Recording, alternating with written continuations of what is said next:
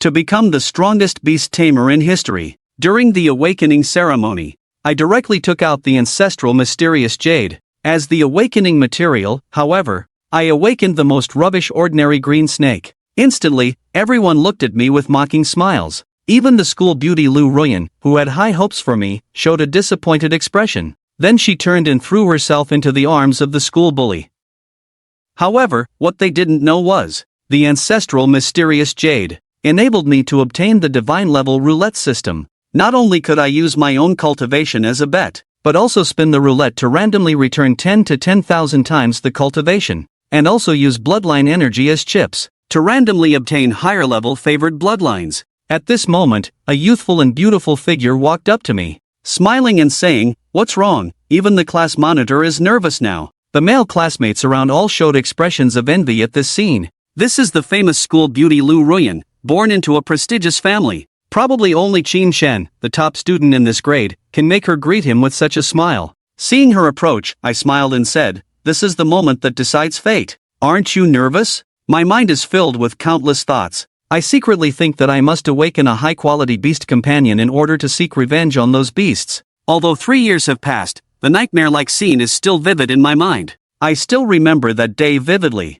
From the massive silver-blue vortex, countless terrifying beasts emerged, destroying my family and killing the ones I loved most. My father, mother, and young sister all died one by one before my eyes. At that moment, pain and despair filled my heart. The driving force that sustains me now is to return to the wetlands, using the lives of those monsters to pay tribute to my loved ones.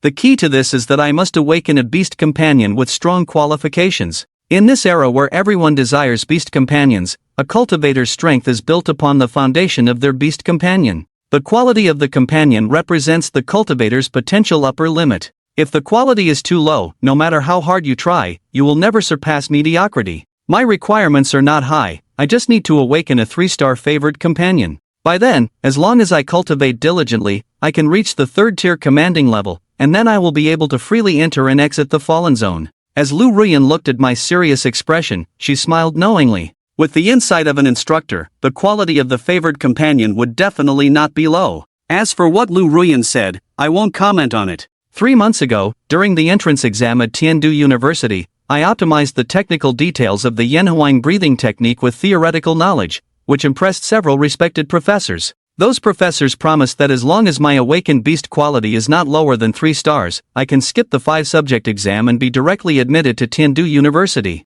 This is the 9-states country. Undoubtedly the top martial arts university, where everyone who enters is exceptionally talented. In the past, the minimum requirement for beast quality was 4 stars, so now they have lowered the threshold for me. However, before I could respond to Lu Ruyan's words, a disdainful voice sounded from the side. "Ha, insight doesn't represent talent. How good can the aptitude be for a refugee from a backward area? If there were truly outstanding individuals, they wouldn't lose their territory. In the end, they are just a stray dog." Hearing this, my brow furrowed slightly. I cast a cold glance at that person. Lu Ruyan, with anger in her beautiful eyes, said to Su Peng, "Shut your mouth." The young man, however, disdainfully continued, "Lu Ruyan, you need to know your place. As a noble offspring, isn't it embarrassing to associate with a refugee?" Before the latter could speak, Su Peng waved his hand, then pointed to the subtitles above the Illusion Beast platform, saying, "Sorry, it's my turn now," and walked onto the stage. After a moment, the information on the screen changed, revealing the name Su Peng from Class 32 in Grade 3, with a 3-star favored quality. Looking at the favored one in the shape of a falcon in front of him, Su Peng glanced down again, his eyes filled with a hint of provocation. At the same time, Lu Ruyan slowly spoke up, explaining that Su Peng's parents were originally leading cultivators, so it was expected for his awakened beast pet to have a 3-star quality. I nodded in agreement and didn't say much. Generally speaking, if both parents are cultivators, the innate quality of the offspring's beast pet depends on the lower of the 2 parents. If both parents are ordinary people, then one can only hope for the beast pet to mutate. After a while, Lu Ruyan pointed upwards and said, "It's my turn," then proceeded to walk up on stage. After a moment, the information changed to reveal the name Lu Ruyan, from Grade 3, Class 1, with a 3-star favored quality. Shortly after, Lu Ruyan walked off the stage amidst the admiring gazes of the crowd, but I noticed a hint of regret in his eyes. Seeing this situation, I jokingly said, "What, not satisfied with a 1/1000 chance?" According to big data statistics, the probability of having a 1-star favored quality is 1/10, 2 stars is 1%, 3 stars is 1/1000, and so on, with the probability of a 9-star divine pet being 1/100,000. I saw Lu Ruyan sighing, saying that when I was still in my mother's womb, my parents spent their savings to buy many precious elixirs for health. I thought there was a chance to break through the 3-star stock system, but it turned out to be just a pipe dream. I can understand Lu Ruyan's regret, but the improvement of the favored aptitude is extremely difficult. How could it be so easy to break through as a mere member of a top noble family? Just at this moment, a voice came, announcing that the next student to awaken is Qin Chen from Class 3 of Senior 3. Please prepare yourself. Originally, everyone was silent. The teachers and students who were silently watching couldn't help but show expressions of anticipation. They were all waiting to see what kind of favored aptitude the talented young man, who has recently gained fame in the summoning base, would awaken. At this moment, a hint of nervousness and anticipation arose in my eyes as well. Just then, Lu Ruyan on the side encouraged the class leader, saying, "It's your turn now. I hope you can awaken a powerful favored one." I nodded and walked slowly towards the stage. As I walked, I took a simple and ancient jade pendant from my neck, holding it tightly in my hand. A former professor at Tiandu University once said that this family heirloom jade pendant of mine is an extremely rare mythical beast item, which can help me awaken a beast pet with at least a 4-star aptitude. I hope he didn't deceive me, although there are still many doubts, but I choose to believe Professor Yuan's words. After all, with his status and identity, there's no need for self-deception. Just arrived on the awakening platform, the teacher in charge of awakening. Pointing to the half-human-sized stone pillar in front, he said, "Xingchuan, summon your beast pet egg from the Soul Sea. Just place it here." At the top of the stone pillar, there is a round pit covered with runes, emitting a mysterious and profound light. I summoned the beast pet egg from the Soul Sea, then placed it in the round pit, instantly allowing a continuous flow of energy to enter from below. At the same time, the jade pendant in my hand slowly melted and merged into my body, dripping blood. At that moment, the guiding teacher issued another command. I quickly pricked my finger, lightly touching the beast pet egg. As the eggshell absorbed the blood, my soul experienced a surge, a mysterious sensation washing over me. Having completed everything, I couldn't help but nervously look at the owner. Suddenly, with a cracking sound, the eggshell shattered into pieces and dissipated. Then, a palm-sized small green snake appeared before me. At this moment, it blinked its big eyes, looking around in confusion. At the same time, sporadic characters appeared on the stone pillar. As soon as I saw these words, my heart trembled. The instructor also showed a look of surprise and pity in his eyes when he looked at me. Having sporadic quality basically means that I will remain an ordinary person in this lifetime, unable to become a cultivator, let alone enter a martial arts university.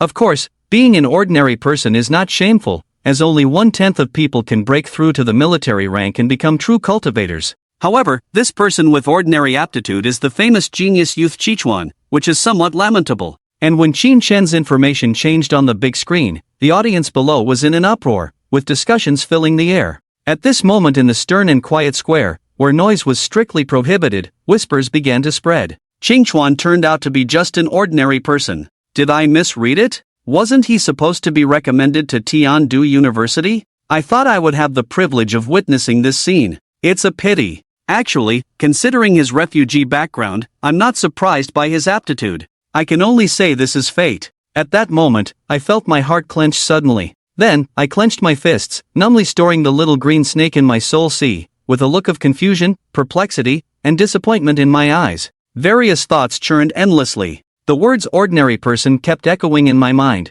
as if indicating that my obsession with revenge is just a delusion. All the efforts of the past 3 years have been in vain. This cruel reality feels like poisonous needles piercing into me one by one. They stabbed deeply into my heart, causing unbearable pain that felt like tearing me apart. Just then, the instructor spoke up to remind student Qin Chen, "It's time for you to go down. There are others waiting." Upon hearing this, I walked as if in a daze. Laughing, I said, "I knew you were just a fallen waste, disabled. I thought you were at least a 1-star ice extreme quality, truly surprising." Su Peng chuckled and shook his head, his expression filled with undisguised disdain and contempt. He couldn't help but feel how foolish he had been before, caring about Qin Chen, such a waste undeserving of comparison. Upon hearing this, Lu Ruyan was startled, looking towards Qin Chen. His eyes also held a hint of disappointment. Just then, Su Peng spoke up again. He sneered, "What, you still want to be with this guy? This time, Lu Ruyan remained silent, his thoughts were complex.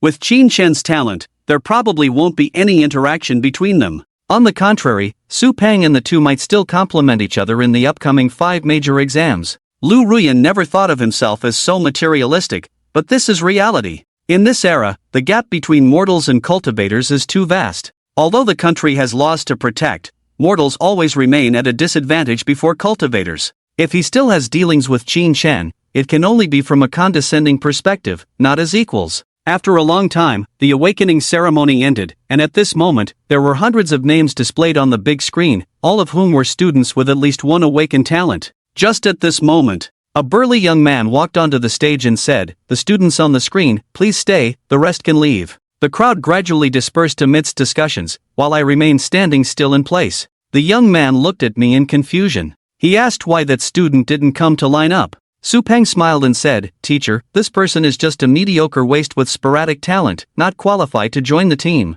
He probably hasn't accepted the reality around him yet." Several students chuckled and quietly echoed Su Peng's words. "What did you say, young man?" The man's expression turned serious, his face cold as he sternly questioned, "Are you saying Lin Qingji is trash?"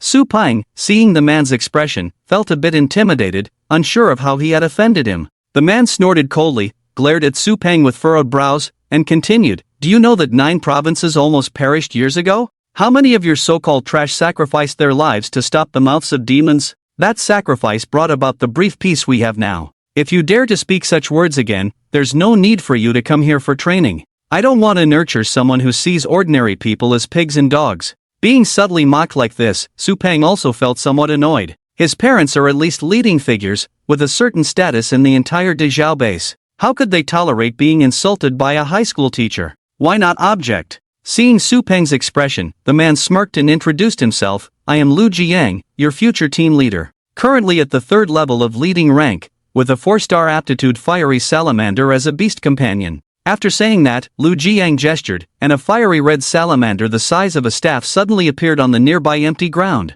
As soon as the salamander appeared, a powerful aura enveloped the entire area. Instantly, everyone quieted down, with Su Peng even gaping, no longer daring to say anything more. Seeing that he had subdued everyone, Lu Jiang turned to look at the stunned Xingchuan and said, "This student, I am about to start the teachings for the 5 lessons class. If you have nothing to do, please leave." His tone was still gentle, but upon hearing that, I didn't walk away. Instead, I walked towards him and then firmly said, "Teacher Lu, I want to join the dance department." Upon hearing this, Lu Jiang smiled bitterly and shook his head. Before he could speak, but someone chuckled and said, "Qin, the class leader, are you dreaming? Wanting to join the dance department with mediocre talent? This is my former classmate, Lan Xiuhao, who is very close to Su Peng. They seem to have a good relationship." I ignored him and instead looked at Lu Jiang. "Continuing," I said, "according to the rules, teachers who have made star-level contributions to the country can unconditionally participate in the 5 subjects grand examination. You can check my contribution value." Upon hearing this, Lu Jiang furrowed his brows, then took out his phone from his bag, logged into a specific website, asked for my ID number, and began to search. After a moment, Lu Jiang's mouth fell open, staring at me in astonishment, as if he had seen a monster. "Is this data real?" He thought he might be mistaken, but I nodded firmly. Lu Jiang suddenly took a sharp breath, looked at the screen again. 5-star contribution, what is this concept? Generally, only 5th-order royal level experts can achieve this. This young man who appears gentle as jade, to be able to make such a huge contribution to the country, it's truly extraordinary. After confirming multiple times, Lu Jiang patted my shoulder. At that moment, there was a hint of admiration in his eyes. "Yinchuan, you can join the team now, but you should consider it carefully." Lu Jiang didn't finish his sentence, but I knew what he wanted to say. After all, for a person with ordinary qualifications to attempt all 5 subjects is like a fairy tale. It would make people burst into laughter. If it were a moment ago, I would have wholeheartedly agreed with this statement, but now, everything has changed. At this moment, in my soul sea, several large turntables stood tall, although most of them were dim and lightless, but one of them was shimmering with a bright light. This turntable displayed a line of text introducing cultivation. The large turntable rotates using its own cultivation as chips, randomly returning 10 to 10,000 times the cultivation. Just when I was feeling disheartened, these several large turntables appeared in my soul sea. After understanding their function, I stood there dumbfounded for a long time before reacting. Injecting the highest cultivation with a 10,000-fold return doesn't mean that I can reach the same level as a cultivator with equivalent qualifications in just one lucky day of practice, after practicing for tens of thousands of days, right? What's even more exciting for me is that there is another disc in my soul sea that has also been activated, the Bloodline Grand Disc, injecting the Bloodline Golden Box, which can randomly return higher-level bloodlines. This means that as long as the conditions are met, I can enhance my favored qualifications. I then suppressed the excitement in my heart, patiently listening to Lu Jiang's speech. For the next 3 days, I will give you all a break, allowing you to get acquainted with your favored ones, fostering relationships. They are lifelong companions, so I hope you treat them well. Lu Jiang then looked around at everyone, and said again, during this time, you can also start practicing. After all, the breathing technique is part of the compulsory education. I won't elaborate further. I am responsible for teaching you. Just take a 5G rest and focus on the favored topics. I can't help with anything else. By the way, Lu Ruyan, you will be the class monitor from now on. Later, create a group and add me and your classmates. I will use it to send out some announcements in the future. Everyone, please pay attention and check. Alright, let's disband. After Lu Jiang finished speaking concisely, he left on his own, leaving behind a group of chattering students who kept discussing non-stop. I had no mood to linger here, so I went straight home. Lu Ruyan watched as Qin Chen left alone, her mouth slightly opened as if she wanted to say something, but ultimately remained silent. As I just returned home, I summoned my beast companion from the Soul Sea. It was only then that I began to carefully examine this creature. The little guy in sky blue. Little guy, since you seem clueless, I'll call you Xiaoqing from now on. Your task now is to train diligently. Saying this, I patted Xiaoqing's head and placed him on the bed.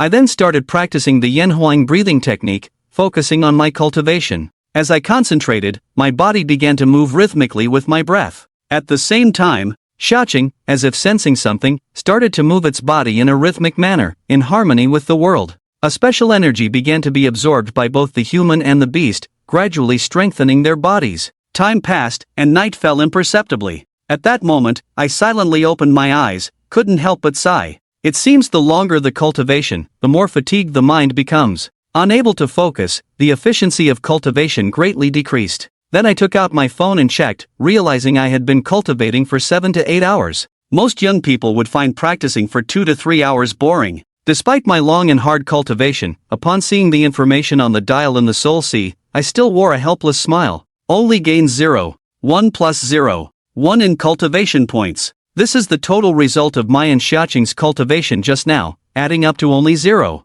21. However, advancing from the first level of the 0th stage to the second level of the 0th stage requires a total of 100 points of cultivation. In other words, at my current cultivation speed, it will take 1,000 days. And this is just the beginning. As the realm advances, the required cultivation points will increase. I calculated silently in my mind. Without external assistance, it would take me over 100 years to reach the first level of the ice grade realm. No wonder people with ordinary aptitude can hardly step into the ice grade. This cultivation speed is the biggest obstacle. However, I am not discouraged at the moment. Instead, I am staring at the roulette in my soul sea, then silently chanting activate. With a single thought, the roulette begins to turn slowly, accelerating. I shout stop with my mind once again. At the same time, the roulette gradually slows down, and the pointer on it hovers and slides between 10 times and 1,000 times. Finally stopping directly at 6,538 times. As the pointer stops, a burst of light shines on the roulette, and a rich energy gushes out from the sea of my soul, enveloping me and Xiaoqing directly. At the same time, both of our cultivations begin to advance rapidly, from the first level of the 0th stage to the second level, then to the third level. In a day, we achieve a triple realm. Even those with 3-star aptitude couldn't achieve this. Then I glanced at Xiaoqing beside me, realizing the stakes of the big roulette. The total cultivation of both of us each day is returned and distributed equally to us. Therefore, Xiaoqing's current realm is also at the third level of the 0th stage. At this point, Xiaoqing has grown from the size of a palm to over a meter. Previously harmless looking, he now possesses some attack capabilities. Just then, Xiaoqing shook her head and swam over. Leaning against me, a sudden cool sensation came, dispelling the summer heat. As I pondered silently, the effect of this will is directly related to our cultivation progress, meaning the better our talents, the more cultivation we can gain. A bitter smile crept onto my face, realizing my cultivation talent is predetermined and hard to change, unlike Xiaoqing's. I examined another wheel in my mind, adorned with intricate patterns depicting majestic dragons and fiery phoenixes, activated by bloodline essence and energy points. The former requires hunting down monsters, with stronger ones having a higher drop rate. With my current strength, it seems impossible, as even the weakest monsters outside are at the soldier level. With my ordinary strength, I wouldn't even be able to fill someone else's teeth gap. However, I have another way to obtain bloodline essence without risks, by spending money and using superpowers. Of course, the safest and most convenient. But even the lowest level of bloodline essence costs 100,000 Jojo coins, not something I, relying on national subsidies like in Jiming, can afford. So, for now, I shouldn't think about it too much. Obtaining energy points is simple, I just need to hunt down monsters myself, a necessary condition for activating other wheels. This is something to consider later on. Now, what I need to do is focus on cultivation. With a cultivation base as the priority, even if I can't get into the martial arts university, I can still enlist in the military or apply to a police academy. With that in mind, I was about to rest and continue practicing tomorrow morning when suddenly I remembered Lu Jiang mentioned during the day that Lu Ruyan wanted to add me to a group. Worried about missing any notifications, I quickly picked up my phone to check and indeed found a message inviting me to join a group from Chocho. The message had been sent a while ago, but I was too engrossed in my cultivation to notice. Upon entering the group chat, I noticed that apart from Su Ping showing off and a group of followers flattering, there were no other important messages. So, I decided to put down my phone and take a break. But suddenly, something came to mind, and my eyes lit up. After a moment of contemplation, I clicked into the group member list and added Lu Jiang as a friend. I thought the other person was already asleep, but to my surprise, they instantly accepted. What's up? Is there something you need by adding me? Nothing major. I just wanted to ask Teacher Lu, how much available contribution points do we currently have in the national system? What's the matter? It's not much. I am not of age yet. I can't access the contributions in the system, so I want Teacher Lu to help me exchange some things. I'll repay double in the future. Just now, I remembered that I still have a pile of wealth.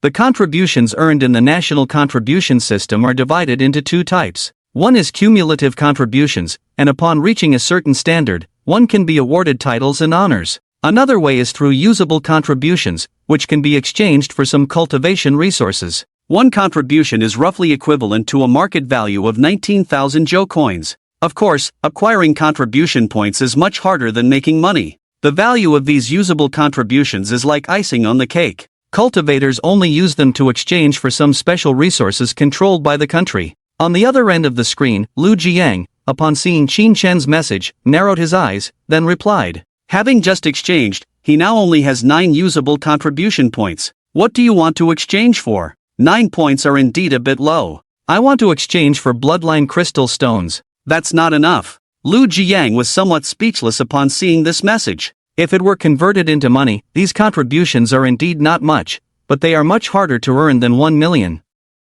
However, he suddenly remembered the massive contributions in Qin Chen's system, then fell silent. Compared to the contribution points of that little monster, this is really not much. He then replied that exchanging for bloodline crystal stones with contribution points would be too wasteful. I can spend money to buy one for you first. What type do you want? Upon seeing Lu Jiang's words, gratitude filled my eyes. I quickly replied with thanks, Teacher Lu. I just need one of the wood attribute. I'll repay you in a while. Those who have completed compulsory education know, being favored has its attributes. Usually, they are of the metal, wood, water, fire, earth 5 elements attributes. There are also special attributes like wind, thunder, frost, and others. From the moment of establishing the soul, I knew Xiao Cheng is of the wood attribute. Is one enough? If you want to strengthen the favored bloodline, having fewer quantities won't do.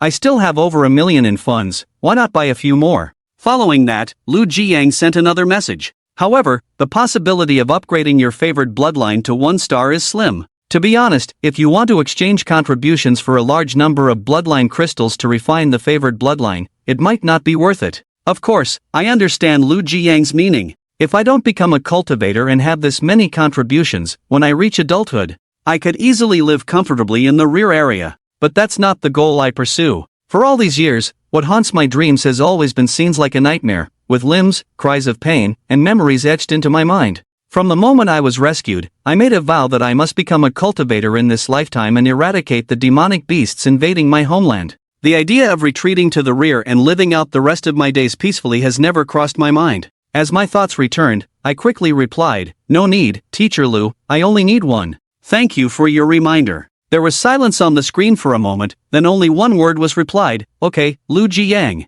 After finishing the chat, I checked the Flame Marshal class group. To my surprise, the discussion inside was getting even more heated. At that moment, they were discussing the 97th rank on the Kingdom Organization's top 100 list, a 4th-tier demoted expert, hinting at the arrival of a skeleton causing trouble at the Great Summoning Base. The guardian of the Great Summoning Base was killed by the 3 moves of General Tsangyan. The so-called Kingdom Organization in this incident refers to those surviving remnants who managed to survive after the country was destroyed by the monstrous beasts. They dare not fight the monstrous beasts but instead turn their butcher knives against humanity, with some even joining the ranks of the beasts. Among them, the most frequent attacks and the greatest threat to Kyushu come from the Kingdom Organization of Dongying, and this time, the skull is also a member of it. After watching the video with curiosity, I couldn't help but feel my blood boil. If only I had the strength of General Tsangyan, I would not rest until I avenged. Immediately after glancing at the roulette in the Soul Sea, I clenched my fist tightly, determined to quickly enhance my strength, obtain energy points, and activate the Bloodline roulette.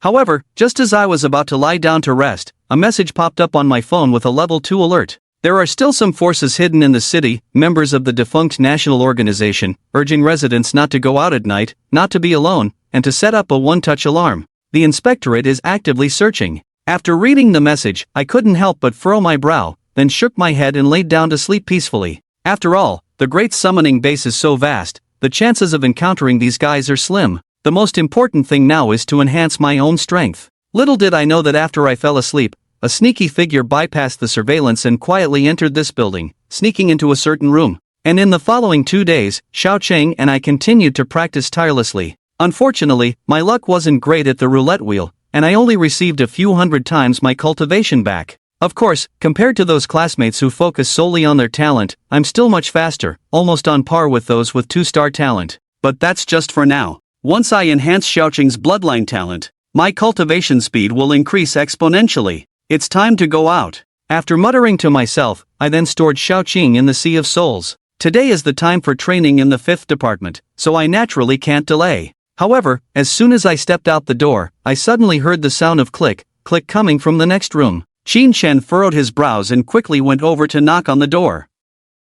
"Grandpa Lu, are you there?" His neighbor was an old man who had fled from the occupied area alone. Qin Shen would usually help him with things whenever he could. After a moment with no response from inside, Qin Shen knocked on the door again. "Grandpa Lu?" If there was no reply soon, Qin Shen was prepared to push the door open. "Ahem. Ha, it's nothing, I just broke a cup." An old, feeble voice came from inside. Hearing the response, Qin Shen breathed a sigh of relief. "That's good, I'll go to school now." Qin Shen took a few steps and suddenly stopped. He had a vague feeling that something was off, but he couldn't pinpoint what it was. Shaking his head, he continued walking. After he left, the door suddenly opened a crack, revealing a pair of bloodshot eyes filled with intense madness. Through the crack, one could see the room was drenched in red, with bloodstains everywhere, and a body with its organs emptied lying on the floor. An elderly man with white hair. Qin Shen arrived at the exclusive teaching building for the martial arts class, near Awakening Square. By now, most of the students in the class had arrived and were sitting quietly in the classroom. When everyone was present, Lu Jiang also walked in slowly. "Everyone is here, very good, I will start the class now." Lu Jiang began. "Today's topic is crucial, it concerns your future development." With these words, all the students held their breath and focused on listening. The first thing is about the beast taming sect. Does anyone know how many branches the current beast taming sect has? Upon hearing this question, Su Peng was the first to raise his hand. "Teacher Lu, the current beast taming sect mainly has 3 branches, namely human beast, beast, and dual combat branches." Lu Jiang nodded. Su Peng is correct. Can you explain the characteristics of these 3 branches? Su Peng readily agreed and began to explain. The human beast branch, as the name suggests, focuses on humans with beasts as support. Generally, practitioners in this branch have beast companions with talents and skills that are more supportive in nature. The dual combat branch involves both the practitioner and the beast companion fighting together, complementing each other. The beast companion's talents and skills lean towards aggression. The beast branch is more unique, where the beast companion fights while the practitioner supports. Practitioners in this branch often have more than one beast companion under contract. After hearing Su Peng's explanation, everyone gained a better understanding. Although they had some knowledge before, Su Peng's explanation made it clearer. Su Peng is right. The reason for telling you this is to help you decide which branch to follow. Of course, forget about the Beast branch and choose between Human-Beast and Dual Combat. Someone asked in confusion. Teacher, why can't we choose the Beast branch? It sounds very powerful, contracting multiple Beast companions to outnumber opponents. Many students nodded in agreement. When Su Peng spoke, their initial impression was that this branch was the strongest and safest, as the Beast would be the one fighting. The key to the Beast branch lies in the Beast companion. Do you know how many resources it takes to cultivate one? Focus on nurturing your primary Beast companion first. Lu Jiyang smiled helplessly. When he was young, he was similar to these kids and had considered this branch, but in the end, reality defeated him, no money. Moreover, the strongest practitioner in the Beast branch today is only a Grand Emperor level expert. Throughout history, the number of practitioners reaching this level is scarce, and they all have the support of renowned and powerful families. It's better to stay grounded. Upon hearing this, some students who were still fantasizing couldn't help but sigh repeatedly, regretting why they weren't heirs of some big financial conglomerate. Alright, quiet down. Next, come up one by one to explore your Beast companion talents.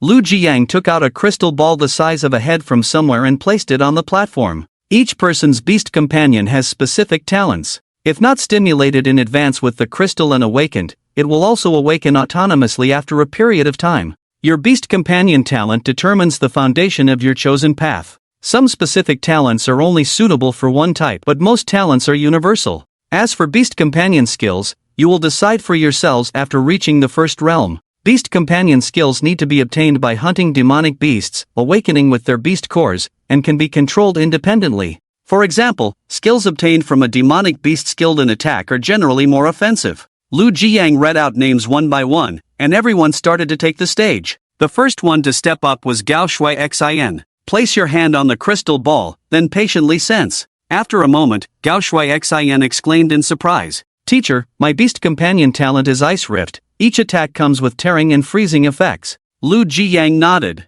Well done, your Beast companion is an ice spirit, belonging to the elemental category. Your future is promising, and you should have a great chance to refine it to a 4-star quality in the future. Upon hearing Lu Jiyang's words, Gao Shui Xian's face lit up with joy. Teacher, is what you said true? Does my Beast companion have a chance to improve in quality? Lu Jiyang nodded, smiling at everyone. You may have been deceived by rumors, thinking that once a Beast companion's quality awakens, there is no possibility of improvement. In fact, we can refine the quality of a Beast companion using bloodline crystal stones of the same attribute, or rely on some mysterious opportunities for the Beast companion to improve autonomously. Of course, no matter which method, it is very difficult. My Beast companion had a 3-star aptitude before, and it took billions worth of resources to upgrade it to 4 stars. Upon hearing Lu Jiyang's words, those students with 1 or 2-star qualities, whose hopes had just risen, suddenly felt disheartened. Billions of resources? Even for cultivators, that's not a small amount, right?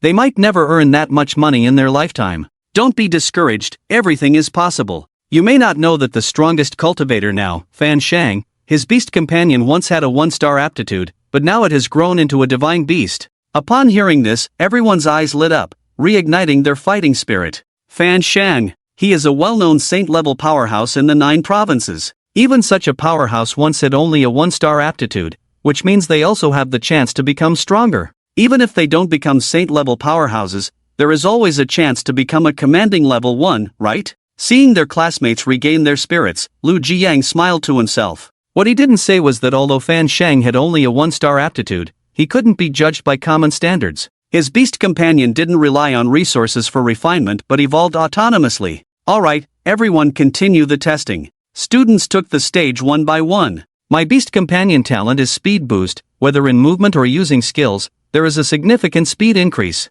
My Beast companion talent is Tenacity. It can greatly increase defense. It seems I will go for a tank route. Finally, it was Qin Shen's turn to take the stage, and everyone's gaze turned to him. He was considered the weakest in the class, and everyone was curious about what talent he would awaken. Qin Shen placed his hand on the crystal ball, feeling a cold touch, and a strange energy entered his soul sea, pulling the dormant green vine snake within. After a moment, a piece of information appeared in his mind. Talent, wood spirit cultivation, can use spiritual power to cultivate plants. Perhaps related to Qin Shen's Beast companion quality, this seemed to be a not particularly powerful talent. After hearing Qin Chen's description, someone sneered. Indeed, a mediocre talent, more suitable to be a gardener. Ha ha ha. But if you think about it, Qin Chen's talent might actually be quite useful. Several classmates chatted and joked around, until Lu Jiang tapped on the podium, quieting them down. Alright, Qin Chen, you can go now. Ignoring the mockery from these guys, Qin Chen knew that the power of a beast pet's talent was closely related to the quality of the beast pet itself.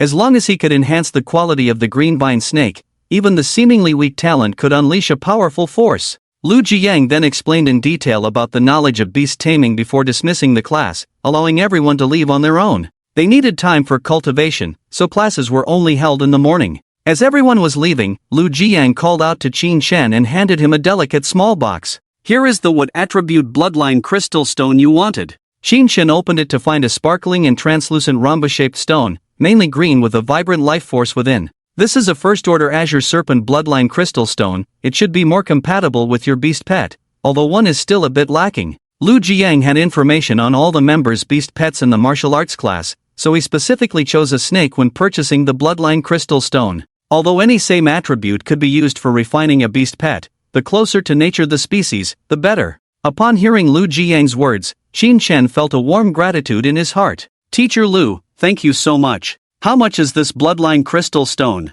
I will definitely repay you double in the future. Forget it, consider it as my sponsorship for you. After all, you have made a great contribution to JoJo, if not for the quality of your beast pet. Lu Jiang didn't finish his sentence, but Qin Chen naturally understood what he meant. If his beast pet's quality wasn't so low, he might have soared high long ago. However, he was not discouraged, and he would always remember Lu Jiang's kindness. After a brief conversation, Qin Chen tucked away the bloodline crystal stone and returned to the lodging area. Passing by the door of Mr. Lu next door, he unconsciously paused for a moment. Shaking his head, he opened the door and went in. Summoning the little green snake, Qin Chen took out a packet of seeds from his pocket and placed them on the table, which he had casually bought from a stall on the way. Although the seeds looked different in color and he didn't know exactly what they were, it didn't matter. He just wanted to test the little green snake's talent. Grabbing a few seeds randomly, Qin Chen pointed at them with his finger. Little Green, use your talent to germinate these. Little Green tilted its head, then its body trembled slightly, and a faint what attribute spiritual power emerged, flowing into those seeds. Crack, crack. The seeds suddenly cracked open, sprouted tender shoots, grew rapidly, and several small cabbages and saplings appeared on the table. It seems like it's not really useful, huh? Can it only be used for planting vegetables, so I won't have to go to the market to buy them in the future? Qin Chen smiled helplessly, then picked the cabbages, went to the kitchen, and made a simple dish, which he managed to eat. Little Green looked longingly at Qin Chen as he ate, expressing a desire. Almost forgot, you haven't eaten. Qin Chen took out a packet of beast food from his room, which was the food for beast pets. Made from various monster meats, a small packet contained abundant energy, with higher quality ones being more expensive.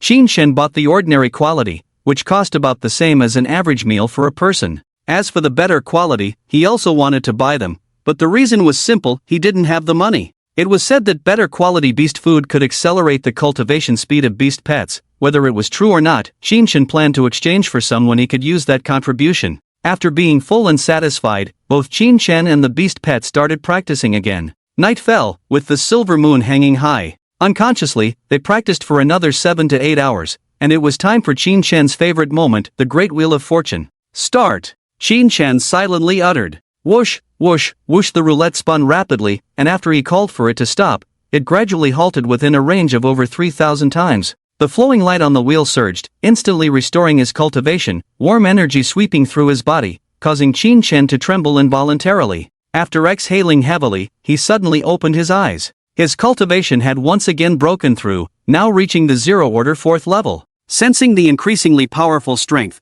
the current Qin Chen could now hold his own against several ordinary adult men in combat. Ordinary people progress step by step in their cultivation, even with diligence and no laziness. It would take them 20 to 30 years to reach this level. His current state of life was incomparable to the past. Glancing at the time, it was already late at night, time to sleep. Just as he was about to lie down, a knocking sound echoed. Cough, cough, cough. Help, help. An elderly voice rang out, sounding like the neighbor, Grandpa Lu. Qin Chen immediately reached the door, peeked through the peephole, and saw Grandpa Lu, looking pale, leaning against the door, a dire situation apparent. Qin Shen's eyebrows furrowed, recalling that Grandpa Lu seemed to have poor health. Was he having an episode? He swiftly opened the door, but as soon as he cracked it open, his eyelids twitched. Something seemed off. The weight of the body leaning on the door didn't seem like that of an elderly person. A sense of alarm rose in Qin Shen's mind. As he was about to close the door, a pale hand had already grabbed it, followed by a tremendous force pushing in.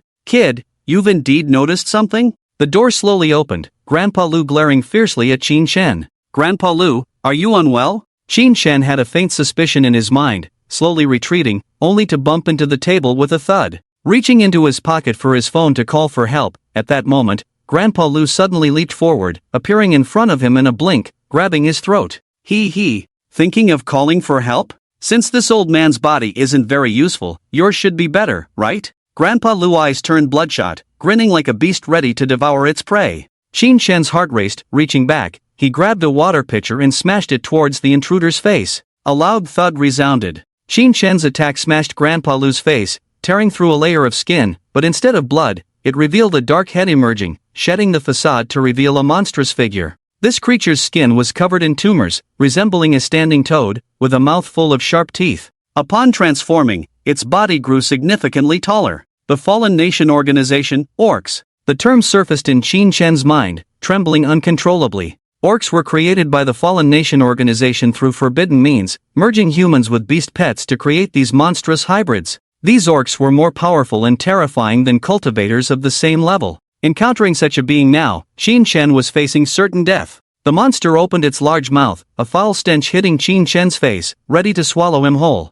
It's over. Qin Shen felt a deep sense of despair, not expecting to face such a situation before fulfilling his wish. As despair enveloped him, a streak of green darted out, its tail sweeping across, striking the monster's face abruptly. With a thud, a bloodstain appeared on the monster's fleshy face, tightly gripping the small green figure. Oh, another appetizer. The monster let out an excited growl, seizing the small green figure and devouring it like sucking up noodles. You scoundrel! Seeing this, Qin Shen's anger surged, summoning some strength out of thin air, grabbing something from the table and smashing it towards the monster's face. But this monster was not picky, grabbing what Qin Shen threw and stuffing it into its belly. With its powerful digestive system, even steel could gradually melt. It's your turn, kid. Looking at this young and fresh body, drool dripped from the monster's mouth.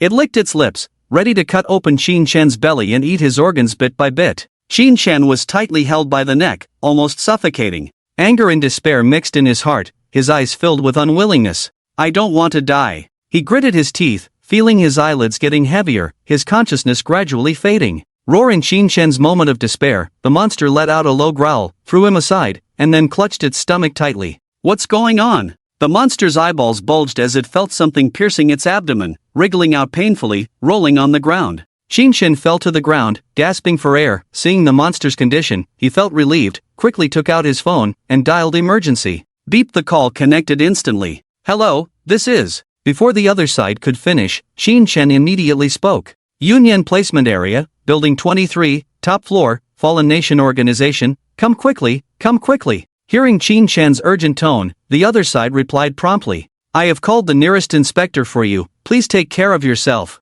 You dare to call the police? You're dead. The monster noticed Qin Shen's actions, jumped up, wanting to kill him. But as it jumped, its stomach twisted in pain, causing it to fall from midair. Seeing this, Qin Shen went to the window, jumped out directly. He lived on the 5th floor, with a long drainage pipe outside to leverage, so he wouldn't be killed by the fall. As soon as Qin Shen landed, the monster leaped down from above, landing with a bang, creating a half-person deep pit. Die! The monster growled low, knowing it couldn't escape now, only wanting to kill this damn kid. Enduring the pain, it rushed towards Qin Shen, the speed impossible for an ordinary person to dodge. Qin Shen had only run a few steps before being caught up, a claw swiping towards his head. If it landed, even something made of iron would be flattened. Bang bang bang. Several gunshots hit the monster's arm accurately, creating several bloody holes, causing it to deviate. Several inspectors appeared, cautiously watching the monster. Detector shows, this is a second-order beastman, be careful.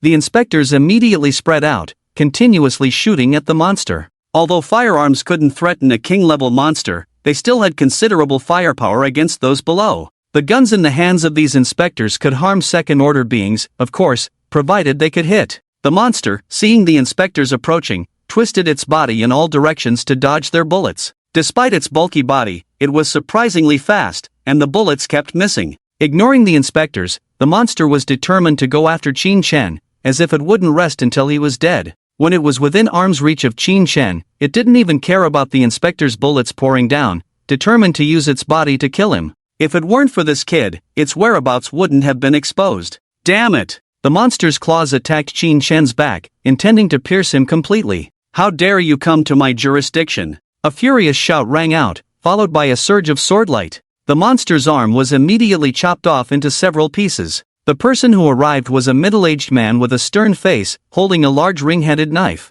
He was a second-order guard-level powerhouse. He was the district guard in charge of this area, Ma Hong. Uncle Hong. Qin Chen was overjoyed. This man was the swordsman who saved him 3 years ago. Qin Chen? Stay back. Ma Hong glanced at him, then swung his knife towards the monster. Roar! The monster roared furiously, baring its teeth as it lunged towards Ma Hong, its body gleaming with a black iron sheen. Even an injured trash beast dares to be arrogant in front of me. Ma Hong sneered, his eyes glowing red as he relentlessly slashed at the monster without even summoning his beast companion. Each strike peeled off a chunk of flesh from the monster, and after a moment, it had been chopped into a human stick, wailing and struggling on the ground. The organization won't let you off, you damn brat, curse 9 states. The monster cursed and raged incessantly, as Ma Hong prepared to finish it off with one swift blow, but the creature suddenly thrashed a few times and then fell lifeless. Trash! Ma Hong spat in disdain, looking at the monster's corpse on the ground. Go check nearby to see if there are any innocent casualties. Ma Hong ordered, about to inquire Qin Chen about the specifics, when the monster's body twitched again. Not dead yet? Ma Hong frowned, ready to strike, but Qin Chen immediately stopped him. Uncle Hong, don't! Seeing the monster's swollen belly, Qin Chen hurriedly explained, my beast companion was swallowed by it. Why didn't you say so earlier? Ma Hong quickly sliced open the monster's belly, revealing a green mass as soon as the skin was pierced. Does this monster also like to eat vegetables? Ma Hong wondered, as Qin Chen quickly retrieved a greasy little green creature from inside. Its body had already shown signs of corrosion, but fortunately not deep, as it could slowly recover once inside the soul sea space. Qin Chen promptly used his spiritual power to remove the stomach acid from its body and then stored it in the soul sea space. Seeing the green mass in the monster's belly, with several thorn-like plants inside, Qin Chen suddenly realized. So that's how it is. The monster had swallowed the seed packet along with it, and then little Qing used its talent to germinate it inside its belly,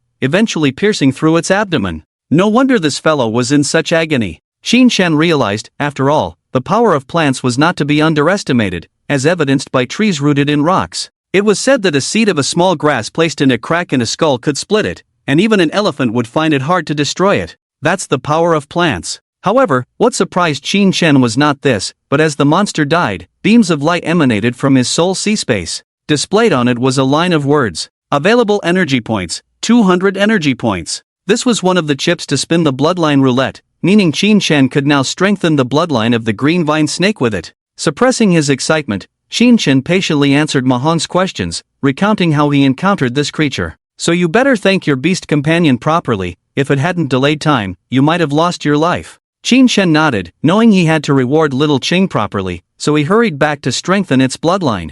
Alright, Xiaochuan, I have other matters to attend to. If you encounter any abnormal situations next time, call me, especially in these special times. Qin Chen nodded, watching Ma Hong and the others leave. Then he hurried back to his own room, passing by Mr. Lu's door, a touch of sadness flickering in his heart. But soon he pushed it aside. He didn't have time for so much sorrow. Instead of indulging in it, he would turn his grief and anger into motivation, focus on practicing well, kill more monsters, and eliminate more scum from the Fallen Nation organization. That's the only way to honor the deceased. Mr. Lu, I will avenge you, using the lives of the Fallen Nation organization as a tribute to you. Muttering to himself, Qin Chen closed the door, his consciousness sinking into the soul sea. On the bloodline roulette, no longer dim and dark, but shimmering with a faint glow, he took out the bloodline crystal and guided it into the soul sea. This special item can be placed inside, such as the treasure. There was a groove on the bloodline roulette, and Qin Chen placed the bloodline crystal stone in it.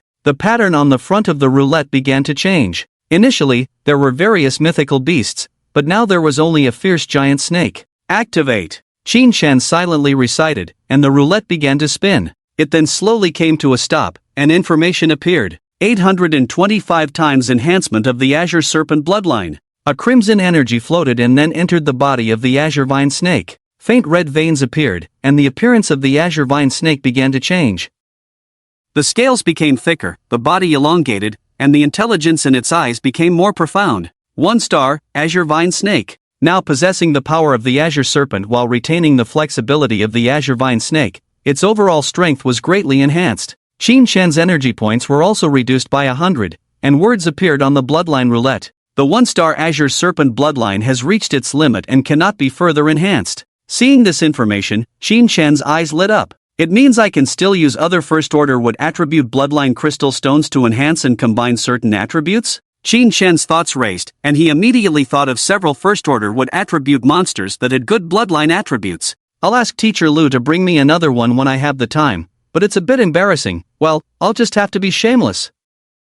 The next day, Qin Shen left for class on time, and neighbors on the way were eagerly discussing the events of the previous night. Poor old Lu, all alone, no one to offer prayers even after death. Those remnants of the fallen nation, if I didn't have only ordinary qualifications, I would have to practice well and take down a few more. Forget it, you're an old bone. I heard that little Chuan in our district is also just an ordinary qualification. That poor kid, with such high aspirations, it must be hard for him to accept. Sigh. Qin Shen bypassed these neighbors, not feeling offended by their words. Most of these people had fled from their hometowns, and originally, having a commendable figure here would bring pride to everyone. Now that news of his awakening as an ordinary level had spread, many people were still somewhat regretful. It was human nature, nothing to blame. Back at school, Qin Shen saw several people surrounding Su Peng, discussing loudly as if they wanted everyone to hear. Peng, you're amazing, it's only been a few days and you're about to break through to the 3rd level of Zero Order. Peng, did you buy potions? Why can't I even break through to the 2nd level of Zero Order, and you're already close to the 3rd level? Nonsense, Peng said he won't take potions until he reaches the 10th level of Zero Order. The ordinary level is the basic stage, you can't just take them casually. He's not like us. Hearing the discussions, Qin Shen narrowed his eyes. He hadn't expected Su Peng to be on the verge of breaking through to the 3rd level so quickly. Although his talent was good, without using potions, he must have put in a lot of effort. After all, he had only awakened 4 or 5 days ago. Ah, if only I had Peng's speed. I wonder if I have a chance to break through to the 2nd level within 10 days. Are you feeling sad already? Have you forgotten that there's someone in our class who probably won't even break through to the 2nd level in a year? This was said by Lan Xiaohao, Su Peng's #1 lackey. After saying this, many people unconsciously looked at Qin Shen. Gao Shuochen also glanced at Qin Shen, her eyes filled with complex emotions. Oh, it seems everyone is very enthusiastic today? Lu Jiyang suddenly walked in. Good, enthusiasm is a good thing. Today's lesson is very simple, it's one-on-one combat. Upon hearing this, everyone's mouths dropped open. Teacher, we've only been practicing for a few days. Are we already going to fight? Isn't it too soon? Damn, I'm afraid I won't make it in time. Quiet. Lu Jiyang's lightshot dispersed a 3rd-level commanding aura, instantly silencing the noisy classroom. Don't be nervous, this practical exercise is not for you to fight, but for your beast pets to battle each other. The important thing is to assess everyone's level of control over their beast pets. After saying this, everyone couldn't help but breathe a sigh of relief. So, it's not me fighting. That's a relief. That's good. I thought I was going to get beaten up. In this battle, 1-star quality matches with each other, as do 2-star, and the same goes for 3-star. After Lu Jiyang finished speaking, someone chuckled. Then, teacher, what about 0-star? A few people burst into laughter after saying this. Lu Jiyang frowned and gave those people a cold glance. I seem to have warned you not to cause discord among yourselves. What? Do you feel superior by mocking others? Lu Jiyang sneered. Do you know the contributions Qin Shen has made to the country? Contributions that all of you here combined cannot match in your lifetime? As soon as these words were spoken, the whole room fell silent. In fact, they only knew that Qin Shen was appreciated and praised by the professors at Tiandu University, but they didn't know the specific reasons behind it. This was also a measure taken by the country to protect him. So many people didn't understand the gap between them and Qin Shen, some even thought he was just lucky. Like Su Peng. Qin Shen, do you want to participate in the practical exercise? Lu Jiyang asked for Qin Shen's opinion, and the latter smiled faintly. Everyone perked up, thinking Qin Shen would refuse, but they only heard 2 words. Of course. Qin Shen smiled. Why would I refuse? At the same time, he thought to himself, I also want to see the difference between a 1-star talent like Xiao Chang and other 1-star beast pets. Well then, let's go to the beast arena first, Lu Jiang said as he walked out, and everyone quickly followed. This comprehensive building had all kinds of facilities, including a beast arena on the first floor that covered hundreds of square meters. The arena was circular, sunken several meters into the ground, with stands above. Who wants to go first? Lu Jiang held a roster and scanned the crowd. Gao Shui Xian walked out slowly, attracting everyone's attention. Seeing this scene, Su Peng also walked out confidently. He and Gao Shui Xian were the only two 3-star talents in the entire 9th middle school.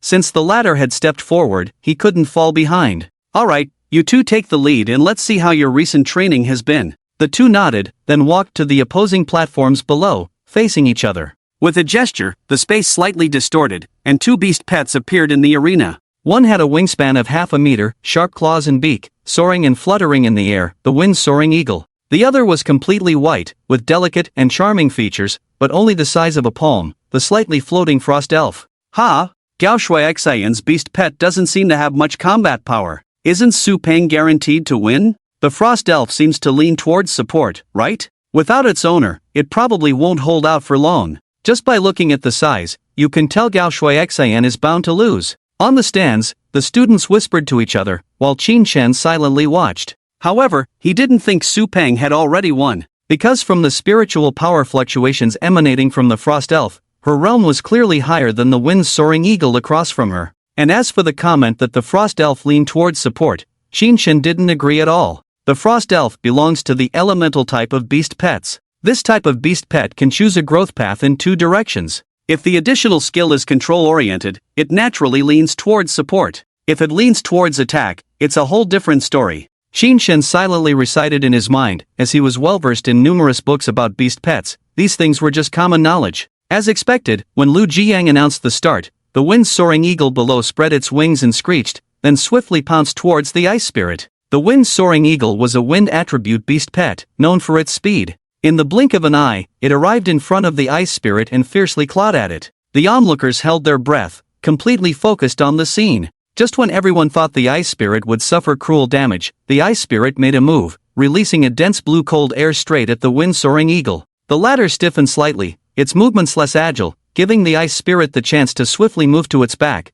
releasing an even stronger cold air that directly froze its wings. The wind-soaring eagle fell to the ground like an ice sculpture, making a crisp cracking sound. Everyone was stunned by this sight, and Lu Jiang nodded in approval. Gao Shui Xian, you did well. Judging by your beast pet's cultivation fluctuations, you should have reached the 4th realm, right? Gao Shui Xian nodded, while the other students were speechless. She had only awakened a few days ago. How could she have reached the 4th realm in such a short time? Alright, Gao Shui Xian wins this battle. Let's move on to the next one, Lu Jiang said slowly, but Su Peng objected. Teacher Lu, the battle isn't over yet. My beast pet can still fight. I was just careless. His face turned pale with anger. Losing to a girl in front of so many people was embarrassing. Lu Jiang frowned and pointed to the wind-soaring eagle struggling below. This ice spirit's talent is ice crack. Your beast pet has been hit frontally twice, seemingly fine, but it has actually suffered significant damage. Another 2 hits will undoubtedly affect its future cultivation.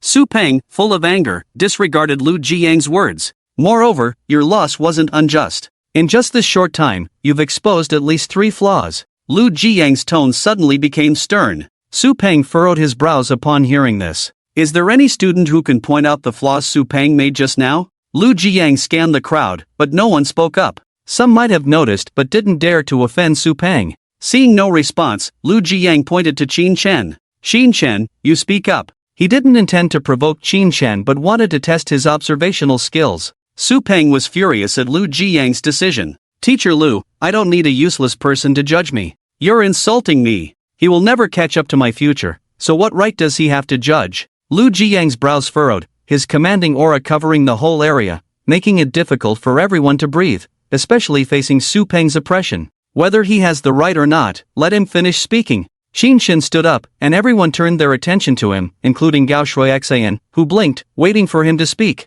First, being complacent at the beginning and underestimating the opponent, Qin Shen calmly stated. Su Peng gritted his teeth upon hearing this, glaring fiercely at Qin Shen. He knew this himself, he didn't need others to point it out. He believed that as long as he was careful, he wouldn't lose. Ignoring Su Peng's gaze, Qin Shen continued, second, not knowing how to play to one's strengths and avoid weaknesses, foolish and unaware. Su Peng exploded at this accusation. How dare this useless person insult me to my face? How dare he? Just as he was about to react, he caught Lu Jiang's cold gaze and had to hold back, clenching his teeth tightly. Qin Shen, don't use this opportunity to insult others. Please explain the second point in detail. On the platform, Lan Xiaohao quickly spoke up, making Su Peng feel somewhat relieved. This little brother was quite clever. It seems that Lan Xiaohao's intelligence is also lacking, huh? Such obvious things still need to be explained in detail. Qin Shen's lips curled up, not waiting for a rebuttal, he continued speaking. Feng Lingying's strength lies in speed.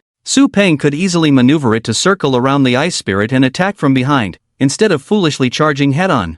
Otherwise, even if the opponent's realm is higher, it would be difficult to counterattack without skills. This is not understanding how to play to one's strengths and avoid weaknesses, losing without reflecting, failing to discover one's own mistakes. This is being foolish and unaware. After listening to Qin Shen's words, many students showed pensive expressions, playing to one's strengths and avoiding weaknesses. Although it sounded simple, upon closer thought, wasn't this the rule of combat? Su Peng abandoning his strengths to launch an attack was indeed somewhat foolish. Seeing the agreement in the eyes of the crowd, Su Peng and Lan Xiaohao were already flushed with anger from being mocked and taunted in such a manner. Qin Shen paid no attention and just continued speaking with a smile. Thirdly, when facing the ice spirit's attack earlier, although Feng Lingying couldn't dodge in time, there was at least a chance to reduce the damage, like folding its wings. Upon hearing Qin Shen's words, Su Peng had nothing to say. Although he was angry, he had to admit that what was said was true. Qin Shen is right, but there is still a major flaw, which is that Su Peng's control over his beast companion is far inferior to Gao Shui Xin.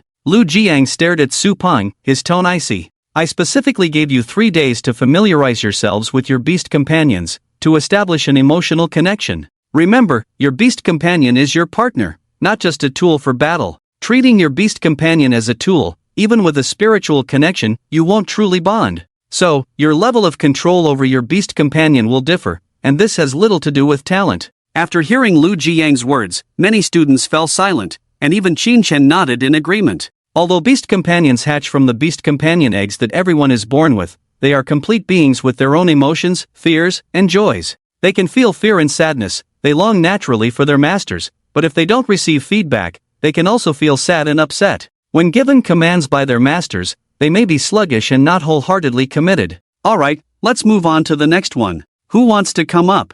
Lu Jiang looked at everyone, and one person raised their hand. Teacher, I want to spar with Qin Shen. It was Lan Xiaohao who spoke, looking disdainfully at Qin Shen. Just now, Qin Shen said that if Feng Lingying understood playing to its strengths and avoiding weaknesses, it could overcome the ice spirit by 2 minor levels. I want to see if he can actually make that happen. If it's just empty talk, as long as you have a big mouth, wouldn't you be able to defeat a powerful emperor just by talking? Lan Xiaohao said, and the students beside him chuckled provocatively, looking at Qin Shen. Everyone also turned to look, curious to see if Qin Shen would accept the challenge. Qin Shen glanced at Lan Xiaohao, knowing that the other party wanted to defeat him and show off to Su Peng. Since that was the case, he might as well indulge him, but I don't want to spar with someone who single-handedly lowers the average human intelligence level, Qin Shen said calmly, and after understanding this statement, Lan Xiaohao was so angry his lungs felt like they were about to explode. Wasn't this insulting his intelligence? Lowering the intelligence level of billions of people by oneself, how foolish could one be?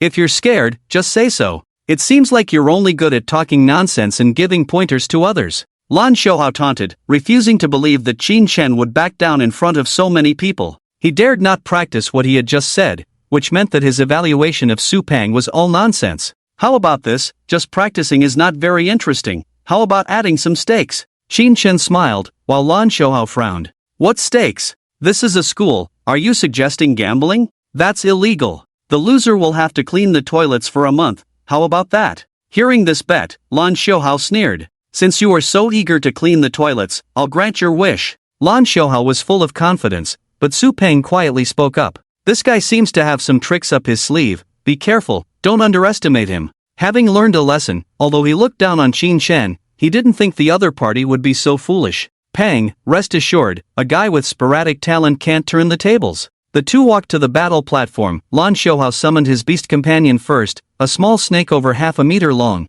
with a body covered in red scales. What are you waiting for? Summon your beast companion. Lan Xiaohao urged impatiently when he saw Qin Shen standing still. All right. Qin Shen scratched his head and casually summoned a 1-star upgraded blue vine snake. Most beast companion sizes tend to increase with the improvement of bloodline and cultivation base. The current blue vine snake was over 2 meters long, far larger than the 1-star flame snake. As soon as it appeared, it caused a stir of exclamations. Is this a 0-star beast companion? Mine is also a snake-type beast companion. Why isn't mine as big as his? Damn, in terms of size, Lan Xiaohao is completely overshadowed. Qin Shen's snake is really thick and long. A female classmate exclaimed. Lan Xiaohao swallowed nervously and stammered, yours. Why is it so big? Qin Shen shrugged, smiling as he said, are we going to fight or not? Lan Xiaohao hesitated, but in the end, he gritted his teeth and said, let's fight. He sneered, it's just a 0-star beast companion. I don't believe you can defeat me with a superior quality. Qin Shen shook his head with a smile, without explaining anything. He had never claimed that the current blue vine snake was still of 1-star quality. It was just these guys' self-righteous assumptions. Lan Xiaohao immediately controlled the flame snake to approach, its mouth spitting out a thread of fire. In theory, Qin Shen's beast companion was of the wood attribute and should be restrained by the fire attribute. Unfortunately, the current flame snake was only at the 0-tier first level, while the blue vine snake's realm was overwhelming, making the battle completely one-sided. As soon as the flame snake approached, it was struck down by a whiptail from the blue vine snake, slamming into the arena wall, lying motionless on the ground, completely defeated. Is that it? Is this really a 0-star beast companion? I feel like even mine wouldn't stand a chance against it. Can I have a beast companion like that? The onlookers were in an uproar, discussing animatedly. Lu Jiang squinted his eyes, unable to hide his smile. It seems this kid actually succeeded in refining. He was curious about what method Qin Shen used. Just needing a bloodline crystal to upgrade the beast companion's quality was remarkable, but he didn't inquire further. Everyone had their own secrets, prying would only lead to trouble. In this battle, Qin Shen wins. Lu Jiang announced the result, leaving Lan Xiaohao feeling ashamed, wishing he could disappear. Lan Xiaohao, you will be in charge of cleaning the toilets for the next month. Lu Jiang teased with a smile, and Lan Xiaohao gritted his teeth, returning to his seat without a word. Su Peng also stared at Qin Shen with a grim expression, silently contemplating. Gao Shuixian, who was sitting quietly on the side, blinked her beautiful eyes, seemingly not very surprised, her expression very calm. Although Qin Shen defeated Lan Xiaohao, she could still see that there was a significant gap between him and herself. Compared to the brilliant young genius with unlimited prospects in the past, Qin Shen today still couldn't catch her eye. One by one, classmates stepped forward to pair up and practice, and before long, everyone had demonstrated their skills. Lu Jiang led everyone back to the classroom and continued speaking. Alright, I believe everyone now has a clear understanding of their own abilities. In the days to come, I will teach you some basic techniques to prepare you for further studies after entering the ranks. Techniques. Upon hearing this term, everyone became focused. In their minds, images of powerful individuals slaying thousands of demonic beasts with a single sword and destroying endless mountains and seas with a wave of their hand involuntarily surfaced. Techniques refer to the abbreviation of martial skills and martial laws. Martial skills are abilities performed based on physical strength, such as knife skills, sword skills, and so on, while martial laws are driven by spiritual power. Cultivation is divided into physical strength and spiritual power, and regardless of which part is enhanced, the overall cultivation level will increase, signifying an advancement in the realm of life. Depending on the chosen beast taming sect, the emphasis in cultivation will vary. Human combat and dual combat sects focus mainly on physical cultivation with spiritual power as a supplement, while the beast combat sect primarily cultivates spiritual power, with physical strength being relatively weaker. Of course, the term weaker is relative to the same level. In later stages, even a one-level difference will make the higher-level individual stronger in all aspects. To practice martial skills and martial laws, a certain foundation in techniques is required, which is crucial for everything. Therefore, upon hearing Lu Jiang's words, everyone was very eager. After discussing some matters, Lu Jiang dispersed the crowd. Naturally, Qin Shen stayed behind on purpose, then asked Lu Jiang to buy a bloodline crystal stone for him, with Lu Jiang fronting the money, of course. To be honest, Qin Shen felt a bit embarrassed to take advantage of others like this, secretly planning to repay old Lu with something useful once he had the authority to redeem contribution points. Being broke at the moment, he had to thicken his skin a bit. Fortunately, Lu Jiang was very kind and didn't mind these trivial matters at all, readily agreeing. Upon returning home, Qin Shen had a simple meal and then diligently began practicing with Xiaoqing step by step. Xiaoqing's quality was now 1 star, and the speed of cultivation had increased tenfold compared to before. The cultivation gained each day was roughly around 1 point, far surpassing Qin Shen's measly 0.1 as the master. However, the cultivation feedback from the roulette was evenly distributed between the two, meaning that in this aspect, Qin Shen was taking advantage of Xiaoqing. Moreover, this advantage would grow larger as Xiaoqing's quality improved. Watching Xiaoqing diligently cultivating beside him, Qin Shen gently stroked its head, feeling the cool sensation as Xiaoqing leaned its head against his palm, its slender eyes showing a hint of affection. For a true beast companion, its master was like a father or mother. Even if the master harmed it, it would still uphold the mission to protect the master. This was different from subordinate beast companions, which were more like a cooperative relationship. As long as the other party refused to submit, they could tear up the soul contract at a heavy cost. Keep practicing well, Xiaoqing. When I have money in the future, I will definitely buy you better beast feed. Qin Shen smiled, painting grand visions for the naive Xiaoqing, who sensed his intentions and wagged its tail joyfully. Alright, let's see today's cultivation results. Qin Shen looked at the roulette in his soul sea and silently activated it. After a moment, a rich energy poured out from the roulette, continuously strengthening Qin Shen and Xiaoqing's physical strength and increasing their spiritual power. 128 times the cultivation return. Although not as high as the previous returns, this time Qin Shen's cultivation chips had increased, equivalent to 1,000-fold return compared to before. After cultivation, Qin Shen tidied up and then fell asleep leaning against Xiaoqing's cool body. On this hot summer night, using Xiaoying's cool body as a pillow, he slept comfortably. The next day, he arrived at the Wuka building on time and saw Lan Xiaohao coming out of the toilet in cleaning clothes. He didn't expect this guy to be somewhat trustworthy, actually cleaning the toilet as agreed, so he gave Lan Xiaohao a thumbs up in person. It was meant as praise, but in Lan Xiaohao's eyes, it was a blatant provocation, making him stomp his feet in anger, wishing he could throw a mop at Qin Shen. Upon entering the classroom and sitting down, a classmate next to him took the initiative to start a conversation, which was not surprising to Qin Shen. Although the overall atmosphere in the 9 provinces was one of unity and dedication to fighting the Stargate monsters, internal class divisions were severe. This led to many purpose-driven interactions. If someone believed your future didn't align with theirs in terms of class, they wouldn't associate with you, deeming it a waste of time. In this martial arts class, there were several students Qin Shen knew from before, but these past few days, none of them had greeted him, and even if they saw him, they would pretend not to notice. After defeating Lan Xiaohao yesterday, those with keen eyesight had already noticed that his beast companion was no longer at a 0-star level. Through covert exchanges, many agreed that Qin Shen had received help from a benefactor, refining his beast companion's qualifications to 1 star. Although being at the bottom in this class, coupled with Qin Shen's personal abilities, undoubtedly necessitated communication. Qin Shen didn't agree with these people's views, but it was understandable. Birds of a feather flock together, and people naturally gravitate towards those with common interests and beliefs. After a while, Lu Jiang entered the classroom and turned on the multimedia player. Next, I will talk about some theoretical aspects of techniques, focusing on the basics of martial arts practice, which requires practical application. The principle of martial arts is to use spiritual power as a guide, ignite the stars in the soul sea, connect with heaven and earth, and then produce inexplicable effects.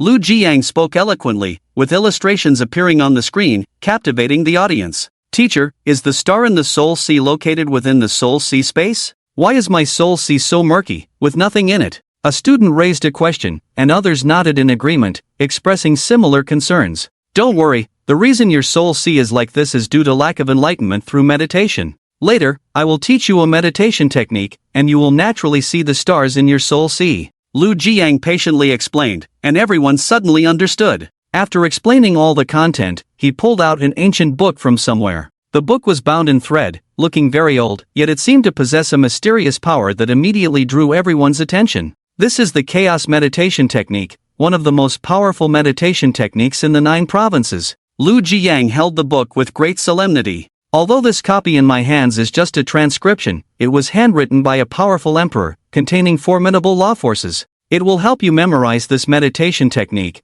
but you are not allowed to pass it on to others. Everyone understood the implication. Unlike the Huang breathing technique tailored for the people of the 9 provinces, this technique was universal. If outsiders learned it, they could also practice it, hence the restriction. No one found it troublesome or unnecessary. After all, only the 9 provinces provided such powerful breathing and meditation techniques to the common people, laying the foundation for their advancement and giving everyone a direction to strive towards. In the Free Federation and the Kingdom of Tianzhu, all breathing techniques and meditation methods are priced according to a set standard, with different levels requiring varying amounts of money to obtain. In fact, the former 9 provinces country operated in a similar manner. At the dawn of the era of imperial beasts, martial arts families and financial conglomerates within the country had already monopolized various cultivation methods. Fortunately, the intervention of the state prevented these vampires from taking advantage. Initially, the cultivation methods practiced by commoners were quite ordinary.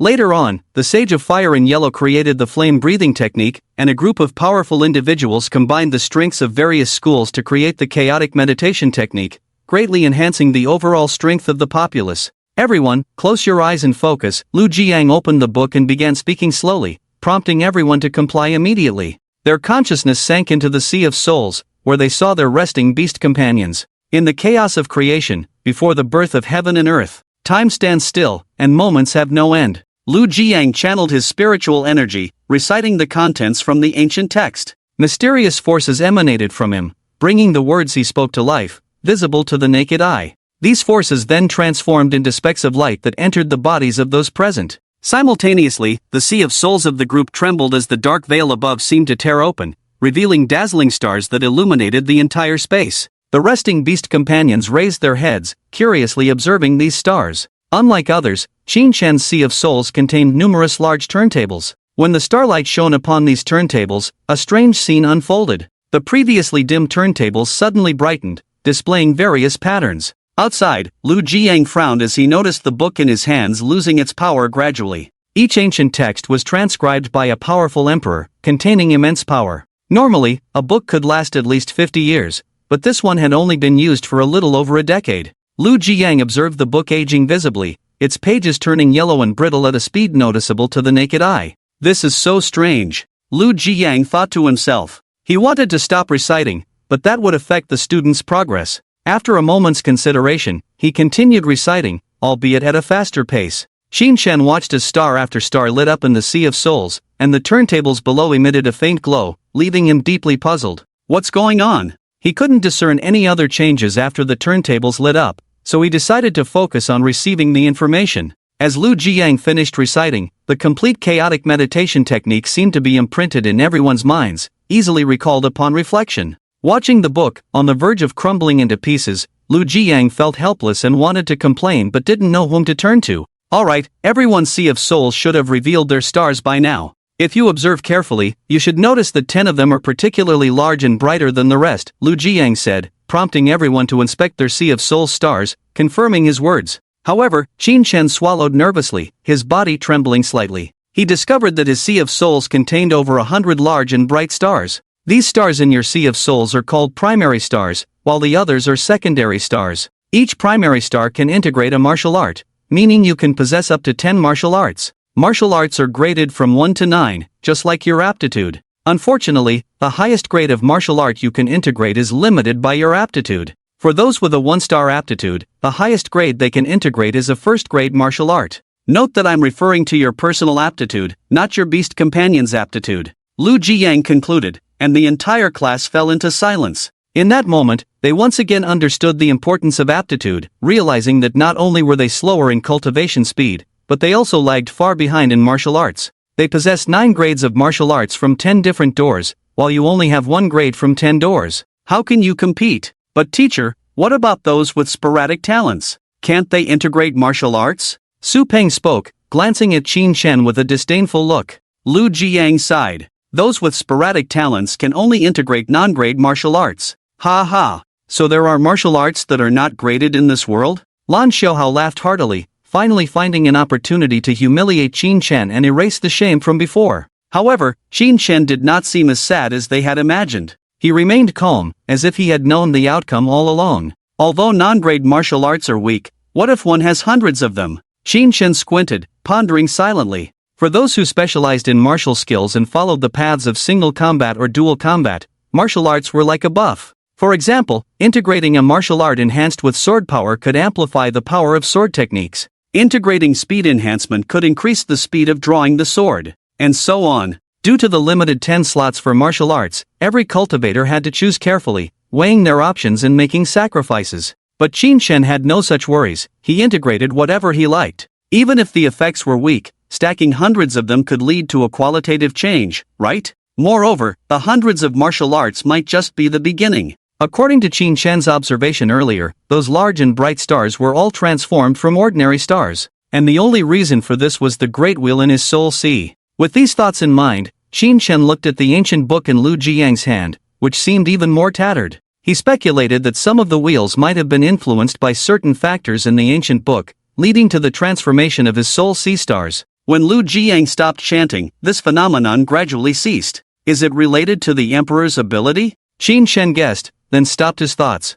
It was useless to think more now. Anyway, hundreds of martial arts would be enough for him to cultivate for a long time. Although non-grade martial arts are weak, they have an advantage. They can be practiced below the soldier level, Lu Jiang said slowly, as if consoling Qin Shen. Oh, so Qin Shen can be invincible below the soldier level? Ha ha. Lan Xiaohao said playfully, causing many to chuckle. Alright, quiet. Lu Jiang coldly snorted, frowning at the group. From now on, everyone has an additional task in their practice, which is to use meditation techniques to build star bridges and connect various stars. Starting from the main star, a first-grade martial art needs to connect 10 stars, a second-grade martial art 20 stars, and so on. Alright, you may disperse. After that, everyone slowly left the classroom, with Qin Shen staying behind. He received a small box handed to him by Lu Jiang. This is the bloodline crystal of a first-order thorny snake that you wanted. Qin Shen quickly thanked him. You've spent again, Teacher Lu. Alright, don't be so polite.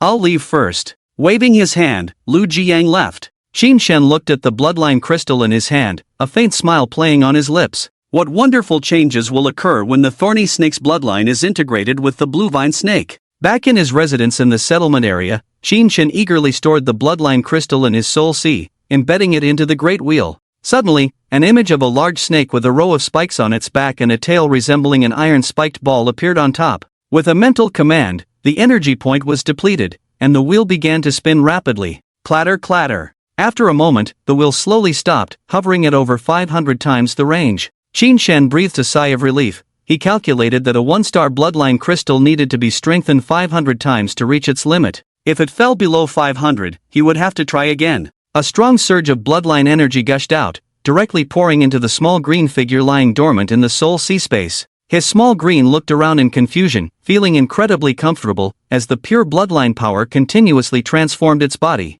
Its body elongated slightly again, a row of blade-like spikes gradually grew on its back, and its tail began to morph, forming a thorn ball at the tip. Ha! Although it's gotten stronger, it seems to have become uglier too? Qin Shen observed small green's changes, feeling somewhat amused and helpless. While this row of spikes increased small green's attack power, it was indeed eye-catching. With the power of the Azure Serpent, the flexibility of the green vine snake, and now the thorn serpent's attack, small green was now much more formidable than before. Snakes usually attack by entwining and strangling their prey. If these spikes were to pierce into a body with added terrifying force, who could withstand it? If only these spikes had some poison. Qin Shen squinted, planning small green's next transformation. However, he currently lacked a power source and would have to advance to the next level before proceeding. Small green, can you retract the spikes on your back? Qin Shen communicated with small green through his mind, and the latter wagged its tail, actually retracting them. Ha ha. Good thing, I was afraid of growing spikes all over and disrupting my sleep. Qin Shen thought to himself. On such a hot day, how could he bear to leave Small Green, his snake-shaped air conditioner? In the following days, he summoned Small Green to focus on cultivation while he delved into studying martial arts. Qin Shen logged into the official martial arts website, where he could purchase all martial arts techniques and skills of 3rd grade and below. The martial arts of higher grades were sold by sects, but these lower grade ones were sold in bundles? And they even had electronic versions. Weren't they afraid of leaks? It made sense though, as martial arts of this grade were mostly used for research purposes now, and very few people would waste their starry opportunities on cultivation. Once integrated into a martial art, it was basically unchangeable. Qin Shen checked the sales volume and found that many buyers were ordinary people. Some found it amusing, while others were diligent cultivators who integrated useful martial arts into their daily lives. To activate a martial art, one needed at least a 0-level 5th-tier cultivation base, a minority among ordinary people. Of course, many cultivators bought them for research, aiming to create powerful martial arts of their own. One incredible advantage of self-created martial arts was the ability to continuously upgrade them. The most prolific creator of self-made martial arts in this era was the Ordinary Saint. The reason he was called ordinary was that he was the only one of common birth, with initially low-quality beast companions, who eventually ascended to sainthood. Whether in terms of national contributions, legendary stories, or popularity among the people, he was undoubtedly the number one in the 9 provinces. Without hesitation, Qinshen placed an order, receiving the electronic version in advance, while the physical version would take some time to arrive. Although not expensive compared to higher-grade martial arts, Qinshen still spent over 10,000 9 province coins, almost depleting his savings from these years. Qinshen was just a high school student, surviving on the country's subsidies, so having this much savings was already rare. Opening the electronic version on his second-hand computer, Qinshen saw a dense list of thousands of lower-grade martial arts in the directory, ranging from healing, attacking, to controlling types. Which type should I cultivate first? Qinshen muttered to himself, contemplating his future path. I have the bloodline wheel. After reaching the rank of soldier, I can contract another beast pet and continuously strengthen its bloodline. Originally, I could have pursued the beast battle path, but the beast battle path heavily relies on the owner's martial arts, and my martial arts are subpar, limiting the enhancement on the beast pet. With the divine item bloodline wheel, Qinshen would not miss any opportunity to contract a beast pet. Every cultivator breaking through a rank can contract an affiliated beast pet. Qinshen naturally contracted one for each rank, eventually gathering a total of 10. Despite being limited by his aptitude, he could only contract ordinary-grade beast pets, but that made no difference. In his hands, a green snake could transform into a divine dragon, a small cat into a white tiger, a turtle into a xuanwu. In the end, all his subordinates would be divine beasts. It seems I am not following the beast battle path or the dual battle path, but rather the multi-battle path. Qinshen smiled helplessly.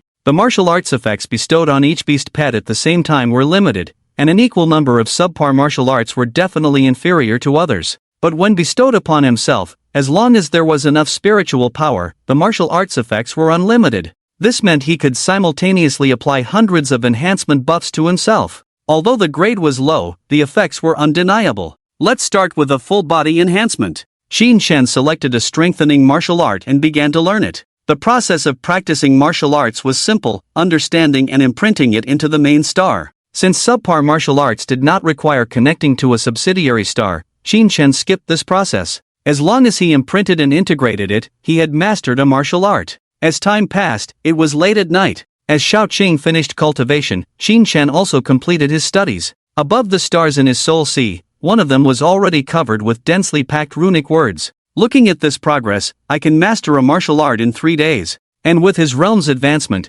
this speed could increase further. As for other cultivators, mastering a martial art in a year was considered good. After all, the higher the grade of the martial art, the harder it was to cultivate and control. Of course, the effects were also top-notch. Watching Shaoqing eagerly waiting to eat, Qinshen fed it some beast feed. As his realm improved, this little guy ate more and more, and at a terrifying rate, Qinshen estimated that he wouldn't be able to afford to feed it in some time. Today's cultivation. Qinshen looked at the numbers displayed on the bloodline wheel and couldn't help but show surprise. There were over 2 points of cultivation, twice as much as yesterday. This meant that the enhancement of the same grade bloodline, while not improving Shaoqing's quality, could enhance its cultivation talent. This is great. If conditions allow, I can let Shaoqing gather all the advantages of the same attribute, then it would be perfect. The only premise was that Qinshen had enough money, and now he was no longer comfortable asking Lu Jiyang for help. After all, the resources of each cultivator were not obtained easily. 1 or 2 times were fine, but 3 times would be excessive. After practicing a few more martial arts, I can go to the outskirts. I wonder if hunting a few fierce beasts will yield some energy points. Above the first rank were demonic beasts, and below were naturally fierce beasts, also known as ordinary beasts. This level of creatures posed little threat, and many cultivators would go hunting for some blood points before reaching the rank of soldier to adapt in advance. Qinshen pondered, silently activated, and this time returned over 1,000 times the cultivation, already exceeding the speed of cultivation of a 3-star aptitude. Although he had not reached the cultivation speed of a 4-star aptitude, even so, he had raised his cultivation to 0 rank 5th level. The surging energy washed over Qinshen's body, and with a wave of his hand, a fierce breaking wind sound was heard. With my current physical fitness, I am already several times stronger than the average adult in the old times. The increase in strength made Qinshen extremely happy. After calming down, he went to bed honestly. It was said that tomorrow Lu Jiyang would teach the basics of martial arts, which would be quite demanding. It's better to conserve some energy for now. The next day, Xin Shen arrived at the martial arts building on time. This time, their class was held at the outdoor sports field. It was an exclusive sports field for the martial arts class, spanning over 1,000 square meters. Apart from the students of the martial arts class, there was no one else on the spacious rubber track. Is everyone here? I believe everyone has been practicing diligently these days, and your physical strength has improved significantly. Let's start with 100 laps to warm up before we begin the class. Students, 100 laps? Just to warm up?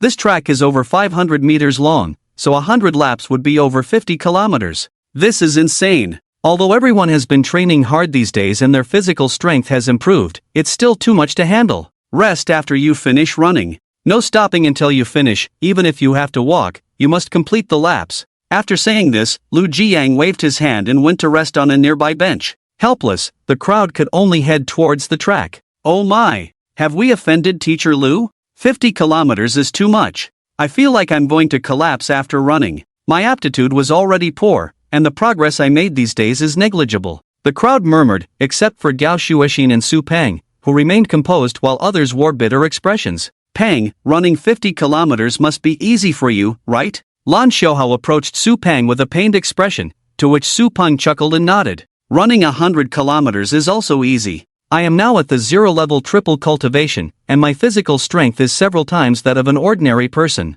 Even an ordinary person from the old times could finish a marathon in just over 2 hours, let alone me now. Su Peng confidently spoke, earning admiration from the crowd. Alas, we with 1-star aptitude are in for a tough time. If we can't break the records of the old times, we'll lose face. Well, let's keep running. While the crowd complained as they ran, Lu Jiyang suddenly spoke up. Oh, I forgot to tell you all. Those with 1-star aptitude need to finish within 2 hours, 2-star within an hour, and 3-star within 30 minutes. Let's start the timer now. If anyone can finish within 10 minutes, I'll reward them with something good. Lu Jiyang threw a weapon, which spun and landed in the center of the track. The crowd could see the weapon clearly. It was a large black sword, half the height of a person, with a thick back and wide blade. Faint white light shimmered on it, though not too intense. Pseudo treasure? Su Peng and Gao Shuoxin recognized the value of this item and couldn't help but exclaim. Treasures are nurtured within the bodies of demonic beasts, while pseudo-treasures are artificially crafted using materials from demonic beasts.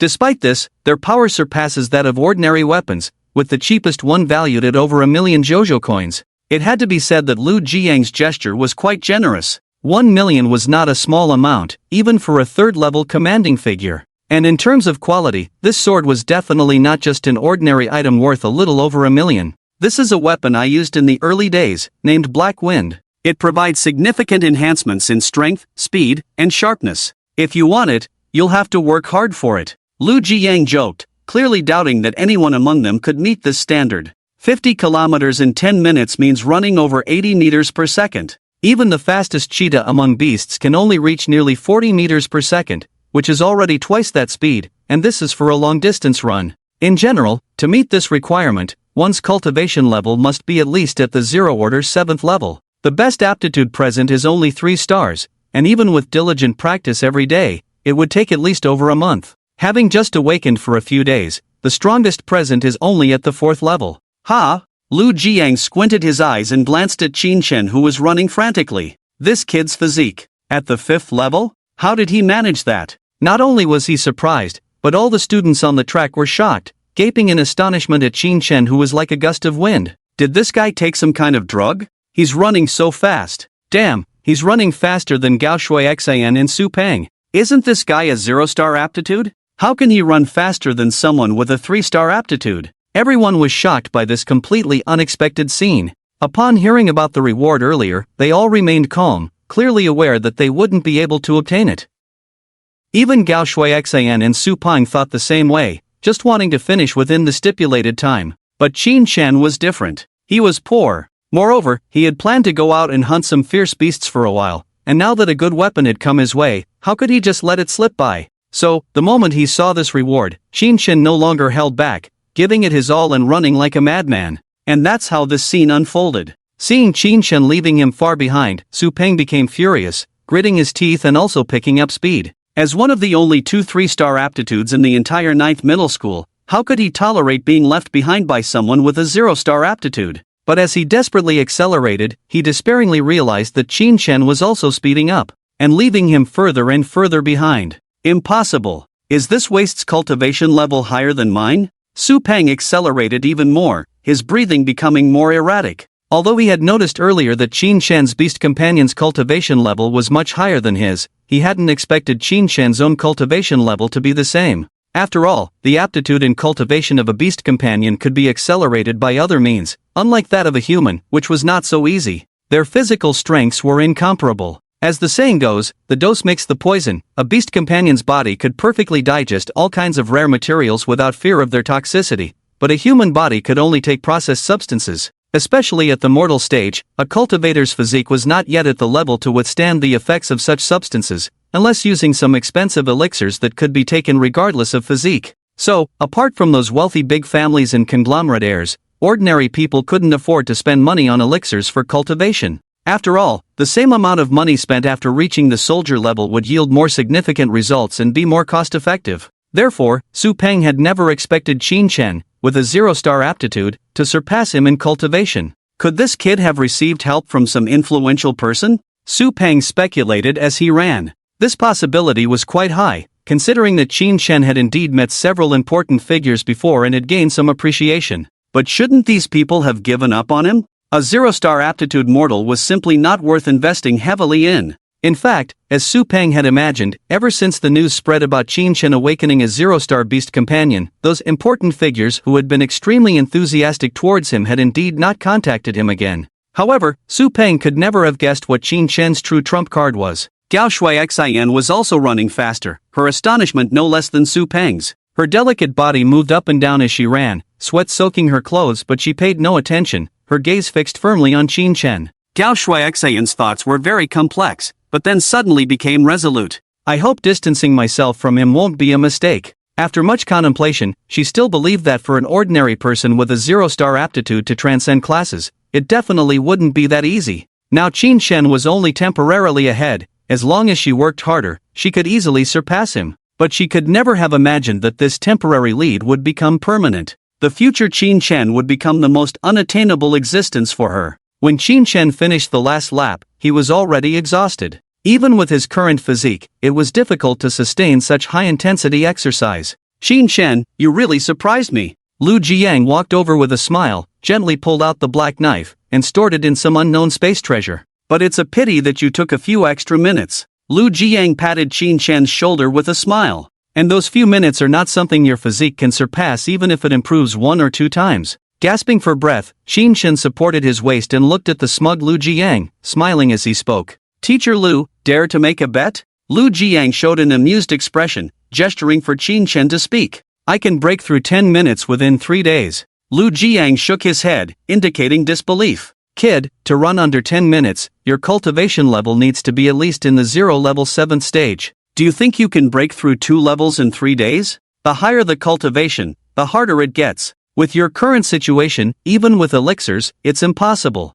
Listening to Lu Jiang, Qin Shen grinned. Teacher Lu, do you dare to bet or not? Lu Jiang clenched his fist and nodded. Alright, if you can run under 10 minutes within 3 days, I will still give you this knife. The bet between the two also reached the ears of the students, sparking discussions. Break 10 minutes within 3 days? Qin Shen is just talking big. This guy must be swollen-headed, who knows how much money he spent to raise his cultivation to this level. Where did he get the money? Did he sell his body? Where is this opportunity? Can you introduce me? Money or not is not important, just purely likes to sell his body. Ew. After Qin Shen finished running, Lu Jiang let him rest on the side. Over 2 hours later, all the students finished running sparsely. Before they could rest properly, Lu Jiang walked up to them again. Next, I will demonstrate the basic martial arts with 138 moves. All external moves of martial arts can be evolved from these basic moves. Lu Jiang began to demonstrate with great enthusiasm. He performed basic movements, pushing, pulling, kicking, bouncing, crouching, and jumping, seamlessly flowing in his actions.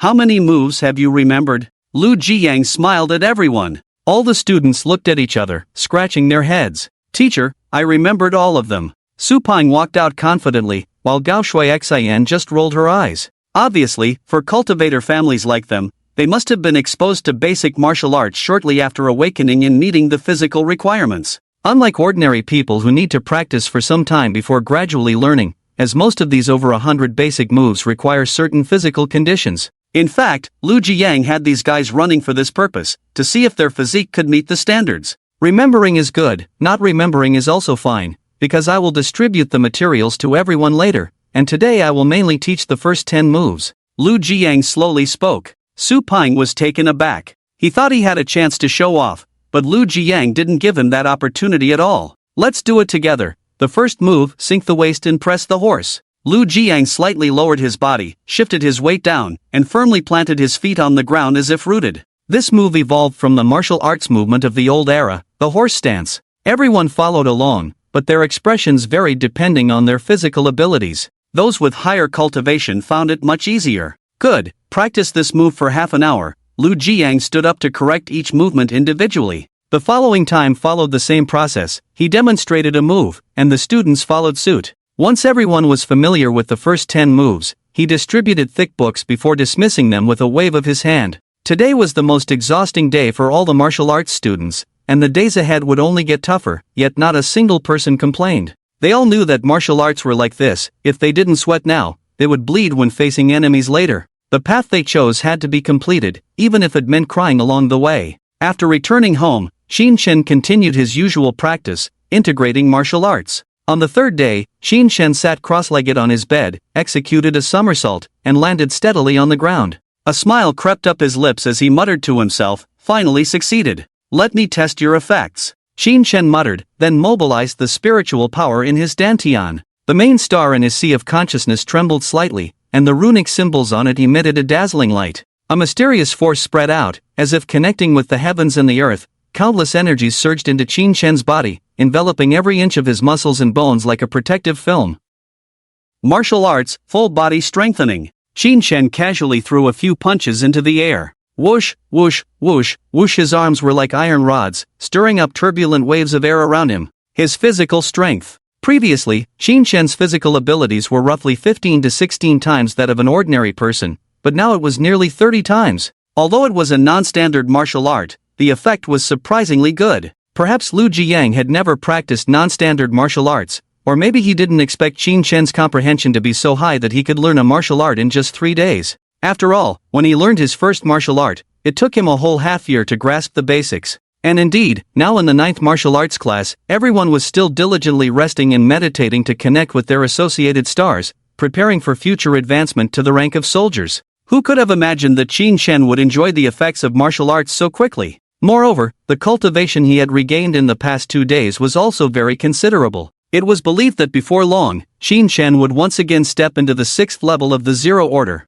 Although the amount of regained cultivation varied greatly depending on luck, ranging from over 1,000 times to just over 10 times, on average, his cultivation speed had already surpassed that of most students with 3-star aptitude. My cultivation speed is somewhat abnormal. I need to retest my cultivation aptitude for the martial arts grand examination. By then, my cultivation may be unimaginable. If my aptitude remains poor, it may attract a lot of attention. Xin Shen squinted as he contemplated. After much hesitation, he made a decision to abandon the exam after completing the training and become a free cultivator in society. Many people wanted to enter the martial arts university for simple reasons, as they provided students with resources and guidance in various aspects. For example, free supply of martial arts, monthly resource subsidies, mentorship and protection when choosing beast pet skills, and so on. However, Xin Shen could only study non-standard martial arts. As for resources, he could mobilize a large contribution after reaching adulthood, enough to support his cultivation to the level of a general or hunt monsters after reaching the rank of a soldier, using energy points to activate the big wheel.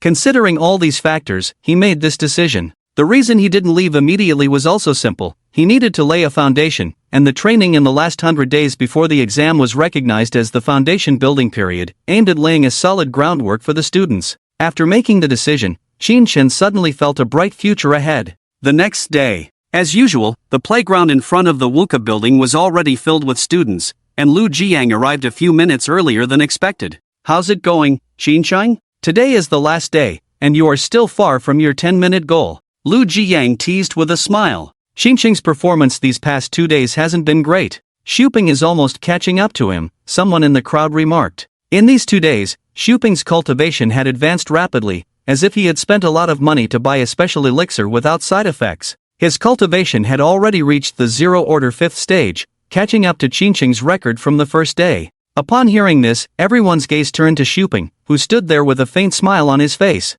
Lu teacher, don't feel sorry when you hand over the precious knife later, Xinqiang replied in jest instead of a direct answer. Lu Jiang shook his head and shrugged. Honestly, if you can really run within 10 minutes, I won't feel sorry. This knife has been with me for a long time, finding a good owner for it is not a bad idea, but Lu Jiang clearly didn't believe that Xinqiang could achieve this goal. Well then, let's wait and see, Lu teacher. You can start the timer now, Xinqiang said with a smile, which was met with a mocking remark. Arrogant. The voice undoubtedly came from Xuping, or one of his lackeys. After being criticized and educated by Lu Jiang, this guy had become obedient, hardly speaking for himself and letting his lackeys provoke instead. However, Xinqiang never responded directly. Silence was the highest form of disdain. Why bother with such petty conflicts? Besides, he couldn't just beat him up, caring too much would only cause trouble for himself. Alright, quiet down and save your energy for running. Lu Jiang waved his hand and then started the timer. As everyone prepared to start running, before their feet even hit the ground, a figure had already dashed out several tens of meters.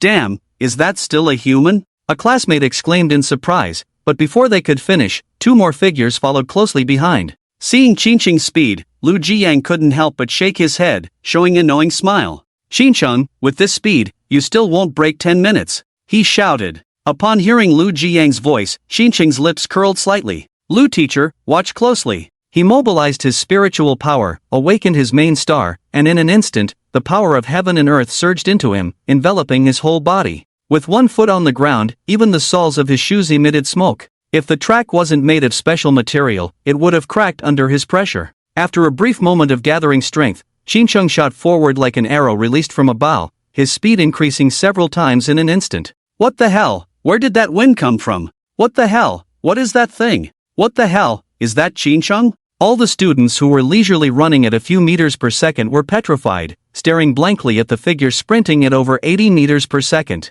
In just a few seconds, this guy had completed a lap on the over 500 meters track. Everyone was stunned. Is he even human? Although they had seen countless videos online of strong individuals performing incredible feats, witnessing their classmate display superhuman speed right in front of them was a first. Especially since this guy was considered the least talented in the class, looked down upon by many. Outsiders watch the excitement, insiders see the doorway. Lu Jiang's level of astonishment was no less than that of every student, but what shocked him was that Xinqiang had actually learned and integrated a martial art in such a short time. This kid, he's really not ordinary, he said with a bitter smile, sincerely admiring Xinqiang's comprehension. However, within this bitter smile, there was also a hint of inexplicable regret. After all, this kid with extraordinary comprehension had the worst talent imaginable. Even if you learn a martial art in 3 days, so what? It's just the most basic thing, not making any waves at all. A genius is delightful, but a genius in chains is only pitiful.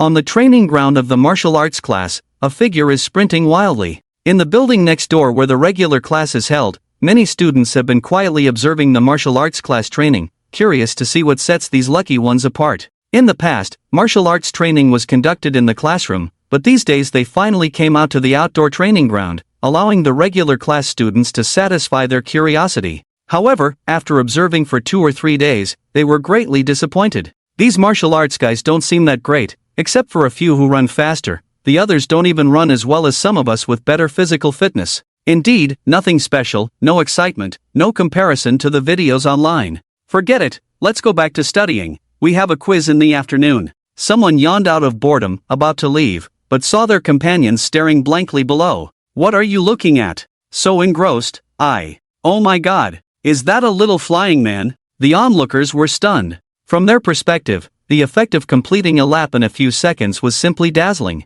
A chorus of expletives echoed through half of the teaching building. And as time passed, the person's speed not only did not decrease but increased, leaving everyone exhilarated. Below, watching Xinqiang lap him over and over again, Su Peng felt extremely heavy-hearted, with no desire to compete with him. This speed, he could run his legs off and still not reach it. Just a lousy martial art of low quality, nothing special, a bunch of ignorant country bumpkins. Watching the amazed students, Supang gritted his teeth, full of resentment. Once I reach the soldier level, I'll practice a third-grade martial art, surpassing your garbage martial art 1,000 times over. Let's see what you've got against me. Supang silently vowed as he watched Qin Chen's figure. Qin Chen, let's wait and see how things turn out. This path, only those truly talented can go far, you're just a flash in the pan. Clenching his fist, he decided that after returning home, he would use the funds his parents had prepared for his next stage of training, then start practicing hard. He couldn't bear being surpassed by someone with mediocre talent.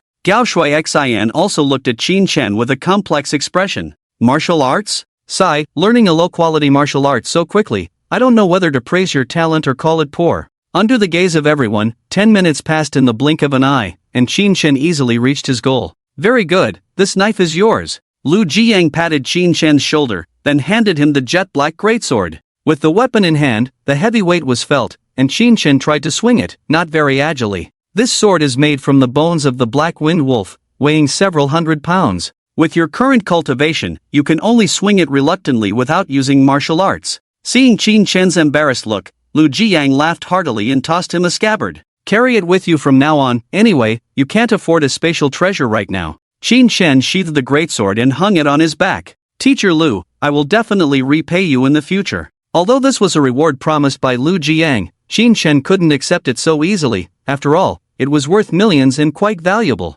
Practice well. Lu Jiang patted Qin Chen's shoulder again, smiled, but didn't think much of it. With Qin Chen's talent, even with all the resources piled up, it would be difficult for him to achieve great success. What could he possibly repay himself with? Perhaps only after he reaches the rank of soldier will he truly understand the cruelty of this path. Lu Jiang nodded and said with a smile. Although you can't practice martial skills now, many of the basic moves I've taught you these days can be performed with a knife. You can focus on practicing them. Lu Jiang took out a long knife enveloped in a white halo and demonstrated several moves. Qin Chen remembered them firmly and planned to practice more when he returned. After everyone finished running, Lu Jiang followed the usual routine and completed the daily teaching of basic martial skills. As everyone was preparing to leave, Lu Jiang seemed to have no intention of announcing the dismissal. When everyone quieted down, he spoke slowly. To be honest, I don't really want to tell you this news. It might be a blow to you when you hear it. Lu Jiang said this, then sighed deeply.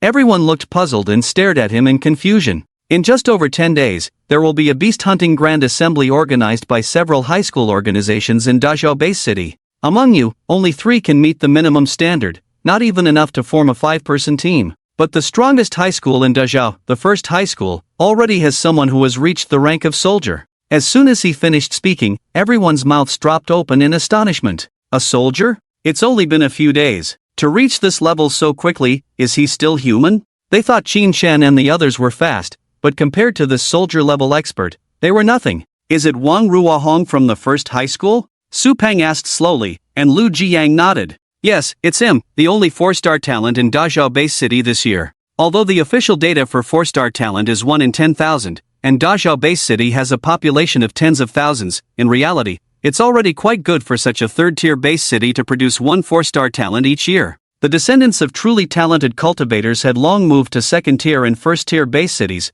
Why would they stay in such a backward place? The results of the Beast Hunting Grand Assembly determine the rankings of several high schools in Dazhou. If you can improve the ranking of the 9th high school by 1 position, the education funding here will increase significantly next year. Maybe the principal will commend you well. Lu Jiang chuckled, and the students smiled helplessly. As far as they knew, the 9th high school in Dazhou Base City was always at the bottom. The entire high school only had 2 3-star talents. How strong could such a high school be? They heard that every student in the martial arts class at the first high school could receive a bottle of foundation building spirit liquid worth tens of thousands, showing their financial and spiritual strength. In contrast, the martial arts class at the 9th high school had nothing. They had to pay for everything themselves. Teacher Lu, are there any rewards for the Beast Hunting Grand Assembly? Someone asked. Ha ha. Although this event is organized by several high schools, the Dazhou city government has also allocated a lot of funds, so there are quite a few rewards. I heard that the team that ranks first will receive a white quality treasure.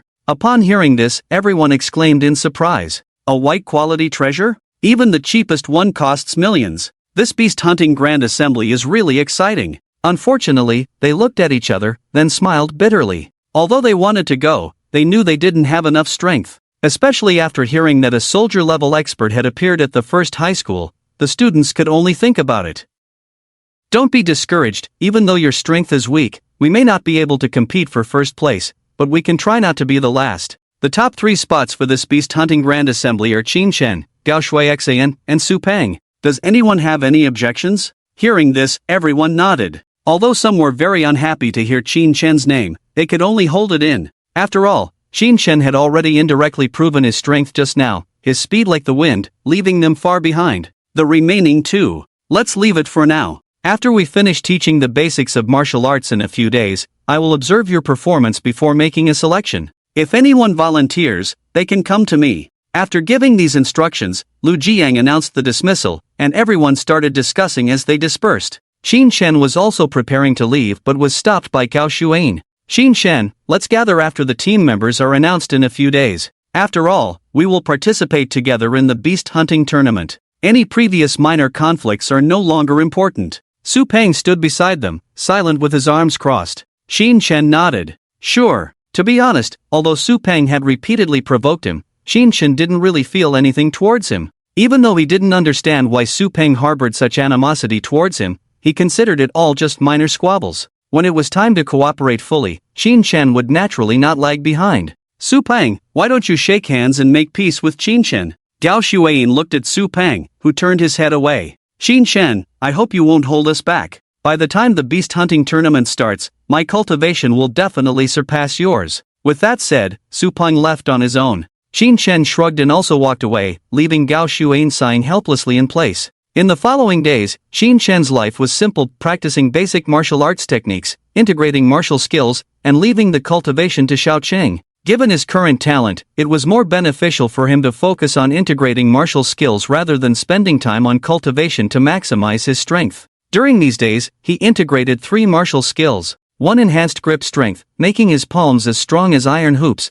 firmly locking onto weapons. Although it seemed to only increase grip strength, in reality, the muscles and bones of his entire arm were strengthened. The second skill enhanced foot strength, significantly increasing the power from the soles of his feet to his calves, slightly boosting his movement speed. The reason for choosing these 2 strengthening martial skills was simple: they were practical in combat, and although they appeared to only enhance parts of the body, they actually encompassed most of his physique. By having 1 skill for upper body and 1 for lower body, it stabilized his base and allowed him to use weapons effectively. The third martial skill was stamina recovery, which could be applied to others, accelerating the recovery of stamina. Practitioners of the human combat and dual combat paths primarily focused on physique, as stamina was fundamental in battle. Only with sufficient stamina could they unleash greater strength. Especially for practitioners of the human combat path, their beast companions usually possessed a stamina recovery skill. Some powerful beast companions had numerous recovery skills, turning their owners into invincible war gods, able to fight continuously as long as they had breath.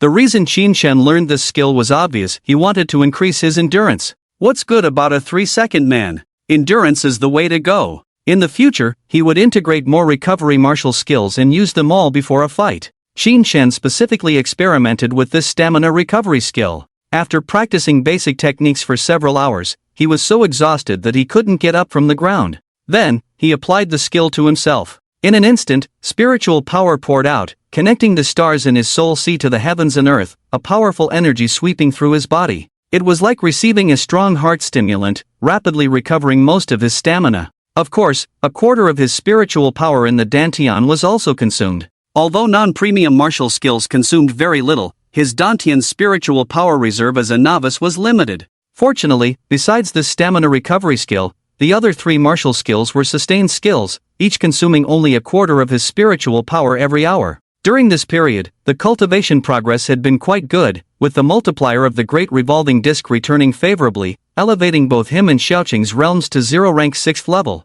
However, they were still quite inferior compared to that soldier-ranked guy. Lu Jiang had completed teaching all the basic techniques, selected the remaining 2 spots, and then granted the group a 3-day break for them to adjust and harmonize. The 5 of them found time to gather, getting to know each other's talents with beast pets and specific cultivation levels before dispersing to their respective homes to cultivate. Meanwhile, Qin Shen, carrying the Black Wind Blade, arrived on the outskirts of the Dazhou base city. Demonic beasts only existed within the Stargate secret realm, and the Stargates within the 9 provinces were guarded by strong individuals, preventing the demonic beasts from coming out. As for the demonic beasts and the stargates within the surrounding fallen kingdoms, due to the 9 provinces being enclosed by the millions of miles of the Holy Wall, they were unable to enter. Hence, apart from the frontline base cities, demonic beasts generally did not appear near other base cities, only some ordinary fierce beasts. Unless one day an unknown stargate suddenly appeared within the country, and the strong were unable to guard it in time, then demonic beasts would invade. Just like Qin Shen's hometown Qian province, which fell in such a manner, being the first area within the Holy Wall of the 9 provinces to fall. Of course, it was not an absolute that demonic beasts would appear near the inner base cities. For example, some members of the Fallen Kingdom organizations would transport some demonic beasts through certain means or transform fierce beasts into demonic beasts through forbidden techniques, then carry out destructive acts. Dazhou Base City had just defeated a destructive operation by a Fallen Kingdom organization, causing them heavy losses, coupled with the extremely strict control here recently. Qin Shen believed that these guys should not dare to cause trouble again, so he ventured out with peace of mind. The outskirts were lush green everywhere, with rolling mountains as far as the eye could see. Although the outskirts were not very dangerous, due to the era, few people ventured out. Therefore, it was particularly quiet here, with bird songs and insect chirps sounding exceptionally clear. As soon as he entered the mountains, Qin Shen called out Xiaoqing. It was Xiaoqing's first time in the wilderness, and it seemed very happy. As soon as it landed, it spat out a letter and swam into the woods, holding a plump wild rabbit in its mouth, which it joyfully presented to Qin Shen. Qin Shen shook his head with a smile, telling it to eat by itself. Xiaoqing was not polite, immediately swallowing it in one gulp, then showing an expression of enjoyment. It was also a living being and naturally would not enjoy the dull and tasteless Seoul sea space. Coming to the mountains and wilderness was like coming home for it. The beasts in the mountains were all treasures, delicious, and it loved staying here. In the woods, the vegetation was very dense, indicating that few people passed by. Qin Shen and Xiaoqing searched the periphery but did not see any traces of large wild beasts. They only encountered small animals like wild chickens and rabbits. Just when they were about to give up, they suddenly heard a beast's roar. Judging from the sound, it was definitely a fierce and ferocious beast. Qin Shen's face lit up, and he hurried with Xiaoqing towards the source of the sound. As they approached, the intense roar became clearer. In a wilderness area, a huge black bear was entangled in a fierce battle with a tiger. The size of the black bear was unexpectedly large, standing upright at over 3 meters tall, while the tiger was also formidable, measuring over 2 meters in length. Both the bear and the tiger were muscular and imposing, clearly the overlords of this mountain forest. With the advent of the era of beast taming, the Earth's spiritual energy was gradually recovering, and the strength of these native wild beasts was also constantly growing, with many even able to break through bloodline restrictions to reach the soldier rank. However, under the strict control of various powerful individuals, any potential fierce beasts in their jurisdictions would be killed or tamed. Otherwise, once they grew up, they would pose a significant threat to the human race. The realms of the 2 fierce beasts were probably equivalent to 0 rank 9th level, but they were definitely stronger in all aspects compared to human beings of the same level. However, Qin Shen remained calm and immediately applied 3 martial buffs to himself. A powerful force surged through his limbs and body as he retrieved the black wind blade from his back and addressed Xiaoqing slowly. "It's time to intervene." Upon hearing Qin Shen's words, Xiaoqing naturally couldn't refuse and immediately took the lead and rushed out. With a body now 3 to 4 meters long, as thick as a small bucket, Xiaoqing went straight to the middle of the 2 fierce beasts. Its tail, like a meteor hammer, slammed down with a thunderous roar. The 2 fierce beasts were extremely shocked. They were in the midst of a fierce battle when this large snake suddenly appeared. It looked peculiar with a row of spikes on its back. Xiaoqing assessed the 2 fierce beasts, considering which one to deal with first. "Xiaoqing, I'll take the bear, you take the tiger." Upon hearing the command, Xiaoqing immediately charged towards the tiger, which hastily dodged, avoiding the snake's attack. The tiger growled lowly, seemingly warning the snake not to underestimate it, as it was no pushover. However, Xiaoqing was a loyal warrior. If the master ordered to strike, it must not disappoint. Ignoring the tiger's warning, Xiaoqing resolutely continued its attack. The tiger, now enraged, swiped back with its sharp claws. Although Xiaoqing's cultivation was not as high as the tiger's, possessing 2 different bloodlines at their limits meant it was not inferior in strength and speed, but rather excelled in both aspects. Xiaoqing and the tiger exchanged blows, while Qin Shen naturally confronted the towering black bear. As Qin Shen approached, the black bear scratched its furry head, puzzled by his intentions. As Qin Shen drew closer, the bear roared in warning, telling him to stay away. Wild beasts are very territorial, and an intrusion by a stranger is seen as a challenge. This tiny creature was challenging it. The large black bear had long asserted its dominance in the area and couldn't tolerate this affront. What made it even angrier was that before it could react, Qin Shen, wielding a half-man-high great sword, swung it fiercely towards the bear. The hundreds of pounds heavy sword in Qin Shen's hand felt weightless, effortlessly cutting through the air with a whistling sound. The bear's fur bristled instantly, realizing it couldn't match the sharpness of the sword. It quickly dodged the strike. The blade cleaved a tree the size of two people, hugging it in half, the trunk crashing down with leaves fluttering like a leafy rain. The bear was terrified by the strike, never expecting that this seemingly fragile human was more fearsome than the snake. Run, run! That was the only thought in the bear's mind. However, before it could take a few steps, it felt the ground give way beneath it, plunging its body into the mud. Its eyes glanced down to see its legs standing in place, blood gushing out. Roaring in agony, the bear was swiftly dispatched by Qin Shen, who wiped the warm blood off his face, breathing heavily, his face flushed. Killing the fierce beast hadn't drained him much physically, but for some reason, he felt his blood boiling inside. Killing a large creature for the first time didn't bring discomfort. Instead, an inexplicable excitement surged within him, as if from the depths of his soul, from his very genes, causing his body to tremble uncontrollably. It's said that every human harbors a bloodthirsty, murderous gene deep within. Have mine been awakened? Qin Shen looked at his blood-stained hands, took a deep breath of the moist forest air, and calmed the turmoil within.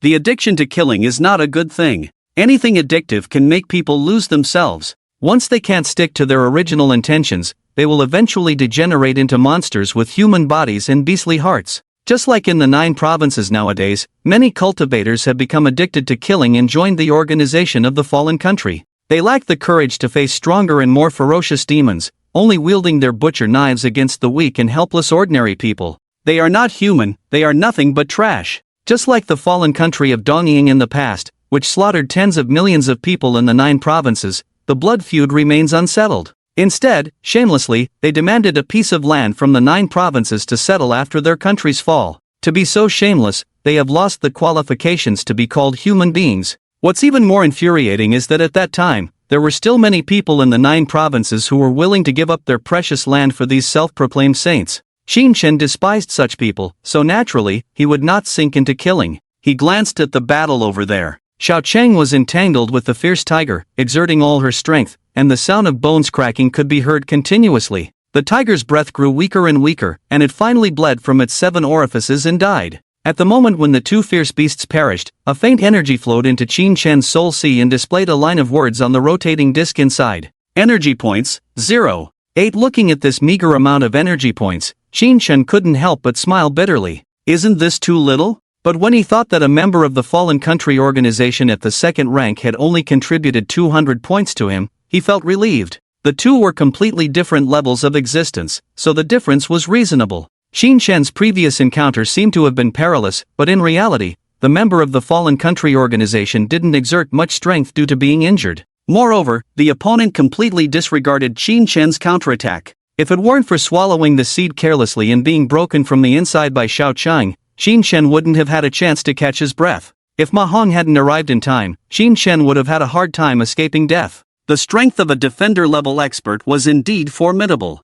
After killing the 2 fierce beasts, Qin Shen cut off their important body parts and made a bundle. The body parts of these ordinary beasts were quite valuable, such as the bear paw and tiger whip in front of him. Selling them to a pharmacy could fetch a few $1,000s. If not, he could use them for a taste. After harvesting, Qin Shen and Xiao Cheng continued to the next mountain peak to search for the next victimized fierce beast. Basically, each mountain peak would be guarded by a fierce beast of around the 9th rank, so Qin Shen had no trouble searching. Under his hacking, no fierce beast could withstand 3 strikes. If they did, he would strike again. Although his cultivation was only at the 0 rank 6th level, the power of the 3 martial arts combined was so significant that he could easily kill enemies 3 levels above him, as easily as eating and drinking. Of course, this was also due to the pseudo-treasure Black Blade. Below the ordinary rank, no ordinary beast could resist it. Qin Shen swept through one mountain peak after another as if cutting melons and vegetables. Wherever he went, birds scattered, and fierce beasts perished.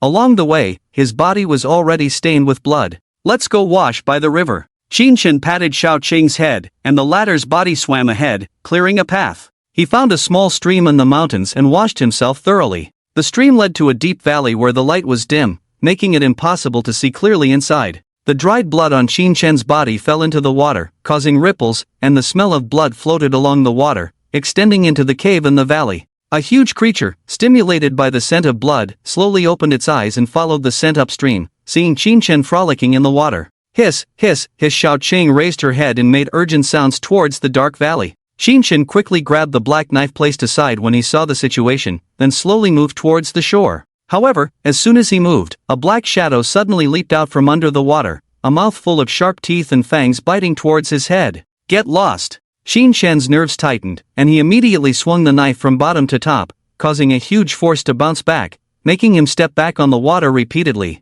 Zero Order 10th Level. Upon contact, Qin Shen judged the strength of this fierce beast. Each realm's 10th level was a watershed. Below the Zero Order 10th level was called the Mortal rank, above it was the Warrior rank, and the Zero Order 10th level was called the Half-Step Warrior rank. At this moment, the fierce beast had shown signs of demonization, with half of its foot stepping into the range of a demon beast, experiencing a significant leap in power, speed, defense, and other aspects. Qin Shen's previous strike did not break through the defense of this fierce beast, revealing a glimpse of its strength. Just as Qin Shen was attacked, Xiao Qing also began to counterattack. Her head, as hard as iron, directly collided with the fierce beast, engaging in a fierce struggle. Qin Shen finally saw the appearance of the fierce beast. It turned out to be a 3 to 4 meters long crocodile, with thick scales on its back like armor, and sharp teeth protruding from its mouth like blades. The crocodile bit Xiao Qing, causing fresh blood to flow from her body. However, the crocodile was also in pain, as the spikes on Xiao Qing's back pierced its mouth, causing it agony. Xiao Qing, without hesitation, entwined her body around the crocodile and began to strangle it. Seeing Xiao Qing injured, Qin Shen felt anger rising within him. He immediately activated all his martial arts, enhancing himself, then exerted all his strength and horizontally slashed at the exposed head of the crocodile. Crack! The blade swiftly penetrated the thick scales, directly chopping off a piece of its skull. Qin Shen lifted the crocodile's cranial cap. In pain, the crocodile struggled frantically, but its head, like a floodgate, gushed out blood mixed with brain matter. After struggling for a moment, it ceased to breathe. Qin Shen breathed a long sigh of relief, grateful for having a handy weapon, otherwise, he might have perished there today. He pried open the crocodile's mouth to free Xiao Qing's body. Looking at the several wounds on her body, Qin Shen couldn't help but feel a pang of heartache. This was his life-bound beast, willing to fight any formidable enemy for his safety. I'm sorry, Xiao Qing, for making you suffer. Qin Shen tore his shirt into strips, binding Xiao Qing's wounds to stop the bleeding. He regretted not buying some hemostatic agents before coming here, forcing Xiao Qing to endure the pain of her injuries. I still lack experience. I must be more careful when going out in the future. Qin Shen thought to himself as he prepared to heal Xiao Qing in the Soul Sea space and then return. However, the next moment, he heard rustling sounds coming from the valley cave continuously. Qin Shen's heart trembled, sensing danger. He was about to leave when, in the stream, waves surged, and one after another, black shadows swiftly swam towards him. In no time, he was surrounded by a dozen crocodiles, each at the Zero Order 10th level. How is this possible? Qin Shen widened his eyes, incredulously watching the scene unfold. In the mountains, a group of Zero Order 9th level beasts could occupy a mountain peak, so why were so many Zero Order 10th level crocodiles gathering here? With many doubts in his mind, reality left him no time to think. Gripping the black wind knife tightly, Qin Shen's expression was exceptionally serious. Xiao Qing also cautiously surrounded him, her head held high, vigilantly watching the crocodiles. After a brief stalemate, several crocodiles made the first move, leaping into the air with a fierce bite. Qin Shen focused all his attention and swung his blade, cutting halfway through the scales but failing to kill the creature. Xiao Qing swished its tail, knocking down several crocodiles. The man and the beast each held their ground, ready to fend off the crocodile pack's attack. Qin Shen's nerves were already taut, hands firmly gripping the black blade, countless thoughts racing through his mind. We're done for. We can't possibly withstand so many fierce beasts. Sweat trickled down his back, his breath growing more rapid. Crocodiles kept coming, and Qin Shen and Xiao Qing struggled to fend off the attacks, intercepting each assault but failing to kill any. As time passed, both their strength and spirits dwindled rapidly. Xiao Qing, covered in wounds and with its scales in tatters, blood dripping onto the ground, turned red. Adversity leads to change, change leads to breakthrough. Gritting his teeth, Qin Shen's mind raced, focusing on the beasts as various combat techniques and moves formed in his mind. With each swing of his blade, Qin Shen mentally rehearsed. This way. No, that way. Not right either. Sweat covered his face, energy and strength depleting rapidly, his inner energy draining with each martial move. Crocodiles with bloodthirsty mouths approached, and Qin Chen kept slashing. As time passed, his strikes slowed but grew more powerful and precise. Emotions from adversity and flashes of insight merged into each strike. Lift, strike, horizontal chop, vertical slash. Martial techniques that resonated with him gradually emerged, and the remaining inner energy surged from his core, flowing into his arms, clearing his meridians. Blood surged. Qin Shen's eyes gleamed, taking a deep breath before grasping the black wind blade and slashing at a crocodile. This is the adversity strike. Swish, the blade flashed like a meteor, cutting through the air. Blood splattered as the charging crocodile was cleaved in half from top to bottom. This strike embodied all of Qin Shen's spirit and emotions from struggling in adversity, achieving this effect. This was his self-created martial technique. Only in adversity, with the courage to risk everything, could one unleash their full power. And so, he kept slashing, slashing, slashing. No pause. Stopping meant losing all energy and becoming vulnerable. But as long as he persisted, each strike grew stronger. Kill. With each strike, Qin Shen surged forward, turning defense into offense, charging at the remaining crocodiles. Hack. Chop. Slash. Flesh flew, blood sprayed. One by one, the crocodiles fell, their lives ending in that moment. Qin Shen's eyes were bloodshot, focused solely on the enemies. Only when the last crocodile was slain did he finally stop, leaning on his blade, a smile on his face before collapsing to the ground. Shao Qing hurried over to protect Qin Shen, stunned by its master's earlier frenzy. It extended its tongue, licking the blood and sweat off Qin Shen's face, then cautiously scanned the surroundings, guarding its master. As darkness descended, roars of various beasts echoed through the mountains. Some predators, drawn by the scent of blood, approached, eyes gleaming with greed. Shao Qing shielded Qin Shen's body, its cold eyes fixed on the beasts, emitting a hissing warning. Some fierce beasts hesitated for a moment before dragging away the corpse of a crocodile and leaving, but some ignorant ones came to provoke, only to be struck by Shao Qing's snake tail, their heads bursting open. Shao Qing ignored those unruly beasts, but if anyone dared to approach his master, he would not hesitate to strike them down. As time passed, the sun slowly rose, casting its light upon the earth, and Qin Shen gradually regained consciousness. It hurt so much. As soon as he became aware, he felt as if he had been stabbed by a million needles and hammered by countless hammers all over his body, every inch of his muscles and bones, every inch of his flesh, in excruciating pain. Moving even slightly intensified the agony. I've overexerted myself. It seems I won't recover for at least 10 days or half a month. Qin Shen slowly stood up, supporting himself on Shao Qing's body, revealing a helpless bitter smile. It looks like I won't be able to attend the beast hunting conference, but gaining a martial skill is not a loss. Although his self-created martial skill had severe side effects, in critical moments, it could save his life. Adversity's blade. It was a gamble that risked everything, a blade cut through adversity. Although it was very powerful, it also had a strong backlash. This was equivalent to depleting his potential, and if subsequent recuperation was inadequate, it would either reduce his lifespan or weaken his talent. To be honest, Qin Shen didn't care about any of this.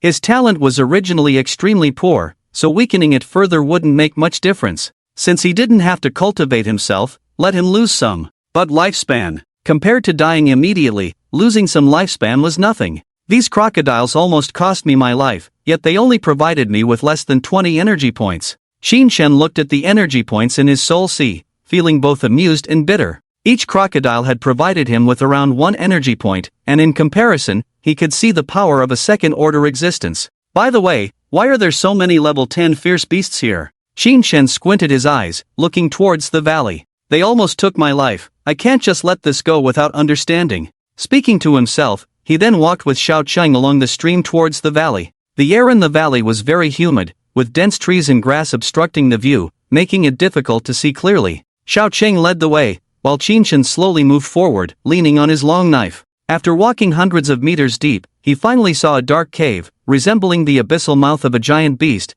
making Qin Shen's scalp tingle. It's a good thing I brought the communication device. Qin Shen looked at the small watch locked on his wrist, silently praising its good quality for not being damaged in the previous battles. He pressed the screen, activated the flashlight, and a strong beam of light shot out from the side of the communication device, illuminating a few meters ahead. Following the light, Qin Shen looked inside and immediately showed a surprised expression. Inside the cave were many objects that only humans would use. He and Shao Qing went ashore and saw many strange instruments, as well as many glass products, among which were many eggshells, and even several human skeletons. Could this be the base of the Fallen Nation organization? Are they specifically cultivating fierce beasts into monsters? Or is it the experimental base of that unscrupulous pharmaceutical company? Qin Shen speculated, judging by the recent abandonment of the place. The few skeletons still had rotting flesh on them. But how did these people die? Qin Shen suddenly thought of this question. He carefully examined the traces on the skeletons and found subtle signs of gnawing, unlike the bite marks of fierce beasts.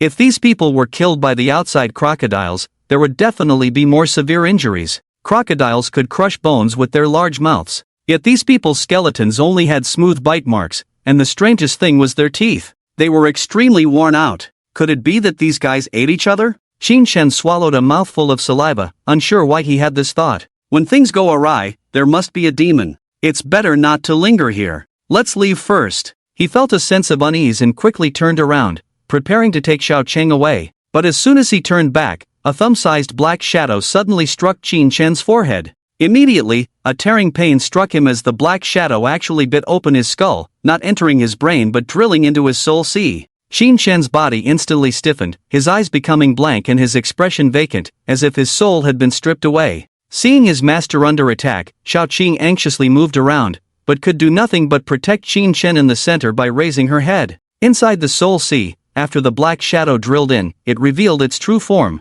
It was a creature with a fierce human face, wings fluttering, darting around wildly in Qin Shen's soul sea. After fluttering for a moment, it flew straight towards the humanoid phantom floating in the sky of the soul sea, which was Qin Shen's soul. The creature pounced on Qin Shen's soul, starting to gnaw at it, causing excruciating pain and distorting the visage of Qin Shen's soul. He tried to control his body to expel this strange creature but was helpless, struggling in vain. Watching the creature slowly devouring his soul, despair surged within Qin Shen as he felt himself gradually disappearing from the world, torn apart like a piece of paper. His memories were being devoured, countless past memories being consumed by the creature, weakening his consciousness. No! Qin Shen's soul trembled, roaring like a last stand, startling the creature back half a foot, but it soon lunged back to continue feasting. It was just a dying struggle. The creature had seen this scenario many times before. The previous humans were the same, having their souls devoured before their bodies. It was in a state of hunger when Qin Shen suddenly barged in.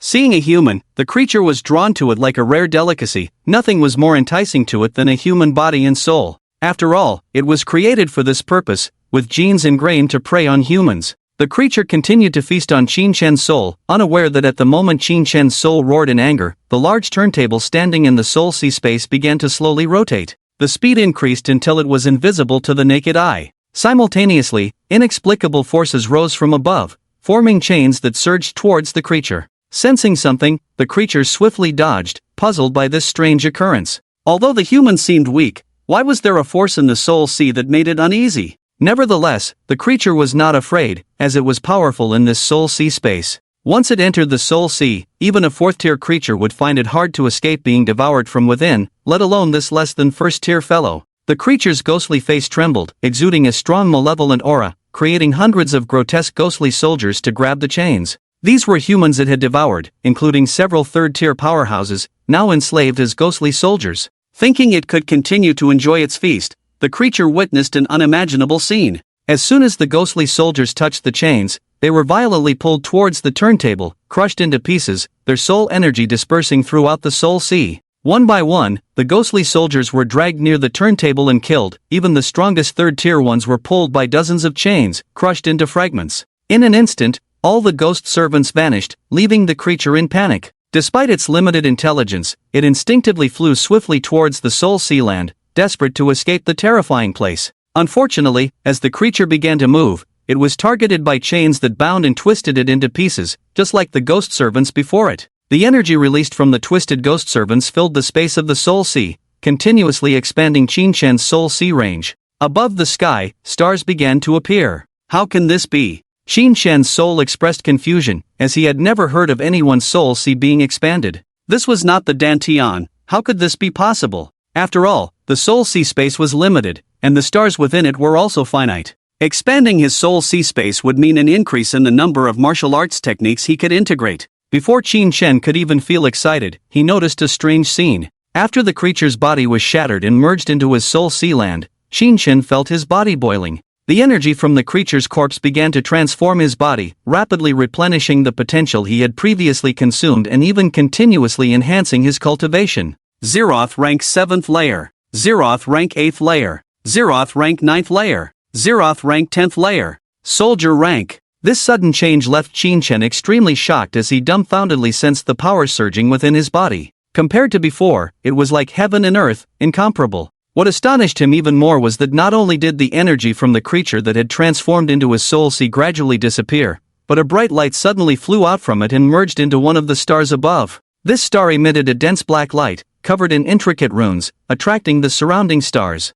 Dozens of stars gathered towards the black star, merging into a larger star. At the same time, Qin received a message. Martial art, devouring evil. Effect: in battle, each breakthrough attack can devour the opponent's vitality and spirit, weakening the enemy with each strike and empowering oneself with malevolent energy. The more lives killed, the denser the malevolent energy becomes, eventually forming a malevolent energy domain that weakens any living being that enters. This martial art is actually of the 6th rank. Qin squinted, completely caught off guard by this revelation. Before he could fully sense the changes in his body, his external body began to tremble slightly. Then, two voices entered his ears. Is this kid being controlled by the spirit-eating mother worm? It seems so. What a poor guy, probably just stumbled in here by mistake. Judging by the energy fluctuations of this kid's beast companion, he's just a mundane individual, not an official member. Alright, enough talk. Let's chop off this kid's head, wait for his soul space to collapse, and then we can catch that mother worm.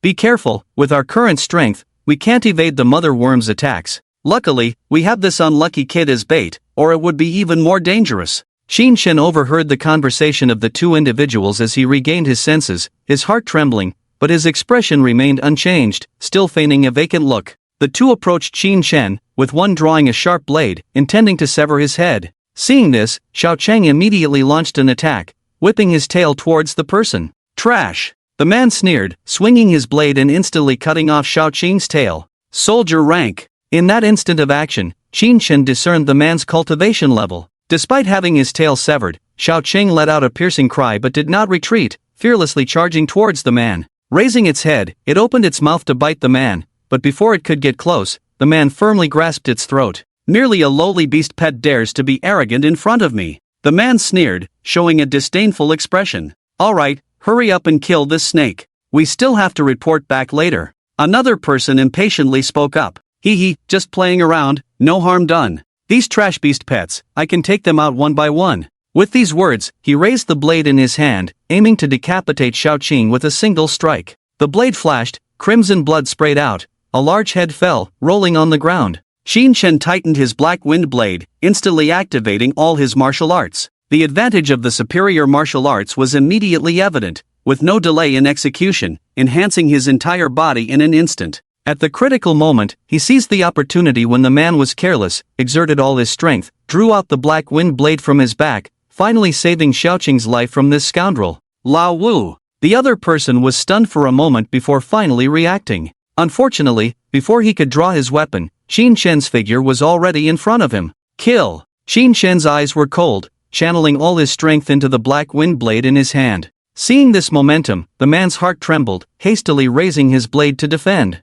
Clang! The two weapons clashed, and the man's blade immediately bore 2 notches. Fake treasure! The man noticed Qin's weapon and panicked. Seizing the moment of the man's panic, Qin struck several times. Perhaps the scene of Qin killing his teammate with a single blow had frightened the man. Despite his higher cultivation level, he was forced to retreat repeatedly. However, Qin did not believe that under normal circumstances, he could defeat this man, whose cultivation level was at least 3 grades higher than his own. Therefore, he had to end the battle quickly, taking advantage of his initiative to swiftly eliminate the opponent. Devouring death. Without hesitation, he immediately used this martial art. For some reason, although it was a 6th grade martial art, there was hardly any casting delay. Almost at the moment Qin had the thought, a deathly aura emerged from him. Die! Qin roared, the deathly aura swirling around him, pressing towards the man with his attack. What is this? The man had just regained his senses, preparing to adjust and fight back, but the deathly aura struck him, causing his mind to falter once more. Slash, slash, slash. Qin pressed his advantage mercilessly, striking down blow after blow. With a crack, the man's weapon was cleaved in two, and in the next moment, Qin Shen's black wind blade descended towards him. Originally meant to cleave the man in half, he managed to shift at a critical moment, causing the blade to only sever one of his arms. Mercy! Mercy! The man quickly knelt down, his eyes filled with fear as he stared at Qin Shen. The black wind blade, with a whistling sound, suddenly stopped at the man's neck. Who are you, and what are you doing here? Qin Shen did not immediately kill the man, he still had doubts and needed answers. I am an employee of Shanlu Group, we are here to. The man trembled as he answered, but Qin Shen narrowed his eyes, then decisively brought down the blade, severing his other arm. Ah, ah, ah. The man howled in agony, writhing in pain on the ground. Meanwhile, in a space behind Qin Shen, ripples disappeared and returned to calmness. The man had attempted to summon a beast pet to ambush Qin Shen. Summoning a beast pet from the Soul Sea space required a brief moment, but in battle, that time was enough to die several times over, which was why the man had not had the chance to summon the beast pet earlier. If you make another move, it will cost you your life. Qin Shen's blade struck beside the man's head, the blade sinking into the rocky ground, splitting open a crack. What are you doing here? Qin Shen demanded. I said, will you let me go? The man gritted his teeth and spoke, but Qin Shen answered without hesitation. No. This man was not a fool, even if he said he would let him go, he wouldn't believe it, so Qin Shen didn't bother to lie. Ha ha. Then why did I even ask? The man laughed hysterically, glaring angrily at Qin Shen, blood still flowing from his arms. I told you I would make your death quick if you spoke. If you don't, I will cut off your feet, seal your acupoints, and throw you into an ant nest. Or maybe a snake pit. Qin Shen spoke slowly, making the man's scalp tingle, but he still clenched his teeth and refused to speak. In that case, you have no one to blame but yourself. As the words fell, the black wind blade came down. I'll talk. At the critical moment, the man quickly spoke up. Qin Shen retracted the black wind blade, signaling for the man to continue. We were sent here on a mission from our superiors to retrieve the spirit-eating mother worm. What kind of creature is that worm? It's a monster created by the Shanlu Group and the Yao clan working together. Once controlled by the spirit-eating mother worm, individuals lose their sanity and become mindless creatures that only seek to feed. After the mother worm is satiated, it lays eggs and continues to multiply. Hearing this, Qin Shen roughly understood the nature of this Shanlu Group. They were likely breeding traders within the human race for the Yao clan. The so-called Yao clan were powerful beings among the Yao beasts who had transcended their animalistic instincts. Their intelligence was no less than that of humans, so they could no longer be referred to as mere beasts. After some further inquiries, Qin Shen swiftly ended the man's life with a single stroke, showing no mercy and causing him no pain. After killing the man, he felt no particular emotions, similar to when he had slain fierce beasts before. Approaching Shaoqing, Qin Shen examined his injuries, a hint of distress showing on his face. All these injuries were sustained for him. Shaoqing, go back and rest. Qin Shen patted Shaoqing's head and then retrieved him into the Soul Sea space. One advantage of the Soul Sea space was that, regardless of the severity of injuries, one could heal upon returning, even regenerating lost limbs, albeit requiring a considerable amount of time. Qin Shen searched the two individuals but found nothing useful. After searching the cave for a while, he found several beast cores. These were energy crystals produced within the bodies of rank soldiers and above Yao beasts, extremely valuable, with a single core of a rank soldier worth thousands. As soon as Qin Shen held one, the roulette in the Soul Sea space trembled slightly, causing his eyes to widen as if he had realized something. In the next moment, the energy glow on the beast core slowly vanished, and information floated on the roulette. Energy points, 128, so beast cores can be converted into energy points. Qin Shen pondered. It's time to go back.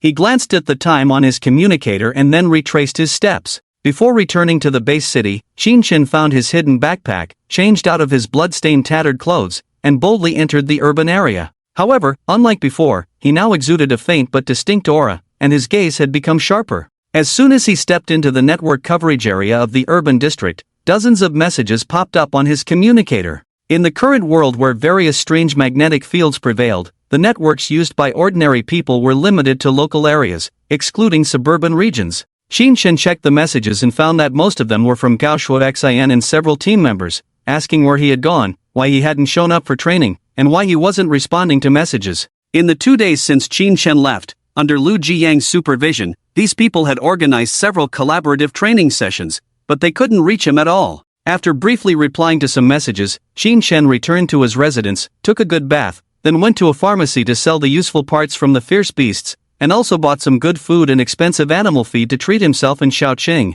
After eating and drinking to his heart's content, he replied to a few more messages and then began to rest. The next day, Xin Chen was awakened by the communicator's ringtone. It was a call from Lu Jiang, who had been waiting near the resettlement area in a 7-seater Hummer. After the call, Xin Chen quickly got ready and arrived at the location as mentioned by Lu Jiang. Upon getting into the car, he saw several other team members. Su Peng, upon seeing Xin Chen, muttered to himself in a sarcastic tone, "What kind of air is in this resettlement area? It makes people want to vomit. The people living here really have no sense of hygiene, huh?" While seemingly talking about the air, he was actually mocking Xin Chen's background. Xin Chen sat in the front passenger seat, glanced coldly at Su Peng, who suddenly felt like he was being stared at by a fierce beast, causing goosebumps to rise on his skin. What are you looking at me for?" Su Peng's voice trembled. For some reason, he felt that the current Xin Chen seemed to exude an inexplicable aura, making him feel like the other party could pounce and kill him at any moment with just a glance.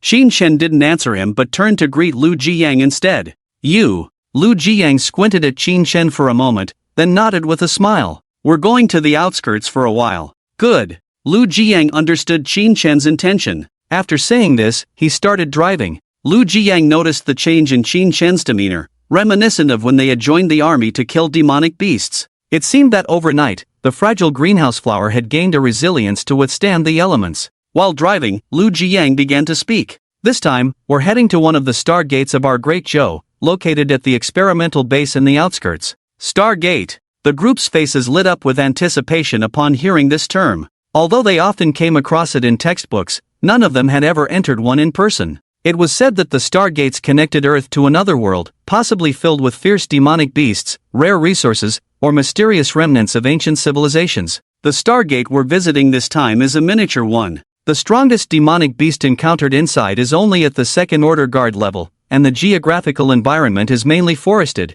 containing a large number of rare medicinal herbs, although we've pretty much cleared them out by now. Lu Jiang explained slowly, and the group nodded in agreement as they listened. Stargates are classified into 5 levels based on their scale: miniature, small, medium, large, and giant. Generally, miniature Stargates lead to fragmented worlds with very limited and easily exploitable resources. Small Stargates lead to larger worlds with more powerful demonic beasts, forming self-sustaining ecosystems rich in resources that could take over a decade to fully exploit. Medium and large Stargates lead to even larger worlds with abundant resources, housing demonic beasts of up to the 5th or 6th order, and even nurturing powerful demonic beast communities. Giant Stargates pose the greatest threat to Earth, as the worlds they connect to are too powerful for humanity to control. Most giant Stargates within the borders of the 9 provinces are guarded by a saint. Except for the fallen areas. There are no more saints available in the 9 provinces to suppress these Stargates. Therefore, they had to abandon several provinces and let them fall into the hands of the demonic beasts.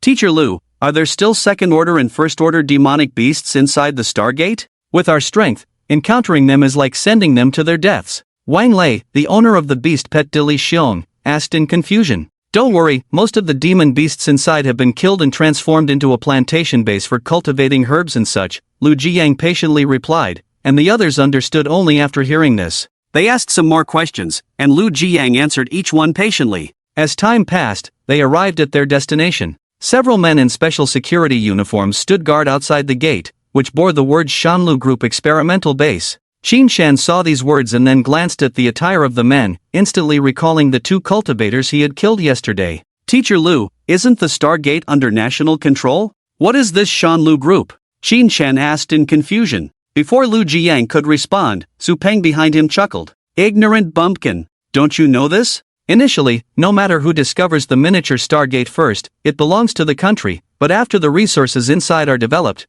they can be contracted to companies for product cultivation. Shanlu Group is a well-known pharmaceutical group in our Dazhou base city, operating in both cultivator elixirs and mortal medicines. You didn't know that? Su Peng explained with disdain while looking at Xin Chen, seemingly forgetting what had happened earlier. After hearing Su Peng's words, Xin Chen squinted, lost in thought. Moreover, the only student in Dazhou base city with a 4-star qualification is the sole heir of Shanlu Group. You definitely didn't know that, Su Peng boasted, feeling proud that only someone from his prestigious family background could possess such information, overshadowing Xin Chen in terms of status and knowledge, thus feeling very superior. Upon hearing Su Peng's words, Xin Chen seemed to realize something, his eyes suddenly becoming sharp. Is Shanlu Group colluding with the demon race? Is there something suspicious about the base within this Stargate? Although he had heard this information directly from those two individuals, he had not rushed to report it, knowing that even if done anonymously, it would be traced back to him. Without evidence, he would be accused of slander, and even with evidence, given his current strength and status, mishandling the situation would likely lead to self-destruction.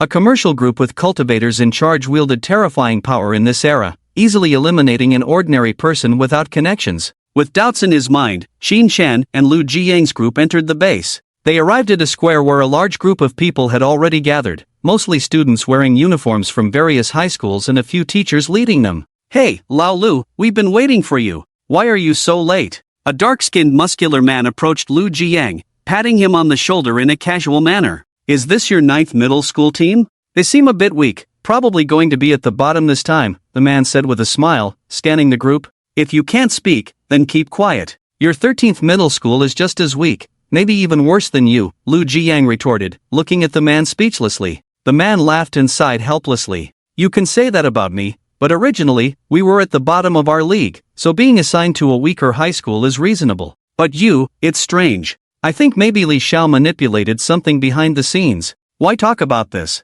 What difference does it make which high school it is? It won't affect anything anyway." Lu Jiang seemed indifferent, but the man chuckled. "That kid just wants to prove himself better than you in front of Chen Feng. Then the high school team leader will produce a seedling for Tiandu University, while the high school you lead can't even compete with a top-tier martial arts university." Lu Jiang remained silent, and the man shook his head. "This beast hunting event, that guy might as well mock and show off a bit, so you better be prepared mentally. Let him be, after all, strength is paramount in the military. His high status outside is just a childish move." As the two conversed, a fair-skinned man and a well-built man approached from the side. "Since the teams from major schools are all here, let's enter the Stargate." The obese man gestured towards a low hill near the square. "It can be opened now." After he spoke, the wall in front of them trembled, rocks moved aside, revealing a Stargate about 2 to 3 meters high, shimmering with a blue light all around. Strange runes circulated above the Stargate, exuding a mysterious and unpredictable feeling. As the Stargate opened, the teachers distributed weapons and equipment to the students. "You may enter now. With your current strength, you can stay inside for a maximum of 24 hours, so don't linger around. If you exceed the time, we will send someone to find you." The obese man spoke slowly, and everyone nodded in agreement. Following the gestures of the high school teachers, the students began to walk towards the Stargate. Qin Shan also entered the Stargate with his team. A sense of time and space distortion surged through them as they appeared in a lush green field. "Wow, this is so magical. Have we arrived in another world? Are those greenhouses over there the base, where medicinal herbs are grown? Let's summon our beast companions first. Although this area has been cleared, there might still be dangers." The crowd chattered, discussing and offering effective suggestions. The students immediately summoned their beast companions from the Soul Sea space, various animals appearing on the field. "Qin Shen, why aren't you summoning your beast companion?" Wang Lei, a 2-meter-tall black bear standing beside him, asked, drawing everyone's attention. "My beast companion is injured and currently lacks combat power." Qin Shen replied truthfully, leaving the others stunned. Su Peng's face darkened, a cold smile on his face. "It seems that Qin Shen is determined to hold back our 9th high school. Unable to train, not responding to messages, now even your beast companion is useless. What use are you then?" Su Peng sternly questioned Qin Shen, the other three remaining silent, finding Qin Shen's actions somewhat excessive. "Ha, isn't this Su Peng? How come there's internal conflict before the battle even begins?" A student from the first high school team walked over, teasing Su Peng. Su Peng's voice was loud just now, so everyone around knew what had happened. "I don't think this brother is a big deal. Anyway, your 9th high school was already at the bottom. One more or one less beast companion doesn't make a difference." Hearing this, Su Peng's face darkened even more. "Wang Feng, get lost, stop gloating here." Su Peng gritted his teeth in anger, then turned to glare fiercely at Qin Shen. "Don't worry, I have no intention of holding back. The number of wild beasts I hunt will not be less than yours." Qin Shen spoke calmly. His strength was extraordinary now, hunting wild beasts was nothing to him. "Oh, this brother speaks with such confidence." Wang Feng approached Qin Shen, patting his shoulder. "Who said you're my brother? Remove your hand." Qin Shen was not polite to the guy who used personal grievances to provoke Su Peng. Stunned by this response, Wang Feng hesitated for a moment, then his expression turned angry. "Kid, don't push your luck. Calling you brother is a blessing for you for 8 lifetimes." Qin Shen gave him a cold glance, unwilling to waste more words on him. Thinking that Qin Shen had backed down, Wang Feng sneered, then returned to his own team. Before leaving, he couldn't resist taunting. Su Peng, I advise you to leave the Stargate quickly with the trash from 9th High School. Upon hearing this, Su Peng and his companions were furious, casting resentful glances at Qin Shen. If it weren't for this guy, they wouldn't have gotten into this mess. Qin Shen, you are fully responsible for this matter. 9th High School's bottom ranking is all because of you. Su Peng stared coldly at Qin Shen. Giving up before it even starts? Qin Shen chuckled, shook his head, and walked away slowly. If you think I'm holding you back, then I'll leave the team, Qin Shen said as he walked towards the forest, surprising those around him. Venturing into the forest alone? And without a beast companion, is this guy really that bold? This is the Stargate's secret realm, not the outskirts of the outside world. The beasts here are extremely powerful, one misstep could lead to injury. Qin Shen, don't be impulsive. Gao Shui Xian hurried out to stop Qin Shen. Although she also thought Qin Shen was wrong this time, she couldn't just watch him take risks. Don't stop him, let him go. He really thinks highly of himself, but he's just a mediocre talent. Upon hearing this, the surrounding students were astonished. They never expected a mediocre talent to participate in this beast hunting event. They were all top students from various high school martial arts classes, each with a talent of 2 stars or above. Especially the students from first high school, none of them were below 3 stars. Ha, I thought this kid was a genius from somewhere, but he's just a mediocre talent after all. Wang Feng and his group were about to leave the clearing when they heard this, but upon hearing it, Wang Feng turned around, laughing and looking at Qin Shen. Is 9th High School so pathetic now? Can't even find a 2-star talent? At least bring a 1-star talent. What does mediocre talent even mean? Wang Feng laughed loudly, and the people around him showed the same confusion. Although Wang Feng's words were harsh, they were indeed true. A mediocre talent couldn't even enter the martial arts class, so why would he have the opportunity to participate in the beast hunting event? At that moment, a student with a stern face from First High suddenly spoke up.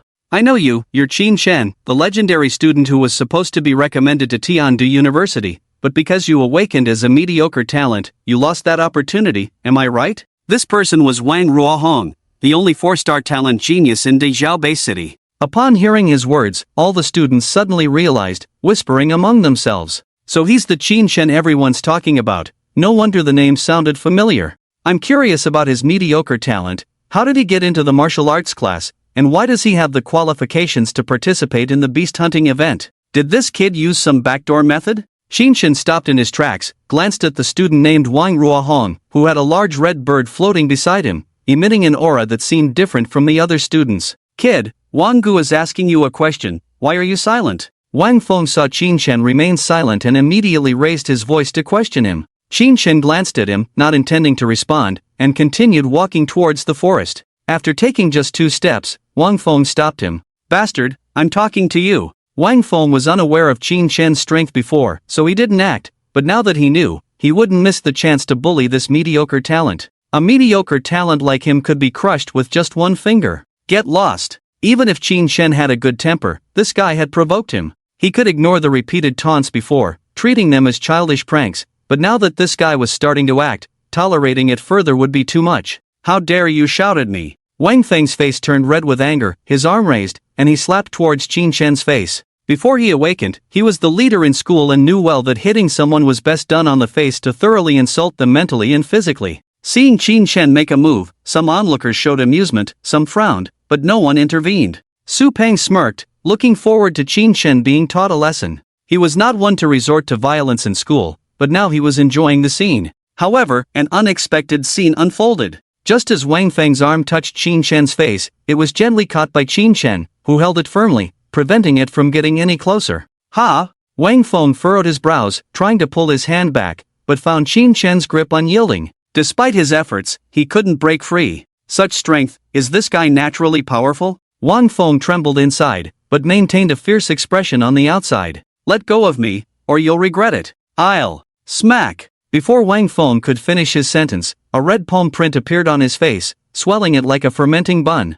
Your mouth is too dirty. Qin Shen's face was icy cold as he stared at Wang Feng. Witnessing this, everyone was shocked, their eyes filled with disbelief. How dare he hit Wang Feng? What's more surprising was how Wang Feng was immobilized by him. How did he do it? You dare hit me, you're asking for death. Being slapped in front of so many people, Wang Feng finally understood how his bullied students felt. His face burned with pain, but more than that, he was consumed with anger at the humiliation. Wang Feng drew a standard long knife from his waist and swung it towards Qin Shen. But Qin Shen didn't even blink, swiftly grabbing his other wrist, causing Wang Feng to cry out in pain as the knife fell to the ground. Stubborn fool! Qin Shen growled, kicking Wang Feng's shin, making him kneel instantly. Releasing his grip, Wang Feng fell to the ground, his mouth full of dirt. Arg! I'll kill you! Wang Feng was seething with rage, clenching his fists and giving orders. Rockman, kill him! As the words fell, a humanoid creature made of solid rock, over 2 meters tall, charged forward from the group. Wang Feng thought he could handle Qin Shen alone, so he didn't bring his beast companion along, unaware of Qin Shen's immense strength. Now, he ordered the attack. You, a human, can't beat a beast companion no matter how strong you are. The Rockman advanced with heavy steps, leaving craters in its wake. It was a 3-star Earth attribute beast companion, with outstanding attack and defense capabilities. Following its master's command, it raised a fist the size of a sandpot and smashed it towards Qin Shen. Everyone watched in stunned silence, even the spectators showing shock. This might end in tragedy. But in the next moment, the flash of a blade dazzled their eyes. A heavy thud echoed, and as they turned to look, they saw a rock arm falling to the ground. Qin Shen stood there, holding a standard long knife, his expression calm and composed. As the onlookers grasped the situation, they couldn't help but gasp. How is this possible? He cut off the Rockman's arm with one strike. That's a 3-star beast companion. And it's a beast companion with exceptional defense. Plus, Wang Feng's strength is said to be at the 7th level of Zero Order.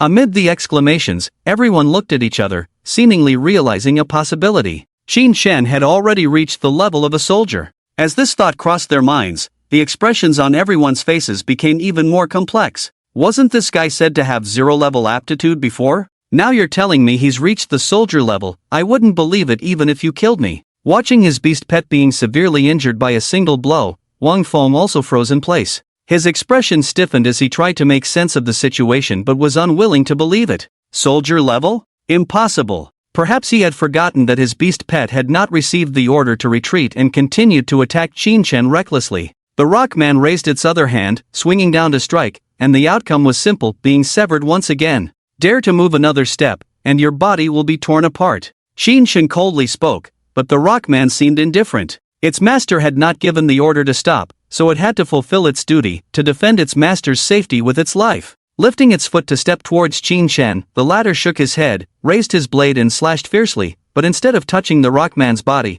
it was blocked by an identical long blade. Clang! The sound of metal clashing rang out, and sparks flew as the 2 long blades collided. To exterminate without mercy, isn't that going too far? Blocking Qin Shen was Wang Ruohong, his eyes cold and his tone indifferent. Oh, wasn't it not excessive when he attacked me earlier, but now it's excessive when I retaliate? Qin Shen sneered, his gaze meeting Wang Ruohong's without backing down. Regardless, the current situation is that you have severely injured Wang Feng's beast pet. Wang Ruohong questioned sternly. He deserves it, Qin Shen replied calmly. If you want to stand up for him, there's no need for excuses, just come at me, one fight is as good as another to me. Qin Shen's principle was to endure minor matters but not major ones. Once he acted, there was no need to hold back. Arrogant. Wang Ruohong seemed to sense that Qin Shen didn't consider him important, and a surge of inexplicable anger rose within him. The gap between soldier levels is significant. Do you think your cultivation, boosted by some medicine, can be compared to my stable cultivation based on aptitude?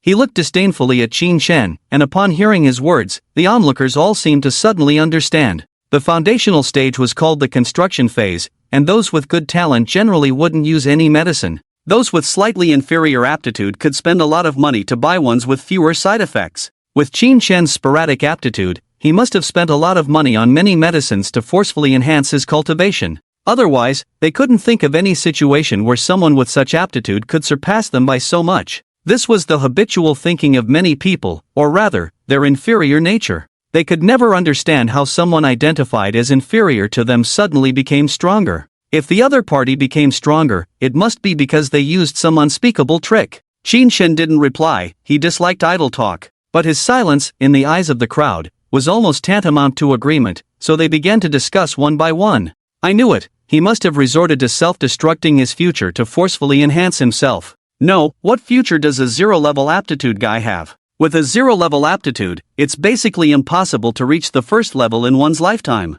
In that case, he's quite clever, isn't he? So, it's temporary strength, huh? I bet he just wants to show off in front of us. Wang Feng also realized what was happening at this moment, immediately recalling his beast pet and then speaking miserably. Brother Wang, you must avenge me. I want this kid to die here. Slap. Qin Shen's backhand slap landed on Wang Feng's face, leaving it so red that it seemed blood would drip out. One death threat after another. You are the kind of person who, even if your cultivation level increases, will only bring harm to the 9 states. I have recorded your words, and they will be submitted to the inspectorate for filing later. Take care of yourself. Qin Shen pointed to the communication device on his wrist. He had activated the recording function just before the conflict was about to happen. Otherwise, given the harm he had caused to Wang Feng's beast companion, he would definitely face severe punishment if he went out. After all, the laws of the 9 states prohibit fratricide. Offenders will be severely punished depending on the circumstances, except in cases of legitimate self-defense.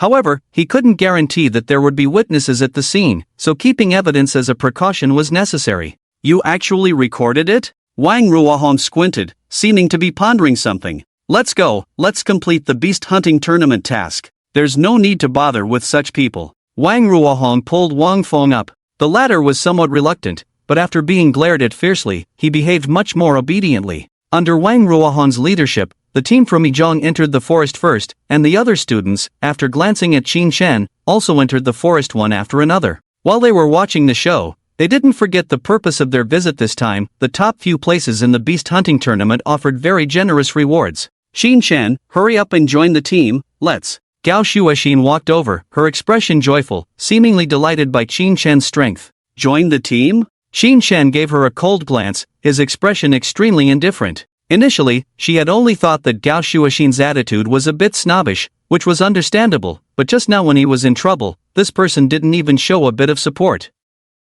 This behavior completely chilled Qin Shen's heart, and he naturally didn't want to have anything to do with her. He walked into the forest alone, not even sparing a glance back at those people. Seeing Qin Shen ignore Gao Shuoxin, Su Peng hurried over to console her. Shuoxin, you don't need to be polite to such a person. He's just relying on his current cultivation level, with no real future. Shut up! Gao Shuoxin turned her head and scolded angrily. If it weren't for you, none of this would have happened. Everyone fell silent at her words, and Su Peng's face turned even more embarrassed. Qin Shen entered the forest and found that the trees in the Stargate secret realm were much taller than those outside, towering dozens of meters high, with trunks that several people could embrace. I wonder how the beasts inside this Stargate differ from those outside. Qin Shen began to accelerate as he ran through the forest. Most of the beasts near the area where they entered had already been cleared out. If he wanted to hunt more, he had to head towards the outer edge. It is said that this secret realm is a large island, with some areas outside the island covered by seawater, but the sea area is already visible. Qin Shen recalled some information Lu Jiang had told him earlier, while also curious about the scenery at the edge of this secret realm. However, with his current cultivation level, even if this secret realm was miniature, it would take several days to cross it. At present, he could only stay inside for about 20 hours, so it was impossible to reach the seaside. Looking at the time on the communication device, Qin Shen had been running for over half an hour, and there should be beasts appearing in this area. Just as the thought crossed his mind, a rushing wind sound came from above his head. A fierce black shadow descended straight towards his head. Qin Shen didn't move an inch, instantly drawing the standard long knife from his waist and slashing towards the top of his head. Moments later, blood splattered, and a creature resembling a monkey appeared before his eyes. The cultivation level is probably around the 7th or 8th level of the Zero Order. Qin Shen glanced at the beast, then took a sampling needle from his pocket and inserted it into its heart. This was a device distributed to each student participating in the beast hunting tournament, used to record the number and strength of beasts they killed. After sampling, Qin Shen continued forward, encountering various types of beasts. These beasts were quite different from those outside, but they all exhibited some similar characteristics. In this Stargate secret realm, the ecology is actually similar to the outside world, and if the creatures born here look too bizarre, it's abnormal. However, Qin Shen has heard that many secret realms behind the Stargates are completely different from Earth, such as the famous large-scale secret realm, the Land of Buried Bones. It is a realm dominated by undead creatures, including monsters like skeleton people, undead, and zombies. They once invaded the 9 provinces, causing great casualties, but later a great emperor rose to sanctity, leading the 9 provinces' army to counter-invade this secret realm, exterminating thousands of undead creatures and ultimately conquering it completely. This SSS-level powerhouse is known as Lu. Among the saint-level powerhouses of the 9 provinces, he is the most skilled in combat. While Qin Shen walks in the forest killing various fierce beasts, on the other side, Wang Feng in a group speaks indignantly. Brother Wang, are we just going to let that Qin Shen go? Wang Ruohong's lips curl up, revealing a hint of sinister smile. Do you think someone who defies me, Wang Ruohong, will have a good end? Wang Ruohong twists his neck, then looks at a high school girl beside him. Alan, has your beast companion sensed the location of that guy? The high school girl opens her palm, a dark green butterfly resting on it, wings fluttering slightly. Brother Wang, he's about 5 kilometers southeast of us. Very good. Wang Ruohong shows a smug smile, and Wang Feng is also very excited. Brother Wang, are we going to beat that guy up? Seeing Wang Feng's eager look, Wang Ruohong shows a disdainful expression. Fool! If I wanted to beat him up, why would I only act now? He coldly rebukes Wang Feng, then continues. I want this guy either dead or disabled, don't forget, this is my territory. After he finishes speaking, everyone suddenly realizes that this is the Stargate secret realm contracted by the Mountain Deer Group, and the man in front of them is the group's young master. In this secret realm, there are not only ordinary beasts, but also many soldier-level monsters. I hope you can handle it. As Qin Shen kills one fierce beast after another, the number of energy points in his soul sea slowly increases. Although the increase each time is small, the quantity is substantial. With his current soldier-level strength, as long as the ordinary beasts do not come in hundreds or thousands at once, he is not afraid at all. Under the towering ancient trees, Qin Shen beheads a tree wolf beast with wooden spikes on its back, then skillfully takes out a sampling needle to record. That's the 20th one. Qin Shen wipes the blood off the long knife on the tree wolf fur, chanting in his heart. Although the monsters in this secret realm have been almost wiped out, there should be 1 or 2 left, and if I encounter them, killing them will secure my first place this time. Currently, besides him, there is only Wang Ruohong at the soldier level in the secret realm. If they compete for first place, it will be about who kills faster. But if he kills a soldier-level monster, it will be equivalent to Wang Ruohong killing 100.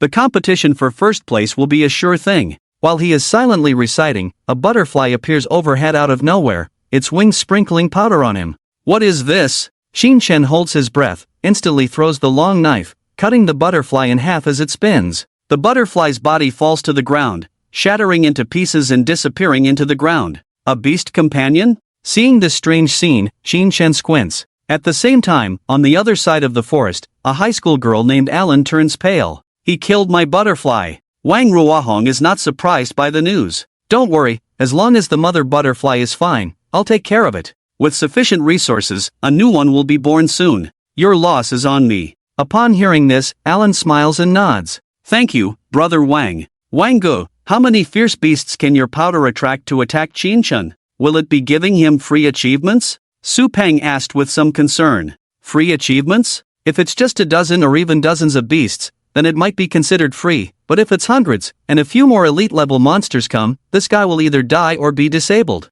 Wang Ruohong said with a malicious smile. He had no grudge against Qin Shen, but just because of a small friction, he was willing to push him to his death, showing no mercy. Wang Go, will we get into trouble if he dies here? High school student Alan asked, looking worried. Ha ha, if he dies in the mouth of a wild beast, what does it have to do with us? So many students die in the annual martial arts exam, have you seen anyone causing trouble? Su Peng chuckled. But this is a hunting beast competition, no one has died here before. If Qin Shen uses emergency communication at a critical moment, the teachers come in to save him, and then trace it back to us. Alan expressed her concerns, but Wang Ruohong confidently smiled. I mixed some random magnetic iron scraps in the powder I gave you. His communicator won't be able to send an emergency signal. By the time the beasts devour him completely, who can find out anything? Wang Ruohong licked his lips and smiled. A mediocre waste dares to compete with me for glory? This is your price. On the other side, the moment the powder was sprinkled on him, Qin Shen immediately took off his clothes and threw them far away,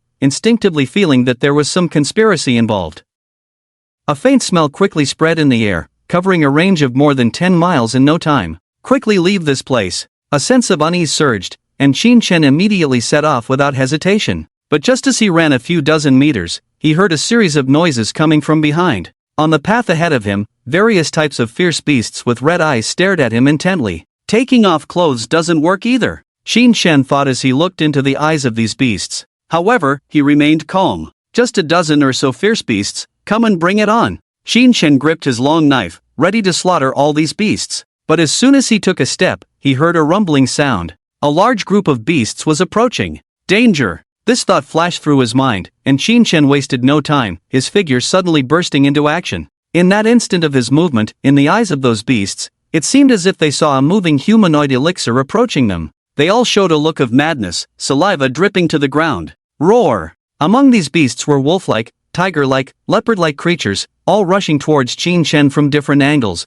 bearing their bloodthirsty fangs and looking particularly ferocious. Slash! Qin Shen raised his hand slightly, the blade shimmering, staining the sky red with blood. The bodies of the beasts were severed, either cut in half at the waist or falling to the ground, soaking the grass and trees, the blood flowing into small puddles. Just as Qin Shen had slain the beasts blocking his path, and before he could even catch his breath, he was shocked to find that pairs of blood-red eyes had already locked onto him from the shadows of the surrounding trees. Swallowing a mouthful of saliva, Qin Shen involuntarily tightened his grip on the long knife. The owners of those eyes revealed themselves, various large and ferocious beasts emerging. After a quick count, there were at least 100 of them, and more beasts were continuously rushing towards this direction. There's no escape. Qin Shen surveyed the scene and realized he was completely surrounded. Taking a deep breath, he pressed the communication device, only to find it malfunctioning. They really want to push me to my death. A surge of anger rose within him, knowing exactly who was behind this. Wang Ruohong, you want me dead, don't you? I won't fulfill your wish. Although Qin Shen knew that human hearts are treacherous, he couldn't believe that a high school student would stoop so low. Just a minor conflict and they wanted to kill him. Indeed, those who start companies and form groups are all no good. Even their descendants carry a malicious gene in their bones. Watching the beasts approaching him little by little, Qin Shen was furious but laughed in response.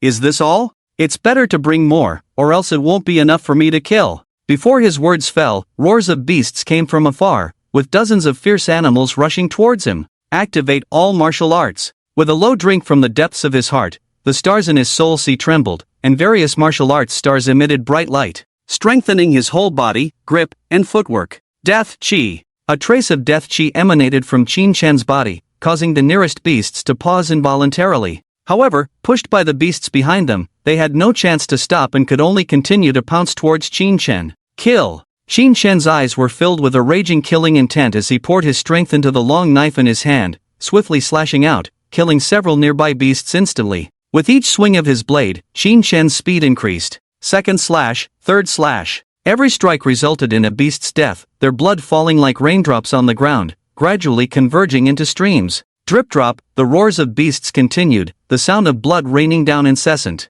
With every blink, numerous lives vanished, each death enhancing the death chi emanating from Qin Shen. Initially, the death chi was dormant, not obvious, but as the number of beasts killed rose, the death chi became visible, swirling around him like thick black smoke, making him appear like a demon from hell. 1, 2, 10, 20, 100. When Qin Shen's tally of slain beasts reached 100, the dense black death chi covered his entire body from head to toe, making it hard to even see his face. Meanwhile, the beasts surrounding Qin Shen continued to increase rather than decrease. Initially within a 10-mile radius, then 100 miles. The total number of beasts, including the dead, was no less than 300 and still rising. The thunderous commotion of their movements had already attracted the attention of many. The students participating in the beast hunting event hid in the trees, gaping as the beasts thundered towards a certain direction. Damn, who stirred up the beast's nest? Such a huge commotion. Oh my, let's quickly return the way we came. Better not provoke them. The instigator, Wang Ruohong, and others were also startled by the commotion. Wang, did we go too far with this? What's the big deal? The effect of the beast immortal powder is indeed beyond my expectations. With so many beasts, this kid probably won't even leave a speck behind. Wang Ruohong smirked, thinking of the treasures his father obtained from those mysterious individuals, this being just one of the most ordinary ones.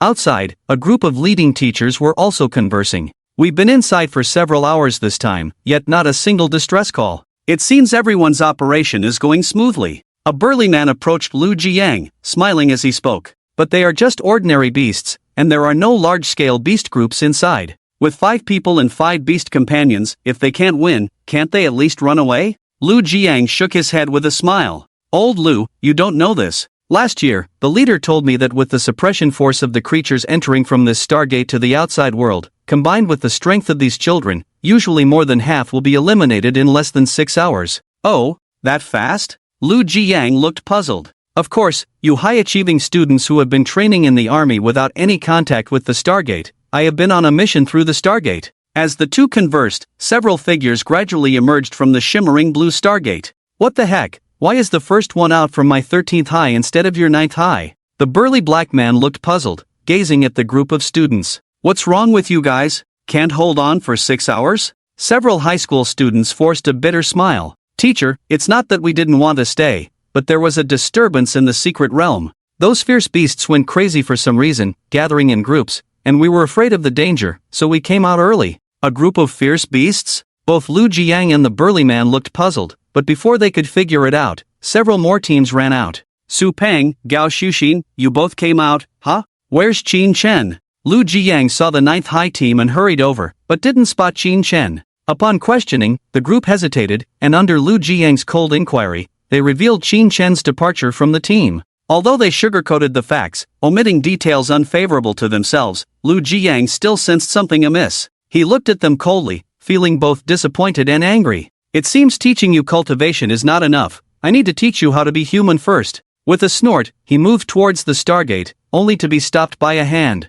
Teacher Lu seems to have forgotten the rules of the beast hunting competition. You can't enter without receiving a distress signal. The one who stopped Lu Jiang was the leading teacher from the first high, a fair-skinned young man. Lu Jiang frowned, casting a cold glance at the man. Old Lu, don't worry. If there was any danger, your student would have called for help already. Besides, there are still several high school students who haven't come out yet. The burly man approached, concerned about a conflict between Lu Jiang and the teacher named Li Xiao. After careful consideration, Lu Jiang thought, Qin Chen's strength is not bad among the students this time. He should be able to protect himself. His character is not impulsive, so if he dares to go alone, he must have confidence. After a moment of contemplation, Lu Jiang turned back. If Qin Chen was fine, forcing his way in would only affect Qin Chen's performance. Seeing Lu Jiang leave, Li Xiao showed a contemptuous expression. He was pleased to see any aspect where he could cause trouble for Lu Jiang. Back with the team, Lu Jiang severely reprimanded Su Peng and the others for abandoning their teammates on the battlefield,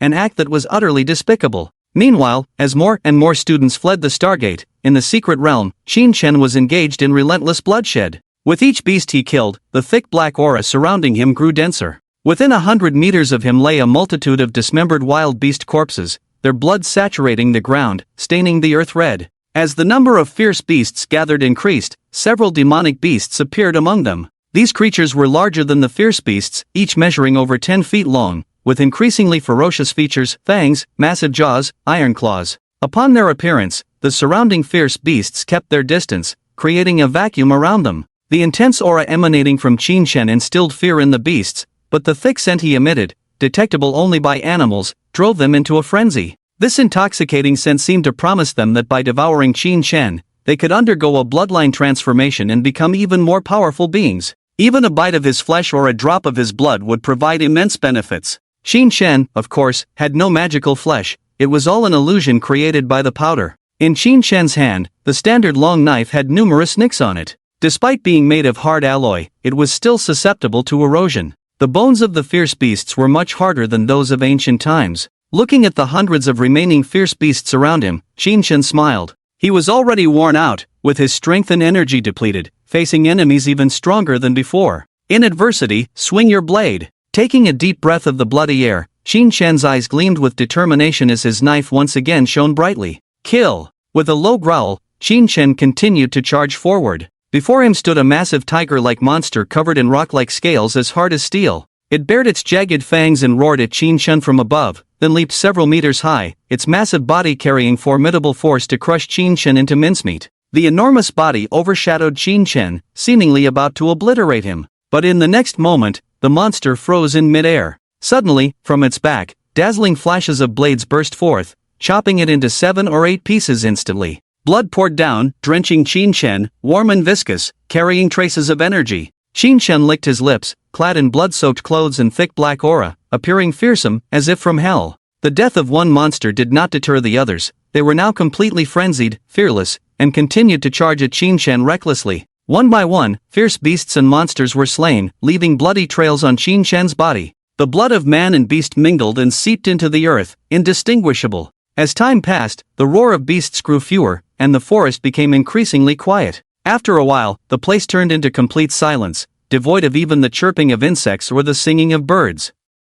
"Wanggu, why is it getting quieter over there?" In another part of the jungle, Wang Feng asked in confusion. "They must have finished feasting on Qin Shen's body, and the beasts have killed each other. Let's go and reap the benefits." Wang Ruohong smirked triumphantly. "Ha, Wanggu, that's a brilliant idea. Qin Shen probably never imagined that by fighting to the death, the beasts would become our spoils of war. Ha ha ha." The group laughed as they headed towards the area stained red with blood. Every inch of land, every tree trunk, every blade of grass here was dyed crimson. Various beast carcasses were scattered around, a sight that was both horrifying and awe-inspiring. Wanggu, did Qin Shen kill all of these?" Wang Feng's voice trembled, his words quivering. The scene was too shocking. Even the high school girl in the group was vomiting at the sight of the remains of hundreds of massive beasts. It's impossible for Qin Shen to have killed them all. With his strength, he could have taken down at most a few dozen. These are probably the result of the beasts killing each other, Wang Ruohong sneered.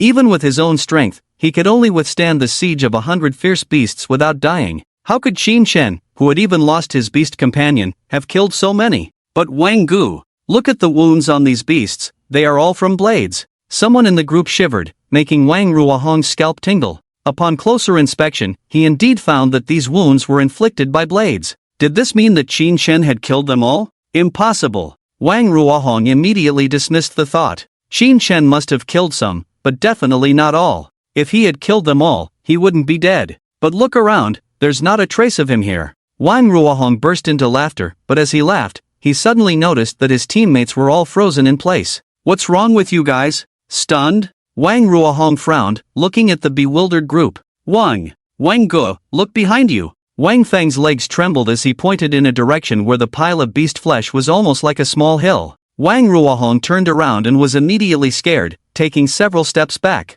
In the midst of the flesh and blood, a red figure slowly emerged, blood dripping continuously from his body, and a rolling black mist swirling around him incessantly. "You've come?" These 4 words sounded like a demon king's low chant, echoing in the minds of the group. "Ghost! A ghost!" The high school girl trembled in fear, her legs shaking, making the ground damp.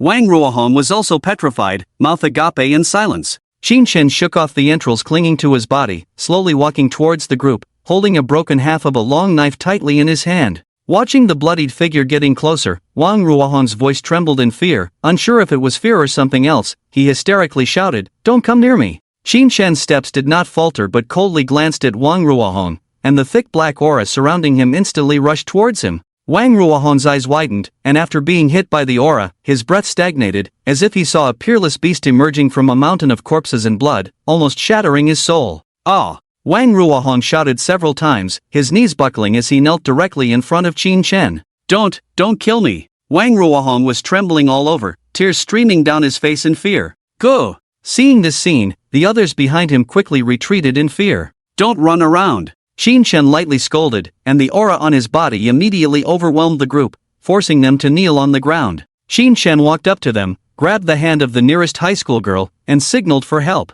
After doing this, a deep sense of exhaustion hit him to the core, almost making him faint. However, he didn't collapse but forced himself to sit down next to a large tree. At the same time, the leaders outside received the distress signal. "It's a student from No. 1 high school." Several teachers were surprised, never expecting a student from No. 1 high school to send a distress signal. If even the students from No. 1 high school were seeking help, the situation must be extremely dangerous. The teachers didn't dare delay and immediately rushed into the Stargate, with Li Xiao, the leader from No. 1 high school, at the forefront. Li Xiao's face was cold, filled with endless doubts. He never expected his students to ask for help. After all, among them was Wang Ruohong, who had reached the level of a soldier, and with his beast companion, even if they encountered 2 soldier-level monsters at the same time, they could either fight or escape, right? In his confusion, he quickly arrived at the scene. As a third-order commanding-level cultivator, their speed was already difficult for ordinary people to catch with the naked eye. What took ordinary students hours to travel was just a matter of minutes for them. As soon as Li Xiao set foot on the Crimson Land, he was stunned. Although he had seen more brutal situations, those were on real battlefields. This was just a small place for the martial arts high school students' trial. How could such a large-scale battle happen here? Not only him, but the teachers who followed were also dumbfounded. As they walked inside, they saw several students unharmed. However, they didn't understand why these students were all kneeling blankly on the ground, one of them even crying. Wang Ruohong, Wang Feng, what's going on with you? Li Xiao approached the two, pulling them up. Only then did the two come to their senses, and upon seeing Li Xiao's face, they were even more excited and burst into tears. Teacher, you're here, woo-woo. The two of them were crying uncontrollably, leaving the teachers even more puzzled. What they didn't know was that just now, these guys were struck by Qin Shen's aura, causing them to lose their minds and fall into an illusion, unable to distinguish reality from fantasy. If they had arrived a little later, these guys would probably have all turned into idiots. After all, Qin Shen had killed hundreds of fierce beasts, and the aura he now possessed was deadly to these ordinary and newly entered soldiers. Qin Shen. Lu Jiang came to Qin Shen's side and was shocked beyond measure when he saw his condition. It was only then that the teachers realized there was another person here. The blood-red figure had completely merged into the surroundings, drawing their attention away from the team from one middle school, so it was normal that they hadn't noticed him for a short time. This student, covered in blood, holding a long knife. A teacher exclaimed in surprise, and the rest of the teachers furrowed their brows, seeming to realize something. They quickly began to look around and compare. Lao Lu, these fierce beasts, no, there are also a dozen or so demon beasts, were all killed by one person. A burly man approached Lu Jiang and said in amazement. Lu Jiang had just fed Qin Shen a healing pill, and upon hearing the burly man's words, he also began to scan the area. After a moment, he too showed a look of shock. Could it be that all of these were killed by Qin Shen? Lu Jiang trembled as he spoke, but Li Xiao on the side just sneered. Here are 6 students, saying that your student killed them, aren't you afraid of laughing your teeth off? The burly man couldn't help but speak up upon hearing Li Xiao's words. Li Xiao, are you blind or pretending not to see? Qin Shen is covered in blood. How much blood do your students have on them? Do you really think they had a part in this? Li Xiao snorted coldly. It's impossible for this kid to have done it. With so many fierce beasts and demon beasts here, even a cultivator at the 5th level of the warrior rank would barely survive. Even in the great Zhou base city, there's such a genius, it's impossible for it to be someone from your 9th middle school. He patted Wang Ruohong's shoulder as he spoke, giving him a meaningful look. Wang Ruohong, did you kill these fierce beasts here? Wang Ruohong hesitated for a moment, looked at the still unconscious Qin Shen, then at Li Xiao, and nodded firmly. Yes, teacher. Li Xiao smiled with relief, then looked at everyone. The situation just now must have been Wang Ruohong seeing this kid being surrounded and almost killed by the fierce beasts, then stepping forward and killing them all. He thought this student was about to die, so he felt sad for him and cried. I believe you all saw it. Li Xiao said these words, and several teachers furrowed their brows. These words seemed to make some sense, otherwise it would be hard to explain Wang Ruohong's crying earlier. And with Wang Ruohong's 4-star talent, coupled with his beast companion, it seemed more likely that he could have done this. Li Xiao, are you talking nonsense with your eyes wide open? Lu Jiang couldn't help but curse directly. He looked at Qin Shen, whose clothes were torn and body covered in wounds, then at Wang Ruohong, who had no injuries on him and very little bloodstains, and couldn't help but chuckle. Why is it impossible for the situation to be that your student was scared to tears by the fierce beasts, while my student fought alone and saved them? Upon hearing Lu Jiang's words, Li Xiao burst into laughter. With the trash from your 9th middle school? You think you can save my student? You're just talking nonsense. The two of them were on the verge of a showdown, as if they were about to have a big fight. Seeing the two team leaders about to fight, the other teachers quickly stepped in to mediate. Lao Lu, Lao Li, don't be impulsive, everything will be clear once this child wakes up, right? Upon hearing this teacher's words, Li Xiao just chuckled coldly. No need to wait for this kid to wake up, the facts are right in front of us. If some people don't want to admit it, fine, let's prove it with strength. Li Xiao scanned the surroundings and then patted Wang Ruohong on the shoulder. Some people say that these fierce beasts were killed by his student. Well, when this kid recovers, we can let him challenge my student at any time. Wang Ruohong, what do you think? Wang Ruohong glanced at the unconscious Qin Shen, then at the look Li Xiao gave him, hesitated for a moment, and nodded. Teacher Li, I agree. Li Xiao laughed a few times and then left with the students from Yizhong. Meanwhile, Lu Jiang's face was cold as he walked away with Qin Shen on his back. Lao Lu, is this kid okay? The burly man glanced at the badly injured Qin Shen. Nothing serious, just some superficial wounds and a bit of excessive energy consumption. He'll be fine after some rest.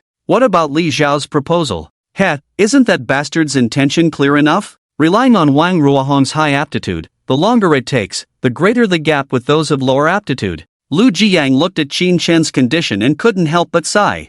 I never thought that Qin Shen, this kid, could actually break through the soldier rank, but with his aptitude, after his injuries heal, his cultivation will only fall far behind Wang Ruohong. The burly man also sighed. Let's ask this kid about his thoughts after he wakes up. Li Xiao, this bastard, is just too shameless. As the two conversed, they soon arrived outside the Stargate. Many students couldn't help but stare as they saw the bloodied Qin Shen. My goodness, this guy looks miserable. Is he still alive? He didn't die, did he? In previous beast hunts, at most, contestants were left disabled. If he died, it would be a record. Just as Lu Jiang and the others came out, a chubby man who seemed to be in charge of the plantation came up to them. Everyone, due to unforeseen circumstances, this beast hunt has ended early. However, fortunately, everyone has still hunted many fierce beasts, and rankings can still be determined. The chubby man scanned the crowd and continued speaking. Apart from some controversy over the first place, the other rankings are unaffected. Next, we will distribute prizes to the top 5 high school teams. After the chubby man finished speaking, he began to announce the list, with staff members handing out thick bonuses to the respective teams as he called out each name. Even the 5th place team received a bonus of 50,000, while the 2nd place team received 1 million. However, compared to the first place, these amounts were insignificant. It was said that the first place prize was a white-grade secret treasure worth over 10 million, plus a 3 million bonus, making it exceptionally generous. In previous beast hunts, the first place prize was at most a few million, but this time, it seemed that the rewards for each rank had multiplied significantly due to sponsorship from Shanlu Group. The first place this time is very special because, for special reasons, it is contested between Yizhong and Zhouzhong. As the words fell, the students who were unaware all exclaimed in surprise, completely puzzled by the situation. In their eyes, the first place rightfully belonged to Yizhong, and no one would object, but why did it involve the trailing Zhouzhong? Everyone, calm down.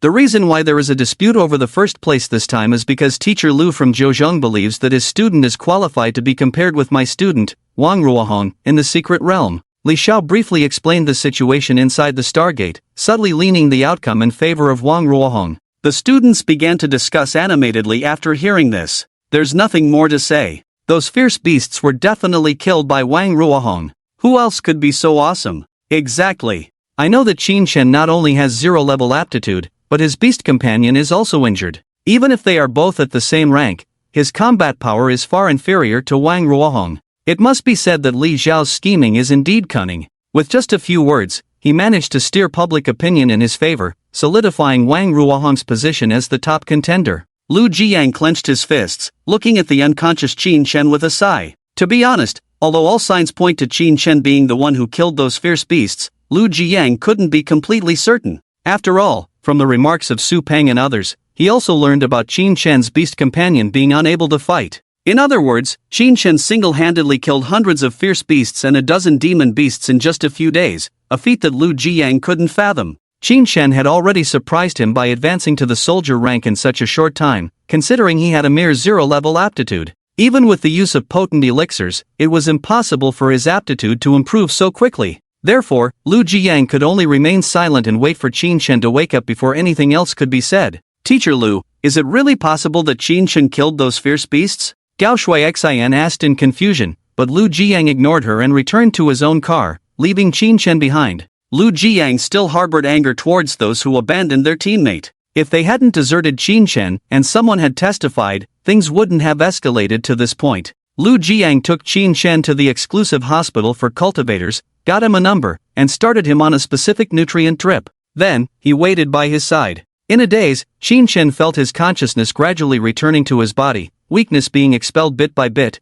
and his eyelids gaining some strength. As he opened his eyes, he saw the stubbled face of Lu Jiang. Oh, Teacher Lu. Qin Shen was inexplicably startled, gaining some extra strength. Anyone would be startled upon waking up to a burly man's face in front of them. Awake? Lu Jiang also came to his senses, smiling as he looked at Qin Shen. You've been unconscious for 3 days. Now that you're awake, tell me what happened before you passed out. 3 days? Why does it feel like just a few seconds to me? Qin Shen scratched his head, then looked at Lu Jiang. What's there to say? Anything worth mentioning? Lu Jiang teased Qin Shen. You, always pretending. You even broke through to the soldier rank without telling me. He recounted what happened to Qin Shen after he lost consciousness. After listening, Qin Shen fell silent for a moment, marveling at the shamelessness of that teacher named Li Xiao. To be honest, if he hadn't been short on energy at the time, he would have wanted to secretly kill Wang Ruohong and the others to erase all evidence. These people almost caused him to be devoured by beasts.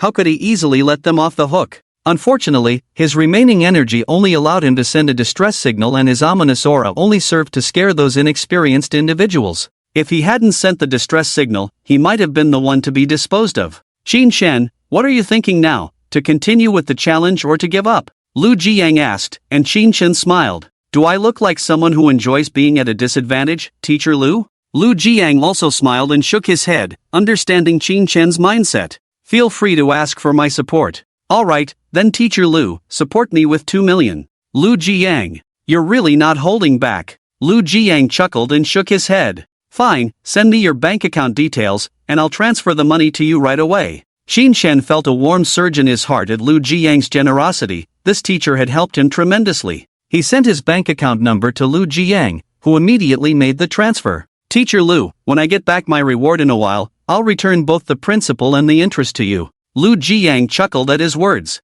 You're quite confident, kid. Right now, you don't have many advantages against Wang Ruohong, probably just in martial arts, but that guy might be using potions these days to speed up his breakthrough. By then, you'll be facing opponents several levels stronger than you. Qin Shen nodded but showed no fear. You rest well. I have to go back to class. This time, I have to teach them a lesson in ethics and morality. Lu Jiang, still angry, left the ward after speaking. After he left, Qin Shen picked up the phone placed in Lu Jiang's car before entering the Stargate. He then went to the cultivator shopping website and ordered nearly 20 bloodline crystal stones of wood and gold attributes. Next, it's time to strengthen your bloodline and find you a companion, Qin Shen silently thought as he looked at the resting Xiaoqing in his soul sea. 2 days later, Qin Shen left the hospital, received his package, bought a bunch of food, and arrived at a secluded corner of the resettlement area. Everywhere was littered with trash, and there were many stray cats and dogs. These two most intimate pets of the old era had been abandoned and eliminated with the advent of the era of beast control. Many strays had returned to the outskirts to regain their wildness, while some still remained in the city, relying on human leftovers for survival, much like mice inhabiting various corners. Meow meow. As soon as Qin Shen arrived, a large group of cats and dogs surrounded him, and he distributed the food from his bag to these little creatures. He had known these stray cats and dogs for over 2 years, ever since he arrived in the resettlement area. Perhaps out of mutual sympathy, he would come to feed them whenever he had time. The stray cats and dogs of this era were very clever. When receiving food from kind-hearted people, they wouldn't rush forward but patiently wait for the food to be placed in front of them. After distributing the food, Qin Shen scanned the stray cats and dogs and furrowed his brows. Where's Big White? Big White was the leader of the strays, named so because of its large size and snowy white fur. It was very affectionate. After Qin Shen fed it, it would drive away all the rats in the entire building, not letting those pests disturb Qin Shen. Every time Qin Shen came to feed them, Big White would be the first to greet him. This time, its absence was indeed suspicious. As if sensing Qin Shen's doubt, a stray cat rubbed against his leg and then walked towards a certain place. Qin Shen understood that the cat was leading him and followed quickly. Before long, he saw Big White lying in a tattered cardboard box, barely breathing. Its fur was dull, covered in sores, as if it had contracted a serious illness. Upon seeing Qin Shen's arrival, Big White weakly raised its head, meowed twice, and then fell back, powerless. It was on the verge of death. Big White. Qin Shen touched its head with pity and summoned Xiaoqing from his soul sea. With a loud bang, Xiaoqing's massive body left a deep mark on the ground, causing nearby cats and dogs to retreat in fear, emitting frightened cries. Don't be afraid. This is my beast companion, Qin Shen said to the cats and dogs, regardless of whether they understood him. Xiaoqing, quickly form a beast companion contract with Big White. Qin Shen ordered Xiaoqing, then turned to Big White. Big White, if you become my beast companion, you won't have to die. Don't be afraid later. He patted Big White's head, and it seemed to understand something, appearing very calm. Xiaoqing looked at Dubai, the narrow eye shining brightly, and a formation appeared around its body, with a small formation imprinted from above, surrounding Dubai. At the same time, information appeared in Qin Shen's mind. After Dubai fully accepted the contract, a master-servant connection was established between them. At the moment the contract was completed, a surge of power from heaven and earth flowed, then entered Dubai's body, purifying it. Its fur turned snow white again, and its body quickly recovered. Feeling its own changes, Dubai excitedly meowed and rubbed against Qin Shen with its furry little head. Alright, little one, congratulations on your rebirth. Qin Shen smiled, rubbing Debai's fur, eliciting a comfortable purr from the latter. Seeing the new companion being affectionate with Qin Shen, Xiaoqing felt a bit jealous and also rubbed against Qin Shen with its big head, pushing him back. Alright, you two must get along well from now on. Patting the two beast pets, Qin Shen stored them in his soul sea and then returned to his room. Opening a package, he looked at the pieces of bloodline crystal stones inside, then glanced at the over 1,000 energy points in his soul sea, unable to hide his smile.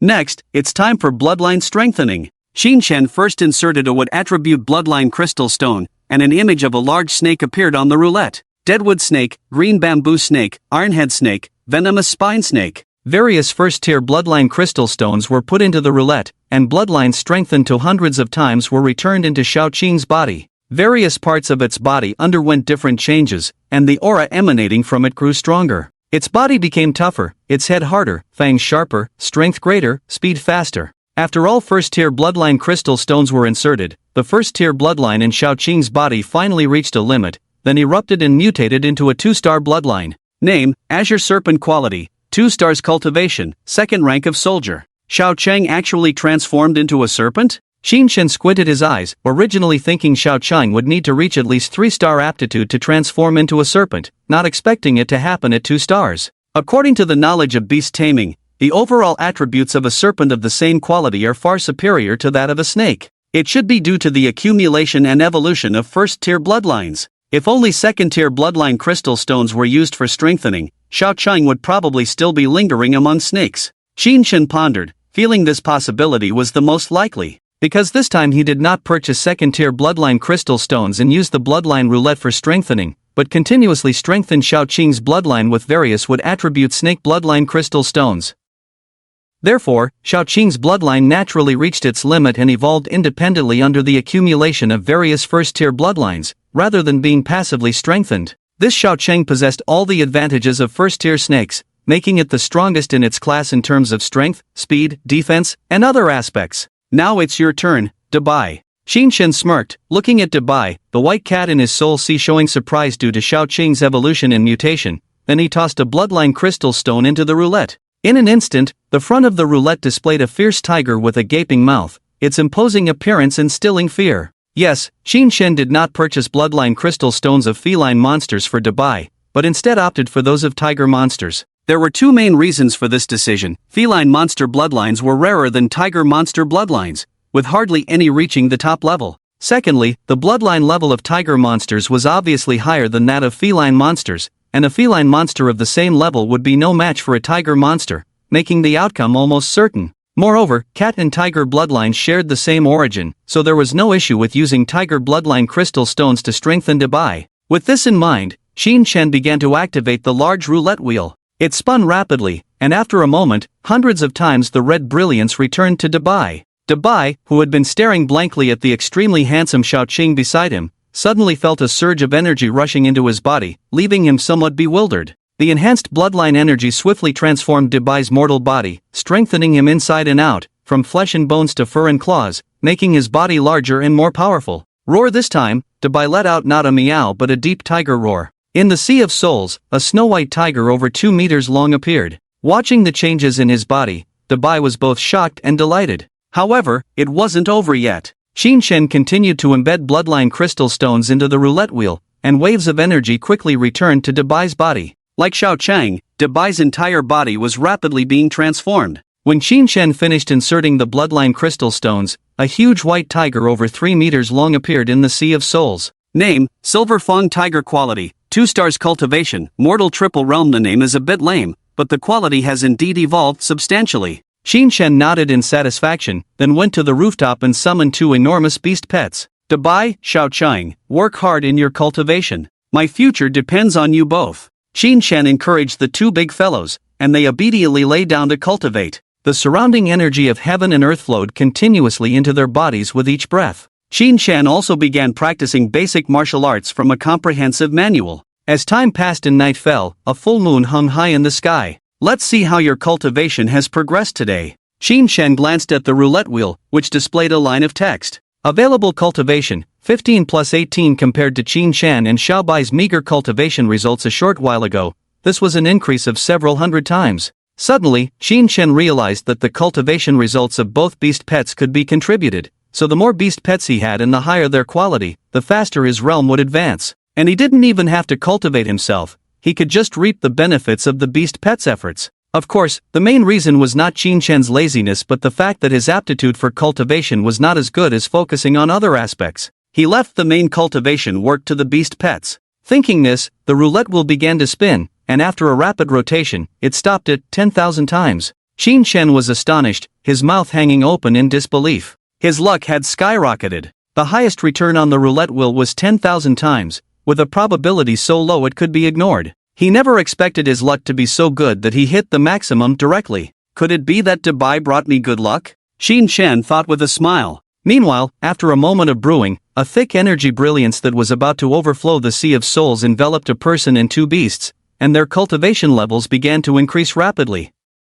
Qin Shen leaped from the first level of the warrior realm to the fourth, while Xiao Qing jumped from the second level to the fifth. Dubai, however, made the fastest progress, breaking through continuously from the mortal realm and stopping at the second level of the warrior realm. As his realm ascended, his aura also increased significantly, appearing more dominant. I hope my luck holds. I don't need a 10,000-fold return tomorrow, even a discount would be acceptable. Qin Shen muttered to himself with a wry smile. Although the return ability of this cultivation roulette wheel was somewhat buggy, it heavily relied on luck. Qin Shen's usual returns rarely exceeded 100-fold, and only occasionally reached 1,000-fold. However, with Dubai and Xiao Qing's basic aptitudes, even a 100-fold return would make them much stronger than those with 3-star aptitudes. 2 days from now is the time to duel with that guy. Seizing this opportunity, I'll integrate another martial art and also practice a martial skill. Qin Shen returned to his room, then searched on the cultivator's official website, and started browsing martial skills.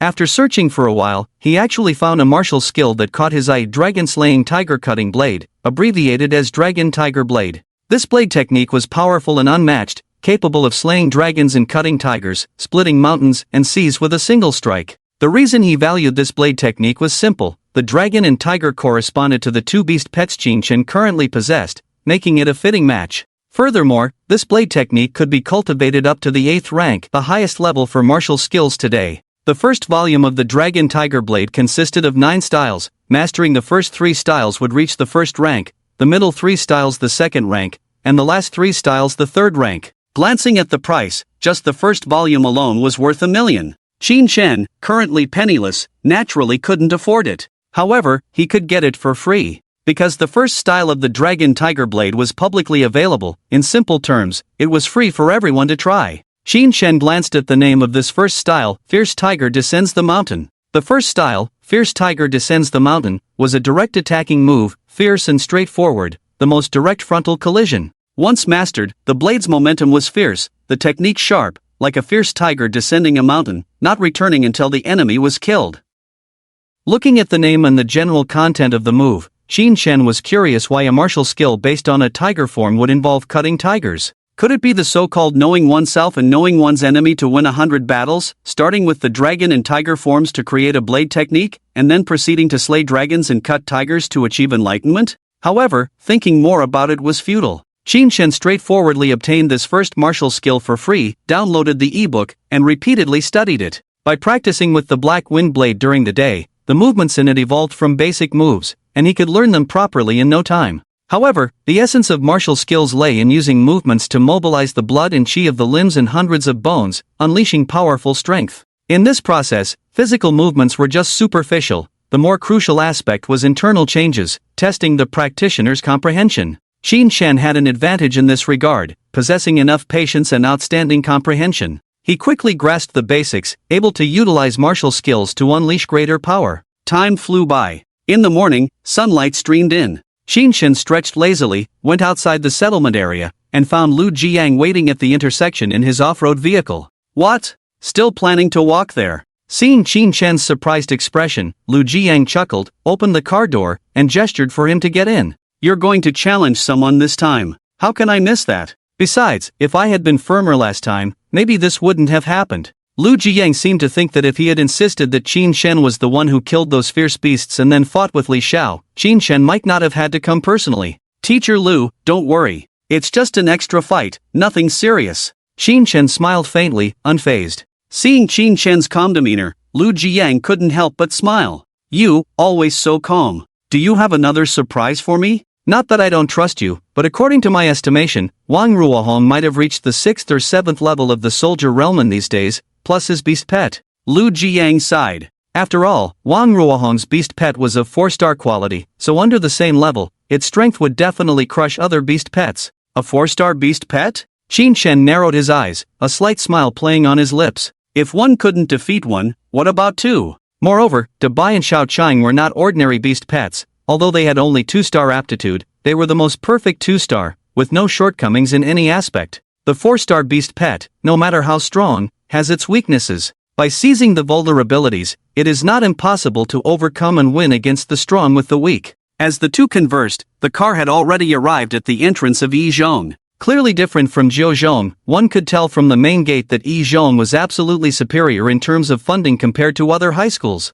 The towering tens of meters high marble arch bore several grand characters, Dezhou City's first high school. Showing his cultivator license, the security guard at the entrance respectfully let Lu Jiang pass, not daring to offend in the slightest. This was a powerful commanding cultivator, a well-known figure throughout Dezhou, whom no one would dare to provoke. Lu Jiang drove straight to the martial arts complex building of Yizhong, a building that covered hundreds of acres, equipped with various training facilities.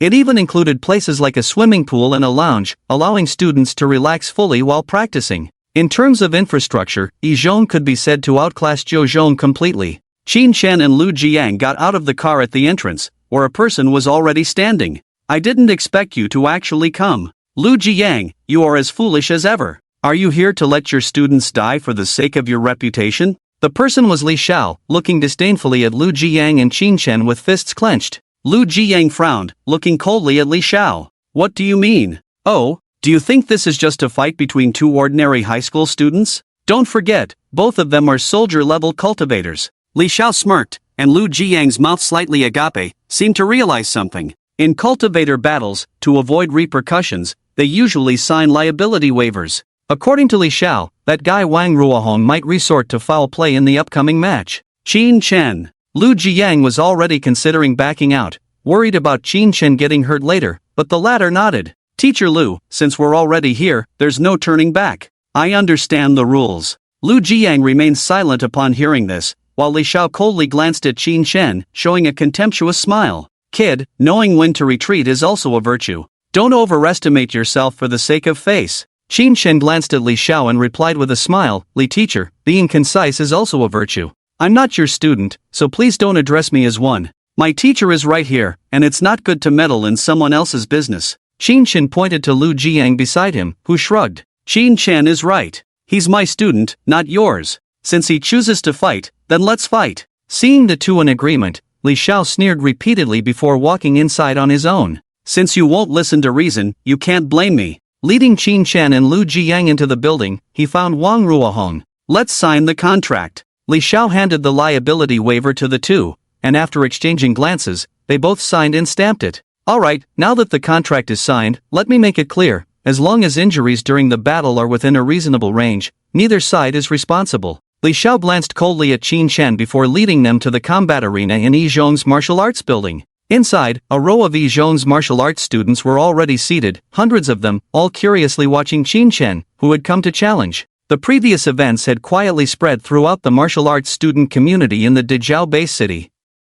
Most people sneered at this guy who dared to vie for the top spot with Wang Ruohong, a person who was said to have only mediocre talent, relying on reckless consumption of potions to barely break through to the soldier level. It was truly laughable. Don't joke around. What future can this kid have? Maybe this is his way of taking a chance. If he defeats Wang Ruohong, he will become famous in the Dezhou base city. The crowd discussed animatedly, and Wang Ruohong also looked coldly at Qin Chen, recalling the scene where he was scared to tears that day, feeling a surge of humiliation and anger in his heart. He clenched his fist, his eyes showing a hint of killing intent. In hindsight, he felt he had been careless. First, he was startled by the figure that suddenly emerged from the sea of blood and corpses, so he was unprepared. Then he was inexplicably shaken by something, his mind uncontrollably out of control. Wang Ruohong didn't know what technique Qin Chen used, but after asking Li Xiao, they investigated Qin Chen's information and learned that he practiced martial arts. Therefore, the two speculated that Wang Ruohong might have been mentally impacted by some kind of martial arts,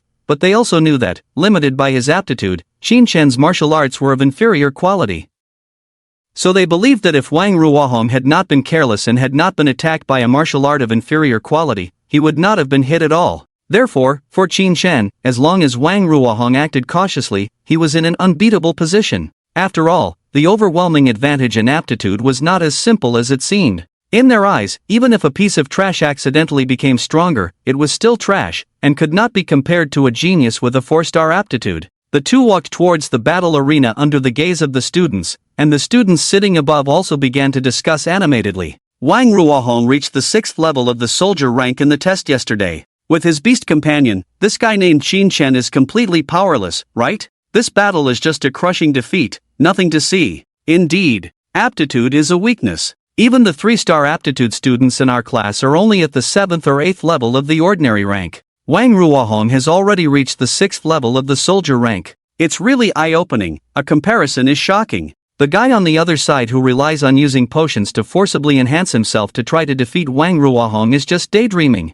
Doesn't he know that the combat power among different aptitudes of the same level is also different? Listening to the discussions of the crowd and looking at Qin Shen, Wang Ruohong couldn't help but smile and speak. Qin Shen, huh? I didn't expect that after saving you that day, you would not repay kindness but instead turn against me. Have you ever thought, with your strength, can you defeat so many fierce beasts and monsters? Wang Ruohong sighed repeatedly as if disappointed in Qin Shen's behavior. The stories circulating in Dazhao Base City these days are all about him, Wang Ruohong, fighting 100 beasts, saving a student from 9th middle school, and then that student forgetting his gratitude and wanting to compete with him for the first place in the beast hunting competition. Wang Ruohong was very clear about this story, he could even recite it backwards. After all, it was carefully crafted by him and Li Xiao. How could he not be familiar with it? To make others believe a false lie, one must first believe it themselves. Wang Ruohong obviously achieved this, he firmly believed that he was the first in the beast hunting competition. Qin Shen was somewhat taught a lesson by Wang Ruohong's actions. He now saw clearly that a person could be so despicable and vile. He was never hesitant to speculate about people with the greatest malice. After all, he had seen too much ugliness during his escape, but he still underestimated the shamelessness of certain people. You believed your own fabricated story first, well done. Qin Shen laughed, his tone full of mockery. It seems you still don't understand. Are the real facts really important? People only believe what they want to believe, that's reality. Wake up, you little piece of trash. Wang Ruohong gritted his teeth and muttered, although a few days ago he thought he might not be able to beat Qin Shen, but now he was completely different. With the qualifications of a 4-star and a vast amount of inexhaustible resources piled up, he ascended several realms in just a few days. This is what talent is about. With the assistance of resources, one can only soar higher, unlike trash like Qin Shen, who, even if disregarding everything, would at most be just a soldier level. Qin Shen did not get angry, instead, he found it extremely laughable. Each of them received a standard long knife, the same as those distributed in the beast hunting conference, and then entered the battlefield. Qin Shen, you have no hope this time. I won't be careless at all. Wang Ruohong's eyes were full of excitement as he waved his hand to the side, summoning a large red bird in midair. The appearance of the bird was similar to a hawk, with a wingspan of over 10 feet, its feathers hard, its beak and claws sharp, and a faint fiery aura swirling between its breaths. 4-star beast companion, Flame Feather Vulture. As soon as this beast companion appeared, it attracted everyone's attention. After all, it was one of the few 4-star beast companions in the entire Dazhao Base City. It was an existence that many people present could only dream of. Qin Shen, summon your beast companion before the battle, or else when the fight starts, you won't have a chance to make a move, hee hee. Wang Ruohong smirked arrogantly, looking at Qin Shen as if he were looking at an ant. Very well, as you wish. Qin Shen also waved his hand beside him, and the void began to ripple slightly. The onlookers also noticed something amiss as their gazes focused here. The ripples in the void were actually in two places. Roar hiss. After a moment, two huge beast companions suddenly appeared in the field. One was a cyan python with a body as thick as a bucket, and the other was a majestic white tiger. 2-star beast companion, Azure Serpent Python. 2-star beast companion, Silver Fang Tiger. The cries of the python and the roar of the tiger echoed throughout the battlefield, shocking everyone beyond measure. Regardless of how poor one's eyesight was, they could tell the strength of these two beast companions, soldier level. 2 soldier level beast companions, this strength was extraordinary. Lu Jiang, seeing the python and tiger in front of Qin Shen, was also stunned for a moment, then smiled knowingly. This kid is truly surprising. I didn't expect him to have signed another beast companion, and both have reached the soldier level. This made Lu Jiang, who had some doubts about Qin Shen's strength, more confident, but Li Xiao on the side sneered upon seeing this. So what if there are two soldier-level beast companions? Lu Jiang, why are you like those students with shallow knowledge? Don't you know that even at the same level, the difference can be significant? Li Xiao disdainfully glanced at Lu Jiang and continued speaking to himself. Look at the momentum of those two beast companions, both below the 6th level of the soldier level. Without a doubt, their qualifications are inferior to the 4-star, these useless beast companions. Even if a few more come, there's nothing worth being surprised about. Although Li Xiao's words were harsh, Lu Jiang had to admit that he was right. Even though they were both soldier-level beast companions, the flame feather vulture not only surpassed the python and tiger in qualifications but also in cultivation realm. Although it was 2 against 1, the flame feather vulture had nothing to fear. Below, 2 beast companions? Heh, is that your reliance? If so, then unfortunately, you will undoubtedly lose this time. Seeing Qin Shen summon 2 beast companions, Wang Ruohong was not worried at all. Instead, he became even more composed. Previously, he was somewhat concerned that Qin Shen had some trump cards, but now it seemed that it was nothing more than this. Alright, no more nonsense. I declare the match to begin. Li Xiao's voice from above resonated throughout the arena, and the 2 below, upon hearing it, turned their gazes towards each other. Qin Shen, perish! Wang Ruohong shouted angrily in his heart, then commanded the flame feather vulture to attack.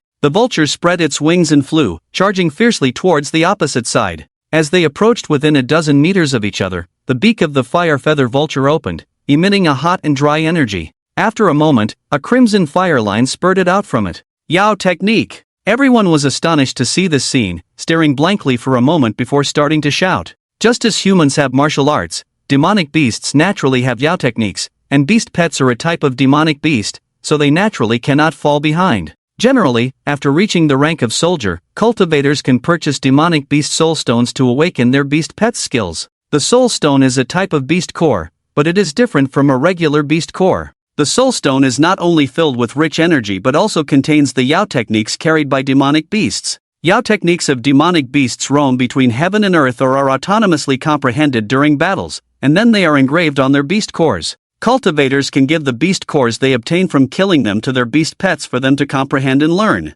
This process takes time and also requires a certain talent. Wang Ruohong had reached the rank of soldier for some time now, and being wealthy, he definitely purchased soul stones at the first opportunity to let his beast pet learn. Coincidentally, just yesterday, the fire feather vulture completely comprehended a Yao technique, Fireline Jet. Although the name doesn't sound pleasant, its power is undeniably strong. He tested the power of this fire line and found that it could directly melt ordinary steel. If this were to spray on a person, even if they didn't die, they would suffer severe burns, forever accompanied by a sickbed. This was also Wang Ruohong's idea, to strike with full force at the first opportunity, not giving Qin Shen a chance to react, and also giving himself an excuse for exoneration afterward. Generally, in battles between cultivators, as long as they do not intentionally harm their opponents, they will not be held accountable. Otherwise, even if they signed an exoneration agreement, if they intentionally harm others despite being able to win without causing harm, they will also be punished. Now is the era of all people fighting against Stargate demonic beasts, and all internal conflicts are restricted by the authorities.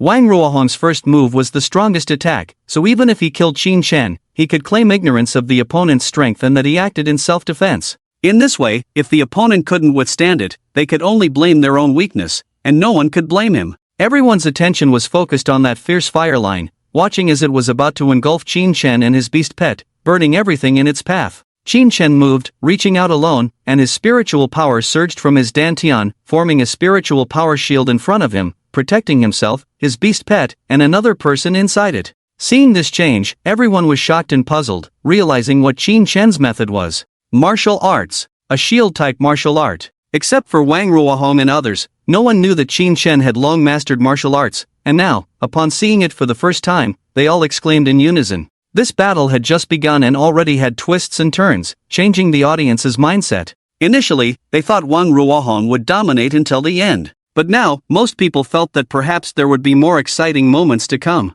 Martial arts? Ha, just a mediocre martial art. Let's see how long you can hold on. Wang Ruohong sneered, commanding the fire feather vulture to increase its attack intensity. The spiritual power in Qin Chen's dantian was continuously depleting, and the spiritual power shield was rapidly being eroded. It seemed like it wouldn't hold up much longer before completely shattering. Seeing this, everyone couldn't help but sweat for Qin Chen. If the spiritual power shield shattered, Qin Chen would inevitably suffer burns or even be burned to death. Of course, this was under the assumption that Qin Chen remained motionless, which was clearly impossible. At the first moment he blocked the fireline attack, he had already commanded Xiao Chang and Debai to charge towards Wang Ruohong. As the saying goes, attack where it's weak. The moment the two beast pets charged towards Wang Ruohong, the fire feather vulture stopped the fireline jet and turned to intercept them. Where do you think you're running to? A low chuckle sounded. Qin Chen lifted his steel knife, leaped up fiercely, and slashed towards the fire feather vulture. If they were outside, the fire feather vulture could use its flying advantage to dodge around and evade Qin Chen's attacks,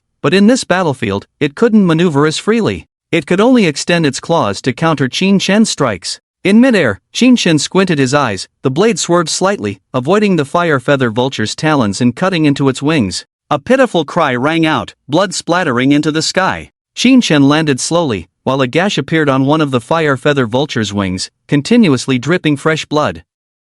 Qin Chen actually managed to injure the fire feather vulture. Impressive, impressive. Just now, his reaction was too timely, his counterattack seemed effortless, showing a wealth of combat experience. A student with keen eyes marveled, as if noticing a small detail in Qin Chen's moves. Ha, what's all the fuss about? It's just luck. He's just a high school student. Where would he get such rich combat experience? A student supporting Wang Ruohong sneered, dismissing the previous person's response. Is that so? Then look at Wang Ruohong's response. Can't you see the difference? The student adjusted his glasses, pointing below at Wang Ruohong facing two opponents alone.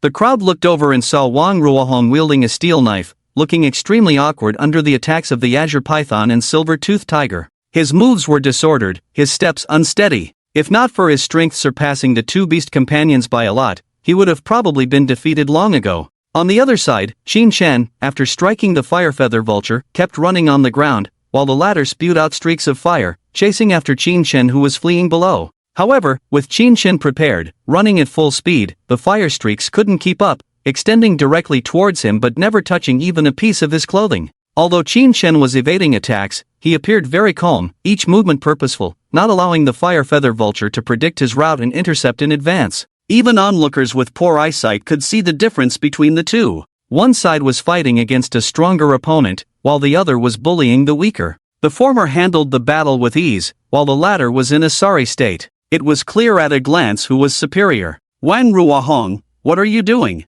Two trashy beast companions have beaten you like this. Li Xiao on the viewing platform above roared in anger, clearly dissatisfied with the situation. Ha, Li Xiao, spectators are not allowed to interfere in the arena. Even children know the rules, don't you? Lu Jiang found an opportunity to mock, not missing the chance. Hearing this, Li Xiao fell silent, his face turning even more grim. Upon hearing Li Xiao's reprimand, Wang Ruohong's face flushed with embarrassment. He clenched his teeth, recalling his usual training methods. His talent was decent, and he quickly adjusted his state, gradually gaining the upper hand and turning the tide. It's just two low-level beast companions, why are they so difficult to deal with? Wang Ruohong managed to turn the situation around partially but was increasingly shocked, because he realized that these two beast companions did not possess the abilities typical of low-level ones, and in some aspects, they even surpassed his fire feather vulture, such as defense, strength. But judging from the bloodline fluctuations during the battle, their level clearly hadn't reached 4 stars, not even 3 stars.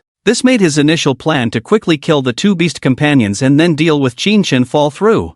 I don't believe you can hold on for long under the fire feather vulture's attacks. Wang Ruohong gritted his teeth as he struck at the python and tiger, while watching Qin Chen continuously fleeing on the other side, thinking to himself, the fire feather vulture's strength far exceeded Qin Chen's, so as time passed, victory would surely be his. What Wang Ruohong didn't know was that Qin Chen, fleeing as he was thinking the same thing. He did not notice that as time passed, the attacks of the fire feather eagle became weaker and weaker. A dense black aura lingered around the already healed wound, continuously eroding the spirit and vitality of the fire feather eagle from the inside out. On the other hand, Qin Chen's consumption was almost negligible due to the feedback effect, making this one-on-one battle much simpler compared to his previous one against hundreds. Can't keep up already? In the corner of his eye, Qin Shen caught sight of the fire feather eagle stumbling in midair, filling his heart with joy. Moving swiftly, he positioned himself beneath the fire feather eagle, then stomped the ground fiercely, leaping 10 meters high and slashing down with a steel blade. Descending Tiger Strike. The steel blade carried unparalleled ferocity, like a fierce tiger descending a mountain, creating a gust of wind before the blade fell. Sensing the power of this strike, the fire feather eagle let out a screech and extended its iron-like claws in an attempt to block the attack. Unfortunately, this strike was different from the previous one and was not something it could intercept. Clang! The sound of metal clashing echoed as the steel blade met the claws, sparking a shower of sparks. Subsequently, amidst the mix of blood and blade light, Qin Shen's steel blade snapped into two pieces, leaving only the hilt in his hand. The fire feather eagle, with half of its body connected to the claws, bore a gruesome and terrifying wound, with blood mixed with entrails splattered across the battlefield. This scene shocked the onlookers into silence, leaving them dumbfounded for a while. The first to react was Li Xiao, who gritted his teeth and roared, "I concede." He quickly leaped down, took out a bottle of potion, and sprinkled it on the fire feather eagle to stop its injuries. If he had been a moment slower, this beast companion might have died directly, and Wang Ruohong would have become someone without a life-bound beast companion. Seeing the sorry state of his beast companion, Wang Ruohong clenched his fists, his eyes filled with resentment as he glared at Qin Shen. "Qin Shen, I won't let you off the hook." He retracted the fire feather eagle into the Soul Sea space, glaring at Qin Shen with clenched teeth. "What, you want to fight again? Or shall we fight without our beast companions?" In response to this provocation, Qin Shen did not remain silent but instead smiled faintly. You, afraid? If not, then shut up." Qin Shen's angry shout made Wang Ruohong tremble all over, his mouth agape, unsure of what to say. "You won this time, but next time, it's not a certainty." Li Xiao looked at Qin Shen with a cold expression, speaking each word deliberately. "With his talent, the longer it goes, the further you will be left behind. The future of someone like you can be seen at a glance, but he can go even further than you."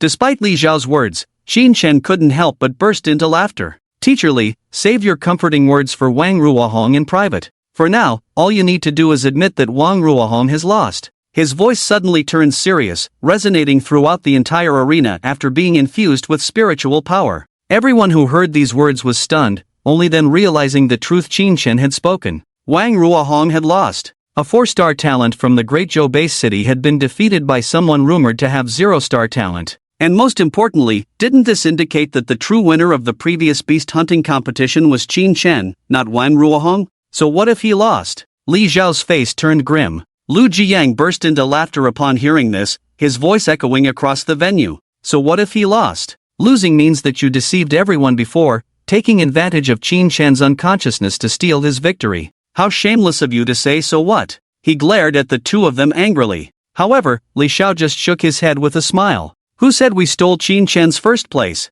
This first place originally belonged to Wang Ruohong. Qin Shen may have defeated Wang Ruohong now, but it doesn't prove that the previous beast hunting competition's first place was his." Upon hearing this, Lu Jiang suddenly felt stunned, then quickly realized that he had been deceived by Li Xiao, this despicable person. From the beginning, in the minds of everyone, he had firmly established Wang Ruohong as the first in the beast hunting conference. The recent competition had turned into Qin Shen challenging him out of dissatisfaction. Even if he succeeded in the challenge, it would only prove that Qin Shen was currently stronger than Wang Ruohong, not that Qin Shen had been the first before. It may sound convoluted, but it's actually quite simple. After this defeat, Li Xiao and his group would spread rumors that Qin Shen recklessly used drugs to enhance his strength and luckily defeated Wang Ruohong. After all, most people are not aware of the specific facts, and under the propaganda of Shanlu Group, the same result would only be packaged to favor Wang Ruohong rather than Qin Shen. Thinking of this, Lu Jiang was filled with anger, but before he could erupt, he was stopped by Qin Shen.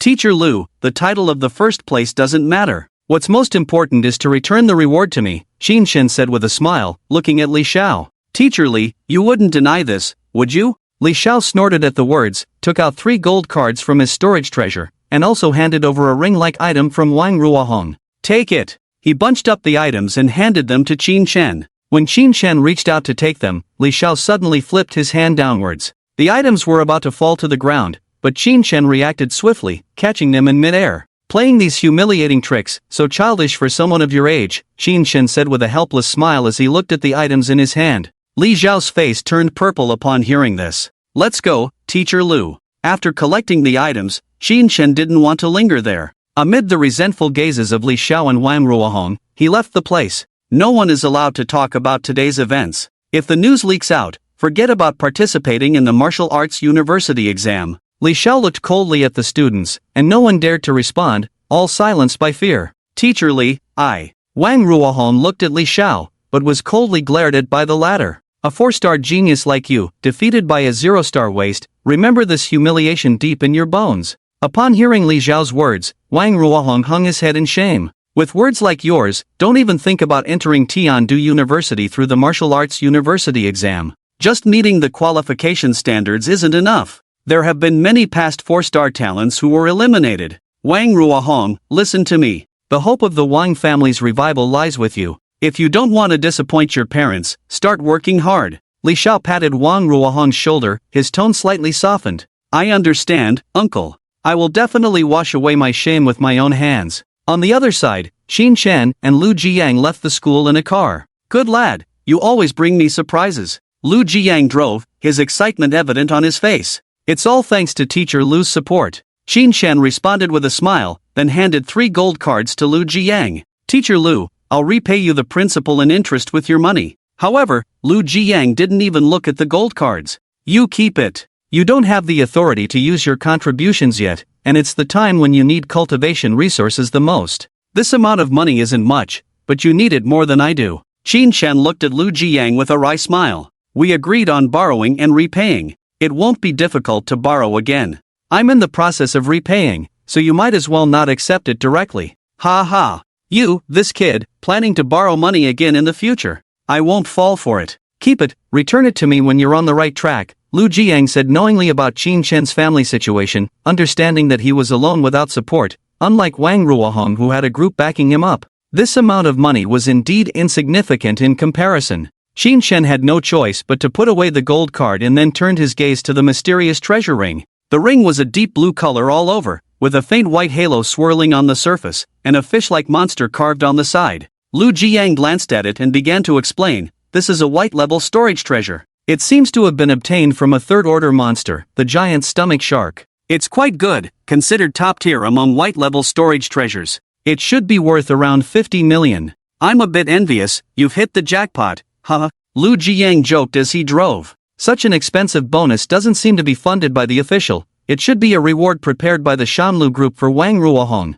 You've intercepted it this time. Hearing the term Shanlu Group, Xin Chen recalled a scene from that day. After some thought, he decided to confide in Lu Jiang. Of course, he selectively omitted some facts about himself that had been processed by Lu Jiang. Upon hearing Xin Chen's words, Lu Jiang furrowed his brows. Don't tell anyone else about this matter. Be careful not to get yourself into trouble. Don't worry, Teacher Lu, I haven't told anyone else. That's good. Lu Jiang parked the car by the roadside, scanned the surroundings, and then spoke solemnly to Xin Chen. The Shanlu Group is very powerful in Dazhou Bay City, ranking among the top 3 in the business sector. They have collaborated on several projects with the authorities in recent years. If there's really a problem with them, it means that some worms may have infiltrated the official ranks in Dazhou. Lu Jiang narrowed his eyes. This is no small matter, it could have far-reaching consequences. I will confidentially report this to General Tsanyan and ensure it doesn't cause you trouble. Upon hearing Lu Jiang's words, Xin Chen raised an eyebrow. Teacher Lu knows General Tsanyan? What? Are you a fan of the general? Lu Jiang teased. Since the general had single-handedly defeated the core members of the defunct organization from Dongying, he had gained some fame online. Seeing Xin Chen's expression, Lu Jiang naturally assumed he was a fan. Ha, I admire every general who dedicates themselves to the country. Xin Chen responded with a smile. General Tsanyan was my instructor when I enlisted, so of course, I know him. Lu Jiang also smiled in response. Xin Chen knew that instructors like Lu Jiang were military personnel, tasked with training martial students as part of the official distribution. It was a good choice to join the military if Xin Chen didn't carry the secret of the roulette. Individuals with Lu Jiang's qualifications usually spend a few years at the military academy before joining the army, either being deployed to the front lines or stationed in major base cities. Regardless, they all served the country. After a brief conversation, Xin Chen requested to leave the school. Lu Jiang listened and let out a long sigh. He didn't stop Xin Chen because he knew Xin Chen's qualifications were a hindrance. Not to mention the martial university, even enlisting in the army had qualification requirements. It wasn't that those with lower qualifications couldn't become strong, but the resources required to cultivate strong abilities varied. The higher the qualifications, the fewer resources were needed to reach the same level, and the faster the cultivation process. With limited national resources, it was natural to select the best candidates. Qin Shen couldn't argue with that. After all, if it weren't for the country, he would have perished in the mouth of a monster several years ago. Since you've made your decision to become a free cultivator, I have nothing more to say. I just hope that on your future path, you'll keep your wits about you. Sometimes, humans can be more terrifying than monsters. Lu Jiang seemed to recall something and earnestly advised Qin Shen. Thank you, teacher. I understand. Qin Shen nodded, and Lu Jiang drove him back home. Looking at the small house where he had lived for several years, Qin Shen felt a touch of melancholy in his heart. Since he had become a free cultivator, he could no longer stay here. Free cultivators had no home. Their home was the entire world. After tidying up a few things and storing them in his treasure, which had a space of hundreds of cubic feet, Qin Shen could place things as he pleased. After finishing the cleanup, Qin Shen found that Lu Jiang had sent him a document. Essential Knowledge for Free Cultivators? Reading the title, Qin Shen opened it and carefully read through it. It contained various useful and practical knowledge that greatly benefited Qin Shen. It seems like the first thing to do tomorrow is to register at the Beast Palace, and then, after planning his schedule, Qin Shen continued his usual routine of cultivation and rest. The next day, Qin Shen took a car to the Beast Palace. This was a basic official facility that every base city had, responsible for all services related to cultivators. Qin Shen inquired at the front desk and was directed to an office where a middle-aged woman sat. Seeing Qin Shen so young, she couldn't help but look puzzled. Young man, this is the registration place for free cultivators, are you? Qin Shen nodded, smiling in response. I'm here to register as a free cultivator. The woman was somewhat surprised but quickly composed herself, took out a detector to check Qin Shen's cultivation level, and then began inputting various information into the computer. She didn't ask why someone so young like Qin Shen didn't take the martial arts exam but chose to become a free cultivator. As a professional staff member, she knew what to ask and what not to ask. After a while, Qin Shen received his cultivator certificate, similar to an identity card for ordinary people, which would be very useful in the future as cultivators needed it to enter the Stargate for hunting. After handling some matters in various departments, Qin Shen left the Beast Palace. Looking at the sky outside now, Qin Shen suddenly felt that everything was somewhat different. It felt like graduating from school and stepping into society, a mix of excitement and melancholy. After finishing things here, Qin Shen went to Zhouzhou Middle School to complete the withdrawal process. As he walked out of the school gate, he saw Lu Jiang smoking nearby, smiling at him. Qin Shen walked over to Lu Jiang, who exhaled smoke and asked slowly, "What are your plans next?" "I'll settle in a city with a Stargate development for a while." Qin Shen shrugged. Stargates of various sizes would randomly appear everywhere, and generally, the secret realms behind micro and small Stargates were a boon for the 9 provinces. However, no matter the type of Stargate, they contained various kinds of demonic beasts. The official forces of the 9 provinces were stationed at the front lines of the fallen areas and large Stargates, so they had to rely on private forces. Hearing Qin Shen's answer, Lu Jiang nodded and handed him a card. Go to Fengqing Base City. A micro Stargate has just appeared there, and many free cultivators from various base cities are rushing there. I happen to know someone with a mercenary group over there. You can. Teacher, I'm not keen on joining any organization for now, but I can go to Fengqing. Qin Shen politely declined Lu Jiang's suggestion, who smiled helplessly.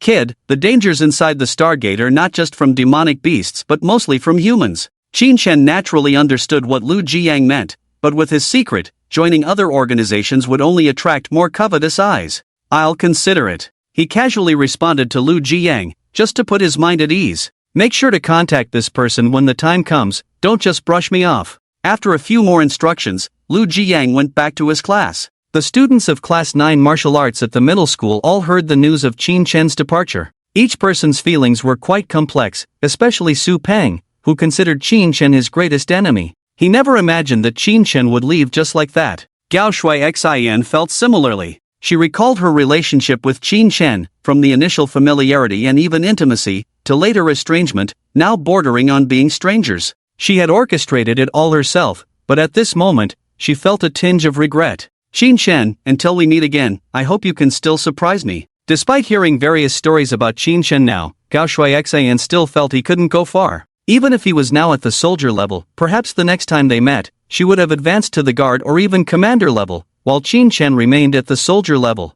Forever a soldier. The news of Qin Chen dropping out of school also reached Wang Ruohong and Li Xiao, who immediately dispatched their subordinates to monitor Qin Chen's movements. I didn't expect this kid to dig his own grave. You don't need to seek revenge on him anymore. Since he has become a free cultivator, send a team from the group to track which Stargate he enters and kill him inside. Li Xiao spoke grimly, and Wang Ruohong nodded. This way, I don't have to waste any more time on this guy. Not killing him is hard to ease my hatred. I'll focus on studying from now on. A few days later. Feng City. This was a second-tier base city, although only one level below the Great Zhao base city. Its scale was several times larger, and the overall strength of the cultivators was significantly stronger. Qin Chen casually found a hotel to stay in, then opened his phone to log into the cultivator website to check. The Stargate will open at 8 o'clock tomorrow morning, need to arrive an hour early. He carefully searched for information about this Stargate mystery on various forums and summarized the useful information.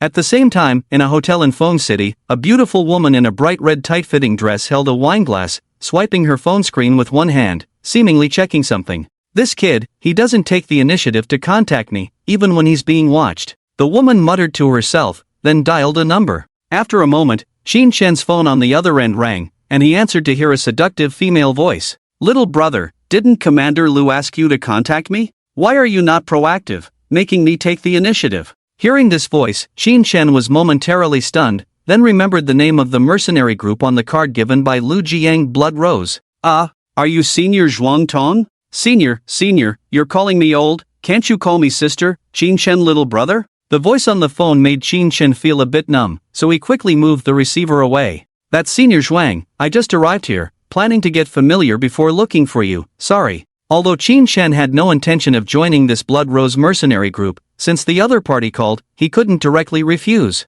After all, it was a team recommended by Lu Jiang, so they meant well. Is that so? But according to Commander Lu, Qin Chen little brother doesn't seem to want to join my mercenary group at all? Qin Chen remained silent for a moment, unsure how to respond.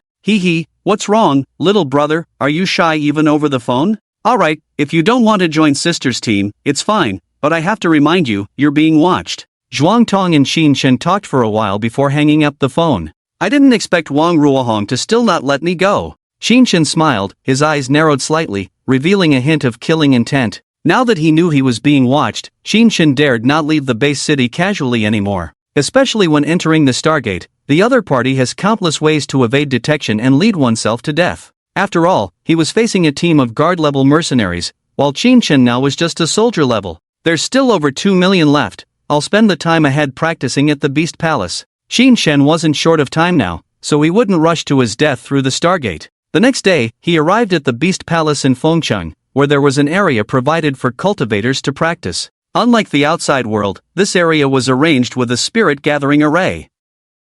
This was a result of some civilization from the Stargate world. Scientists from the 9 provinces had deciphered many of them and started applying them in various fields. For example, many mysterious runes were inscribed on many modern weapons to enhance their power. For beasts below the king level, the suppression power of modern weapons was still very strong, which was one of the reasons why humans were not directly overrun by beasts. Qin Chen directly rented a room specially designed for soldier-level cultivators, where spiritual power could be gathered 100-fold, with a rent of 100,000 9 provinces coins for every 8 hours of activation. Generally, 100-fold spiritual power gathering could accelerate cultivation speed by 100-fold. Coupled with the cultivation wheel, Qin Chen's minimum cultivation speed would start at least 1,000-fold. If luck was a little better, it could go up to a 1,000,000-fold speed boost. Of course, the probability of this happening was very low. These past 2 days, Qin Chen had tried buying potions to speed up the cultivation of his beast pets, but compared to that, he found that practicing at the Spirit Gathering Array was the most cost-effective. This way, the results of cultivation were more solid, without side effects, and could maximize the limited funds in his hands. With nearly 3 million in funds, he could practice here for over 20 days. Qin Chen was curious about what results he would achieve. The place designated for cultivators was quite large, with each room covering hundreds of square meters. The materials used for construction were very special, seemingly from the Stargate, and the room style was very ancient, with various fierce beasts carved on the walls. Qin Chen walked to the center of the room, then summoned Xiao Chang and Dubai. A python and a tiger appeared in the room, not looking crowded at all. When we start practicing later, we must focus. Every minute and every second here costs money. Qin Shen instructed the two big fellows, then walked to the side to insert his bank card into the activator, which still had a balance of over 200,000. He then pressed the start button. Clicking sounds rang out, and in the grooves on the ground, energy radiance surged, and strands of spiritual power began to condense in the room. Generally, the spiritual power of heaven and earth was invisible to the naked eye, but if it became dense enough, it could be seen. Some would form spiritual energy, some would form spiritual mist, and if it became denser, it would form spiritual rain. Under the influence of the hundredfold spirit gathering array, a hint of spiritual energy gradually rose in the room, appearing milky white and very refreshing to inhale. At the same time, Qin Shen's balance was rapidly depleting, so he hurriedly urged the two beast pets to start practicing, while he himself was practicing martial skills and integrating martial arts inside. In such a rich spiritual environment, whether it was cultivation or learning, it was greatly beneficial. 8 hours passed, and Qin Shen and the two beast pets were somewhat tired. Xiao Qing and Debai, in order not to waste money, were fully focused on converting spiritual power every minute and every second for 8 hours, which was very mentally exhausting. Qin Shen was the same, feeling more distressed spending his own money. However, their cultivation results today were also very good. Qin Shen integrated a martial art, and the accumulated cultivation of the two beast pets today had reached over 300 points. Qin Shen activated the cultivation wheel in his Sea of Souls and began silently reciting a high multiplier return. After a moment, the roulette stopped. 100-fold return. The entire cultivation wheel emitted a shimmering light, and massive amounts of energy poured into Qin Shen and the two beast companions as if it were free, flowing like water. 100-fold return equated to over 30,000 points of cultivation, distributed evenly among the three, resulting in over 10,000 each. This directly propelled Qin Shen's cultivation to the 7th level of the soldier rank, while Debai also broke through to the 5th level of the soldier rank, and Xiao Qing advanced to the 8th level of the soldier rank. As their realms ascended, the gap between each level of cultivation would widen, but the disparity between the three would gradually narrow. It's only the first day, and I've already crossed several minor levels. Even if my luck is bad from now on, with each breakthrough being several times stronger, reaching the guardian rank should be more than achievable, right? Qin Shen muttered to himself, then tidied up and returned to the inn to rest. The next day, as he continued towards the Beast Palace, Zhuang Tong called again. Are you planning to stay at the Beast Palace for cultivation all the time, little brother? Are you monitoring me? Qin Shen frowned, looked around, but found no suspicious individuals. Not just me, others are watching you too. Monitoring you is not that difficult. The voice on the phone continued teasingly. Why not join my mercenary team? That way, sister can protect you. What's the point of staying at the Beast Palace for cultivation? When your funds run out, will you be able to break through to the guardian rank? Zhuang Tong's laughter echoed. Even if you break through to the guardian rank, so what? The team eyeing you is among the best in the guardian rank. Killing you would be too easy. Qin Shen chuckled at her words. Zhuang Tong is right, but I'll practice in Fengqing for a while first. The Stargate has just opened, it's dangerous inside. I'll wait for some time for strategies to come out before entering. Hearing Qin Shen's words, Zhuang Tong chatted briefly before hanging up. She only tried to recruit Qin Shen because of Lu Jiang's face. Since Qin Shen repeatedly refused, she naturally wouldn't waste more time. In the following days, Qin Shen immersed himself in the monotonous practice, steadily advancing his cultivation. Soldier rank 8th level. Soldier rank 9th level. Soldier rank 10th level. As he reached this stage of cultivation, Xiao Qing also broke through the bottleneck and entered another realm, the Guardian rank. In the days following Xiao Qing's breakthrough to the Guardian rank, both Qin Shen and Debai also broke through, reaching the Guardian rank. In the room, Qin Shen tightly gripped the black wind blade and casually slashed towards a special iron wall used for testing. Attacks below the soldier rank could only leave scratches, but Qin Shen's casual strike deeply embedded into it. Well done, Qin Shen exclaimed, a slight smile playing on his lips. However, during these days, what he enhanced was not just his cultivation. In over 20 days, Qin Shen integrated more than 10 obscure martial arts techniques. The first he integrated was sensory enhancement, including hearing, smell, sight, touch, and taste, which could comprehensively enhance his perception, crucial in battles. Next, Qin Shen mainly focused on strengthening his entire skeletal structure. The human body has over 200 bones, and he planned to strengthen each one, aiming not to miss any. Since these strengthening martial arts were beneficial and harmless to the body, the more he used them, the better his physical foundation would become. Moreover, these were obscure martial arts. With Qin Shen's current cultivation, even if he opened 100 techniques, the spiritual power in his dantian could last for several hours, and this time would continue to extend with his realm's advancement. This is the benefit of practicing non-mainstream martial arts. Qin Shen would activate it all when he had nothing else to do, constantly strengthening his body. He estimated that in the future, even if he cultivated all day long, the rate at which his spiritual power was consumed would not be as fast as the rate at which it automatically replenished. I only have a few tens of thousands left. If I don't go explore the Stargate soon, I'll starve to death, Qin Shen said with a bitter smile as he looked at the balance on his bank card on his phone, feeling helpless and sighing. For cultivators, the value of 10,000 coins in the 9 provinces was similar to 100 coins for ordinary people. After all, a bottle of soldier-level cultivation elixir started at several tens of thousands, while healing elixirs required a minimum of 100,000. Of course, the faster you spend, the faster you earn. The value of a soldier-level demonic beast, including its core, flesh, and blood, was roughly between 100,000 and 200,000. If this demonic beast dropped treasure, bloodline crystal stones, soul stones, or other items, its value would be different, but the chances of that were very slim, especially among soldier-level beasts. The chances increased significantly at the guard level, and as the beast's level increased, its value grew rapidly. Even a low-value commanding-level demonic beast was worth several million, so it was no wonder Lu Jiang didn't care about the money Qin Shen borrowed.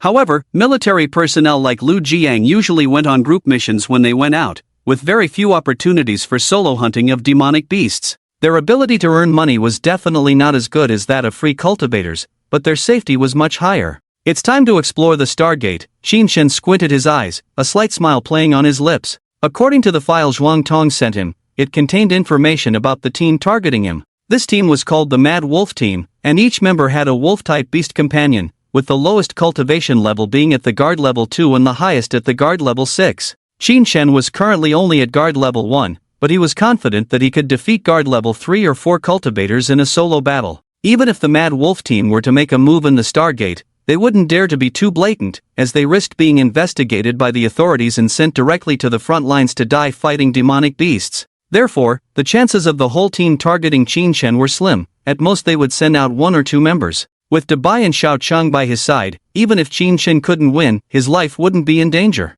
With these thoughts in mind, the next day, Qin Shen arrived early in the morning at the outskirts of Fengcheng Base City, several kilometers away. A military force had already stationed on this road, and a high-rise building made of reinforced concrete had been erected where the Stargate appeared, equipped with various monitoring facilities. As soon as Qin Shen left the base city, his whereabouts were reported to 2 places. One was with Zhuang Tong resting in a hotel, and the other was with the Mad Wolf Team. The leader was a middle-aged man with a scarred face and medium-length hair, giving him a wild appearance. He was Wang Yong, the captain of the Mad Wolf Team, a professional mercenary team that had served the Shanlu Group for many years, specializing in handling the group's dirty work. Over the years, the Mad Wolf Team had eliminated no less than 100 competitors for the Shanlu Group, but they had always been very discreet in their actions, leaving no evidence behind, so they had never been sanctioned by the authorities. However, their reputation in the circle of free cultivators had long been tarnished, and if it weren't for fear of retaliation, many stronger mercenary teams would have wanted to take them out in the Stargate. After all, very few normal cultivators liked such a team of pests. Wang Yang and his team members didn't care about their reputation. For them, making money was the top priority.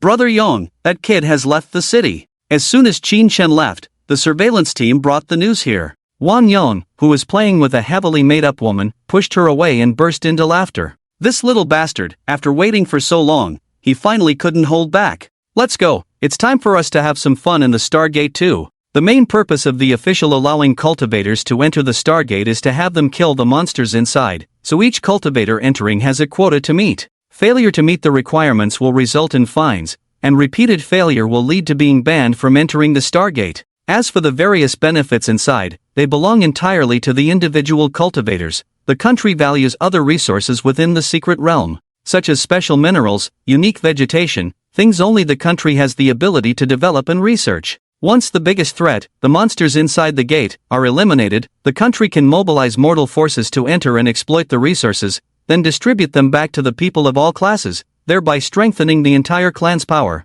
This is what sets the 9 provinces apart from other existing countries. In the Free Federation and the Tianzhu dynasty, free cultivators entering the Stargate are not stripped of a layer of skin. Of course, the country's favorable treatment of free cultivators is not without a cost. In critical moments, every citizen must obey the country's commands, and if necessary, forced conscription cannot be resisted. After thorough checks, Chen finally arrived at a grand hall inside the building, at the end of which stood a sparkling blue Stargate over 10 meters high, with people coming and going continuously. Every person coming out would have a few bloodstains on them, some looking gruesome with missing limbs. The wealth inside the Stargate is abundant, but so are the dangers, with many cultivators dying inside daily, some even disappearing without a trace, devoured by monsters and digested into excrement. Chen followed the team entering the gate and stepped into the Stargate. A dizzying sensation of time and space shifting came over him, and when he opened his eyes, he was in a vast cave shimmering with various colors. The glow emanated from the various stones growing on the cave walls, resembling crystals but emitting different colored lights, dispelling the darkness in the cave. The cave was enormous, with the ceiling hundreds of meters above the ground, and in all directions, there were numerous cave openings, some over a kilometer away from where Chen and his group were. This secret realm was officially named the Earthly Monster Cave, and from the exploration in recent days, no other terrain or topography had been discovered, with the furthest expedition teams only encountering more caves. Moreover, the soil in this cave seemed lifelike, nurturing various crystals, some rich in energy for various uses, while others were purely decorative. At the same time, the cave was teeming with all kinds of monsters, mostly humanoid, short but strong, with great power and hideous, grotesque faces, named earthly monsters. The ecological structure here was vastly different from Earth's, possessing high research value, so the authorities attached great importance to it, even lifting restrictions on the number of times cultivators could enter recently, allowing everyone to come and go as they pleased. Everyone, when exploring inside, remember to keep an eye on your communication device's battery, open your itinerary map, or you might get lost in the cave and have a hard time finding your way back, a staff member reminded, and everyone nodded,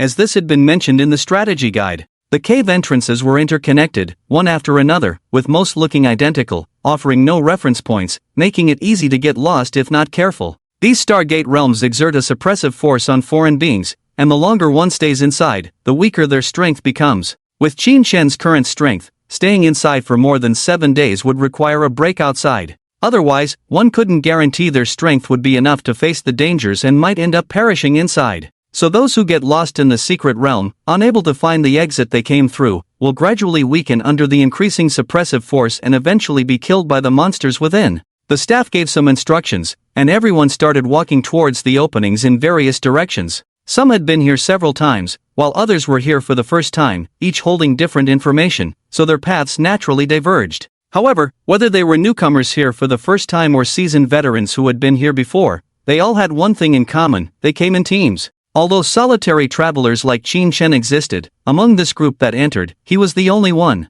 So when everyone looked at Chen, their gazes were somewhat complex. Some felt sorry for him, thinking he must be too weak to even find a team, while others thought he was arrogant for not seeking a group to rely on. If it were an older-looking cultivator, the onlookers' reactions would have been different. Most would have considered them a powerful cultivator for daring to explore alone. But Chen appeared too young, probably not even in his 20s. At such an age, how strong could he be? If they knew that Chen was still a few months away from adulthood, they would probably marvel at how naive this young man was. Ignoring the stairs, Chen found an opening labeled number 8 and stepped inside. Shortly after he entered, another group also made their way in. Leading them was Scarface, the captain of the Wild Wolf team, Wang Yong. Watching Chen's back, Wang Yong smirked coldly, a hint of killing intent flashing in his eyes. According to the guide, this opening leads to areas where the highest level demon beasts are only at the guard level. It's our first exploration, so it's better to be safe. Although this was Chen's second time entering the Stargate,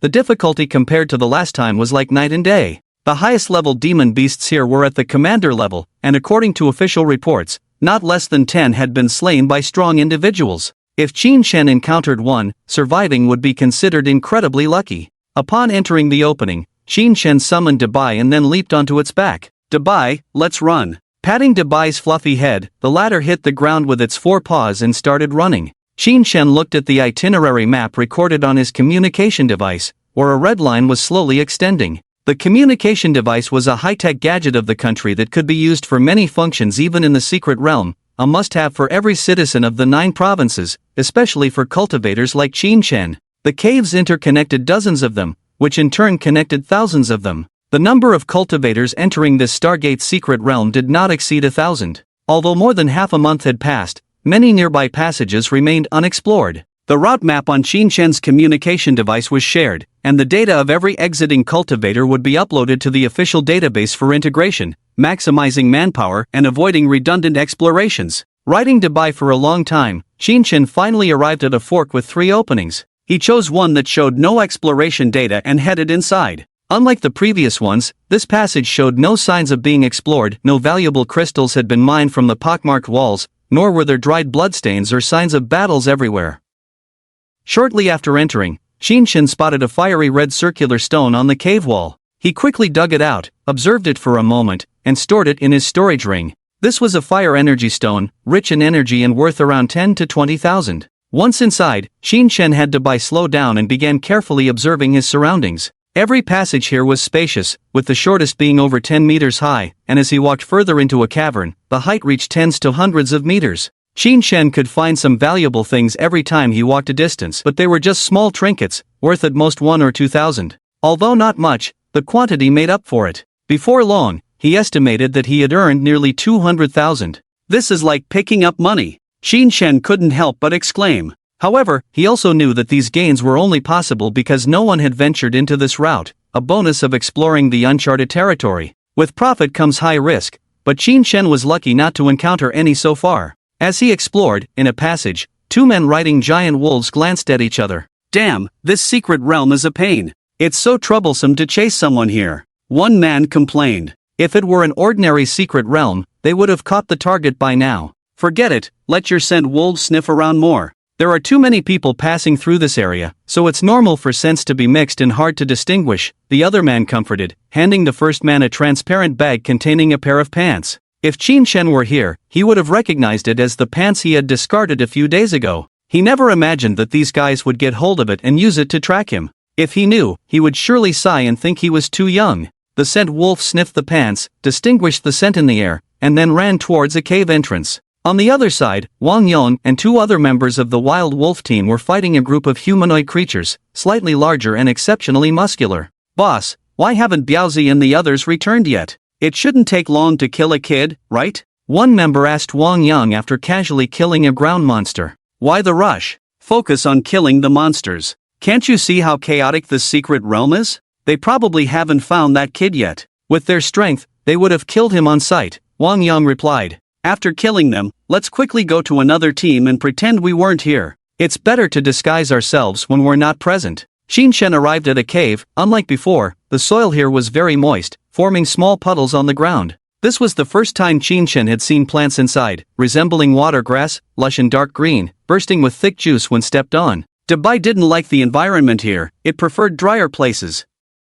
Qin Shen looked at the water grass and found them to be ordinary exotic plants, not the spiritual herbs he was looking for. Spiritual herbs, as the name suggests, are plants born with the essence of heaven and earth, ranging from 1st to 9th grade, with various uses, mainly used in making potions. Even a 1st-grade spiritual herb could be worth thousands, and with further processing, its value could increase several times. Riding Dubai, Qin Shen wandered around the cave, his communicator on his wrist recording his route. After walking for about 10 minutes, he reached the depths of the cave. The blue-white light from the illuminating stones on the cave ceiling added a mysterious touch to the watery cave, making it look more enigmatic. Suddenly, as Dubai walked, the muddy ground beneath their feet started to stir. Dubai nervously leaped, almost throwing Qin Shen off its back. "What's wrong?" "No, this isn't mud, it's a monster." Qin Shen tightly grabbed Dubai's soft fur around its neck, then exclaimed and immediately drew the black wind blade from his ring. "Dubai, be careful." Not knowing the enemy's strength, Qin Shen had to be on high alert.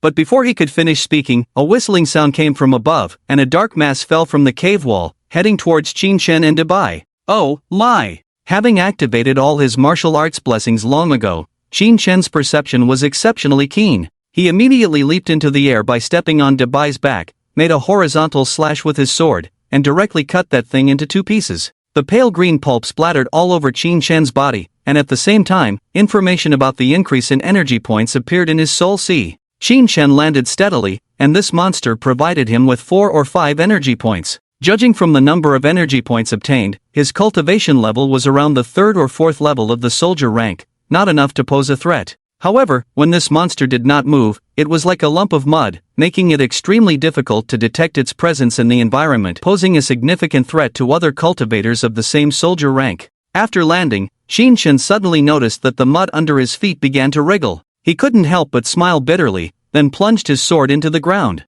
The pulp splattered, and he gained some more energy points. As he continued to kill 2 mud monsters in a row, the surrounding water plants began to sway, the surface of the water puddles started to ripple, and one after another dark, muddy-like monsters appeared. Damn, I've fallen into a monster trap. Qinshan couldn't help but lick his lips, feeling somewhat excited. These were all abundant sources of energy points. Previously, when Qinshan had the most energy points, he discovered that the originally dim and lightless resource roulette emitted a bright light, indicating that it could be activated. At that time, Qinshan's energy points exceeded 1,000 for the first time, meaning that the resource roulette required 1,000 energy points to be activated once. Qinshan had seen various resource images on the roulette, including treasures, soul stones, bloodline crystal stones, and various other items. Moreover, according to the information conveyed by the roulette, the things obtained from the resource roulette would only be useful to oneself and not useless waste. Initially, Qinshan was not sure how the roulette would benefit him until he discovered one thing. That was, the monsters he killed did not have beast cores. In other words, the beast cores were all transformed into energy points by the roulette's ability. If that was the case, he couldn't rely on hunting monsters to obtain soul stones and empower his beast companion with monster techniques unless he spent money to buy them.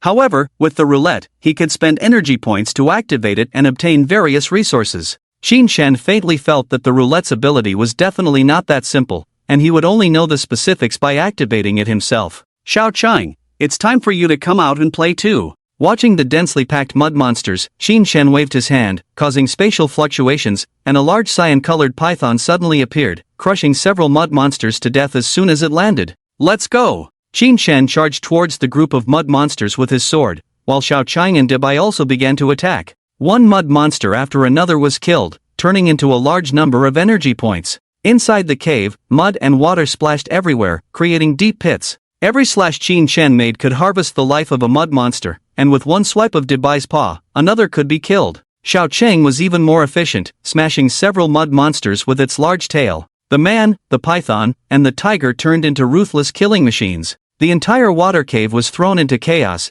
and after the mud monsters died, their bodies melted into the ground, becoming indistinguishable from ordinary mud. The mud monsters here were all of soldier-level strength, and under Qinshan's command, they were completely defenseless. Occasionally, a couple of ordinary guard-level mud monsters appeared, but they couldn't withstand a few attacks. After a while, the cave spanning several thousand square meters was swept clean by Qinshan and his companions, with all the mud monsters killed. The energy points in his soul sea had also increased to over 1,000, enough to support him in activating the resource roulette once. Let's see what interesting things we can get. With this thought in mind, Qinshan silently uttered the word activate. The images on the resource roulette flickered, and the pointer finally stopped, landing on a beast core shimmering with golden light. Soulstone Roar of the King. This is a beast core engraved with demonic spells. As the name suggests, the Roar of the King allows the beast companion to master a demonic sonic attack. Under the roar, enemies will be momentarily intimidated, and the lower their cultivation realm compared to oneself,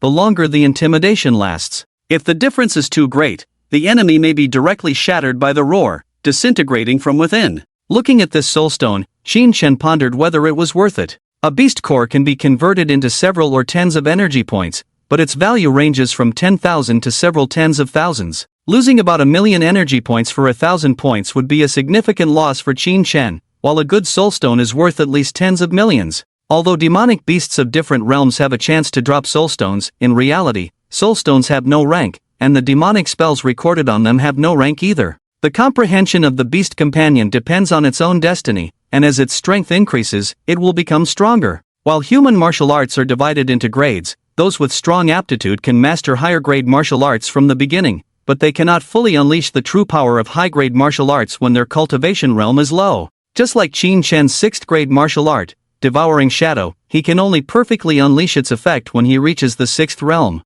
The same applies to others, only at the corresponding realm can they be perfectly unleashed. However, high-grade martial arts are far more powerful than lower-grade martial arts at the same realm, which is also the advantage of geniuses. Qinshan is different. Besides one accidentally obtained martial art, the rest are top-notch, capable of perfectly unleashing their effects from the beginning. Now he has mastered more than 30 martial arts, mostly strengthening types. Stacking their effects, they are not much inferior to perfectly unleashed third-grade martial arts. Qin Shen took out the soulstone and then looked at Xiao Chang and Dabai. This soulstone is more suitable for Dabai. Xiao Chang, you'll be compensated later. Qin Shen patted Xiao Qing's head and then handed the soulstone to Dabai. The latter stuck out its tongue and licked it, ready to swallow it in one gulp. Qin Shen was about to reprimand the fellow. A soulstone was not to be used like that. But in the next instant, the soulstone suddenly turned into a stream of light and embedded itself in Dabai's forehead. Then a golden character king appeared on Dabai's forehead, looking very domineering.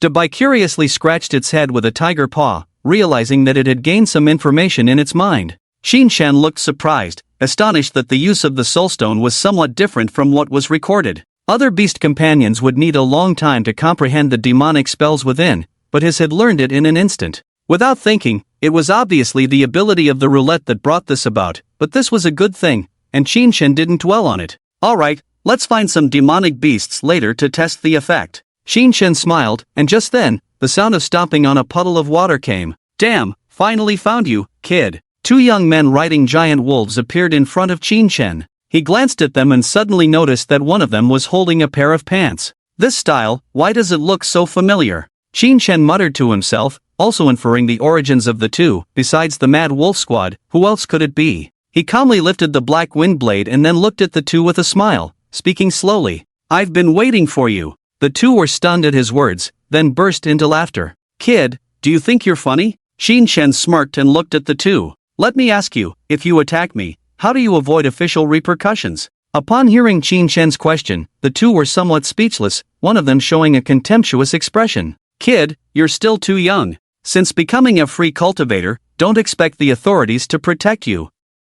In this vast Stargate secret realm, killing someone and erasing all traces isn't that easy, right? Then let me ask again, aren't you afraid that I'll run away after you try to kill me and then report you? Don't worry, you can't escape. By then, not even your bones will be left. Alright, I've recorded everything you said. The two men saw Qin Shen pointing at his communicator and couldn't help but burst into laughter. Kid, are you stupid? We said you can't run away, so what's the point of recording? There's no network in this secret realm, can you still transmit back in real time? Qin Shen also chuckled. No, I just don't want you two to run away and then blame me. Us run? Run where? Are you out of your mind, kid? Qin Shen didn't reply, he just conveyed his thoughts to Dabai, who then twisted his neck, took a deep breath, and opened his mouth wide towards the two. Roar! A deafening sound erupted, heading straight towards the two. The giant wolf where the two were sitting was so frightened by this roar that its limbs instantly went weak, fear evident in its eyes. Attack! In the moment of intimidation, Qin Shen and Xiao Chang had already sprung into action. In the blink of an eye, they closed the 100-meter distance, and Qin Shen fiercely swung the black wind blade. The two men only reacted at that moment, and in the nick of time, they immediately used martial arts, the protective shield. A semi-transparent energy shield formed, and upon contact with Qin Shen's black wind blade, sparks flew. This was a common first-grade martial art, practiced by many cultivators of 1 or 2-star aptitude. Its advantage was its prompt activation with almost no delay, but its defense was not strong. At this moment, Qin Shen's strengthened martial art was already at the level of a 4th-grade guard within tens of meters, and with a casual strike, he had already reached that level. The cultivation of these two men was only at the 2nd or 3rd level, and their hurried protective martial arts were no match. The black wind blade was momentarily blocked, then shattered, and then aimed at one of the men's heads. How could you? The man looked shocked, while also wielding his blade to defend. Qin Shen's strength far exceeded their expectations. According to the information, this was not someone with a strength around the 5th or 6th level of a soldier, but rather a high school student who had just left school. Why had he made such a leap to the guard level in such a short time? While Qin Shen attacked one person, Xiao Chang also engaged the other. It first bit through the protective shield, then retracted its body, enclosing both the giant wolf and its owner within. The man swung his blade at Xiao Chang, striking its scales and sparking bursts of fire. This defense, is it a second-tier beast pet? The man was filled with extreme fear, as the giant wolf bit into Xiao Chang, breaking off several teeth. Both were of 2-star aptitude in second-tier cultivation, but Xiao Chang's overall strength far surpassed it. Attack power, defense.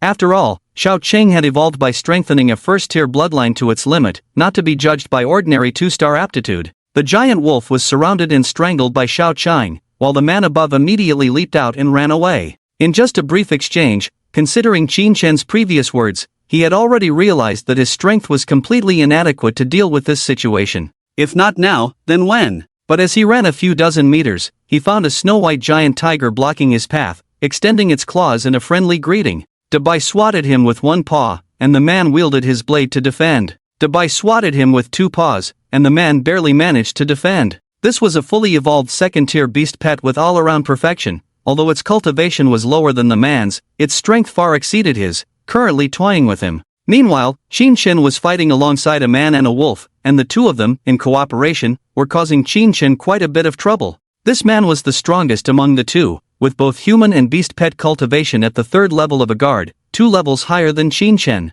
However, in the battle between the two men and Qin Shen, they were at a disadvantage. The opponent used various martial arts techniques such as speed enhancement and strength enhancement but could only barely withstand Qin Shen's attacks. In less than a moment, both the man and the wolf were covered in bloody wounds, unaware that the nightmare had only just begun. Dark energy swirled above the wounds, continuously devouring their blood and spirit. After a brief battle, the man suddenly felt a darkness before him, and in the next instant, Qin Shen seized the opportunity. Die! The black wind blade fell, directly chopping off the man's head. At the moment of the master's death, the giant wolf also trembled all over and then collapsed with a loud thud. Meanwhile, Dabai and Xiao Qing on the other side each dealt with their opponents, and Qin Shen searched the two bodies, obtaining 2 secret treasure rings, while the weapons in their hands were only pseudo-secret treasure level. Qin Shen smashed their communicators to pieces, then put the bodies of the two men and their beast pets into the rings, preparing to find a place to feed them to the monsters in the cave, thus erasing all traces of the corpses. Although he could justify himself to the authorities and avoid punishment, it was better to avoid unnecessary trouble. After tidying up, he continued towards other cave entrances, embarking on the path of exploration. As time passed, the Wild Wolf team also sensed that something was amiss, as 2 team members had been gone for too long. Diaozi has a keen sense of smell for wolves, and the chances of getting lost are not high. Even if they are lost, they should have found their way back by now. Wang Yong's face was serious, showing a pensive expression. Yongge, could they have been delayed by encountering a powerful monster? Upon hearing his subordinate's words, Wang Yong nodded, feeling that this possibility was quite high. Let's wait a little longer. With a serious expression, he continued along the agreed route. Finally, a day later, Wang Yong had to admit that his subordinates had encountered some unexpected situation, and their chances of survival were slim. Yongge, what should we do? Should we continue exploring the secret realm? Exploring your mother. Wang Yong roared in anger, then turned back with his knife in hand. Let's go back. I hope that kid's luck isn't too good and he dies in there, so I don't have to worry about him. The Wild Wolf team left the underground cave, while Qin Shen continued to explore inside. Within a few hours after killing the two men, he encountered a group of monster beasts, known as the Earth Demons, in this secret realm. The monsters wielded iron clubs made of special materials, and upon seeing Qin Shen and his 2 beast pets, they called out and charged towards him. This group of monsters numbered less than 40, but among them were 5 at the level of guards, and judging by the intensity of their demonic aura, the leader was at around the 7th level of the guard rank. These monsters possessed intelligence not inferior to human children. After a chaotic clamor, they gradually formed a formation and approached, far more dangerous than the previous mud monsters. Qin Shen did not immediately attack upon seeing these earth demons but instead threw several bodies from the ring towards them. According to information, although these earth demons had a certain level of intelligence, they were extremely greedy and bloodthirsty, especially towards creatures from the outside world, which were like delicacies to them. As a few fresh bodies fell into the group of monsters, they stopped in their tracks, hesitated for a moment, then began to gnaw and tear the bodies into dozens of pieces, greedily devouring them. After feasting on these bodies, the Earth Demon group did not show gratitude to Qin Shen but instead excitedly ran towards him. Qin Shen remained calm, first greeted Dabai beside him, who took a deep breath, then filled with demonic power, roared angrily at the Earth Demon group. The moment the shockwave hit, several lower-level Earth monsters began to bleed from their 7 orifices, their bodies stiffened and unable to move forward. As for the other Earth monsters, they were more or less stunned for a moment. Seizing this opportunity, Qin Shen swiftly approached the monsters, slashing and hacking his way through, killing one monster with each strike. Qin Shen encountered the monsters in a dry stone cave, which was very spacious, providing enough room for them to fight without crowding. At the same moment he acted, Xiao Qing followed closely behind, maneuvering through the group of monsters, while Dabai naturally refused to be left behind, immediately catching up after releasing his demonic powers, smashing a monster's head with a single slap. After killing several monsters in a row, Qin Shen was targeted by the leading monster, who wielded a roughly shaped axe, pushing aside a few monsters blocking the way, leaping over 10 meters high and descending straight towards Qin Shen to strike. Qin Shen's eyelids twitched, realizing he couldn't match the strength, and quickly dodged around the surroundings. The axe landed, splitting the hard stone ground into a several meters deep crack. This was no ordinary stone, its hardness even difficult for a guard-level cultivator to break through with an attack. Barely avoiding the strike, Qin Shen felt cold sweat on his back. This is tough. He continued to evade around while killing the weaker monsters. Fortunately, the guard-level 7th ranked monster was slow, or else Qin Shen would have been in trouble this time. Seeing that he couldn't catch up to Qin Shen, the leading monster headed towards Xiao Chang and Debai, who were still happily killing monsters, deciding to deal with these two first. Qin Shen quickly had Xiao Chang and Debai avoid the danger while he kept clearing out the weaker monsters. With dozens of martial arts techniques fully deployed, the monsters below guard level couldn't withstand a single strike from Qin Shen, and even the guard level monsters of 2 or 3 ranks quickly perished under his continuous attacks. After a while, only the guard level 7th ranked monster remained in the field, glaring at Qin Shen and his 2 beast companions. Watching his subordinates die one by one, the leading monster was furious, swinging his axe continuously at Qin Shen and the others, but his attack speed was too slow to touch any of them. Debai, use your demonic attack. Xiao Chang, go and control it. Qin Shen ordered decisively, surrounded by a thick black aura, his strength continuously increasing after killing dozens of monsters in a row. Debai obeyed, roaring immediately, unleashing his demonic power, causing the monster to stiffen slightly from the roar, while Xiao Qing quickly caught up and surrounded the monster. This monster was different from the ordinary ones, towering half a head taller than an average human, extremely robust, resembling a small mountain. Just as Xiao Chang entangled it, the monster regained its senses, raised its axe, ready to strike down fiercely. At that moment, a flash of blade light appeared on its back, a sharp blade cutting into its thick neck, and the next moment, blood splattered as a head the size of a basin rolled on the ground. The monster froze in the posture of lifting the axe, then collapsed with a loud crash. Qin Shen sat on the ground, breathing heavily, not finding it easy to face these demonic beasts. After using several recovery martial arts on himself, Qin Shen began to rest. I can't continue moving forward, the strength of the monsters in this area is gradually exceeding my limits. Qin Shen checked his gains and found that the energy points had unexpectedly reached 1,000 again. The several guard-level monsters just now provided him with most of them, especially the leading monster, probably contributing at least 300 to 400 points. Let's spin it again. Qin Shen looked at the resource roulette and activated it. After a moment, the pointer landed on a green soul stone. Soul stone, plant control. It can use demonic power to control the growth of surrounding plants, creating obstacles for enemies. Qin Shen scratched his head. It was obvious that these skills were tailor-made for Xiao Qing. Coupled with his innate talent for acceleration, he would be like a tiger with wings in forest and other terrains. However, there were very few plants in this underground cave, so they were not needed now anyway.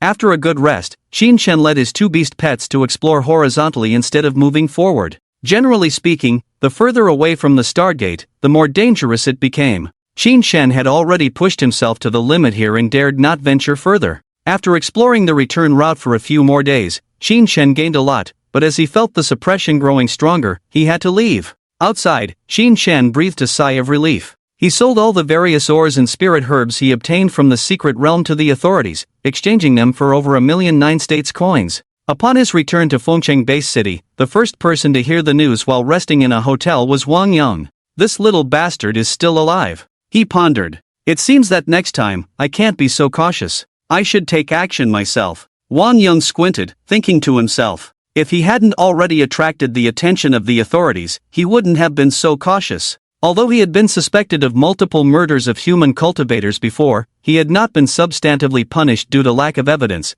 but he was on the authorities' watch list.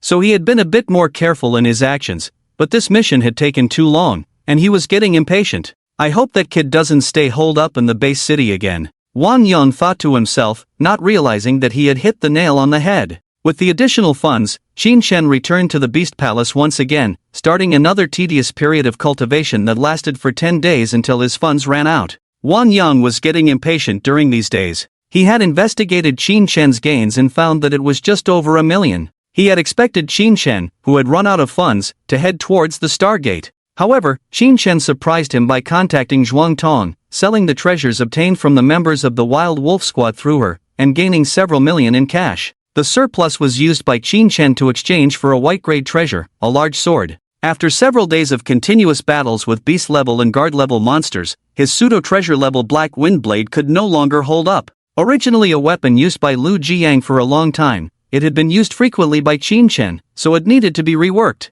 When Zhuang Tong received Qin Shen's request, this beautiful and sexy woman was stunned for a long time. Although Qin Shen didn't explicitly say it, based on her investigation of the Wild Wolf Squad, these weapons were most likely obtained from them. This kid is really mysterious, isn't he? Zhuang Tong, dressed in a bathrobe, lounged lazily on the sofa in the hotel, suddenly feeling more curious about this younger brother named Qin Shen. That big idiot Wang Yang probably still thinks the team members were killed by monsters, TSK. Zhuang Tong chuckled to herself, while on the other side, Qin Shen immersed himself once again in the Beast Palace, crazily consuming funds for cultivation. He knew that the Wild Wolf Squad had made a mistake once, and the next time he faced them, they might attack without hesitation. Without full preparation, he couldn't afford to go out again. During this period, his cultivation and that of his two beast pets continued to rise steadily. Guard level 2, guard level 3, guard level 4, guard level 5. Due to the significant difference in cultivation between each level of the guard, as the daily returns of cultivation were averaged out between Qin Shen and his two beast pets,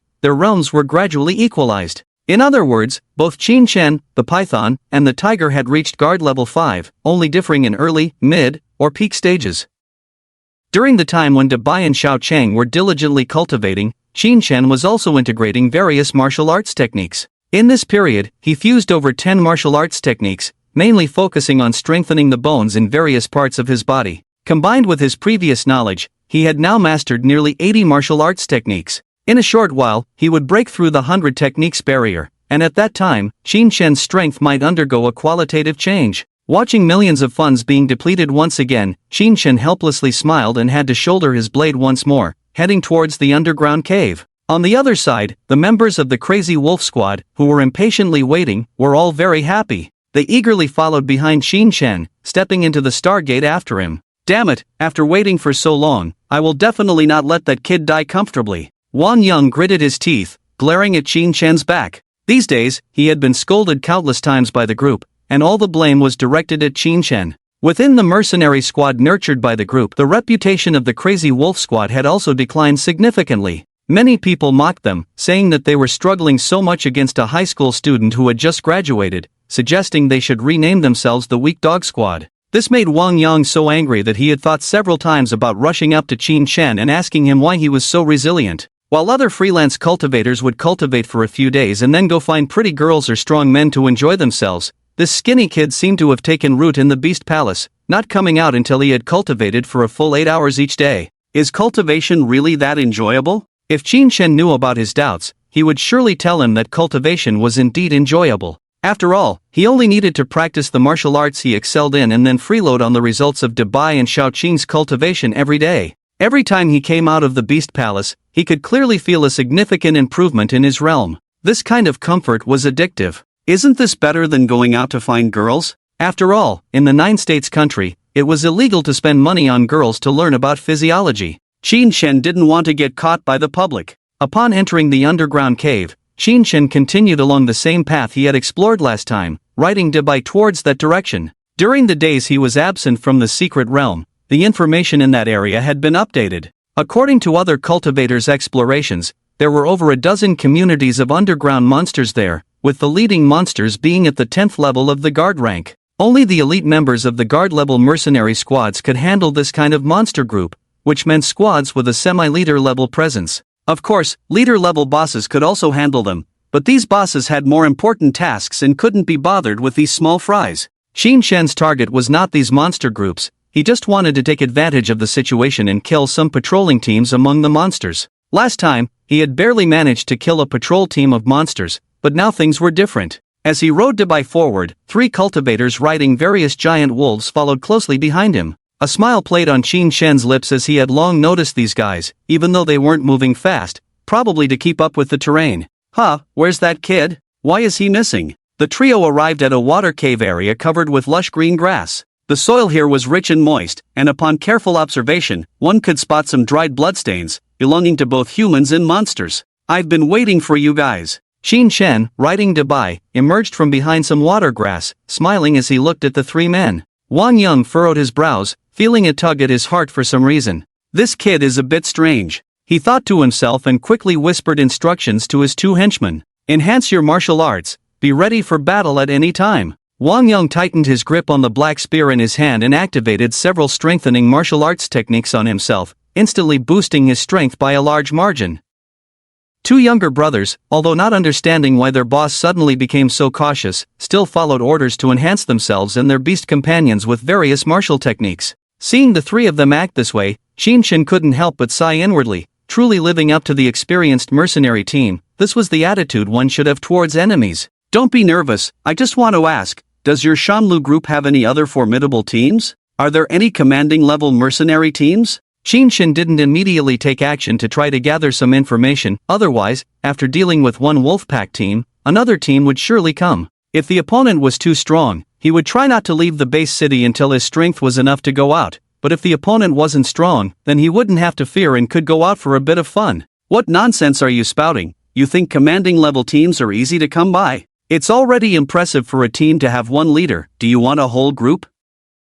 One of the younger brothers looked disdainfully at Qin Shen, who nodded and muttered to himself. Looks like there are. Where did all this nonsense come from? Kneel down and accept your death. One of the younger brothers ordered the giant wolf sitting beside him, and it swiftly came to Qin Shen like a gust of wind. Wang Yang didn't stop his younger brother's unauthorized actions, he also wanted to see if this kid was really peculiar. The younger brother raised a samurai longsword and swung it towards Qin Shen, deliberately shifting the blade slightly to the side as he remembered their boss saying not to let this kid die too quickly. This way, Qin Shen wouldn't die immediately. At most, he would lose half of his shoulder, which was already the greatest mercy he could show to this kid. Don't be too impulsive in life. Be gentler in your next life. When the person rushed towards him, Qin Shen smiled helplessly and swung the thick-bladed broadsword in his hand. This was exchanged with the treasure from the two previous Wolfpack teams, a broad and heavy blade weighing nearly 1,000 caddies, almost 2 meters from hilt to tip, enough to be used as half a small door. With dozens of reinforced martial techniques all over his body now, wielding this heavy broadsword was as easy as a child holding chopsticks, creating a whistling gale as it smashed towards the Wolfpack member. In the instant the heavy blade swung, the person also sensed its power, his eyelids jumping in fear, hastily using a protective martial technique. Unfortunately, it was too late. Qin Shen's heavy blade crushed the samurai sword in the person's hand, then slammed into him, shattering his protective martial technique instantly, and both he and the sitting giant wolf were ruthlessly pressed down, collapsing on the ground. The cracking of the young brother's bones sounded like bamboo being crushed, his whole body turning into a pile of soft mud. The giant wolf he was sitting on also had its spine bent and broken in the middle, lying on the ground gasping for breath, blood flowing from its mouth and nose. This younger brother's strength was only around the 3rd level of the Wei rank. How could he withstand Qin Shen's full strength with a single blow? Wang Yang, witnessing this scene, widened his eyes in terror. Just from that casual strike, he could preliminarily judge that Qin Shen was stronger than himself. Without hesitation, he immediately sternly ordered another younger brother beside him. What are you waiting for? Go kill him. The younger brother hesitated, and Wang Yang continued to roar angrily. Get up, with me here, what are you afraid of? I'm at the 6th level of the Wei rank, can he turn the tables? Wang Yang's words gave the younger brother some courage, and he immediately roared in anger, raising his weapon and charging towards Qin Shen. Meanwhile, Wang Yang turned around and commanded his blood-red giant wolf to flee in the opposite direction. After the younger brother charged for a moment, he suddenly realized that it was quiet behind him. He turned around and only saw Wang Yang's back. The younger brother froze, then his face turned red, and he let out a hoarse and furious roar. Wang Yang, you son of a b***tch, you actually betrayed your teammate. However, he didn't have extra time to accuse Wang Yang, as his beast companion had already arrived near Qin Shen, and there was no way to escape. You're brave, huh? Qin Shen smiled at this subordinate, whose strength was similar to the previous one, but in the subordinate's eyes, it was undoubtedly a devil's greeting. I'll fight you. The subordinate, with a trembling voice, brandished his weapon at Qin Shen, but the result was not surprising. With a casual slap, Qin Shen sent him straight to the King of Hell. As for Wang Yang, as he rode his giant wolf near the cave entrance, he suddenly noticed a green giant python in front of him, raising its head and spitting out its tongue, staring indifferently at him.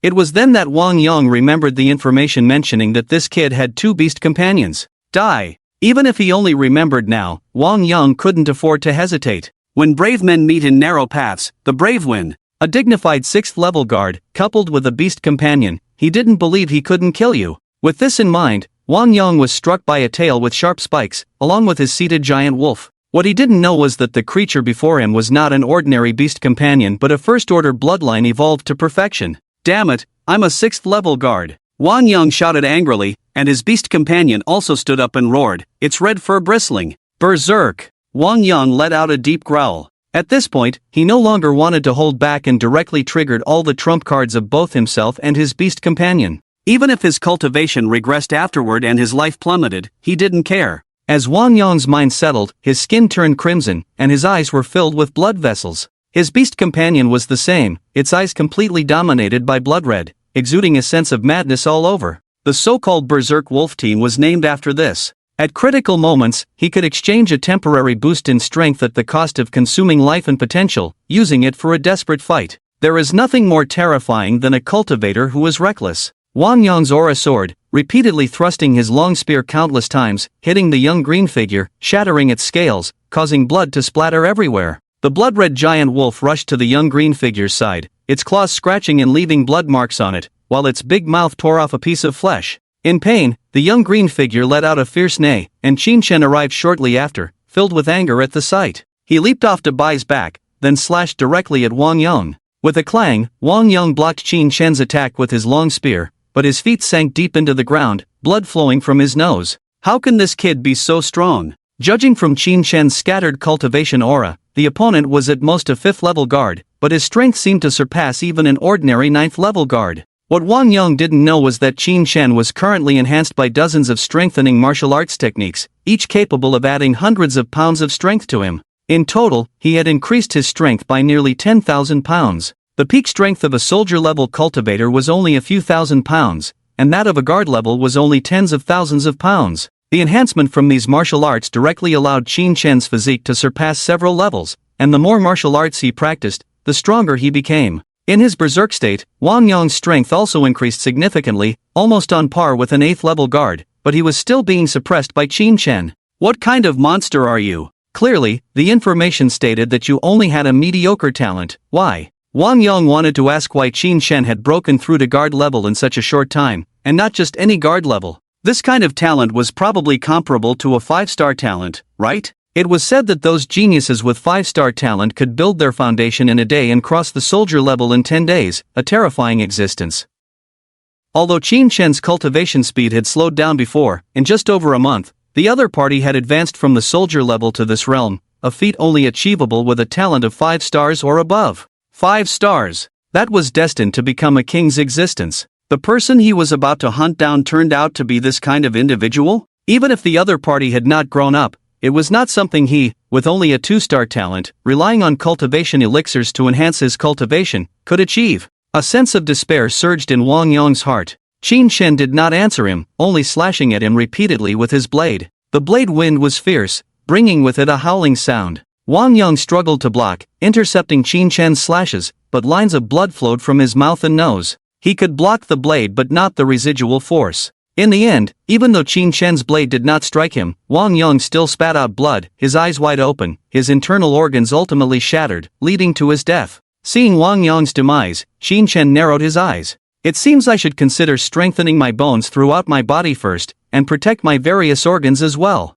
With this in mind, if he encountered a cultivator with immense power, even if he could withstand it and show no external injuries, his organs would not be able to endure it, ultimately meeting the same fate as Wang Yang. Fortunately, the human body has far fewer organs compared to bones and can be strengthened more quickly. After strengthening his bones and organs, Qin Shen planned to conduct a more detailed overall enhancement, from every muscle to every blood vessel, and if possible, he even wanted to microscopically enhance every cell. Other cultivators using enhancement martial arts could never be as meticulous as him. After all, martial arts were limited in number, and enhancement had to be done on the entire body. Although each individual martial art he possessed was more powerful than Qin Shen's, the sheer quantity he had was overwhelming. For instance, if a soldier-level cultivator learned a top-tier enhancement martial art that could increase strength by 1,000 caddies, Qin Shen only needed 10 martial arts to surpass this effect. Moreover, this effect would undergo a qualitative change as the quantity increased. For example, when Qin Shen enhanced every bone in his body,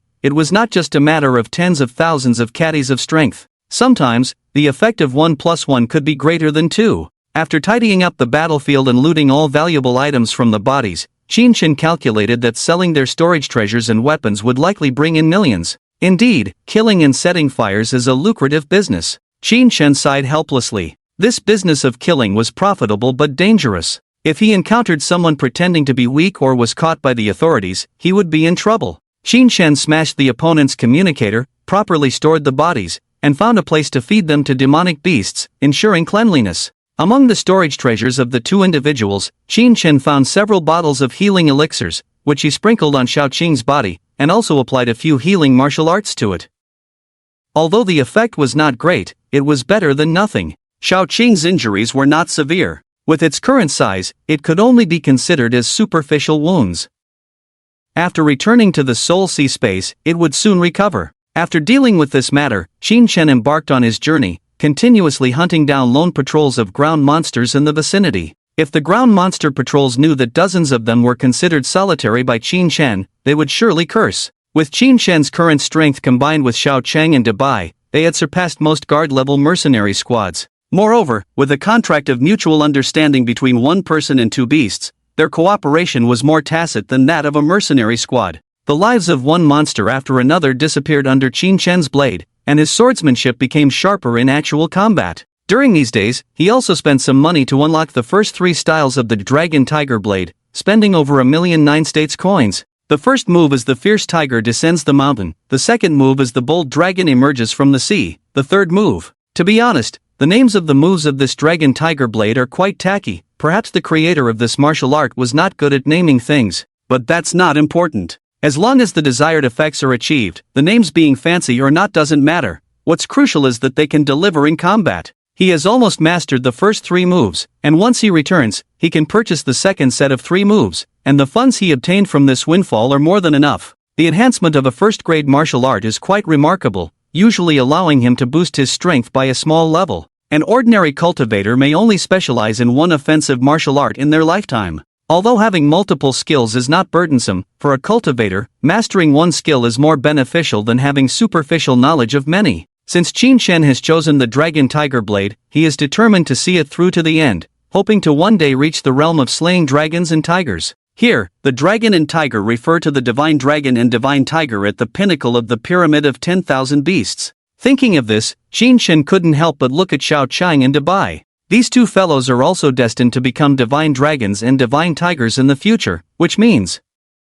Qin Shen quickly dismissed this thought. Xiao Chang and Dabai are his companions. How could he use them as test subjects? As the two beast companions felt their master's gaze upon them, for some reason, both of them sensed a chill running down their spines. Why did their master's eyes just emit a green light? It looks quite frightening. The trio battled in the cave for several days, defeating several patrols of varying sizes, fortunately without encountering any other dangers. Qin Shen's energy points had rapidly increased to 2,000 to 3,000. He activated the resource roulette and drew 2 soul stones and a bottle of detoxifying potion. Detoxifying potion? Seems like a bit of a loss, Qin Shen thought to himself as he glanced at the potion's name. A bottle of detoxifying potion typically sells for tens of thousands to hundreds of thousands outside, capable of neutralizing most poisons of first and second tier demonic beasts. However, upon realizing its effects, he changed his mind. This potion could actually neutralize the poison of a third-tier demonic beast, which would easily fetch a starting price of at least 1,000,000 outside.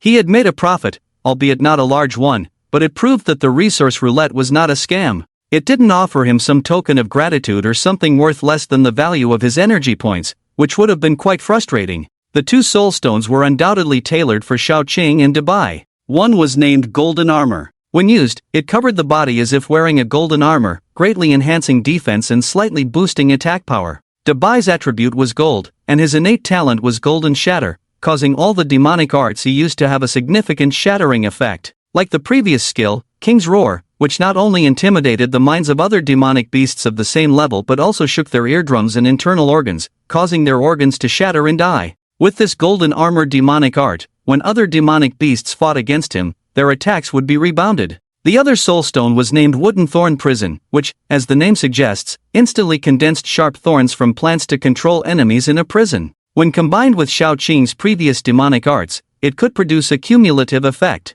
Watching the strength of his two beast companions once again, Qin Shen thought to himself, I need to save up the next energy points and use them to evolve Shao Chang and Debai's bloodlines. If he could raise the aptitude of the two beast companions to 3 stars, then their cultivation speed would greatly increase. A second-tier beast core was worth more than tens of thousands, and to perform extreme strengthening, Qin Shen would have to spend over 10 million 9 states coins. Although he could spend energy points to obtain beast cores in the resource roulette, Qin Shen decided against it. For him, money was currently of secondary importance. What mattered most was that after embedding a 2-star beast core into the bloodline roulette, it would require 500 energy points to strengthen it once, and he was currently lacking in energy points. Thinking about this, Qin Shen was filled with fighting spirit and began relentlessly hunting down the ground monsters' patrol teams. With his increased strength, he could stay longer in the secret realm, so he proceeded methodically in his exploration. As time passed, the number of ground monsters he killed surpassed 300, then 400, 500,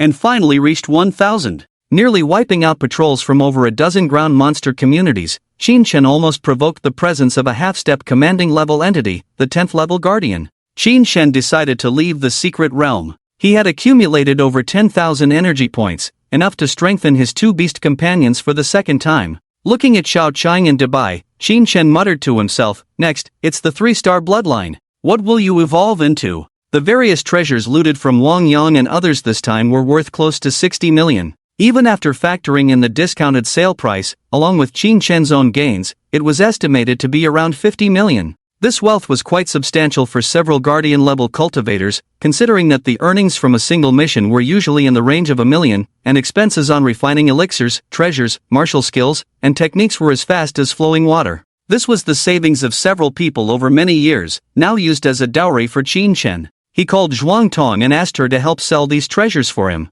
She was an experienced Guardian-level cultivator and well-versed in the cultivator community, more knowledgeable than Qin Shen in this regard. When Zhuang Tong received the package sent by Qin Shen, she was stunned. She looked at the weapons and seemed to realize something, immediately instructing her team to investigate information about the Wild Wolf Squad.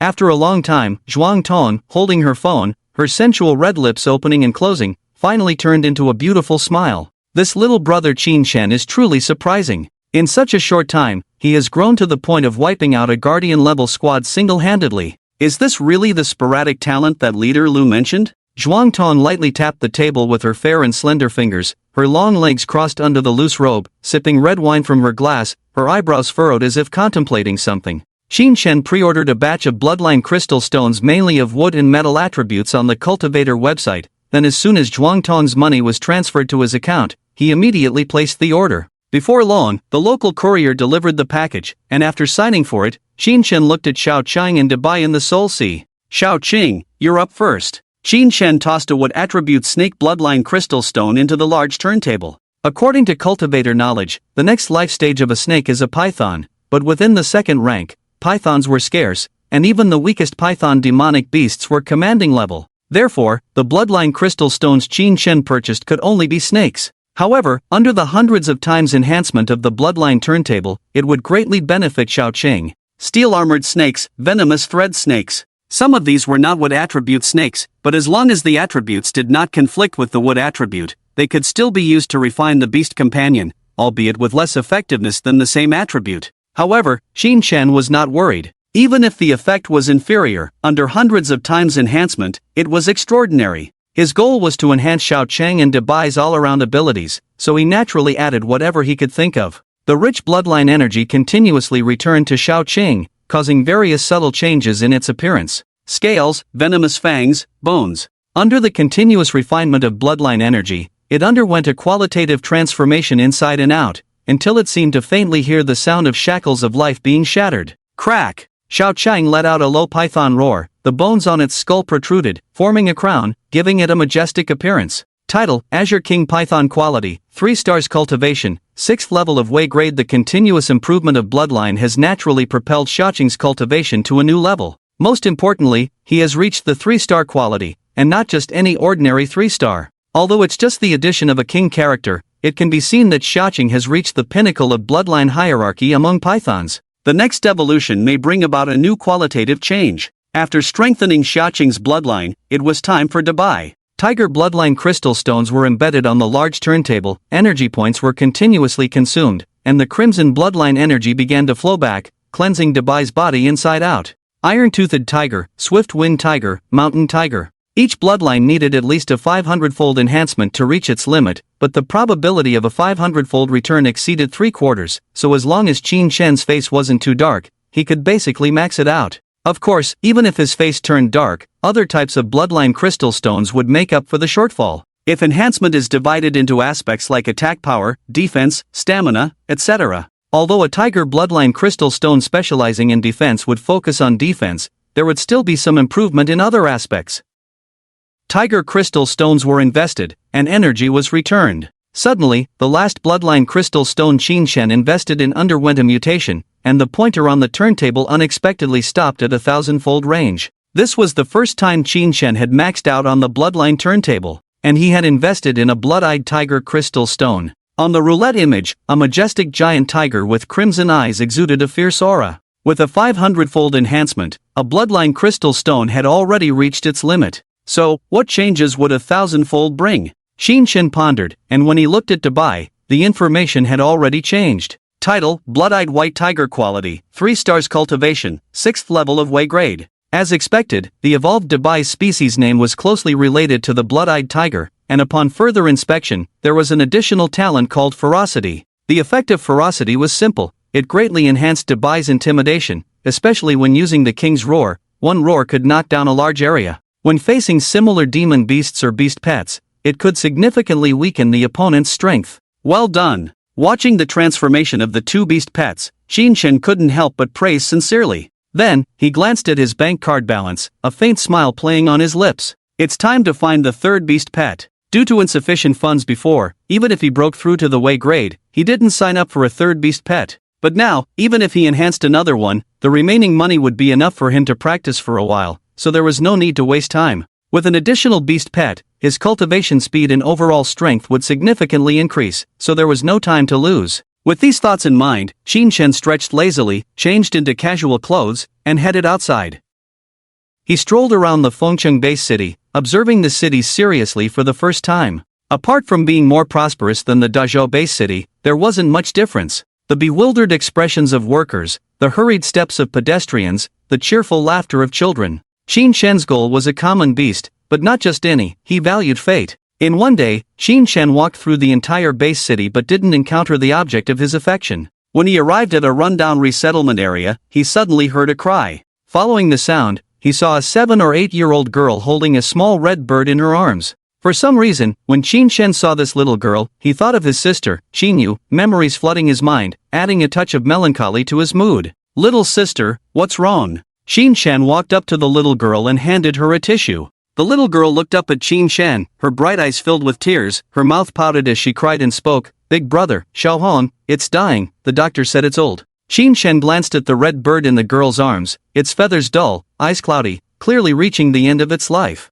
The lifespan of this red bird was only a few years, destined to not stay with the little girl for long. "Big brother, Xiaohong is my only family now. My parents were killed by monsters, and now Xiaohong is leaving too." The girl, with a tearful voice, seemed to have found someone to confide in, sharing her past without reservation. Her name was Linger, once part of a happy family where her parents loved her dearly, but everything changed on a normal day. A powerful and terrifying monster invaded her home. Her father sacrificed himself to buy time for her and her mother to escape, filling the monster's belly with his own body. Later, on the escape journey, her mother also perished in the jaws of the monster. To Qin Shen, all this sounded so familiar. He gently patted the girl's head, smiling as he spoke, "Linger, don't cry, brother can save Xiaohong." The little girl slowly raised her head, her delicate face showing disbelief. "Big brother, are you serious? But the doctor said Xiaohong is very old already." Qin Shen wiped Linger's tears. "Trust me, but after I save Xiaohong, it can only stay with me and not with you. Are you willing?" "I am willing." Linger decisively agreed without hesitation. As long as Xiaohong could live, that was enough for her. "Big brother, please, you must save Xiaohong. Linger will repay you by doing anything for you in the future." Hearing Linger's words, Qin Shen couldn't help but laugh and cry. He rubbed her little head, then smiled and said, "Where did you learn these words, ha? Don't be afraid, brother is going to summon my beast companion," Qin Shen said, waving his hand towards the empty space beside him, causing a slight ripple in the air. After a moment, a large green beast landed heavily on the ground, creating a deep pit in the earth. Ah! Linger exclaimed, covering her mouth with her small hand. Brother, you are a cultivator. Qin Shen nodded, then instructed the green beast to form a contract, and soon, a glow of light appeared around Xiaohong. Xiaohong seemed to understand something and did not resist, allowing the contract to be completed. After the contract was formed, Xiaohong's eyes cleared up again, its feathers bloomed with a fiery red color, its body grew from the size of a palm to over a foot, and it swiftly flew into the air, letting out a loud chirp.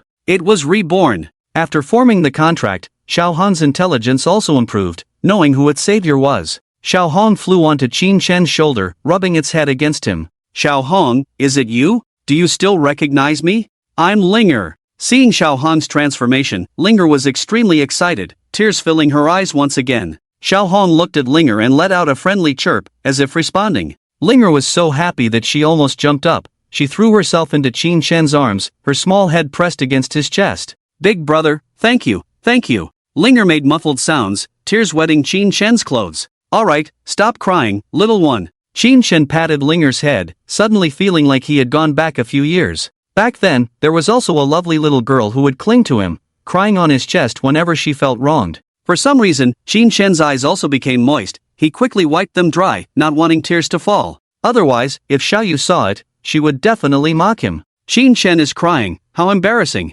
However, he suddenly realized that his mischievous little sister had been gone for a long time. After a while, Ling finally regained her composure and looked at Qin Shen with a wry smile. Big brother, I still don't know your name? My name is Qin Shen, Qin from Qinling, and Shen from rivers and mountains. Alright, big brother Qin Shen, Ling will remember you. Ling blinked her watery big eyes, her delicate and beautiful little face filled with seriousness, as if she really wanted to remember Qin Shen firmly. Ling, Little Red will be following me from now on. Are you willing to let her go? Ling nodded, looking seriously at Little Red, her voice clear. Little Red, you must protect brother Qin Shen well in the future. You can't be lazy like me every day. Listening to Ling's instructions, Little Red flapped her wings and chirped in response. Qin Shen and Ling talked for a long time, understood her situation, and then exchanged their social and contact information. Ling, I will be staying in Fengcheng for a long time. If you need anything, contact me, don't hesitate to bother me, okay? Qin Shen patted the little girl's head, agreeing repeatedly, with a hint of affection in his eyes.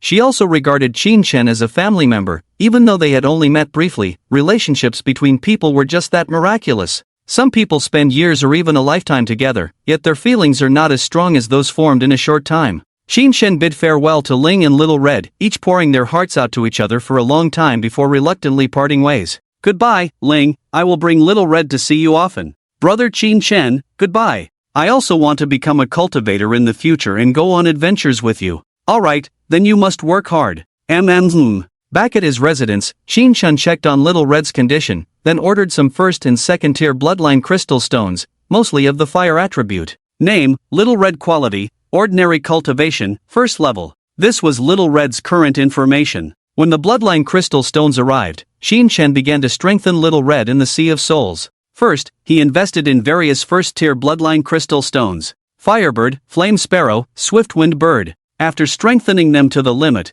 Little Red naturally evolved to a second-tier quality. Then he invested in second-tier bloodline crystal stones. With the continuous return of bloodline energy, various changes occurred in Little Red's body. Its size became larger and larger, the red luster on its feathers became more dazzling, and it eventually looked like a burning flame. After a long time, a loud cry echoed through the Sea of Souls. Xiao Chang and Debai looked at the flaming figure flying in the sky, showing envy. We also want to fly at this moment. Little Red was no longer in the form of an ordinary bird, but had become dignified and noble, with feathers all over its body resembling a suit of red armor. Name, Crimson Flame Sparrow quality, 3 stars cultivation, 4th level talent, flame attachment, all flame attacks are as viscous as water, with a sticky effect that is not easily extinguished.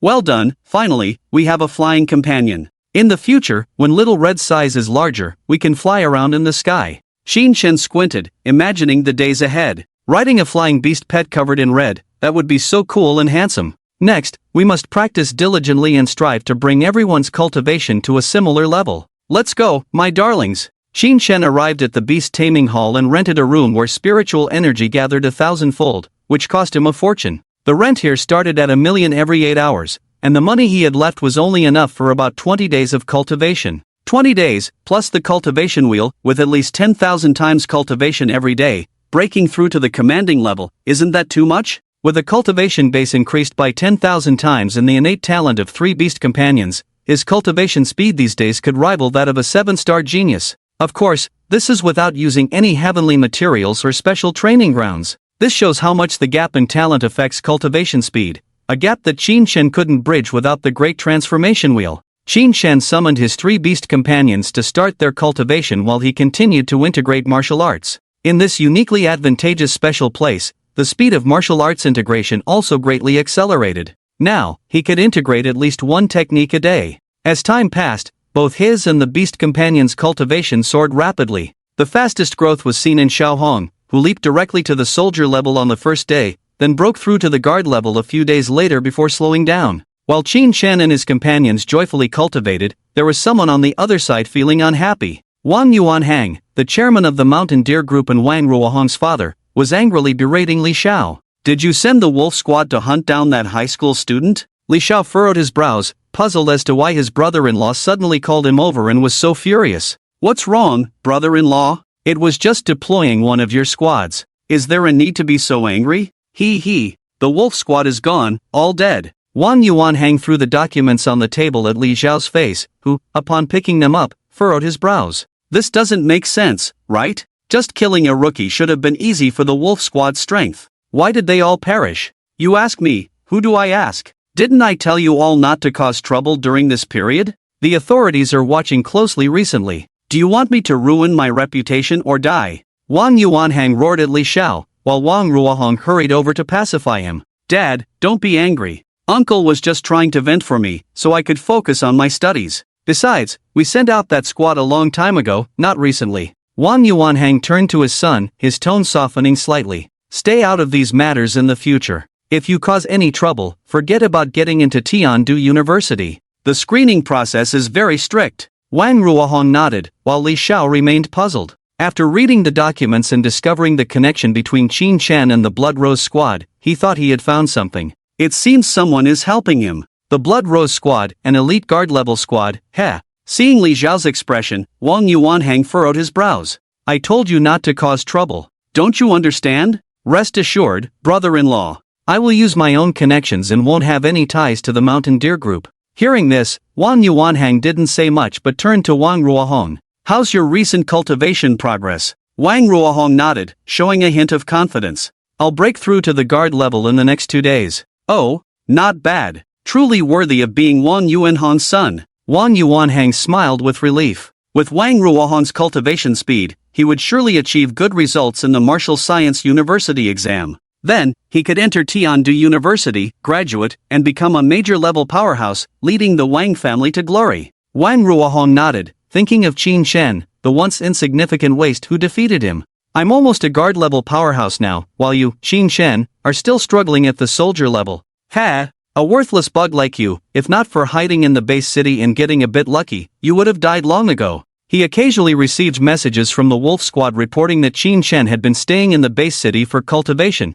which naturally made him disdainful. If he knew that Qin Shen was advancing towards the level of commanding while he was still lingering at the peak of the soldier level, he would probably be so angry that he would spit blood. While Wang Ruohong was consuming resources to break through the defense level, Qin Shen and his 3 beast pets also reached the 10th level of the defense level and began to break through the barrier of the commanding level. Each major breakthrough would signify a qualitative change in life and strength, requiring much more energy and time than before, especially at the defense and commanding levels. Among human cultivators, thousands of people are stuck at the peak of the 10th level of defense, unable to cross this stage for decades, or even their whole lives, permanently stuck here. Between these major levels, one either relies on talent to forcefully break through or relies on time to grind through. With Qin Shen's talent and aptitude, it would require more time and more effort. Even for ordinary people with sporadic talent, reaching the soldier level is already a stretch after putting in countless efforts, yet Qin Shen is now striving for the commanding level. Cultivators at this level are a force to be reckoned with wherever they are placed, as they are the main force in combating demonic beasts.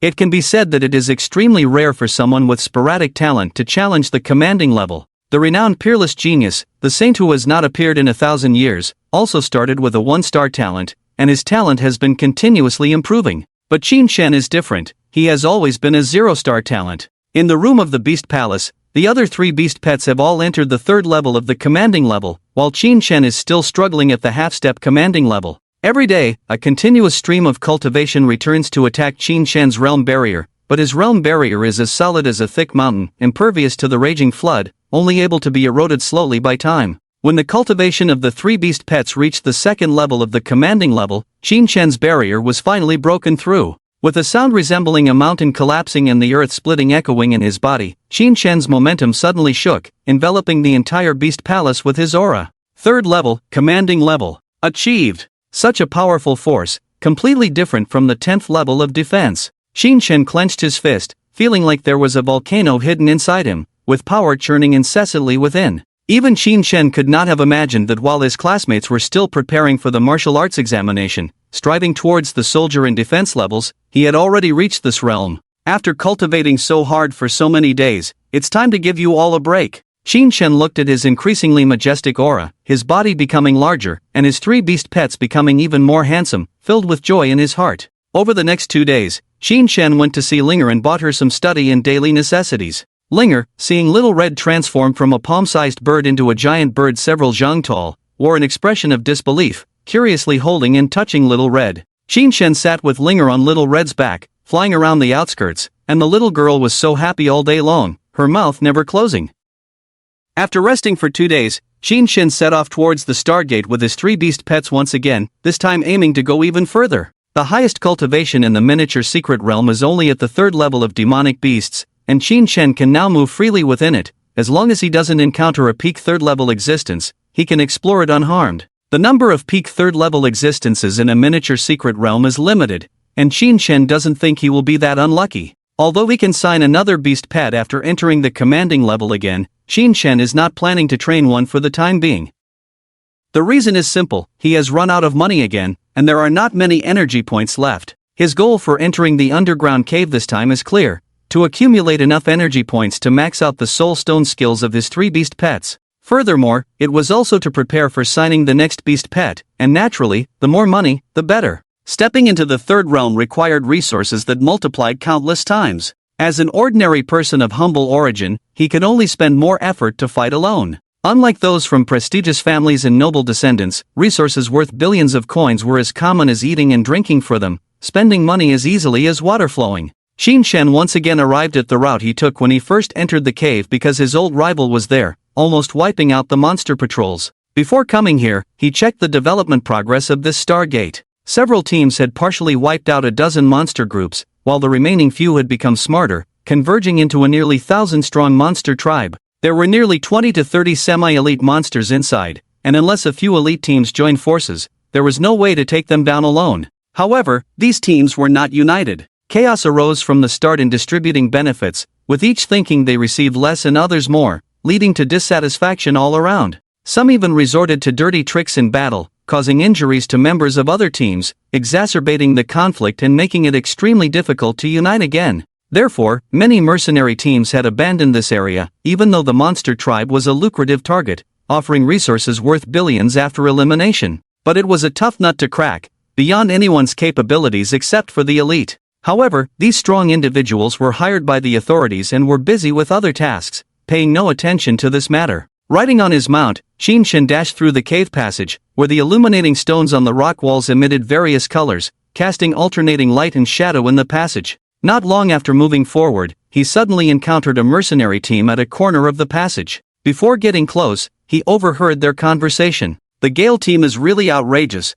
treating the secret realm as their backyard? If they want to drive us out, let them try. I'll definitely report to the authorities when I get out. What's the use of reporting? The authorities are not your babysitters. They can't protect you forever. As long as no lives are lost, they won't bother with you. Friction among cultivators is common. Even if they want to intervene, they can't control everything. Alright, stop complaining. If you want to blame someone, blame our weak strength. The 5 members of the Gale team are all at the 10th level of the guard rank, a fully equipped team within the guard rank. What can we do against them? As long as we don't go too far, the authorities will favor such teams. Stop chattering. The Blood Rose team has it worse, being surrounded and bullied directly, especially their beautiful female captain. She probably had to endure a lot. Catching familiar words by chance, Qin Shen's mount, Bai, sensed his master's command and slowly came to a halt. Seeing Qin Shen suddenly stop, the mercenary team ceased their conversation and cautiously assessed him. In the Stargate secret realm, those who dared to act alone were either arrogant or confident.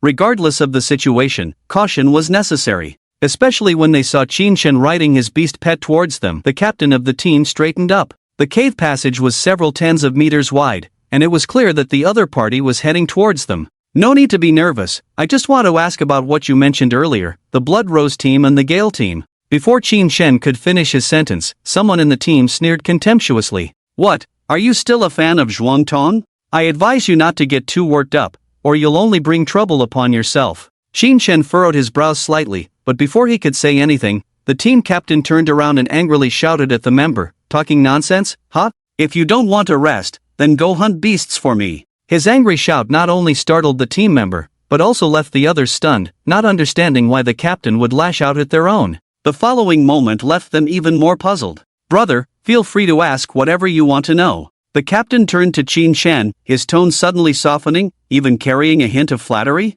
Qin Shen chuckled silently, knowing that the captain might have sensed his strength, but he didn't say anything, only inquiring about the Blood Rose team's location. The captain patiently answered, even marking the specific route on the communication chart for Qin Shen. After thanking him, Qin Shen rode towards the destination on his white beast, and as he left, the captain wiped the cold sweat off his forehead. Captain, what's wrong with you? Why are you being so polite to that kid? A mocking voice spoke up, but the captain swiftly slapped the man hard. Watch your mouth in the future, or you'll only bring trouble upon yourself. The man, feeling wronged, covered his face, still not understanding what his captain was up to. That young man just now is a leader-level powerhouse. The captain gazed at where Qin Shen had disappeared, murmuring these words. Hearing this, everyone's jaws dropped in disbelief, doubting if they had misheard. Unless cultivators made a move and released their spiritual power, it was rare for others to gauge their strength just by appearance. Could their captain's insight be so sharp to discern it instantly? My beast companion's telepathy just informed me that the young man with the white giant tiger is extremely dangerous.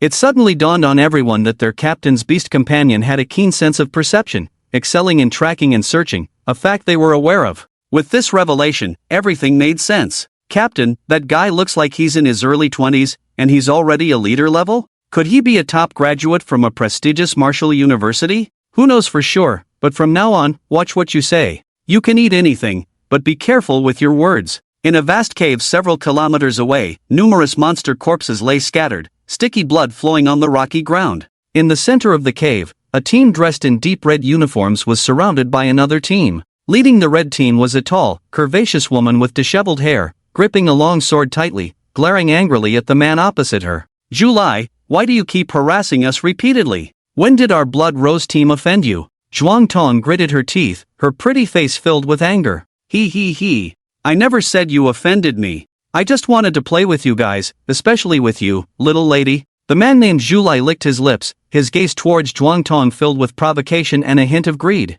Such a spirited woman, Julai had never played with someone like her before. She was said to be a graduate from a prestigious martial university, a true pride of heaven. If he could just... Seeing the look in Julia's eyes, Zhuang Tong felt a hint of disgust rising in her eyes, along with a sense of fear, afraid of his ruthless methods. The members of the Raging Wind team were all at the 10th level of the Guardian rank, while their Blood Rose team only had her at the 10th level, the rest being below the 7th level, completely outmatched by this team. Julai, seeing the panic in Zhuang Tong's eyes, couldn't help but feel excited. He waved his hand towards a large red bird flying in the sky, which received its master's command and spewed out flames from its mouth. The flames shot towards Zhuang Tong, forcing her to retreat, but a few sparks landed on her clothes, setting them on fire. Zhuang Tong quickly took off her clothes when she saw the situation, throwing them far away. In an instant, the outer garment turned into ashes. Looking at Zhuang Tong's snow-white skin, the members of the Fierce Wind team whistled provocatively and made lewd remarks, licking their lips. When the Blood Rose team heard the insult to their captain, they angrily attacked a member of the Fierce Wind team. See, he struck first, didn't he? The member pointed to a communicator, indicating that the incident was recorded. With a swift kick, he knocked down the Blood Rose team member, who spat out blood, possibly breaking several bones.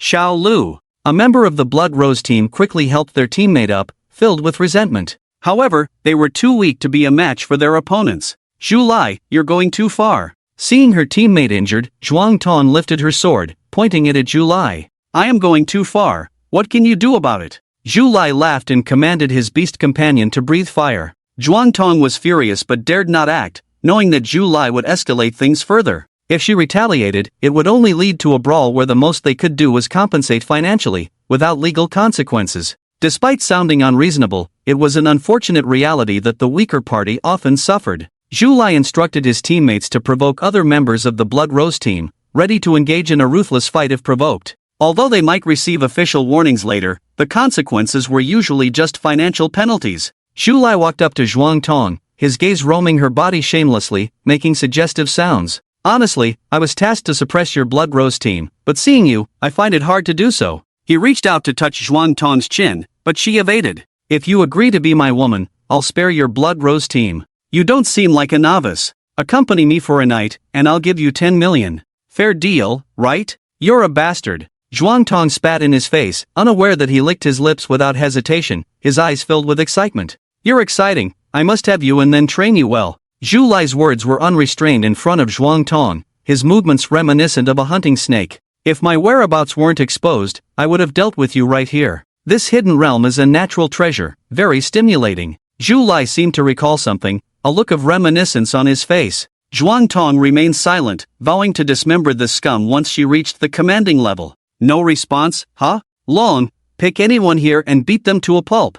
Long, a team member, stepped forward and kicked the injured Blood Rose member mercilessly. You bastard! Zhuang Tong couldn't contain her anger any longer, swinging her sword towards Long. A blood-red elf in a rose-patterned dress appeared on her shoulder, forming hand seals and enhancing Zhuang Tong's strength with magical buffs. Human battle flow? Interesting. Zhu Lai licked his lips, his interest in Zhuang Tong growing stronger. He was surprised to see this beautiful woman following the dangerous path of the human battle flow, a style usually chosen by battle maniacs, making her presence quite rare. Little beauty, your opponent is me. Suddenly, a huge axe appeared in Zhu Lai's hand, intercepting Zhuang Tong halfway. The moment they made contact, Zhuang Tong was surprised. With the strength she had gained from the Blood Elves, facing two opponents of the same level was not a problem. However, the sword she had just swung was effortlessly blocked by Zhu Lai, showing his overwhelming strength. Sweetie, put more effort into it. Zhu Lai leaned in close to Zhuang Tong, exhaling a foul breath. Go to hell!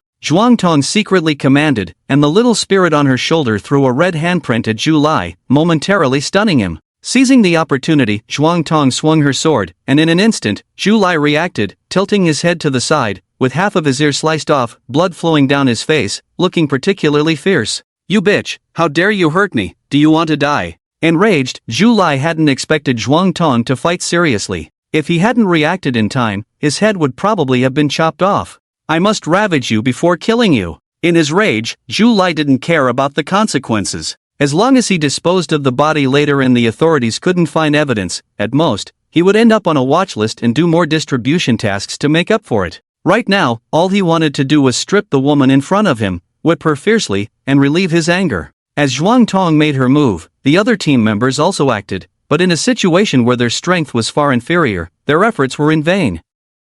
In no time, the members of the Blood Rose team were all taken care of, groaning on the ground, while Zhuang Tong was still struggling. You little bitch, you're quite something. I'm getting more excited, ha ha ha. Zhu Lai swung his axe, and Zhuang Tong, barely holding on, was pushed back step by step. Before long, Zhuang Tong found herself with a sharp axe at her neck. Zhu Lai had defeated Zhuang Tong in a physical battle without even using his beast companion. It was undeniable that Zhuang Tong was the strongest in one-on-one combat, yet this guy had defeated her so easily. If anyone knew that this guy's talent was only 2 stars, they would be even more surprised. A cultivator with a 2-star aptitude defeating a 3-star aptitude cultivator of the same level was undeniably strong. How about it, do you surrender? I'll give you another chance, be my woman, do you want to? Looking down at Zhuang Tong, Zhu Lai enjoyed the feeling of conquest. But Zhuang Tong's face showed determination as she stared back at Zhu Lai with a cold smile. Very well, I like playing tough, and I like it even more when you're tough.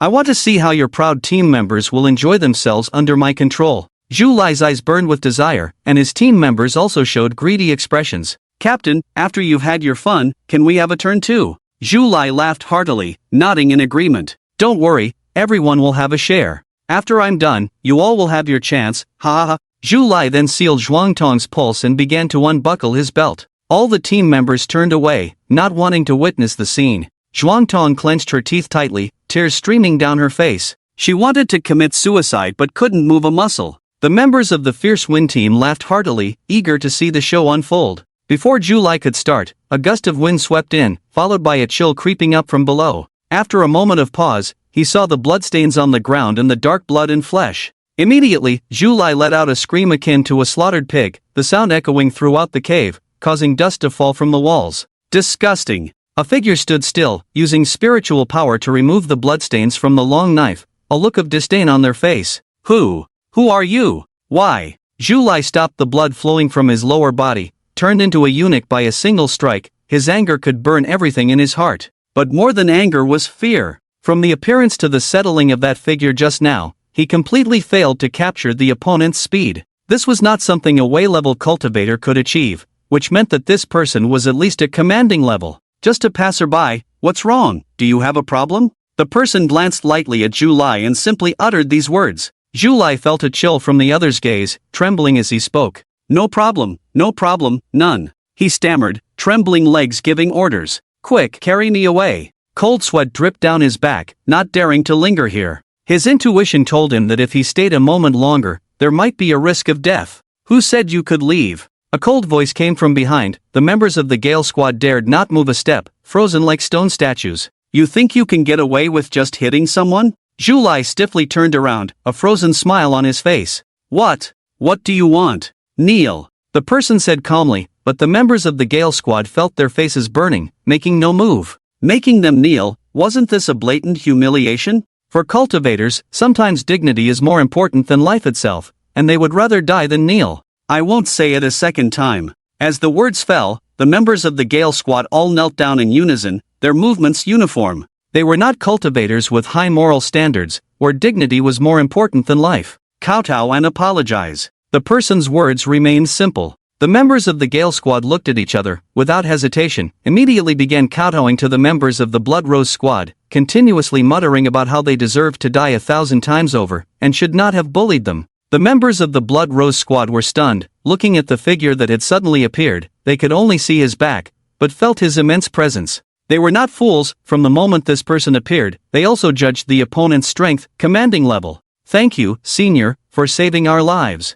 Zhuang Tong is unable to move now, unable to thank the senior properly. Please forgive her. Zhuang Tong's eyes filled with excitement. She had not expected to go from hell to heaven in an instant. A commanding level powerhouse appeared out of nowhere and saved her. The current Zhuang Tong even felt like the luckiest person in the world. The person turned slowly, revealing a hint of a smile, and spoke slowly. Is that so? How do you plan to thank me? Seeing the face of that person, Zhuang Tong and the members of the Blood Rose were all filled with deep shock, unable to believe it. It was a very young face, with handsome features and a warm smile, undoubtedly the timely arrival of Qin Chen. This powerhouse looks so familiar, seems like I've seen him somewhere. Seeing Qin Chen's face, Zhuang Tong felt a sense of familiarity. Although the two had been communicating online, they had never met offline, only seeing each other's photos. Qin Chen's photos were still of those green and youthful looks on campus, a far cry from the blood and fire experience he had been through, especially in terms of temperament, undergoing a tremendous change, so Zhuang Tong had not reacted immediately.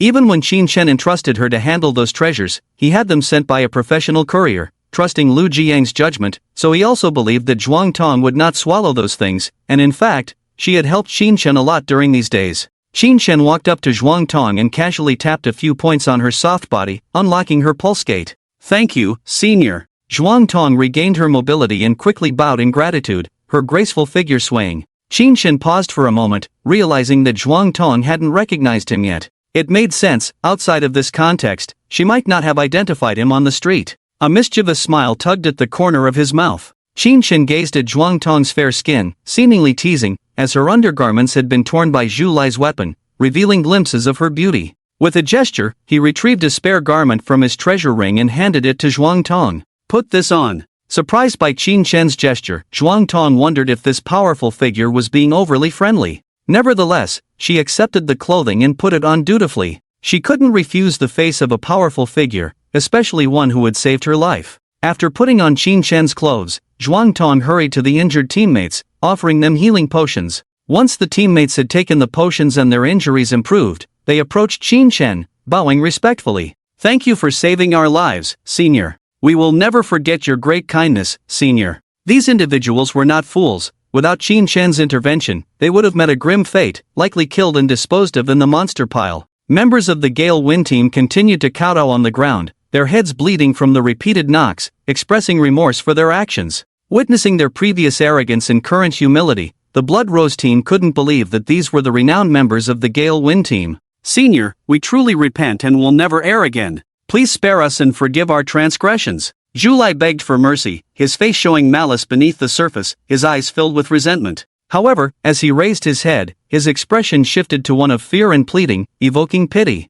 Watching Zhu performance, Qin Shen's lips curled slightly. As a leader, his sensitivity to a person's aura had heightened, and Zhu was unaware that Qin Shen had long sensed the murderous intent emanating from him. Despite this, Qin Shen refrained from acting immediately, mindful of the presence of several onlookers. Killing in front of others would only provide them with leverage. Even if they were morally upright and not despicable individuals, it was not a wise move. After all, one couldn't guarantee the preservation of others' secrets, and unforeseen circumstances might lead to inadvertent disclosure. Observing Qin Shen's hesitation, Zhuang Tong seemed to grasp his concerns. If Qin Shen spared the members of the Gale Wind team, she wouldn't let them off the hook either. Moreover, Qin Shen didn't appear inclined to show mercy. If he intended to spare Zhu and the others, he would have done so from the start. With this in mind, Zhuang Tong approached Zhu with her sword drawn, channeling her energy before striking decisively. Zhu raised his brow, refusing to be a sitting duck, and countered with his own treasure axe. The clash sent Zhuang Tong stumbling back several steps, clearly outmatched by Zhu.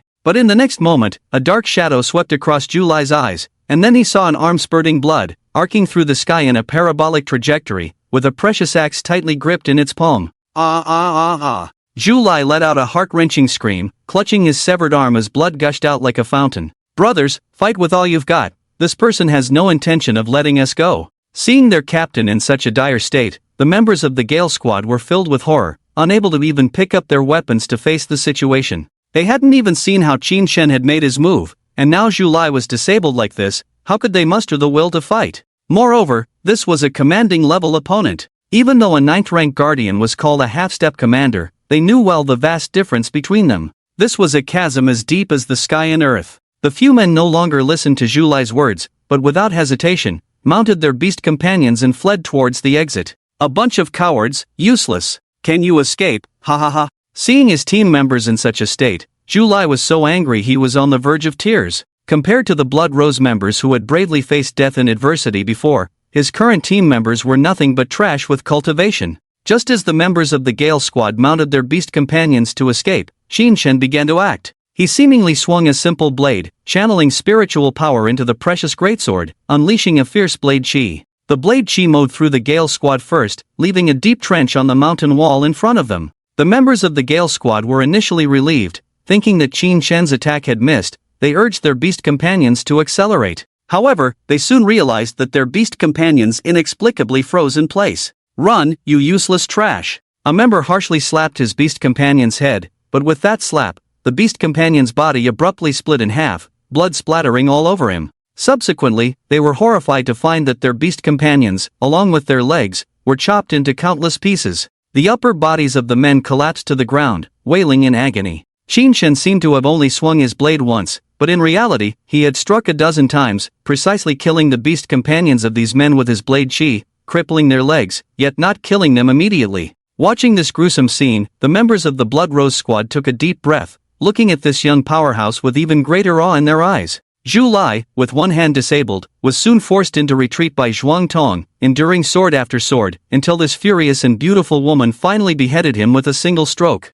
Zhuang Tong wiped the blood off her face, feeling much relieved, as the previous humiliation had now been avenged. She felt no guilt about killing those of her own kind. Scum like them deserved to be eliminated for the greater good. Seeing the surviving members of the Gale squad, Zhuang Tong understood what needed to be done and gave orders to her team. The group confidently approached the members of the Gale squad, and soon after, they killed them all, leaving no one alive. Sister Tong, I managed to extract some information from these guys just now. It turns out they were sent to deliberately suppress us because you helped that guy named Qin Shen before. A young man walked over, older than Zhuang Tong but still respectfully calling her sister. Zhuang Tong nodded, as she had already guessed as much, considering she hadn't offended anyone recently. On the other hand, Qin Chen furrowed his brows upon hearing this, surprised that he had inadvertently caused trouble for Zhuang Tong and the others, but fortunately, he had arrived in time to prevent a major mistake. Source text: hey, that Qin Chen really got us into trouble. If it weren't for the senior helping us out, we might have all been doomed. Yeah, I don't know what Qin Chen did. First, he offended the Wild Wolf Squad, and now he's tangled with the even stronger Gale Squad. He seems capable but also trouble-prone. If it weren't for the senior's righteous help, we wouldn't even understand how we died. The members of the Blood Rose Squad were all complaining, but it was understandable. Anyone who suffered such unjust calamity would curse a few times. These people were just complaining, their quality was already considered quite high. While they were grumbling, Zhuang Tong also approached Qin Chen, bowing respectfully. I haven't had the honor of knowing the senior's name yet. I'm Zhuang Tong, and I will never forget the senior's kindness. Although Qin Chen appeared younger than her, in the world of cultivators, seniority took precedence, so calling him senior was normal. Qin Chen scratched his head, feeling a bit embarrassed. I'm Qin Chen, Qin from Qinling, and Chen from Rivers and Mountains. As soon as he finished speaking, the surrounding air fell silent. Ah, what a coincidence. The senior is also named Qin Chen. Truly a case of same name, different fate. They say that other Qin Chen is just a high school student starting out, while you are already a commanding level powerhouse. Truly. A middle-aged member in his 30s or 40s chuckled, but he noticed that his fellow squad members remained silent, especially Zhuang Tong, who had a sudden realization when Qin Chen mentioned his name. However, she found it hard to believe. After all, the other Qin Chen was just a soldier rank. How much time had passed? Even a regular student at Tiandu University couldn't achieve such cultivation speed, right? Are you joking? The middle-aged member chuckled awkwardly. Qin Chen just smiled nonchalantly and nodded. Actually, I'm the Qin Chen your captain helped before. With this revelation, the members of the Blood Rose Squad were stunned, mouths agape, their shock more intense than Zhuang Tong's. Ha ha, I knew it. How could our captain casually help a stranger? Senior Qin Chen is truly a one-in-a-million genius, reaching the commanding level at such a young age. A dragon among men, and most importantly, so handsome and suave. The middle-aged man kept praising endlessly, making Qin Chen feel a bit embarrassed, especially since he remembered being the most critical one during the complaints earlier. So, you are Qin Chen, senior. Zhuang Tong smiled wryly, recalling her flirtatious remarks to Qin Chen over the phone, feeling a bit embarrassed. She had only intended to tease the naive little brother, not expecting him to suddenly become a big boss. Tong Jia, no need to be so polite. And everyone, just call me Qin Chen or Xiao Chuan. I must thank you all for your help during these days.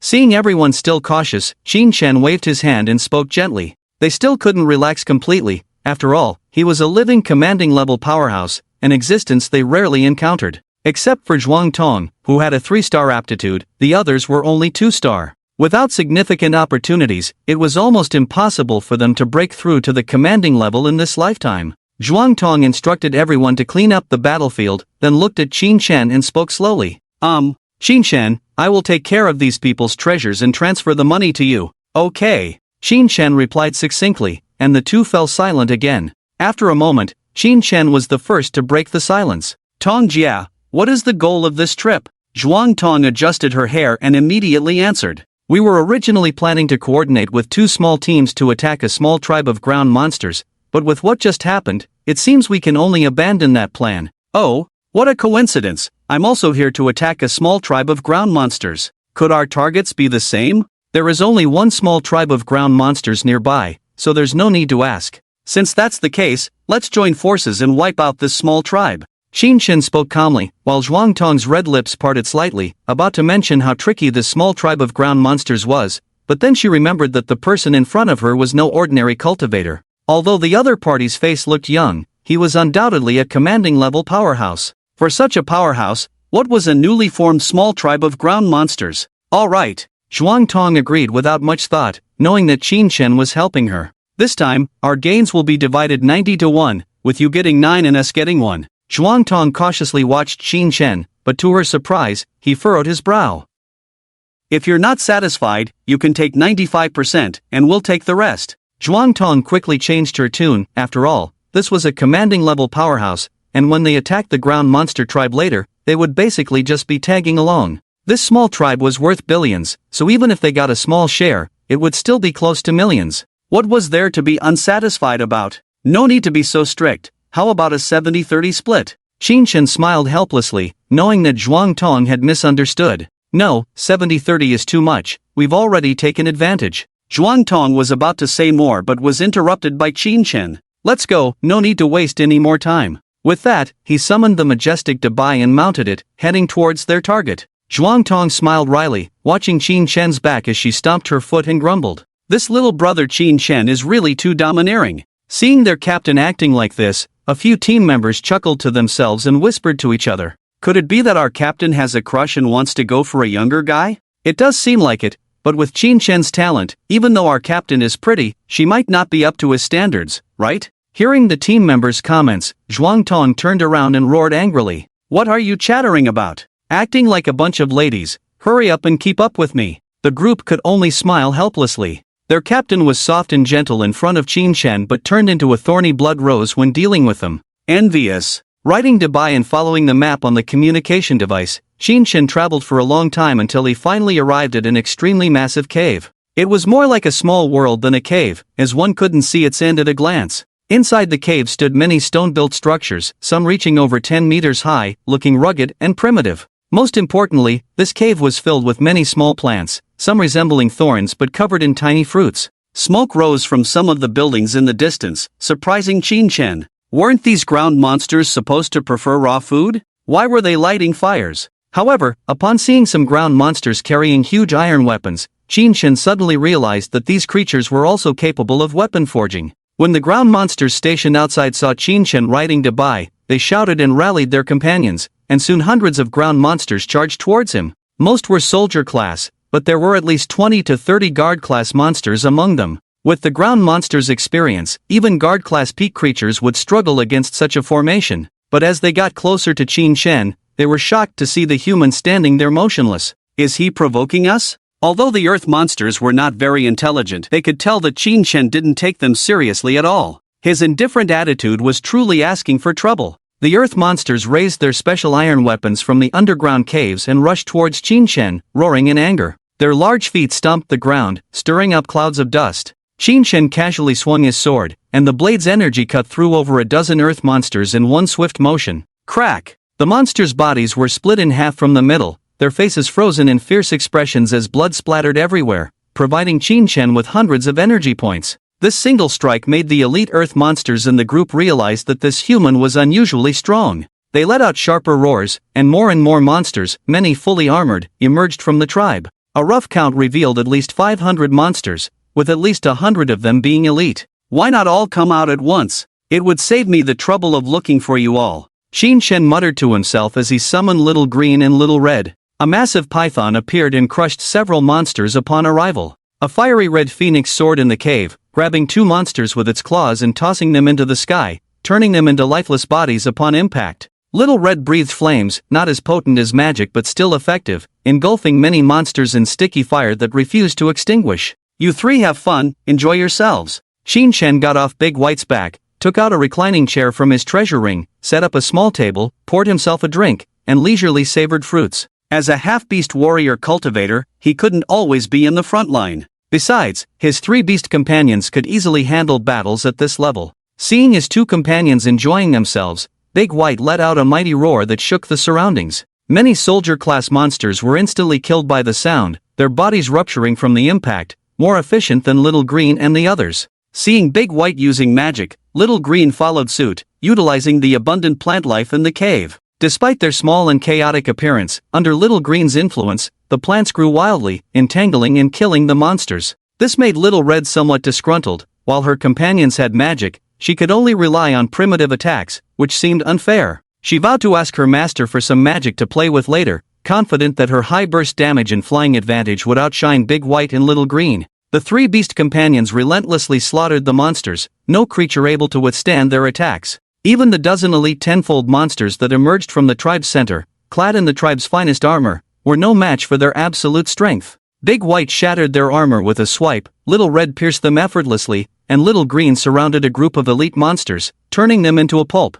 The three beast companions ravaged the small monster tribe, harvesting lives one by one, while Qinshen's energy points and his soul seesawed. 100, 200, 300, 1,000 points, 2,000, 3,000, 4,000. 10,000 points. When the last monster fell, the entire tribe was nearly wiped out, and Qin Shen's energy points reached a new high, exceeding 50,000 points. Qin Shen immediately spent 10,000 points to enter the resource wheel and did a 10-pull draw. Clatter items were spit out one by one, including 5 soul stones. Without a doubt, 2 belonged to Xiao Cheng and Dabai, while 3 were for Xiao Hong. Qin Shen tossed the soul stones to the 3 of them. Xiao Hong joyfully howled to the sky. After merging, she gained 3 powerful long-range attack demon spells. When the flames erupted, they sprayed 100 meters, burning large areas. As for the remaining items, there were some healing potions and recovery potions, all of which were undoubtedly more effective than those sold outside. Ha! What is this thing? Qin Shan looked at a strange fragment.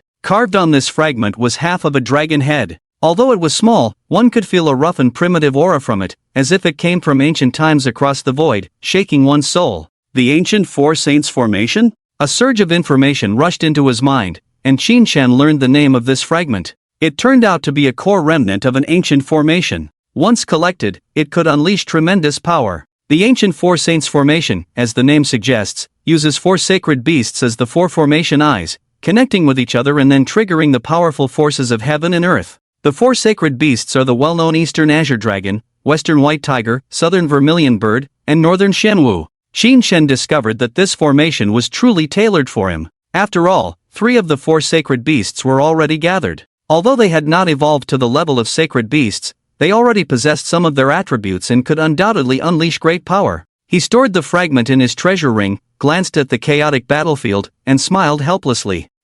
What's going on here? Could it be? The members of the Blood Rose team arrived late on their beast mounts and were astonished to see the scene of corpses strewn all over. Is it over already? The team members looked at each other in disbelief. They had thought they could at least participate, but seeing the current situation, it seemed they didn't even have the qualifications to do so and could only clean up the battlefield. Zhuangtong came to Qin Shen's side, watching him leisurely, and then looked at the 3 majestic beast mounts on the other side, her expression becoming more complex. Are these 3 beast mounts all commanding level? She looked over there, pondering in her heart. All 3 beast mounts were commanding level. How did this guy manage that? Dig out the beast cores of these ground monsters and search thoroughly for the resources inside. There are still many precious minerals here that have not been destroyed. Zhuangtong ordered her team members, while Qin Shen spoke slowly. Siston, there's no need to dig out the beast cores. I have a martial art that can absorb the energy from these beast cores. There are no beast cores left in the bodies of these ground monsters.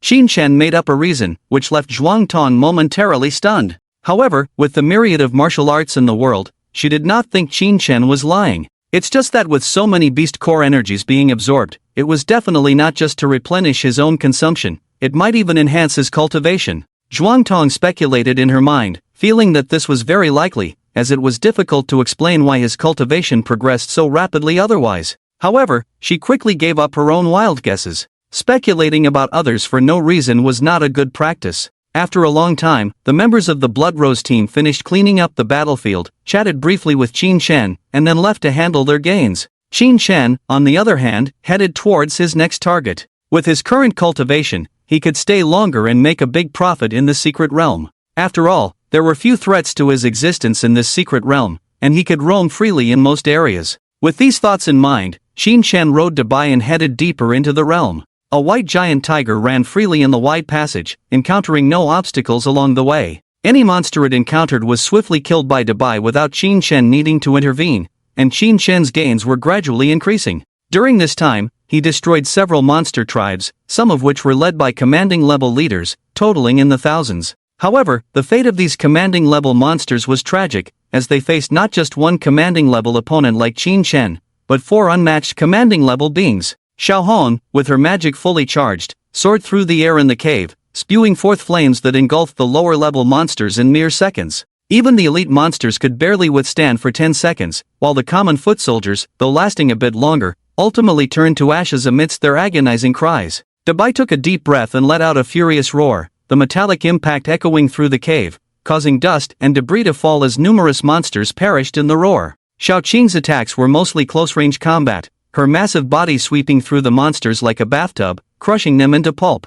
Qin Shen, on the other hand, was ruthless, unleashing over 100 martial arts techniques, with the first volume of the Dragon Tiger Blade already mastered. Each strike infused with spiritual power unleashed waves of energy, shattering rocks and ground beneath, turning the monsters into bloody fragments. With 1 man and 3 beasts, they roamed freely in the cave, able to annihilate even commanding-level monster tribes with 3 or 4 leaders. In just a few tens of days, the number of monsters Qin Shen's group had exterminated reached tens of thousands, and the energy points provided to him skyrocketed to hundreds of thousands. Such frenzied actions had already attracted official attention. While Qin Shen and his companions rested in a cave, a middle-aged man carrying a crimson spear rode a massive flaming rhinoceros towards them. "Hello, Qin Shen," the man greeted warmly, immediately presenting his official license. "I am Li Weigua, one of the commanding-level cultivators from the City Development Bureau. Are you interested in working for us?" Qin Shen's face lit up with amusement as he jokingly asked, "How much per day?" Li Weigua burst into laughter upon hearing the question, seemingly aware of some of Qin Shen's background, so the inquiry did not surprise him. "We use star element stones for payment. The currency of ordinary people is no longer valid. You see, many things cannot be bought with money alone." Qin Shen was taken aback, realizing his lack of knowledge in this area, and quickly sought clarification from Li Weigua. It turned out that these star element stones were precious energy crystals found in the Stargate secret realm, used to accelerate cultivation. A single stone, about the size of a thumb, contained enough energy to support a commanding-level cultivator's normal practice for a month. Converted into 9 states currency, 1 stone was worth at least $1 billion, often priceless. These items were mostly controlled by the state, and freelance cultivators had to be hired by the state and complete various tasks to obtain them. What kind of tasks, and how is the cost calculated? Qin Shen reiterated his interest in knowing the price first before proceeding with any negotiations. Completing a task earns you 10 star element stones,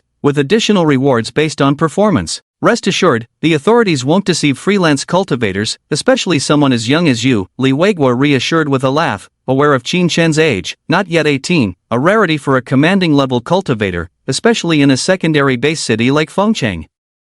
Of course, he wasn't particularly surprised by this, having encountered even younger commanding-level cultivators before. Even if they weren't commanding-level, but rather king-level or even emperor-level, these extraordinary talents were not uncommon. However, geniuses reaching king level at such a young age were unlikely to appear in such small places. Their talents were meant for broader horizons in the Stargate Otherworld, serving the conquest of the 9 states. 10 star element stones. Qin Shen pondered. 10 star element stones were worth 1 billion Zhou coins, and his total gains in these days did not exceed 5 billion. Although he roamed freely in this underground cave, the number of small tribes available for him to eliminate was limited, and not every small tribe was wealthy. Some were extremely poor, resembling slums.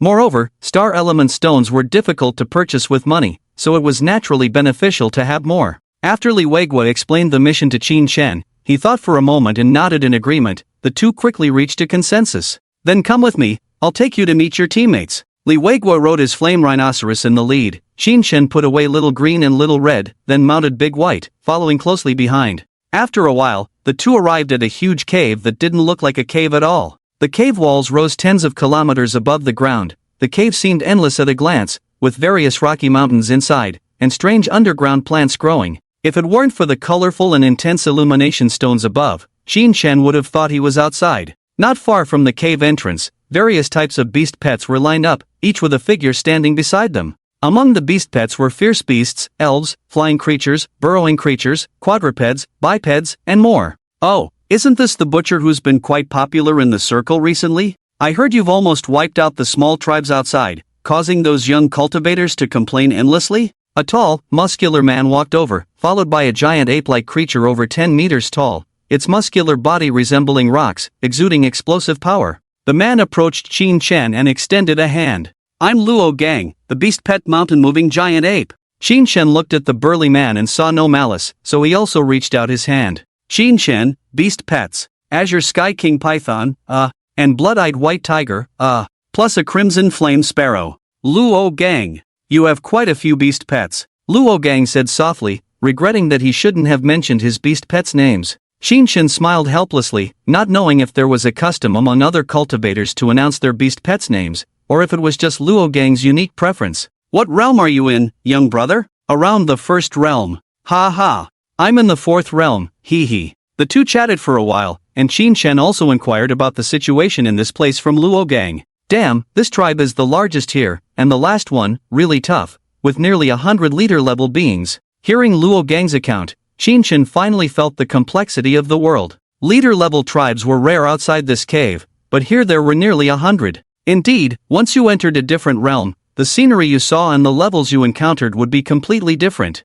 After a long conversation, Liwegwa slowly spoke up. Everyone, next I will distribute the tasks. As long as everyone completes their part well, we can take down this tribe, and the development of this secret realm can come to an end. You will all be heroes of Feng City. Liwegwa explained the key information clearly and boosted morale. However, the latter part was almost useless, as the leader-level cultivators here were all experienced and wouldn't be easily swayed by others. Shortly after, Liwegwa assigned tasks to Qin Shen to handle several small guard tribes in one direction of this large tribe, with about 2,000 monsters, 3 leader-level, hundreds of guard-level, and over 1,000 soldier-level beings. Luo Gang walked over, seeing the contents of Qin Shen's task list, couldn't help but admire. Hey, brother, this task is quite challenging. It shows that Liwegwa values you. This task is well done. I estimate it might earn us an extra star crystal. Normally, the tasks assigned by ordinary commanding cultivators involve 2 mid-level demonic beasts matching their own cultivation level.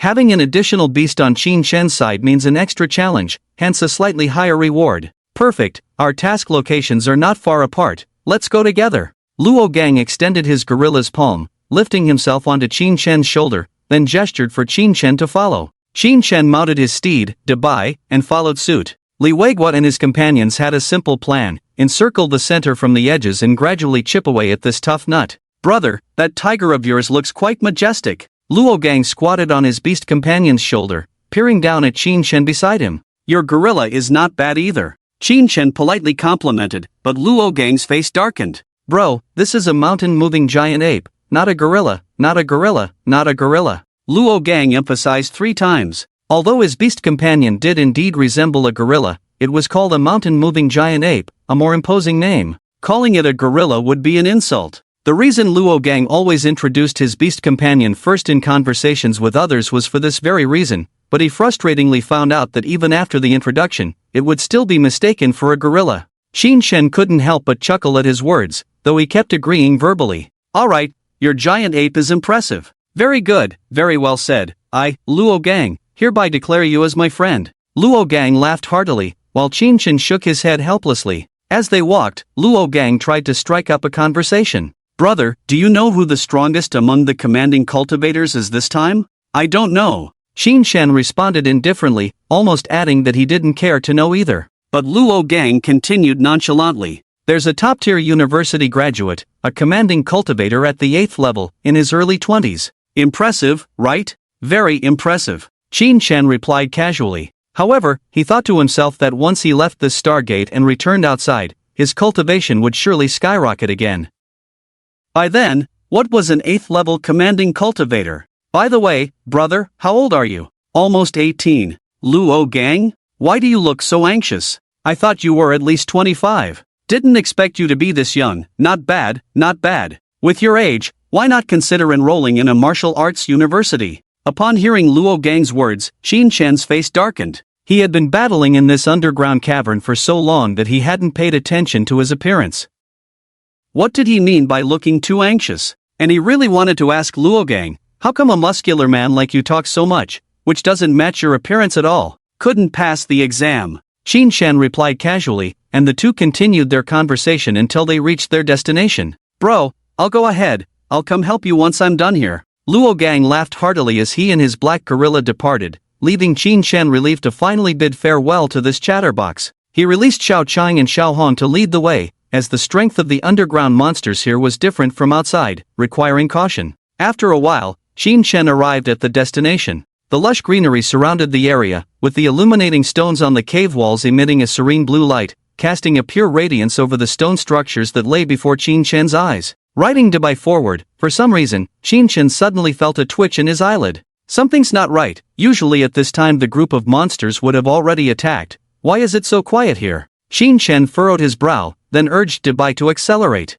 In no time, he arrived at the guard tribe, only to be shocked to find not a single monster inside. Where have the monsters gone? Where did they run off to? Qin Shen dismounted and examined the footprints below. We should leave soon. Suddenly he realized something, quickly retrieved Xiao Chang and Xiao Hong, then leaped onto Dabai's back and dashed off in a certain direction. As he sped forward, Qin Shen sighed inwardly. This time, many people should die, right? Obviously, these underground monsters had learned to strategize, feeding false information to Li Weigua and his group, luring them into separate attacks to pick them off one by one. However, the monsters had also consolidated the forces of several guardian tribes to target the cultivators one by one. Li Weigua and his group underestimated the monsters' intelligence, viewing them as a species with little wisdom. But from various signs, Qin Shen could tell that as their strength increased, the intelligence of different monsters varied. Perhaps among the monsters, there was a very clever individual, whose intelligence could rival that of top human beings.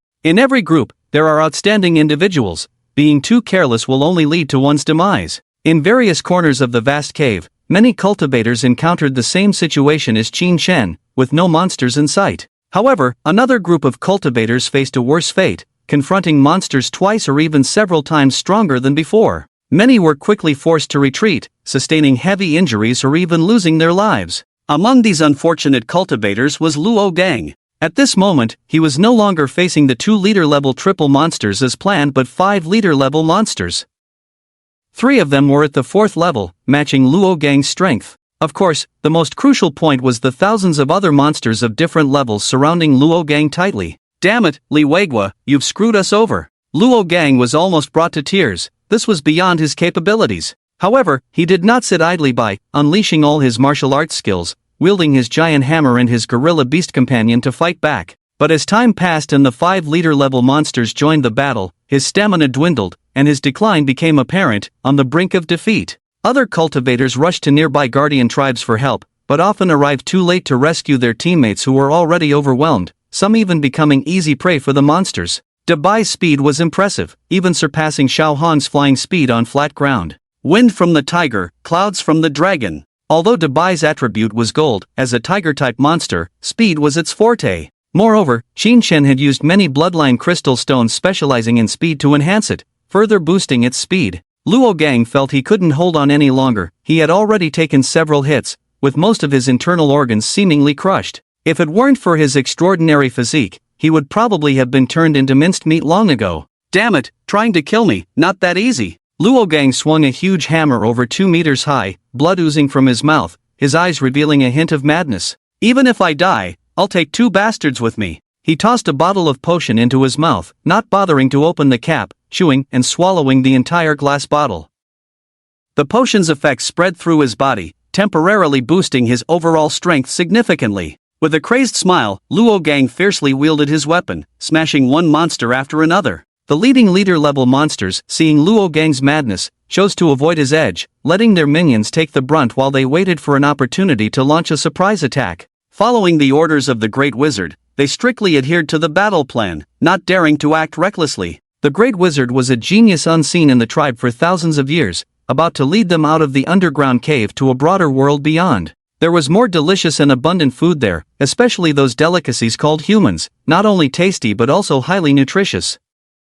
After eating them, their bodies underwent significant evolution, which fascinated them immensely. Luo Gang felt his strength diminishing, his beast companion covered in wounds, even its paws half smashed. But they kept on fighting, trying their best to kill more ground monsters. Can't hold on much longer, I'm done for. Luo Gang grimaced, supporting himself with the hammer handle to stay upright. Qin Shen, I hope you're not as unlucky as me. Young people have much more potential than an old guy like me. He looked at the countless ground monster corpses around, at least several hundred if not thousands, not his best record, but not bad either, at least he didn't die right at the beginning. Damn it, I don't want to die. Luo Gang laughed through gritted teeth, watching a leader-level ground monster wielding a club aiming to smash his head. He didn't want to die. No one wanted to die. But what could they do? The outcome was already predetermined. Luo Gang closed his eyes, recalling his beast companion back into the soul sea space, not wanting to see it being gnawed by the ground monsters. Farewell. Tears streamed from his eyes, warm blood splattering across his face.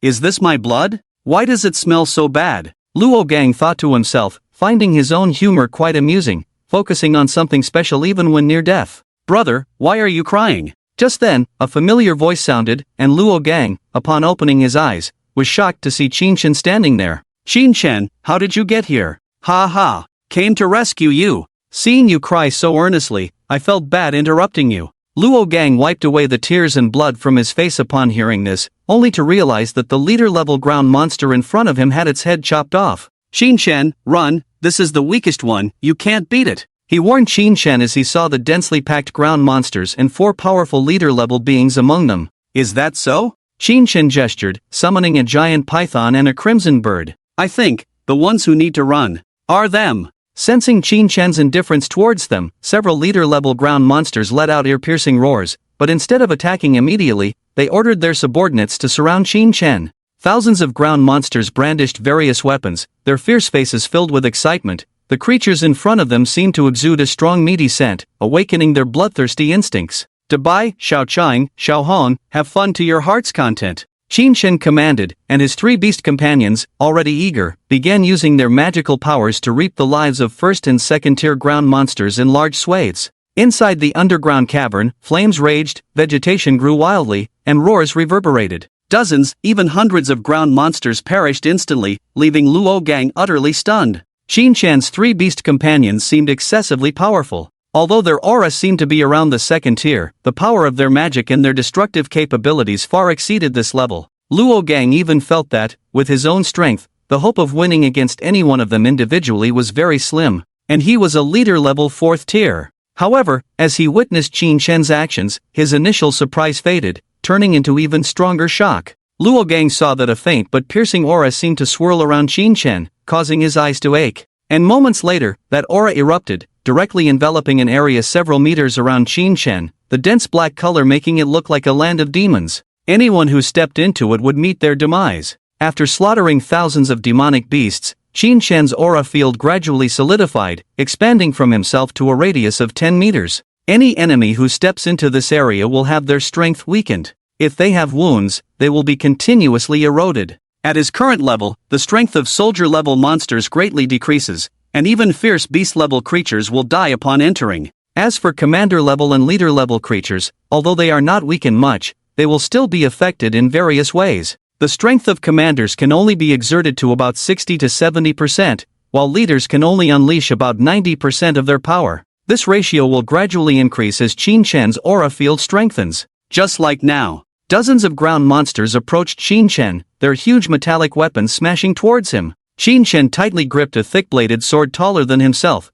preparing to strike in an instant. The sword energy swept through, cutting through the bodies of dozens of ground monsters. In a flash, their bodies were torn apart, blood splattering in the air like a bloody rain. Qin-Shen leaped into the midst of the monsters, swinging his sword, continuously killing them. As he killed more monsters, the surrounding aura became denser, feeding him with a hint of frenzied energy, gradually enhancing the power of his sword. The 4 commander-level monsters, originally waiting on the sidelines, planning to let their minions wear down Qin-Shen before joining the fight, sensed something unusual about this human. Instead of weakening under numerous attacks, he was growing stronger. The 4 commander-level monsters glanced at each other, muttering in strange tones, then approached Qin-Shen from 4 directions. Among the small monsters, the commander-level creatures were like small giants, at least 2 to 3 meters tall, with bulky bodies exuding immense power. Adorned with rough yet practical heavy armor on their rolling fat bodies, it was difficult for even ordinary white-grade weapons to penetrate. Their weapons were different from other monsters, emitting a dense white light, obviously treasures nurtured by them. As commander-level beings, with sufficient materials, they could nurture almost any treasure, some even having more than one. Instead of acting separately, they all converged towards Qin-Shen, intent on killing this human with all their might. After all, according to the Great Wizard, killing a human would result in their accompanying monsters dying as well. On the other side, seeing the 4 commander-level monsters heading towards their master, Big White, Little Green, and Little Red also wanted to help. However, the 4 commander-level monsters had already ordered their minions to increase their attacks, and hundreds of soldier-level monsters fearlessly engaged Big White and Little Green, hindering their movements. Little Red had the advantage of flight and was not obstructed by these ground monsters. However, one commander-level monster angrily left the group, stomping heavily on the ground before leaping tens of meters high, wielding a spiked club towards Little Red. With the monster's bulky body, this strike created a sharp whistling sound as it cut through the air. The moment the commander-level monster intercepted Little Red, the other 3 monsters also attacked simultaneously. They stomped on their minions, blocking the way, their treasure weapons emitting a dense light, surrounded by demonic energy that shattered the ground. 3 attacks struck Qin-Shen from different directions. Finally arrived? Qin-Shen smiled faintly, wielding his sword to shield himself. The 3 attacks were intercepted, and Qin Shen felt three huge forces rushing into his body, impacting his internal organs. But now, he had over 100 martial arts techniques protecting him, shielding each organ heavily, so this residual force had little effect on him, just making his blood boil slightly. However, this was just the first attack from the 3-leader level monsters. The most severe moment was yet to come. The 3-leader level monsters wielded huge weapons several meters long, continuously smashing them towards Qin Shen. Each missed attack left a deep pit in the ground harder than steel. Qin Shen moved his feet, dodging the attacks of the three monsters while brewing his emotions. Under the attacks of the monster leaders, Qin Shen's dodging figure appeared extremely embarrassed, causing Luo Gang beside him to clench his heart. But everything changed in the next moment. A sudden gleam shot out from Qin Shen's eyes, and he exuded an inexplicable aura. At this moment, he was already in adversity, his spirit and strength stretched taut like an arrow ready to be released. This self-created martial technique, as his strength increased, would also enhance his power continuously, showcasing the strength of self-created martial arts. As long as the master is at the leader level, it is a third-grade martial technique. As long as the master is at the saint level, it is an 8th-grade martial technique. His momentum kept accumulating, and all his strength was poured into the treasure sword in his hand. Boom Dragon roams the 4 seas. Tiger dominates the 8 wildernesses. The first volume of the Dragon Tiger Blade's strongest 2 killing moves were unleashed. With the adversity-enhanced strike, an unimaginable power erupted. It made people doubt their lives. Was this really the power that a first-level leader could possess? Blade clashed with blade, directly confronting the weapons of the 3 monster leaders. The clanging sounds were incessant, and countless sparks of gold and iron flew. Under Qin Shen's attacks, initially, the 3 monster leaders could easily cope, but as time passed, they were horrified to find that this human's attacks were rapidly strengthening, gradually surpassing their capabilities. Crack the sky was filled with swordlight, accompanied by blooming blood flowers. One of the monster leader's arms had been severed, and the treasure weapon flew into the air, then fell to the ground, directly killing 2 soldier-level monsters. Roar the leader-level monster let out a howl, but in the next moment, it fell silent. Qin Shen's blade had already severed its neck, and its head the size of a water bucket rolled to the ground, leaving a trail of blood. This scene shocked the remaining 2 leader-level monsters. With their already high intelligence, they knew that this human was no longer someone they could handle. As they turned to flee, calling for their underlings to stop Qin Shen, they realized that there were no more underlings. The battlefield was filled with remnants of soldiers. While they battled Qin Shen, the other 3 beast pets had been relentlessly slaughtering, leaving less than 100 third-tier and below monsters scattered across the vast battlefield, looking desolate. It was only then that the 2 monsters realized they were surrounded by Qin Shen's 3 beast pets. Little Hong picked up a charred humanoid giant charcoal and threw it in front of them. The 2 monster leaders recognized it as their companion who had gone to stop Little Hong earlier. Kill! Qin Shen ordered, and together with his 3 beast pets, they launched a fierce attack. A moment later, the 2 monster leaders fell to the ground amidst the brawl, meeting their end here. After clearing out the remaining weak monsters, a wave of fatigue washed over Qin Shen's body. He quickly took out a jade bottle from his treasure ring, poured out a warm liquid, and swallowed it. The warm energy spread from his stomach, then surged into his limbs and body, rapidly restoring his depleted energy. Battling an opponent so many levels higher than himself at the first level had its costs. The consumption of potential and physical strength from the adversity strike was too great. Fortunately, with the recovery elixir from the roulette, its effects were many times better than the recovery potions on the market. Before long, he had once again reached his peak state. Looking at Luo Gang who was standing there dumbfounded, Qin Shen waved his hand. Bro, how's your recovery? Help clean up the battlefield instead of just standing there. With these words, Luo Gang finally came to his senses. Is it over already? Speaking hesitantly due to being injured the whole time, Luo Gang sounded like an audience who had just finished watching an exciting movie and was still lingering in the aftertaste, struggling to come back to reality. Yeah, it's over. Stop staring blankly. If your body has recovered, come and help. Qin Shen gathered the weapons of these earth monsters and the commanding level treasures, all of which could fetch a good price outside. After Luo Gang regained his senses, he also started helping Qin Shen clean up the battlefield. After scavenging a large amount of resources, he approached Qin Shen. Here, brother, take this. Looking at the treasure ring handed over by Luo Gang, Qin Shen chuckled. What, all for me? Aren't you keeping some for yourself? Blushing at the words, Luo Gang replied, You saved my life. How can I take more things? Honestly, if I weren't a man, I would want to repay you by sleeping with you a few times for saving my life. Hearing Luo Gang's words and looking at his sturdy physique,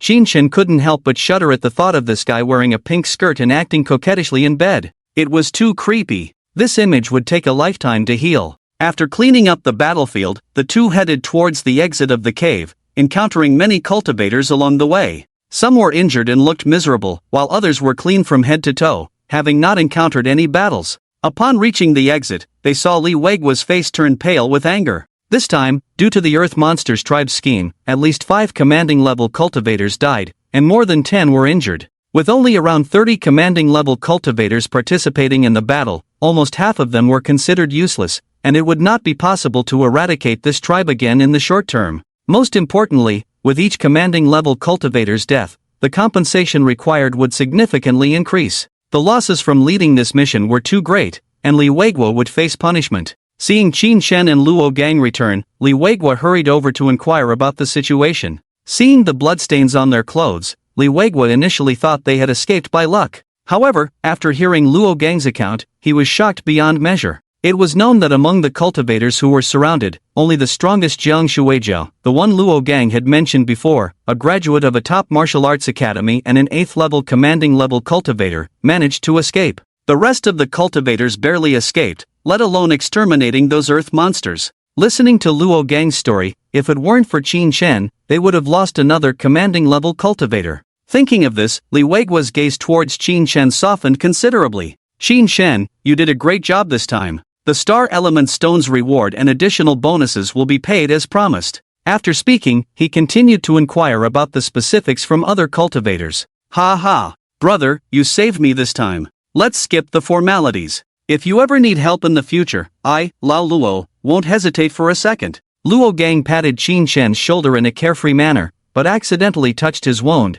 causing him to grimace in pain. With the plan failed, the group of commanding-level cultivators could only leave in disappointment, knowing that it would take some time before they could regroup. Qin Shen received 15 Star Element Stones, while the other cultivators, although not completing the mission, received 1/3 of the compensation. Especially for the deceased, their families would receive a substantial amount of compensation. Li Weigua also faced severe official criticism, making him the most miserable among them. After reaching the outside, Qin Shen and Luo Gang exchanged contact information before bidding farewell to each other. In the following days, Qin Shen entrusted Zhuang Tong to handle his gains in the secret realm, then took a good rest with his 3 beast companions. Killing all day in the secret realm and not being able to come out to cultivate, it was necessary to relax. Qin Shen spent millions of Jojo coins to buy the most expensive and delicious beast feed for his 3 beast companions, then took Linger to various amusement places in Feng City to have fun for a few days. After a good rest, he regained his state of mind and prepared to continue cultivation.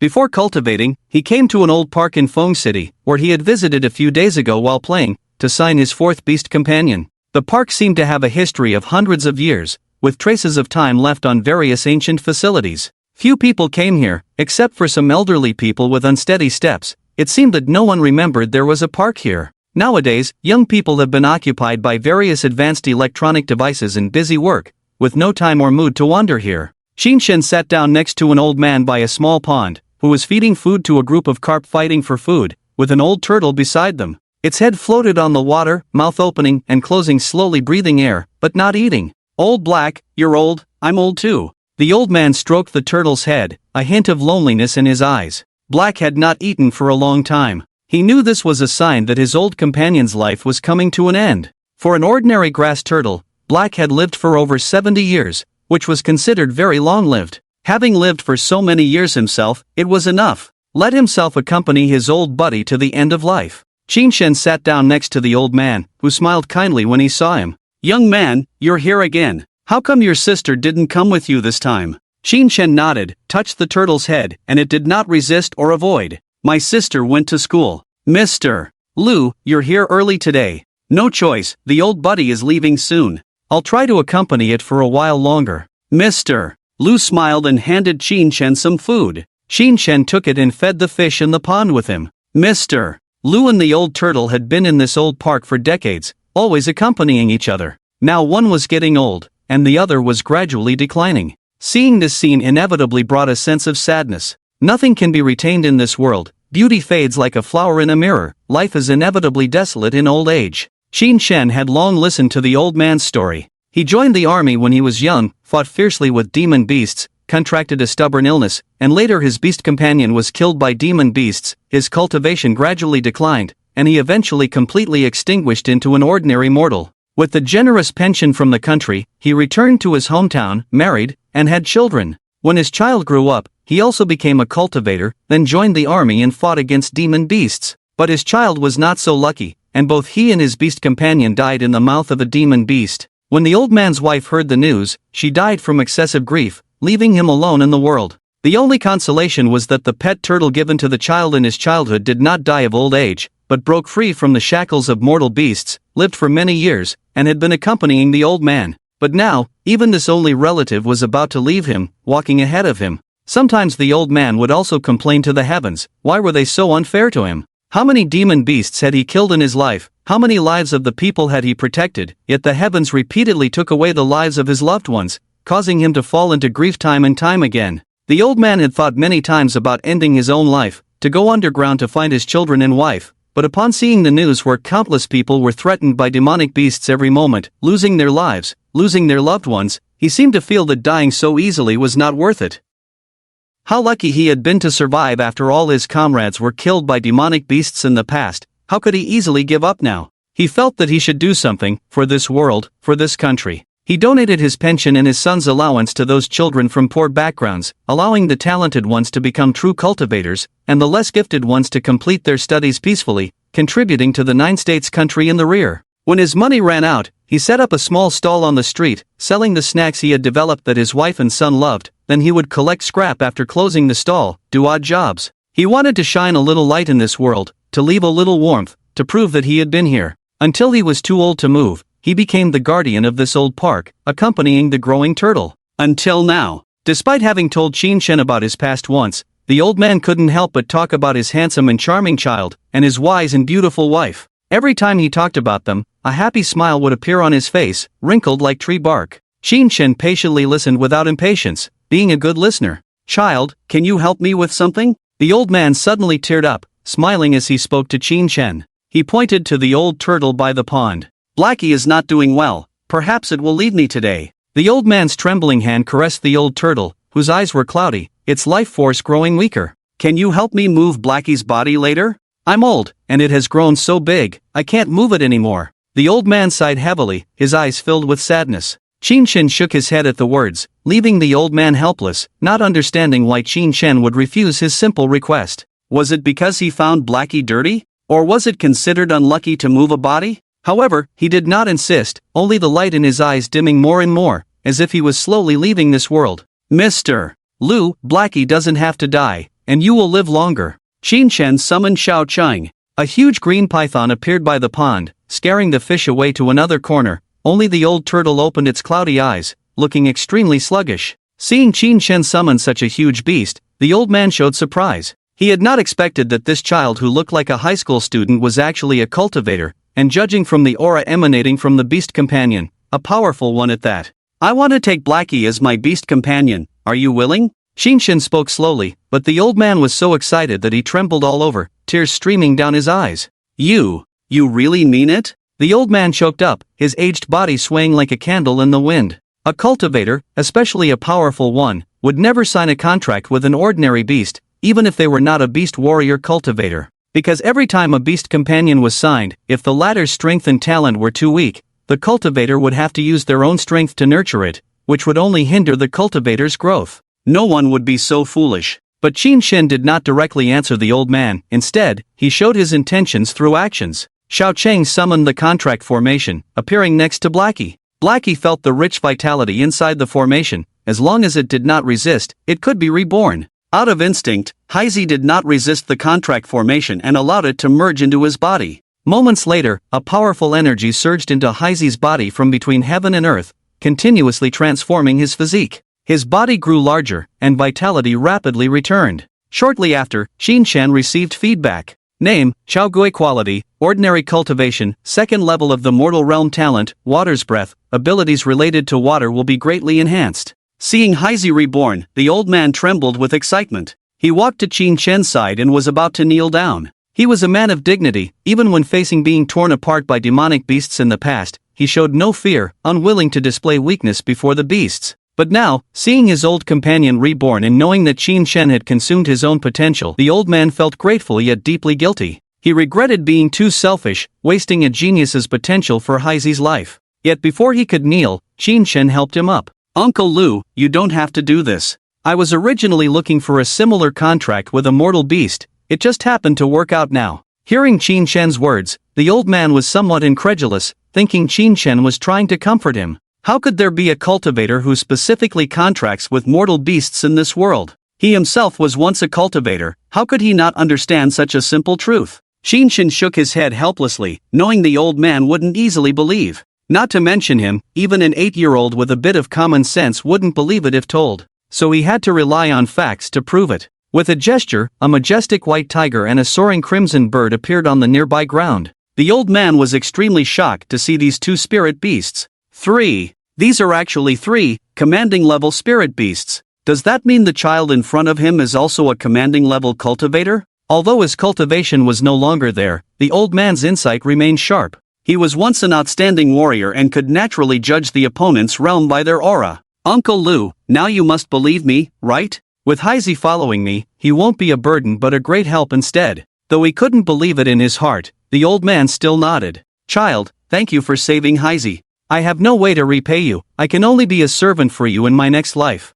Qin Shen smiled helplessly, not expecting Uncle Lu's words to echo what Linger had said before. "Uncle Lu, you don't need to repay me. Just live well and watch Heizi grow stronger with me." The old man smiled bitterly at the words, sighing and shaking his head. "This old man also wants to see you grow stronger. I believe you will become very strong, but this old man doesn't have many days left." "That's not necessarily true." Qin Shen smiled and took out a bottle of spirit liquid from the treasure ring, obtained from the roulette, a precious medicine for recovering from hidden illnesses and old injuries, extremely valuable for mortals. If placed outside, a bottle would start at least in the tens of millions. But now, Qin Shen didn't care about a few 9-continent coins, just from the Stargate secret realm alone, he had gained no less than 2 billion, equivalent to 20 small goals. Qin Shen always acted on his own will, emphasizing the word fate. He had obtained the 4th spirit beast from the old man, which would accompany him for life, so it was destined to have a deep connection. In that case, it was only right to give a little feedback to the old man.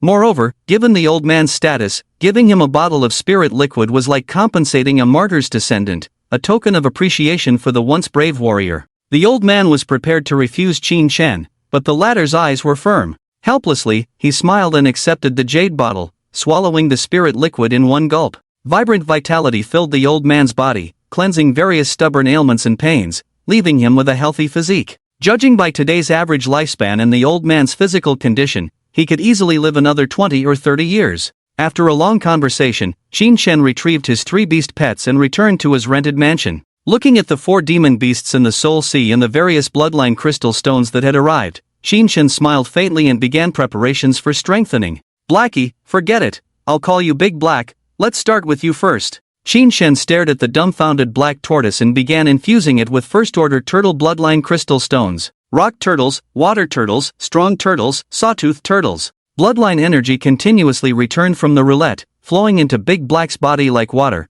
vigorously cleansing his muscles, bones, and blood vessels. After the first-order bloodline crystal stone reached its limit, second-order bloodline crystal stones were used, followed by third-order ones. Although each one was worth millions or even tens of millions, the effects were remarkable. Big Black's body gradually transformed, his turtle shell on his back shattered and regenerated, even displaying mysterious and inscrutable runes. Finally, information appeared in Qin Shen's mind. Name, Dark Armor Turtle Quality, for Stars Cultivation, Ordinary Level 8. Although the cultivation was still ordinary level, Big Black's body had elongated to over 10 feet, his limbs as sturdy as pillars, and the turtle shell on his back appeared extremely tough. After evolving Big Black, it was Little Blue, Big White, and Little Red's turn. Dozens of third-order bloodline crystal stones were infused without hesitation, countless energies continuously returning, enhancing the bloodlines of the 3 beast pets, making them stronger and more noble. The most significant change was seen in Little Blue, as his life level underwent another mutation.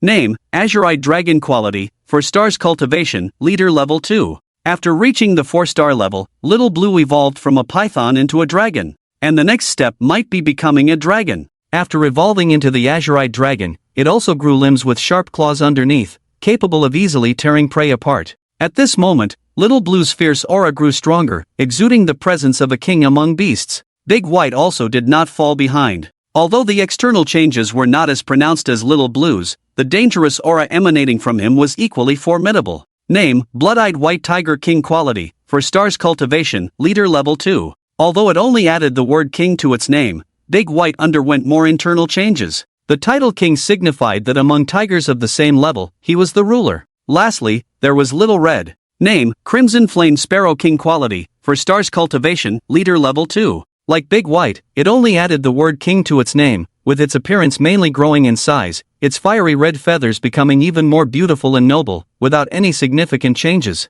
Unlike Little Blue, their bloodline levels had almost reached the limit of this branch. Currently, they were exploring and developing their own bloodline branches. Perhaps one day, their evolutionary paths would converge with other beast pets, leading them to the top tier of sacred beasts. For now, they were the strongest in their branch, and future bloodline enhancements would only further strengthen them, making it difficult for other powerful bloodlines to assimilate them. After strengthening the bloodlines of the 4 beast pets, Qin Shen looked at the few billion remaining in his bank account and the energy points that had dwindled from hundreds of thousands to tens of thousands. Strengthening a third-order bloodline crystal stone once consumed a whopping 5,000 energy points, almost depleting Qin Shen's savings. Without much thought, he activated the resource roulette and began a continuous 10 draw. After collecting the 7 soul stones belonging to the 4 beast pets, his energy points were almost depleted. Inside the treasure ring, various types of spirit fluids appeared, including recovery types, healing types, and 3 pieces of the shattered 4 Saints Ancient array, making a total of 4 pieces. However, a complete set requires 8 pieces, so they couldn't be used yet. The power of the 4 Saints Ancient array was described as extremely terrifying, capable of uniting the strength of the 4 beast pets, leading to a qualitative change. As for the specifics, Qin Shen would have to gather them all and practice to truly understand. Currently, Little Qing's soul stone ability leaned towards control, Big White's was offensive, Little Red's was explosive, and Big Black was undoubtedly defensive. One of them was even a collective defense type, capable of providing a powerful shield for the remaining 3 beast pets. With Qin Shen having gathered various types of beast pets, he was almost equivalent to a top-notch team by himself, leaving no room for doubt. Enhancing bloodlines. Next is cultivation. We need to level up everyone's cultivation. With this in mind, Qin Shen arrived at the Beast Palace and directly rented a place dedicated to serving leading-level cultivators. If he were to go back to his previous place now, the training effect would be greatly reduced, nowhere near the 100-fold increase. Although it was only a 100-fold increase, it was a third-order spirit-gathering array. The spiritual power in the hall had already formed a dense white mist, making one feel refreshed with each breath. Of course, with each breath, tens of thousands of Jojo coins were spent. A third-order spirit-gathering array with a 100-fold spiritual power increase cost 10 million Jojo coins for 8 hours. Who could afford that? Even ordinary leading-level cultivators hesitated to use it, except for Qin Shen, who had the roulette. With the roulette, he could at least gain back 1,000 times the cultivation. Coupled with the talents of the 4 beast pets, his cultivation speed had now reached the level of a 7-star genius. 7 stars. In the entire Jojo country, with nearly 1 billion people, there were only a few thousand 7-star geniuses, each one a pride of the heavens. And Qin Shen, an ordinary and unremarkable young man, had directly crossed over the ranks, leaving people amazed and emotional. In the following days, Qin Shen continued to practice martial arts and techniques, while the 4 beast pets focused on cultivation. As time passed, their cultivation soared rapidly. Leading level 2nd rank. Leading level 3rd rank. Leading level 9th rank. This was Qin Shen's current cultivation level, while among the other 4 beast pets, except for Big Black who was on par with him, the other 3 had all reached the leading level 10th rank together. Of course, they were not far from breaking through to the sovereign level, but their speed was already beyond belief. If Qin Shen's bank balance hadn't dropped below 10 million, he would definitely have pushed for the sovereign level. Of course, to break through to the sovereign level, he would need a considerable amount of resources. In these past few days, he had even used the dozen or so star element stones in his possession to achieve his current results. Money's running out, time to go out and earn some. Looking at his 4 massive beast pets measuring around 10 meters each, Qin Shen couldn't help but laugh bitterly. It seemed he wouldn't be able to come back to the Beast Palace for cultivation anymore. The maximum capacity of this building was the leading level 10th rank, anymore and it would exceed the limit, risking the Beast Palace bursting at the seams. Retrieving his 4 beast pets, Qin Shen stepped outside and took a deep breath of the ordinary air. Even though it was just normal air, after being accustomed to the rich spiritual energy, it somehow seemed inferior. After coming out, Xin Shen checked the official website of the Fengcheng Development Bureau and indeed found recruitment missions targeting the same old major tribe. After over a month of rest, the Fengcheng Development Bureau had gathered another group of cultivators, ready to conquer that final tribe. Unfortunately, it was regrettable that the tribe had become even stronger during this month for some unknown reason, with a large number of commanding-level monsters added. After suffering losses several times, the officials continued to recruit freelance cultivators at a high cost and even sought help from the military. Xin Shen signed up directly and received the mission information. Following the instructions, he once again arrived at the massive cave. Upon arrival, he encountered a familiar face, the robust and burly Luo Gang, accompanied by his black chimpanzee. Xin Shen, my brother, we meet again. Luo Gang went in for a bear hug, but Xin Shen dodged it. Have you recovered from your injuries? How come you're out on a mission so soon? Luo Gang shrugged, smiling wryly. No choice. Without money, all we can do is fight. Cultivation costs money, it's like burning money. If we don't come out, we'll be left with nothing. After a brief conversation, Xin Shen gained a better understanding of the situation here. Unlike before, with military support, they no longer adopted a strategy of picking off enemies one by one but chose to go straight in and crush the tribe head-on. In the vast and wide underground cavern, all human cultivators were ready, while in the dark central part of the tribe, a tall, lean humanoid monster smirked and uttered a few strange words. If anyone could understand, they would realize it said, "Human cultivators, come and be sacrificed to the great demon spirit." The human cultivators never expected that when they targeted this tribe, there were other entities inside plotting against them. Hundreds of human cultivators participated in the siege, with as many as 70 to 80 commanding-level cultivators and many elite peak squads. To Xin Shen's surprise, the one in charge of the major siege this time was Li Weigua. Despite the failure last time, he had not been dismissed, probably due to his strong connections within the organization. However, no matter how strong his connections were, this was his last chance to redeem himself. If he failed again, no amount of influence could save him from being removed from his position. The death of a commanding-level cultivator was no small matter, especially in a secondary base city like Fengcheng, where each commanding-level cultivator was a crucial pillar and not easily replaceable. Xin Shen, our mission is to attack from the right flank. Remember to keep your communicator on during the battle. Don't let others take credit for your achievements in the chaos of battle. After being promoted to the commanding level, they had to upgrade their technological equipment at the Beast Taming Hall. The communication function on their wristbands had become more powerful. By keeping the communicator on during battles, they could comprehensively detect and record the number of monsters killed by cultivators, with a very low margin of error, almost always matching perfectly. As for the principles behind it, Xin Shen had no idea, but this was the cutting-edge achievement of the rear scientific research base. Although this era focused more on cultivation, technological advancements were progressing rapidly due to the integration of various alien civilization achievements. Even though the progress of technology flowing into the civilian sector was not very noticeable, what served cultivators and the front line was always at the forefront. Xin Shen and Luo Gang joined the ranks of the right flank attack team, unexpectedly encountering several old acquaintances, members of the Blood Rose squad without a doubt. Tong Jia, long time no see. Xin Shen took the initiative to greet her, surprising the other nearby squads. Judging from Xin Shen's attire and equipment, he was a commanding-level cultivator. They were surprised that the Blood Rose squad had a relationship with a commanding-level cultivator,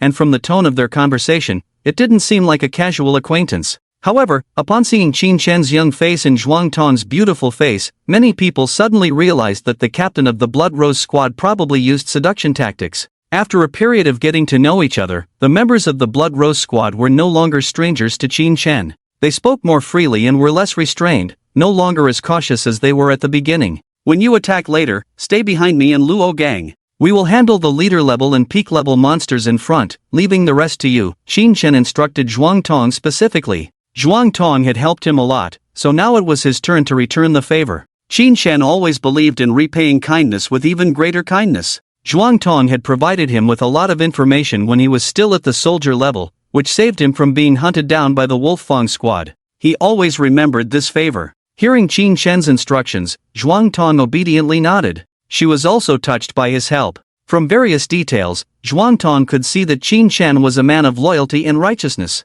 No, he should be described as a boy of loyalty and righteousness, with a somewhat naive face that indicated he was still an inexperienced young boy, not yet having undergone the transformation into a man. Thinking of this, Zhuang Tong couldn't help but blush. Although she appeared charming and beautiful, few knew that she was a girl who had never been in a relationship. Since her brother's death, she had devoted herself to training and striving constantly, reaching around the peak of the guard level just after graduation. If not for the lack of resources, she would have already advanced to the leader level. With such dedication, where would she find time for love? Seeing Qin Shen's care for Zhuang Tong and the others, Luo Gang chuckled to himself. Looking at the beautiful Zhuang Tong and then at Qin Shen, he felt he understood something. A muscular man and a very strong young man were unexpectedly showing signs of being infatuated. The muscular man had a girlish heart. After chatting for a while, they received orders from headquarters and set off towards the tribe with their respective beast companions. There was still some distance between their current location and the tribe, and Zhuang Tong's beast companion couldn't be ridden. So, Qin Shen had to lift her onto the back of his large beast companion, and the two of them proceeded towards their destination together. Zhuang Tong's soft body gently pressed against Qin Shen's chest. This was the first time he had such intimate contact with a woman. Smelling the fragrance of Zhuang Tong's hair, he could see her delicate earlobes, fair neck, and those deep cleavages from his perspective. It had to be said that Zhuang Tong had an impressive figure that most people couldn't resist. Qin Shen quickly averted his gaze. This was a battlefield, and he couldn't let such distractions affect his focus. Feeling the warmth of the man's chest behind her, Zhuang Tong also blushed slightly. Biting her red lips lightly, she moved Qin Shen's hand closer to her waist. Hold on tight, it's a bit bumpy. Ahem. Okay. Following orders, Qin Shen quickly embraced Zhuang Tong's soft abdomen, faintly feeling a few delicate abdominal muscles, also known as the Apollo's belt. Moving together, they finally arrived at their destination. Surprisingly, the monsters there had set up defensive measures, with tall walls and several rough-looking structures resembling cannons on top. My goodness, why do those things look so much like cannons? Damn, why do these monsters' weapons seem to have changed so drastically? The ones we encountered before were still using stone weapons, then we faced some in full armor, and now this is just absurd. Everyone was extremely surprised, but there was no choice. The battle horn had already sounded, and they had to charge ahead. Qin Shen and Luo Gang exchanged a glance, nodded at each other, and swiftly flew towards the enemy. However, as soon as they started to act, countless cannonballs with raging fire came flying over the high wall. Such an attack was nothing to the commanding level cultivators. With a wave of their weapons, they could easily smash or split the cannonballs. What surprised everyone once again was that the moment the cannonballs were hit, they exploded from within, releasing a thick green mist all around. Poisonous! Exclaimed the cultivator. Before they could seal their nose and mouth with spiritual power, they accidentally inhaled some and fell to the ground, foaming at the mouth and trembling uncontrollably. This was a cultivator of the 5th or 6th level of the guard rank, and it shocked the others to see how just a small intake of the poison gas had such an effect on him. Soon they were astonished to find that even with their nose and mouth sealed, cultivators were still collapsing slowly. This poison gas could corrode their spiritual defenses and gradually seep into their bodies. It was only then that everyone realized the cannons were not the main threat, it was the poison gas inside the cannonballs. Numerous cannonballs hit the group of cultivators, prompting them to take out antidotes and ingest them. The poisoned cultivators began to feel better. However, before long, they noticed that the effects of their antidotes were weakening, and the area was already engulfed in a dense green poisonous fog. Retreat! The cultivators shouted in unison, stepping back one after another. Even the commanding level cultivators closer to the high wall began to retreat. They discovered that the ground beneath their feet was shifting, oozing various corrosive liquids. Even their beast companions struggled to resist. The commanding level cultivators with flying beasts attempted to break through the defense from the sky but were surrounded by a dozen commanding level earth monsters and thousands of ground monsters shooting poisonous arrows emitting a green light. The commanding level cultivators who had just taken flight were forced to retreat immediately. Initially, the cultivators planned to wait for the poisonous fog to dissipate before launching an attack.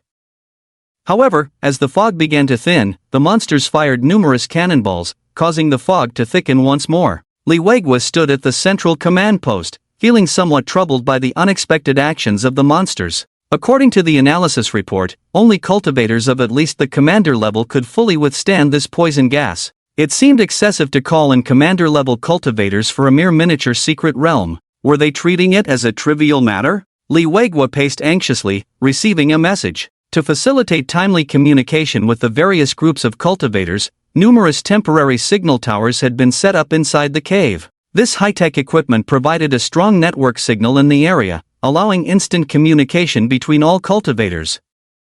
Typically, only commanding-level cultivators could directly contact Li Weigua, so he quickly opened the message. "Leader, I can dispel this poison gas, but it will only last for about 30 minutes. Please set up a battle plan quickly." Seeing this message, Li Weiguo was overjoyed and immediately called the person. "Hello, is this Qin Shen? Do you have a method that works?" Qin Shen, who had just tested the concentration of the poison gas, replied promptly. "Of course, I've confirmed it several times, but there's one issue." Li Weiguo's heart skipped a beat as he nervously inquired, "What issue? If I can solve it, I'll do it right away. It's a bit costly. Can the organization reimburse me?" Li Weiguo chuckled at this and assured Qin Shen that all his expenses would be reimbursed twofold by the organization. "Alright, is 10 star element stones fair? I'll give you 15. Deal." Both of them were very happy. Qin Shen was happy to earn a large sum of money, while Li Weiguo was happy that the battle could continue, and the hat on top of his head was considered saved. As for the star element stones, for the authorities, extracting tens of thousands of them from a miniature secret realm was easily achievable, and he had many resources at his disposal, so there was no need to search around.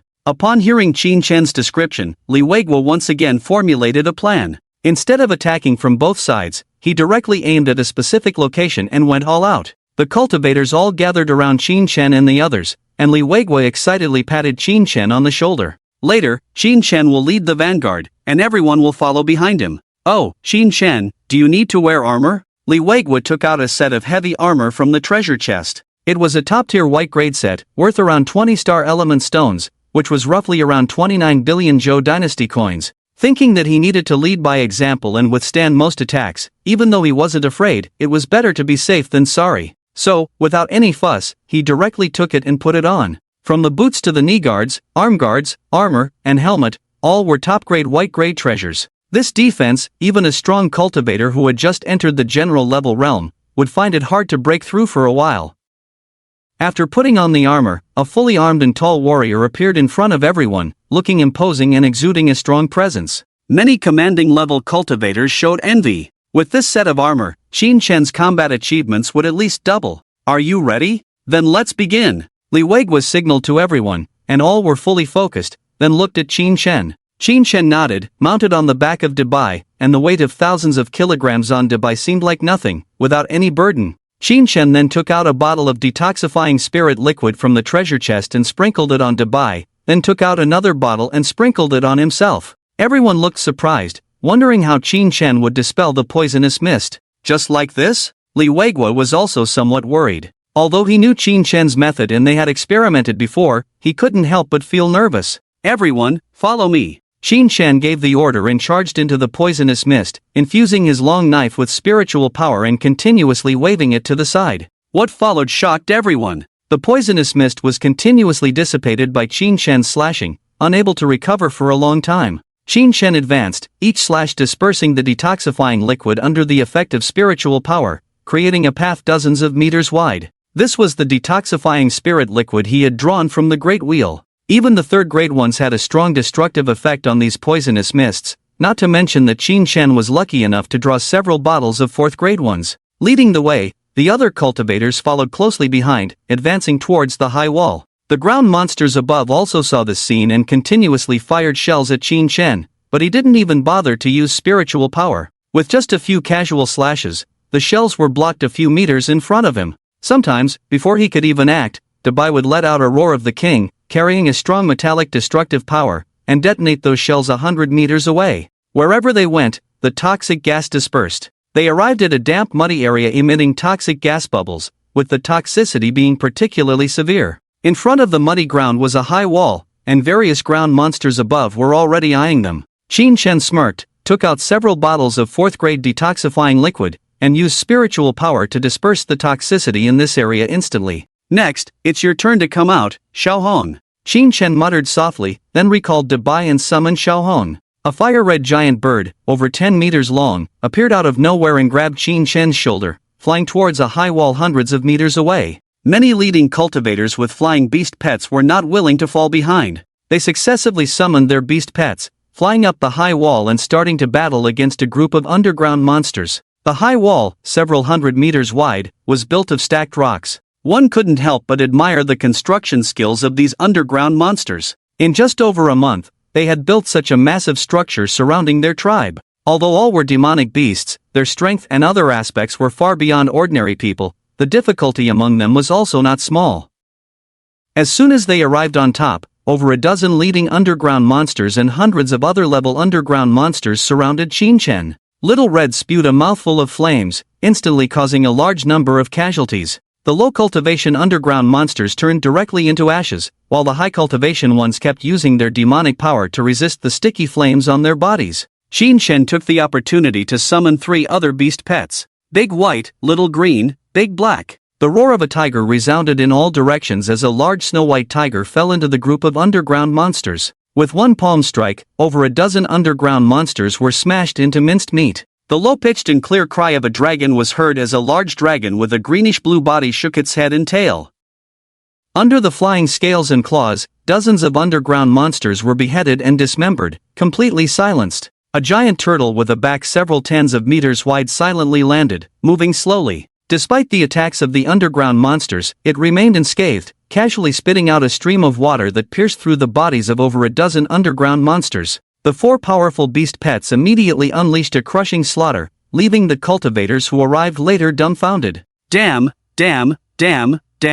For leading level beast pets? This guy is following the beast battle path. It's the first time I've seen a cultivator specializing in beast battles. I have to take a picture to remember this moment. It's not surprising for a beast battle cultivator. Haven't you noticed how powerful each of this guy's 4 beast pets is? None of them are inferior to ours. Don't boast. Can your beast pets compare to any of his here? A dragon, a white tiger, a turtle, a firebird. Is this guy trying to collect all 4 sacred beasts? But it's just wishful thinking. For beast pets, by now, have basically reached their limit. Stop dilly-dallying. Can't you see the underground monsters are almost wiped out by this guy? If we don't act quickly, we won't even get a sip of the soup. Amidst the discussions, the slaughter began. As time passed, more and more underground monster corpses piled up on the high wall, and the blood gathered to form streams. Other cultivators, aided by various facilities, ascended the high wall and began to cleanse the other levels of underground monsters. This tribe now had nearly 100,000 underground monsters, the last territory in this cave's secret realm. If they were eradicated, this secret realm would be completely safe from then on. The deafening sounds of slaughter and various beast roars echoed in the area, limbs flew, blood splattered, and countless lives were disappearing. Qin was clad in heavy armor, every slash he made, sword energy cut through, causing over a dozen underground monsters to perish. The leading level underground monsters that surrounded him were no exception. The weaker ones couldn't withstand his 3 strikes, while the stronger ones took a couple more. With his current strength, hundreds of martial arts were fully activated to enhance his own body, and powerful martial skills were displayed.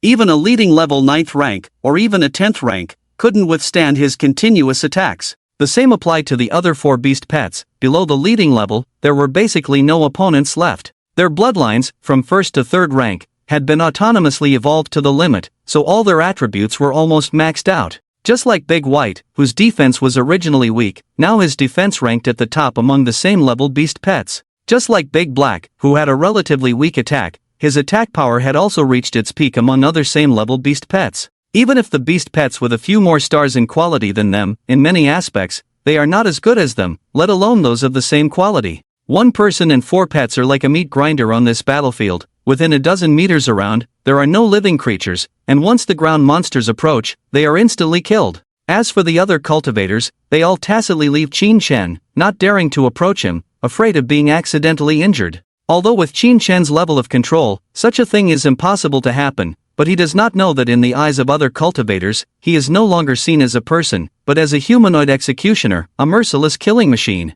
truly deserving of being a butcher. It was not known which cultivator suddenly said such a sentence. Others immediately remembered the incident when Qin first entered the commanding level and exterminated countless ground monsters outside the caves. At that time, his achievements were exposed by many people, and the cultivators who came to explore this secret realm gave him the nickname of a butcher. Although it sounded harsh, it was very fitting for his merciless killing appearance. None of the other commanding level cultivators were as crazy as him, as if they had an 8th-generation blood feud with the demonic beasts, so fanatical and unafraid of getting hurt. Generally speaking, without sufficient motivation, there is basically no cultivator who would randomly seek to fight with demonic beasts. Of course, except for those battle maniacs, who rely on fighting and killing to improve themselves and are deeply fascinated by it. In the eyes of the cultivators, Qin is undoubtedly such a battle maniac, a bloody butcher. Li Weiguo looked at Qin Shen's frenzied killing figure, also showing a look of surprise because he discovered that this guy's strength had actually reached the high-ranking commanding level.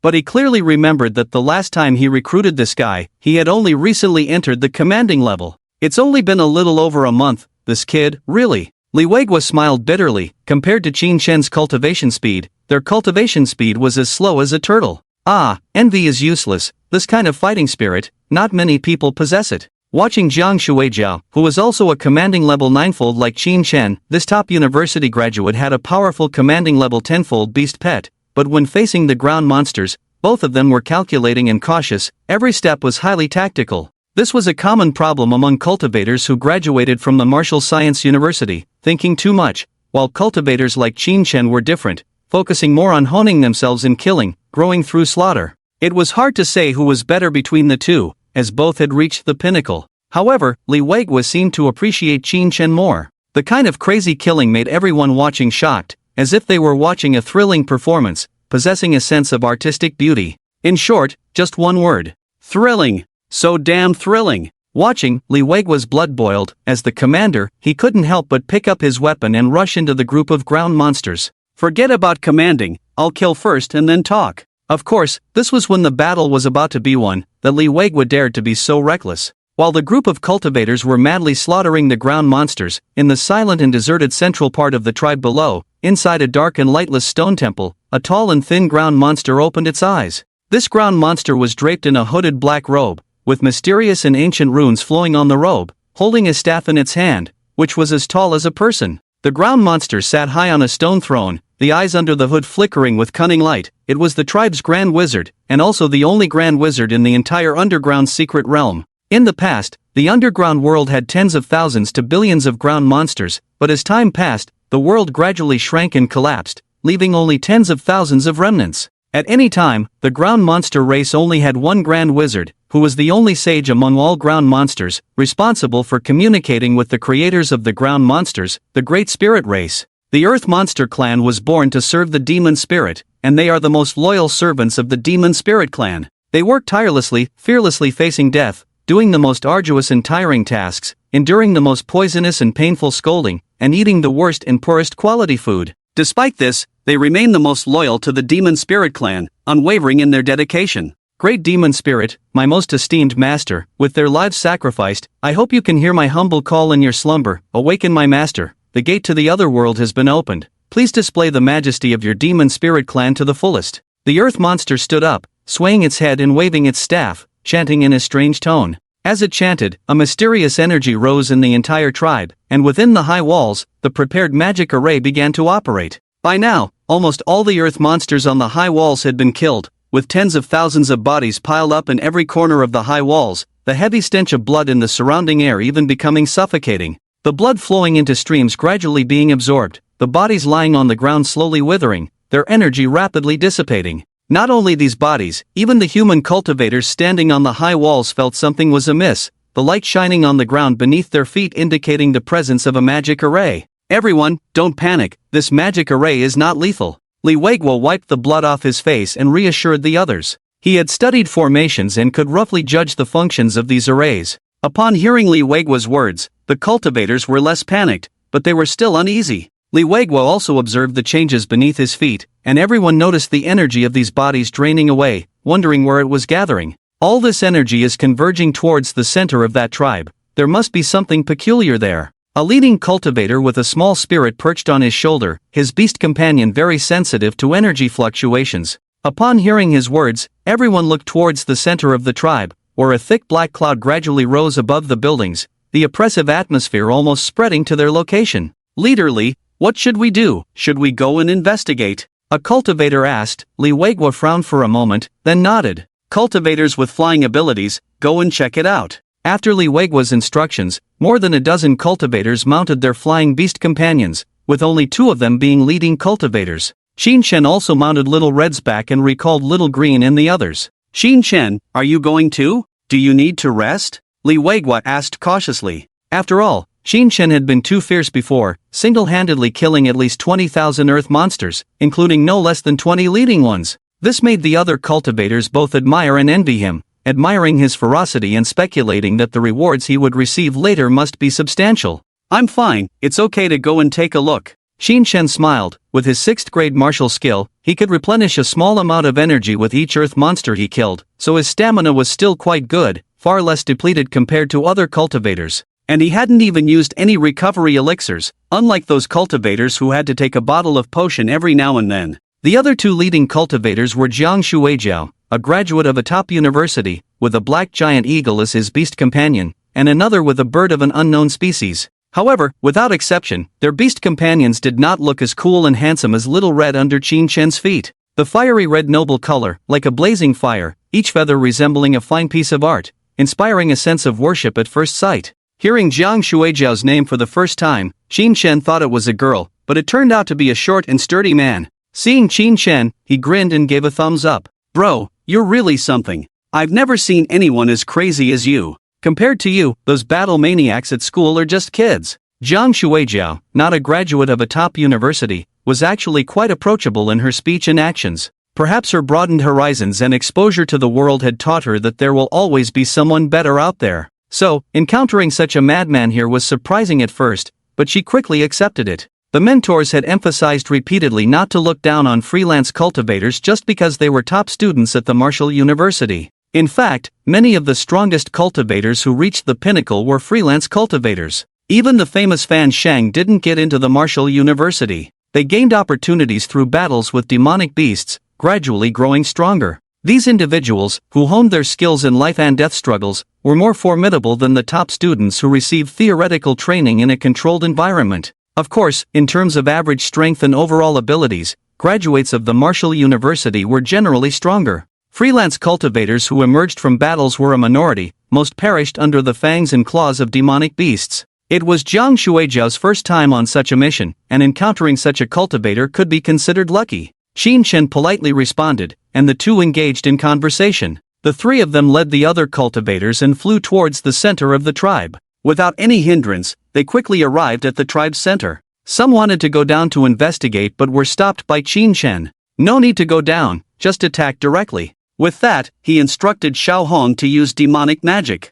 Fierce flames spewed from Xiao Hong's mouth, engulfing the building in flames. The sturdy stones began to melt rapidly, and the surrounding temperature kept rising. Jiang Shuijiao watched in amazement. She had seen many fire attribute spirit pets, but this level of flame intensity was a first for her. With this flame's characteristics and intensity, it's almost on par with a 6-star spirit pet, right? As everyone watched the building melt, a furious shout echoed, sounding hoarse and deep, as if from the depths of hell. Soon after, a cold black mist spewed forth, transforming into venomous snakes charging towards them. Seeing this, Xiao Hong unleashed another demonic spell. Flame feathers enveloping the sky. Its demonic power surged, turning into fiery red feathers that attacked the snakes. The collision caused an explosion, instantly incinerating the snakes. A group of lowly creatures dares to disturb the revival of the demon spirit. "You shall perish." Slowly emerging from the partially melted building was a tall, lean earth monster, over 2 meters tall, with a very thin body, taller even when hunched over. It wielded a staff, causing the ground to tremble as countless rocks and soil rolled, forming rock serpents that attacked the people in the sky. "Earth attribute?" Qin Shen frowned, not expecting the earth monster to have this attribute. He thought it was poison. Unlike ordinary earth monsters, its attacks were not based on close combat enhanced by demonic magic but on long-range attacks using demonic magic. Before Qin Shen could finish his surprise, the earth monster wizard waved its staff, summoning dozens of ghostly green snakes that attacked the people in the sky. The other cultivators' weapons shattered the snakes, but they transformed into even more numerous and finer snakes that burrowed into their nostrils and mouths. In an instant, they felt countless tiny creatures gnawing inside their bodies. "Disperse." Qin Shen sprinkled detoxifying elixir on everyone, and they gradually recovered, expressing their gratitude to him. Seeing Qin Shen neutralize their poison, the earth monster wizard became furious. It was strange from the beginning. Despite having developed so many potent toxins to delay and allow the formation of the magic array, accumulate sufficient energy, and then awaken the demon spirits, its own poison array failed to deliver the expected results. It was swiftly dismantled, all thanks to the meddling of this despicable human before it. Fuming with anger, it kept chanting curses, its body rapidly expanding until it transformed into a towering giant of over 10 meters. What was even more peculiar was that its hooded black robe and staff also enlarged proportionally without tearing apart. The various tactics of this underground wizard caught everyone off guard, leaving them puzzled by the array of tricks this underground creature possessed. Qin Shen narrowed his eyes, finally noticing that the black robe and staff of the underground wizard were actually blue-tier treasures, emitting a blue aura when in use. Perish, wretched human! You cannot stop the descent of the demon spirits. The underground wizard unexpectedly brandished its staff, launching a pure physical attack towards Qin Shen. Qin Shen quickly wielded his blade to defend, but the weapon emitted a cracking sound, almost shattering upon impact. You're out of your league. Qin Shen hurriedly sent Xiaohong farther away, only to be intercepted by numerous rock serpents, surrounded by a barrage of attacks, leaving him with no escape. In that case, let's play a little. Qin Shen's eyes gleamed with a hint of killing intent. With a swift slash, a surge of blade energy erupted, reducing several rock serpents to rubble. With a wave of his hand, the Soul Sea space trembled, and Dabai, Xiaoqing, and Dehe successively emerged, landing on the ground and charging towards the giant underground wizard. Compared to the size of the underground wizard, the three of them were equally formidable. Dabai unleashed a furious roar of the Demon King's wrath, sending shockwaves towards the wizard, but the black robe emitted a radiant light, nullifying the attack as if the sound waves never touched it. Qin Shen's brows furrowed at this sight. The two blue-tier treasures on the wizard were indeed quite formidable. However, the underground wizard's own strength was formidable as well, surpassing that of an ordinary 10th-level commander. The combination of the two made it a formidable opponent, unafraid to face Qin Shen and his 4 commander-level beast companions alone. Meanwhile, the 2 commander-level cultivators dealt with their own troubles before launching attacks at the underground wizard. Due to the terrain, Xiaoqing's demon arts were less effective, relying solely on physical strength. With Dehe's demon shield support, black energy plates appeared on Xiaoqing's body, mitigating most of the wizard's attacks before swiftly entwining around its legs. Simultaneously, Dabai lunged towards the wizard's head, aiming to crush it with a single palm strike. Xiaohong refrained from using wide-range demon arts, opting for precise fire control or claw attacks. With Qin Shen's 4 beast companions hindering its movements, the 2 cultivators utilized their abilities to either enhance the beasts with martial and demon arts or launch powerful individual attacks. The underground wizard's strength lay in its poison abilities, but Qin Shen's detoxifying elixirs rendered them ineffective. As for its earth-based attacks, they were a result of the effects of its staff and could not be used repeatedly, resorting to physical attacks once exhausted. The black robe's effects were significant, capable of deflecting force, resisting fire, and even nullifying most of the cultivator's attacks. However, a lone lion struggles against a pack of wolves, especially when Qin Shen and his companions were not just wolves but also coordinated tigers. Thus, despite being shielded by 2 blue-tier treasures, the Grand Wizard gradually began to show signs of weariness. Forgive him, as the sage and helmsman of the underground tribe, for personally enduring this battle for so long. After all, wise individuals of any race are generally not good at fighting, and this Earth Monster Grand Wizard is considered exceptional in both literary and martial arts. As time passed, although the Grand Wizard had few external wounds, his body had been shattered by various demonic spells internally. Especially the strangling power of Xiaoqing had rendered its lower body completely immobile, standing there as a living target for everyone to attack. The Grand Mage roared, knowing that his life was about to end. But the awakening ritual had not been fully completed yet. It was unwilling to allow the great demon spirit to continue sleeping and watch the world head towards destruction. It was the last hope of the Earth Monster tribe and the final glimmer of the demon spirit's revival. It could not simply die like this. With little hesitation, the Grand Wizard began to chant ancient spells and then sacrificed himself. Great Master, please forgive your servant's incompetence, unable to serve you faithfully upon your awakening. The Grand Wizard muttered to himself, and then his body began to disintegrate from within, turning into ashes, disappearing completely from this world. Self-sacrifice, combining soul and body, the Grand Wizard, was completely extinguished. Although Qin Shen and the others did not understand what the Grand Wizard said before his death, they could all sense a sense of determination and solemnity. The Grand Wizard seemed to be carrying some kind of mission, dying with exceptional dignity. Showing mercy to the enemy is being cruel to oneself. When Qin Shen killed these demon beasts, he felt no mercy because he knew deeply that in the eyes of these demon beasts, humans were food. Eating humans could bring about great evolution and drive them into madness. Not only him, but every person in the 9 provinces had been educated on this matter. In this world, demon beasts considered humans as prey. Even the intelligent demon tribe leaders were the same. There were once humans who tried to communicate with and even submit to the powerful demon tribe leaders, but the end result was the annihilation of the entire nation, with the survivors being kept captive and treated like livestock. providing a constant supply of blood and flesh for the demon tribe. This country was the former neighbor of the 9 provinces, the Kingdom of Scylla. Their country no longer existed, and the remnants of the fallen nation were mostly used by the demon tribes to wreak havoc throughout the 9 provinces. If it weren't for the holy level strong sacrificing their lives and turning into a million-mile holy wall to resist, the demon tribes from within the Kingdom of Scylla would have already invaded. That holy level strong was Kuansheng, like Fansheng, one of the most revered holy level strong by the people of the 9 provinces for generations. Almost every family displayed Kuansheng's longevity tablet, passing down the stories of Kuansheng to their children for generations. Standing alone as a holy wall, resisting thousands of demon tribes, protecting the entire 9 provinces. Although his life had passed, his spirit guarded this land, watching over the millions of people in the 9 provinces. After killing the last earth monster, Qinshen picked up 2 blue-level secret treasures from the ground and looked at everyone. How should we distribute these? The cultivators looked at each other and all showed a helpless smile. In this battle against the earth monster Grand Wizard, Qinshen not only led the charge, but his beast companions did the same. He took credit for 20%, while his 4 beast companions took 70%. The remaining 10% was mostly shared by the 2 commanding level individuals. These small fries were just there to gain experience and see the world, shouting 666, so getting a small share was already good enough for them. They didn't dare to expect a share of these 2 blue-level secret treasures. The 2 commanding level cultivators looked at each other and shook their heads with a smile. You keep them, our share is basically negligible. Jiang Shuijiao smiled, and the other commanding level cultivator nodded in agreement. Qinshen accepted 2 blue-grade secret treasures, but also took out 2 star elemental stones from the ring, which were the spirit liquid deposits Li Weiguo had paid in advance. He then handed one to each of the 2 commanding level cultivators. A blue-grade secret treasure is worth at least 10 star elemental stones or more. These 2 items are of good quality, so their value is definitely higher. Everyone has contributed, and I would feel unworthy if I took them all for myself.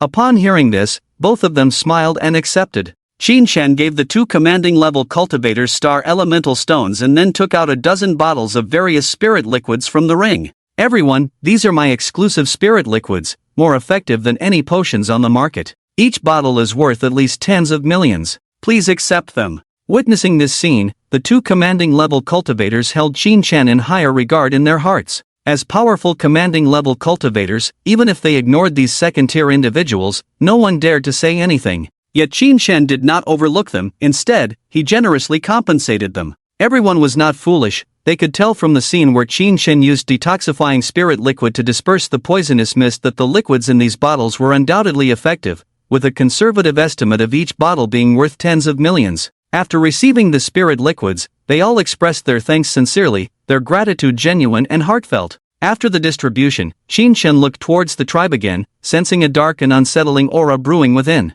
Xiaohong, use your most powerful demon technique to destroy this place. Following the command, Xiaohong stirred up its demon power, brewing for a while before a fiery cloud appeared in the sky, covering the area. Subsequently, meteorites the size of human heads began to fall from the sky, carrying roaring flames as they continuously struck the buildings below. This was Xiaohong's most powerful group attack demon technique, but it required a long preparation time and was rarely seen in action. Moreover, the consumption of this technique was immense, depleting Xiaohong's demon power in less than a moment, leaving it panting heavily, hot air puffing from its beak. Alright, go rest now. Qinshen patted Xiaohong's head, and the latter affectionately rubbed against him before returning to the Soul Sea space. You can leave now. The other cultivators noticed the disappearance of the aura and nodded, beginning their journey back. Qinshen had intended to ride White back, but Jiang Shuijiao insisted that he ride with her on her beast companion. Generally, a cultivator's beast companion could only be ridden by its owner unless they had a particularly close relationship,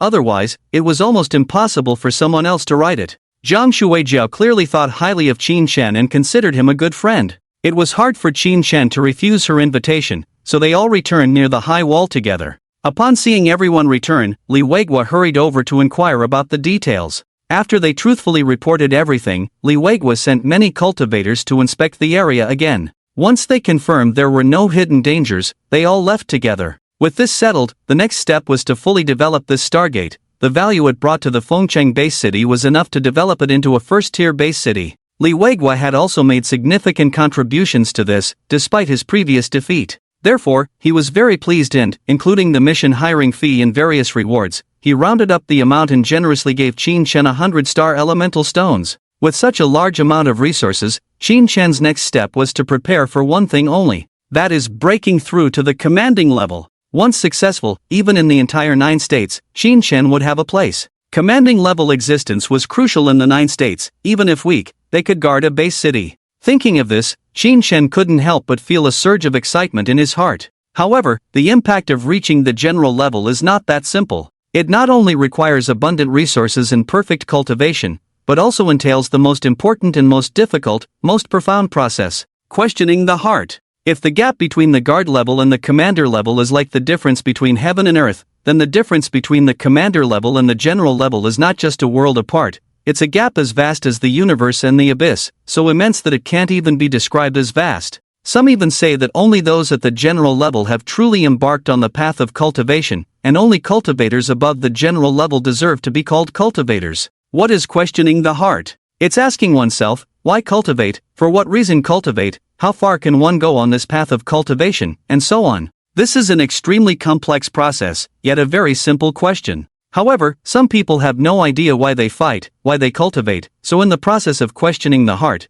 they gradually lose themselves, becoming frenzied, becoming mentally deranged. This is a safe process, yet a dangerous one. For those with strong will and clear goals, for those with pure thoughts and simple ideas, it's very safe, almost a matter of course. But what about Qin Shen? He is also unsure. After consuming several soul stones to elevate his own cultivation and that of his 4 beast companions to perfection, Qin Shen arrived at a mountain outside the city. He gazed at the bright moon in the sky, then at himself, deciding to complete the process of questioning the heart here. The 4 beast companions appeared, surrounding their master protectively. Due to Qin Shen's influence, their realms were all stuck at the 10th level of the commander rank, but their cultivation had long reached its limit. As long as Qin Shen successfully questioned his heart, they would smoothly advance to the general level. What exactly am I fighting for, cultivating for? Qin Shen asked himself in his heart, simultaneously answering, for revenge, to return to my homeland, to exterminate those demonic beasts. A fierce light flashed in his eyes, countless memories flooding his mind. His father blocking the demonic beasts with his body, torn to shreds, blood splattering, limbs flying. And his mother, his little sister Xiaoyu. Thinking of this, a sharp pain pierced Qin Shen's heart, tears streaming down not from his body, but from his soul. Kill! Qin Shen exuded a strong intent to kill all over his body, so dense that even ordinary people could sense it clearly. Seeing the current state of their master, the 4 beast companions wore expressions of concern, but they dared not disturb him, only cautiously guarding the surroundings, emitting a powerful aura to envelop the area, preventing any creature from approaching. A white tiger, a blue dragon, a firebird, a black tortoise, quietly positioned in the 4 directions, wholeheartedly protecting Qin Shen in the center. Meanwhile, on the outskirts of Feng City, within the Stargate, at the bottom of the tribal ruins, deep underground in the cave, a pair of deep and sinister eyes suddenly opened, a dark and terrifying aura rising from the depths of the earth. Then came the second pair of eyes, the third pair, the fourth pair, all the way to thousands of pairs. The terrifying and eerie aura pervaded, penetrating the ground, seeping through the Stargate. The demon spirits were awakening. In the dead of night, the Azure Stargate in the Great Hall gradually expanded from a size of over 10 meters, yet no one noticed. This was a Stargate where danger had been completely eradicated, with even half of the guards who were supposed to be stationed there missing, and the duty-bound escorts being somewhat lax. The expansion of the Stargate was a sign of the promotion of the secret realm, or rather, the emergence of powerful life forms, terrifying forces within the secret realm. The larger the Stargate, the more powerful the world behind it. This was common knowledge. Behind a miniature Stargate, there were usually only third-order creatures, but if it expanded, it meant that fourth-order general-level creatures had appeared inside, and not just one. The self-sacrifice of the Earth's great wizard did not fail. Although Qin Shen destroyed that tribe, the final energy had slowly reached the place where the demon spirits were dormant, awakening them after who knows how many years of slumber. The earth cracked open, revealing crevices like abysses, and grotesque longworms crawled out from within. Each one was several meters long, some even over 10 zhang long, all dark in color with a lower body of a longworm and an upper body resembling a half-human with 6 arms, sharp fangs filling their mouths, and various weapons in their hands. I smell the breath of a new world. It's truly fascinating. A demon spirit with a body length of tens of meters opened its huge mouthparts, a mesmerizing expression on its fierce features. This was a peak fourth-order demon spirit, equivalent to a general among human cultivators. Children, let's go to the new world to hunt. The leader of the demon spirits extended a long crimson tongue, licking its jagged teeth. Thousands of demon spirits crawled out towards the outside. Within the Stargate, there were still some mortals and low-level cultivators tidying up the aftermath. They heard strange sounds echoing from the cave and furrowed their brows. Then suddenly someone exclaimed, "Have you noticed that the Stargate seems to have grown taller and larger?" Everyone looked and indeed noticed this obvious change. Some realized it, while others showed fear. "Run, run!" But before the words had finished, numerous terrifying half-human, half-insect creatures appeared from the openings.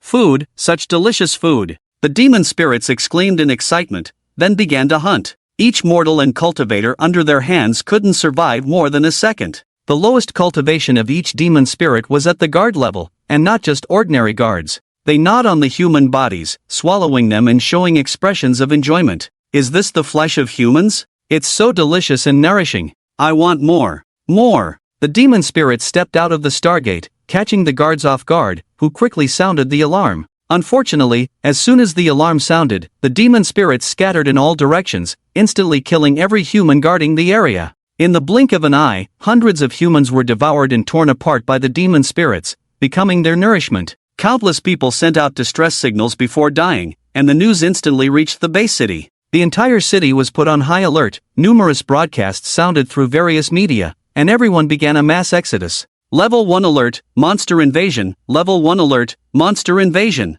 All residents evacuate to the southeast exit. All residents evacuate to the southeast exit. Guards, head to the northwest direction. Mandatory mobilization. Mandatory mobilization. The alert echoed throughout the city. Cultivators rushed to the battlefield, while mortals fled towards the exits. At the same time, Xin Shen, who was on the outskirts, suddenly opened his eyes filled with a crimson hue, surrounded by a strong killing intent. The buzzing of insects within a kilometer radius stopped instantly, each insect trembling in fear. In Xin Shen's mind, scenes of mountains of corpses and seas of blood flashed by, images of killing monsters repeatedly playing. He slowly stood up, revealing a sinister smile. Kill! He plunged into the barrier of killing. In other words, he lost himself in the intent to kill, sinking into hatred. His current cultivation realm fluctuated between commanding level and general level, sometimes resembling a commander, sometimes a general, without completely stabilizing. This was a manifestation of his lack of clear self-awareness. Qin Shen had killed many monsters, but did he enjoy killing them?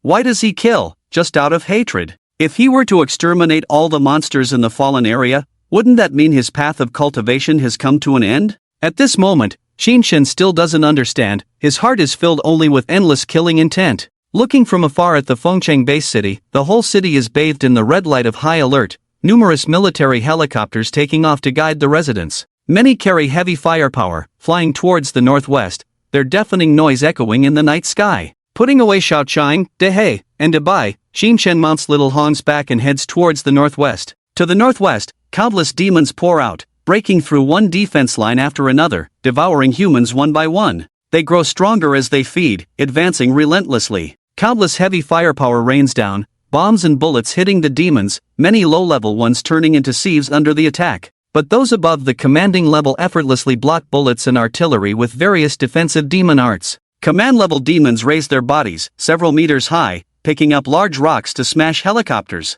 Explosions ring out as the helicopters turn into piles of scrap metal, their occupants perishing. The number of demons increases, the surviving ones growing more powerful. Fengcheng Base City has fewer than 300 commanding-level individuals, and now almost all of them are here, with no one daring to flee. Because after the battle, they either betray the 9 provinces country or are dragged to the front lines as cannon fodder. Instead of that, it's better to come voluntarily. After death, the country will grant a martyr's status, providing generous compensation and support to their families. No one is foolish, they know how to choose. Between being a hero or a traitor, most would choose the former. Command-level cultivators are the true first line of defense in battle, yet they face demons far exceeding them tenfold. There are densely packed command-level demons on the field, numbering in the thousands. And there are no less than 60 lieutenant-level demons, including 3 peak lieutenant-level ones and over 20 mid-level ones, with the rest being ordinary lieutenant-level. Fengcheng Base City has only 1 general, 5 colonels, and a dozen or so majors.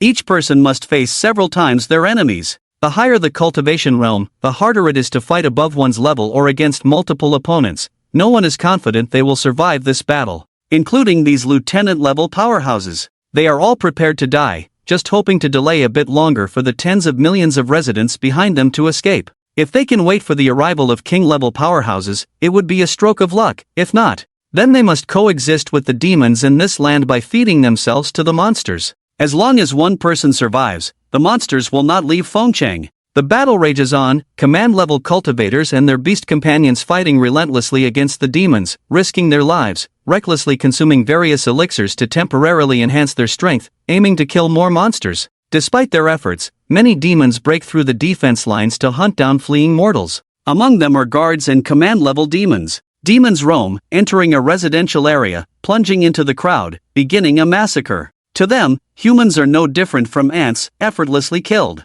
They grab humans, toss them into their mouths, blood dripping from their jaws as they chew. The demons show a contented expression. To them, this is the most delicious food in the world. Delicious food, don't run. A command-level demon throws a fork, piercing through several fleeing humans' bodies, then walks over, lifts the fork, and swallows them whole. This scene unfolds in various corners of this area, the region closest to the Stargate and also the poorest area. In the rules of fleeing from the base city, the people in this area are always the last to be considered. Because there are hardly any top talents among them, most are elderly, weak, sick, or disabled, lacking technical skills, and mostly ordinary people from the fallen areas. What's even more tragic is that this time they happen to be closest to the area where the accident occurred. Even if ordinary people run as fast as they can, how can they be faster than the monsters? Countless cars began to leave the Fengcheng base city one after another, carrying Fengcheng residents, mostly women and children. As for the men, except for a few top talents, most of them stayed behind to wait. But compared to those being slaughtered by monsters, at least they still have hope. In a small building, a girl trembled, curled up in the corner of the room. Outside were the deafening roars of demons and the screams of humans. She dared not take a step outside, a little girl who couldn't escape from here at all. Brother Qin Shen, where are you? Xiaohong, where are you? Crack, crack. Outside, the sound of a demon walking on the wall could be heard, waving its knives and forks, sniffing the air with its nose, catching the scent of humans. Boom! The demon reached into a room, grabbed a trembling human, and then threw them into its mouth to devour. A long time ago, Qin Shen rushed to the battlefield, his eyes filled with a bloody killing intent as he charged into the pile of demons, releasing his 4 beast companions before starting his frenzy of slaughter. He wore a black robe of blue level obtained from the great wizard of the earth demons, and his precious long sword had also been upgraded to blue level. This was when Li Weigua heard that Qin Shen's weapon was broken before leaving the cave, so he exchanged it for him with the staff. This sword was named Breaker.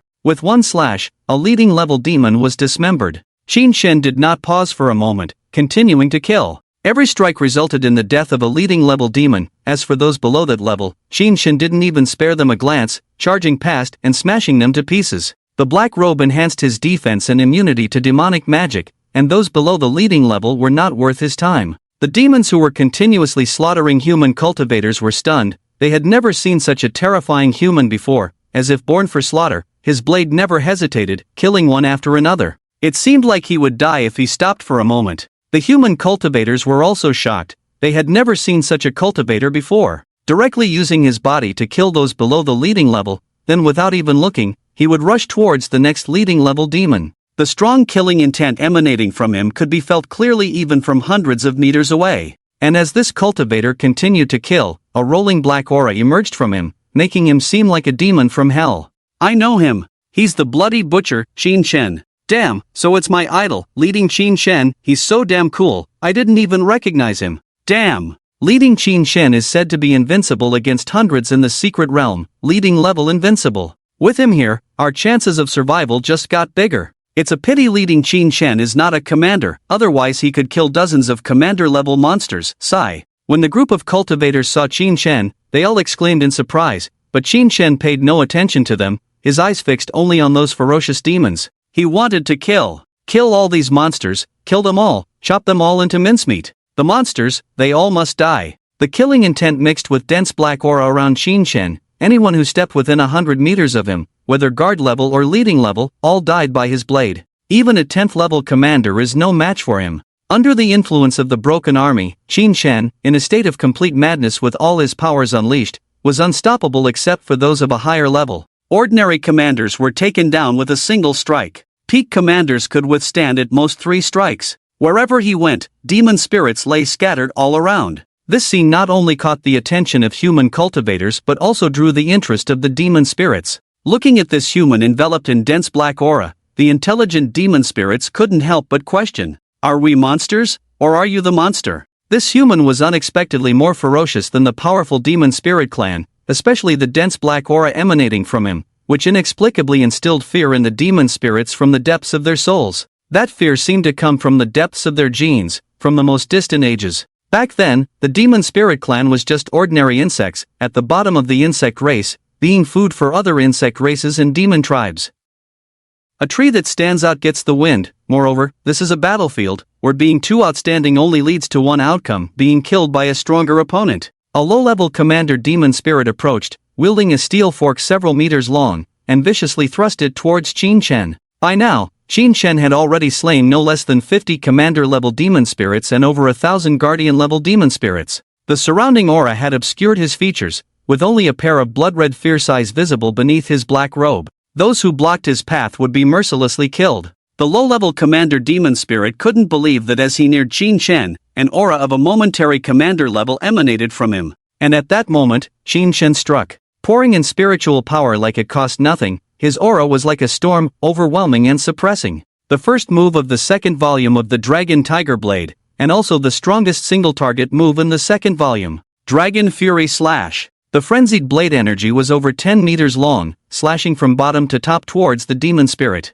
Moments later, onlookers witnessed the once arrogant low-level commander demon spirit, who had killed countless human cultivators, being split in half by a single strike. The viscous green blood flowed down like water, the disdain still lingering in the demon spirit's eyes, but its life withered in an instant. Killing a low-level commander with the strength of a commander. This scene also caught the attention of General Lu Xiang, who was fighting 3 peak-level commander demon spirits single-handedly in the distance, as well as the many lieutenants and majors desperately fighting against other commander-level demon spirits. This child is on the verge of a breakthrough. Does he not have a clear Tao heart? The more complicated the mind, the more tribulations one will face, making it harder to overcome. This child's past. General Lu Xiang worried about Qin Shen while dealing with 3 peak-level commander demon spirits alongside his beast companion. However, the next moment, he would have to worry about himself. Among the 3 demon spirits he was fighting, one was the leader of the demon spirits, surpassing the others in strength several times over despite being of the same peak level.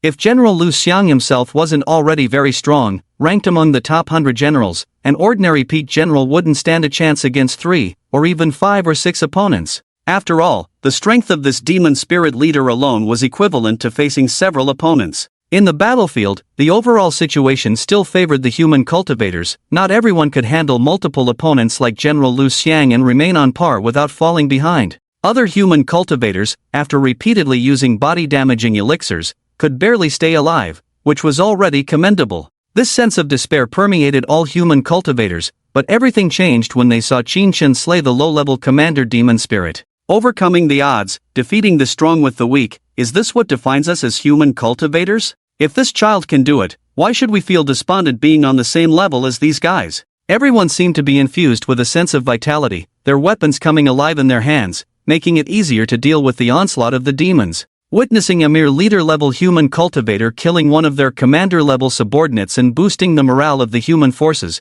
the demon leader was furious. It let out a sharp, piercing cry, ordering several commander-level demons near Qin Shen to hurry and kill this guy. Lowly humans facing mighty demons should be in despair, in fear. Not like this, they don't deserve to have hope. Originally, there were 3 other commander-level demons attacking different directions, all converging towards Qin Shen. The commander-level experts felt the pressure around them ease a bit, but watching those demons approach Qin Shen made them sweat for him. However, they were unable to protect themselves, let alone support Qin Shen. Everything was left to fate. Facing 3 commander-level demons coming towards him, Qin Shen felt no fear, yet he wasn't arrogant enough to think he, a mere leader, could take on 3 commander-level demons, one of them even being mid-level. Though his heart was filled with killing intent, a hint of rationality still shone through. Otherwise, he would have mindlessly slaughtered everyone, friend or foe. Qin Shen knew he was no match for the 3 demons. Standing still, the blood-red eyes beneath his black robe and hood slightly closed. Inside the soul sea space, the resource roulette spun wildly, pouring out various resources.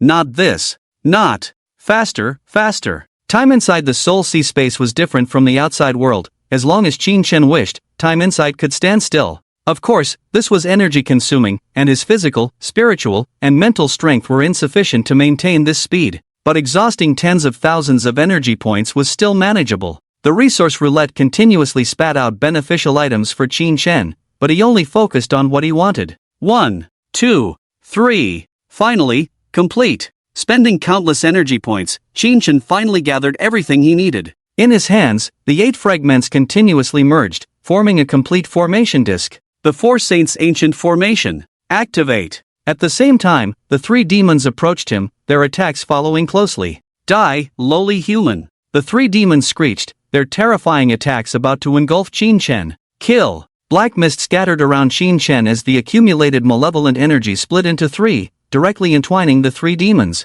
The ability of the martial law to absorb malevolent energy not only replenished itself in battle but also served as a life-saving measure in critical moments. At the cost of all his malevolent energy, he could unleash a burst of extreme power. Qin Shen didn't cherish this malevolent energy. As long as he killed more monsters, he could quickly replenish it. Including the monsters he had just killed, there were already tens of thousands in these days. The burst of malevolent energy from these 3 streams was enough to reach the commander level. Of course, this could only hold off the 3 demons for a moment. Soon, Qin Shen would be in danger again. But just holding them off for a while was enough. Qin Shen looked at the ancient formation disk in his hand, infused it with spiritual power, and countless mysterious runes shimmered and circulated. In the world, an endless stream of energy was attracted towards the formation disk. The level of energy fluctuation quickly rose from soldier level to guardian level, then to leader level, and finally to the peak of leader level. Not enough. Qin Shen's eyes were bloodshot, staring fixedly at the formation disk.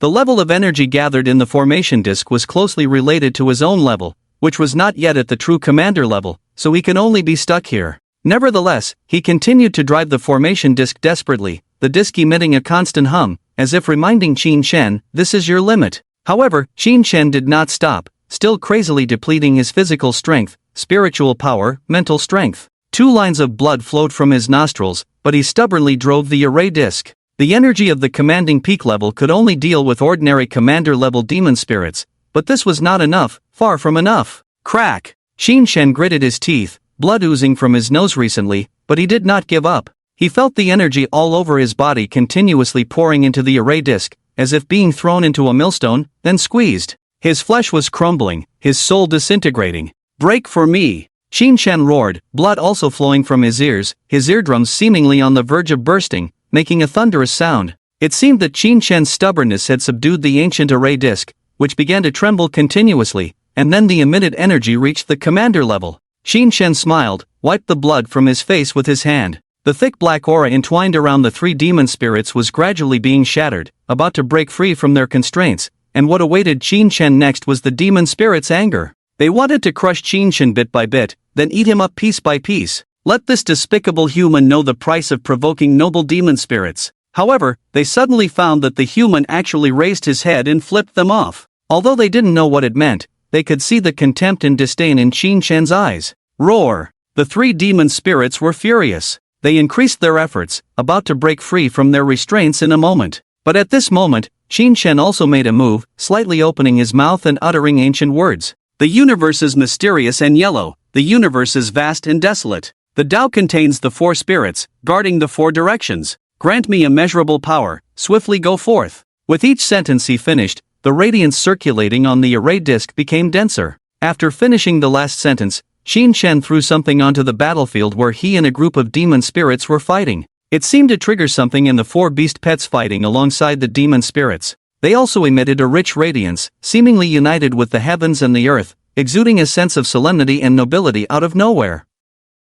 They seemed like sons of the heavens and the earth, and seeing them was like seeing the heavens and the earth. Qin Shen's transformation attracted the attention of the entire battlefield, and they all involuntarily looked in that direction. The leader of the demon spirits also saw this scene, and for some reason, a sense of unease rose in its heart, even a hint of inexplicable fear. "Kill him!" The demon spirit leader madly ordered, and the other demon spirits near Qin Shen, whether commander level or peak level, all abandoned their respective targets and swiftly converged towards Qin Shen. There were densely packed, not less than 500, with the weakest being at the peak level of the guard. Among them were more than 10 commander-level demon spirits. 1/6 of the commander-level demon spirits on the entire battlefield converged towards Qin Shen, but he still stood motionless in place. When all the demon spirits approached within a few thousand meters of him, looking at those ferocious faces with human cultivator blood still sticking to their lips, it was only at this moment that he looked at those demon spirits and slowly spoke. "Please go to your deaths." The array disc in his hand trembled slightly, indicating that the formation could be activated.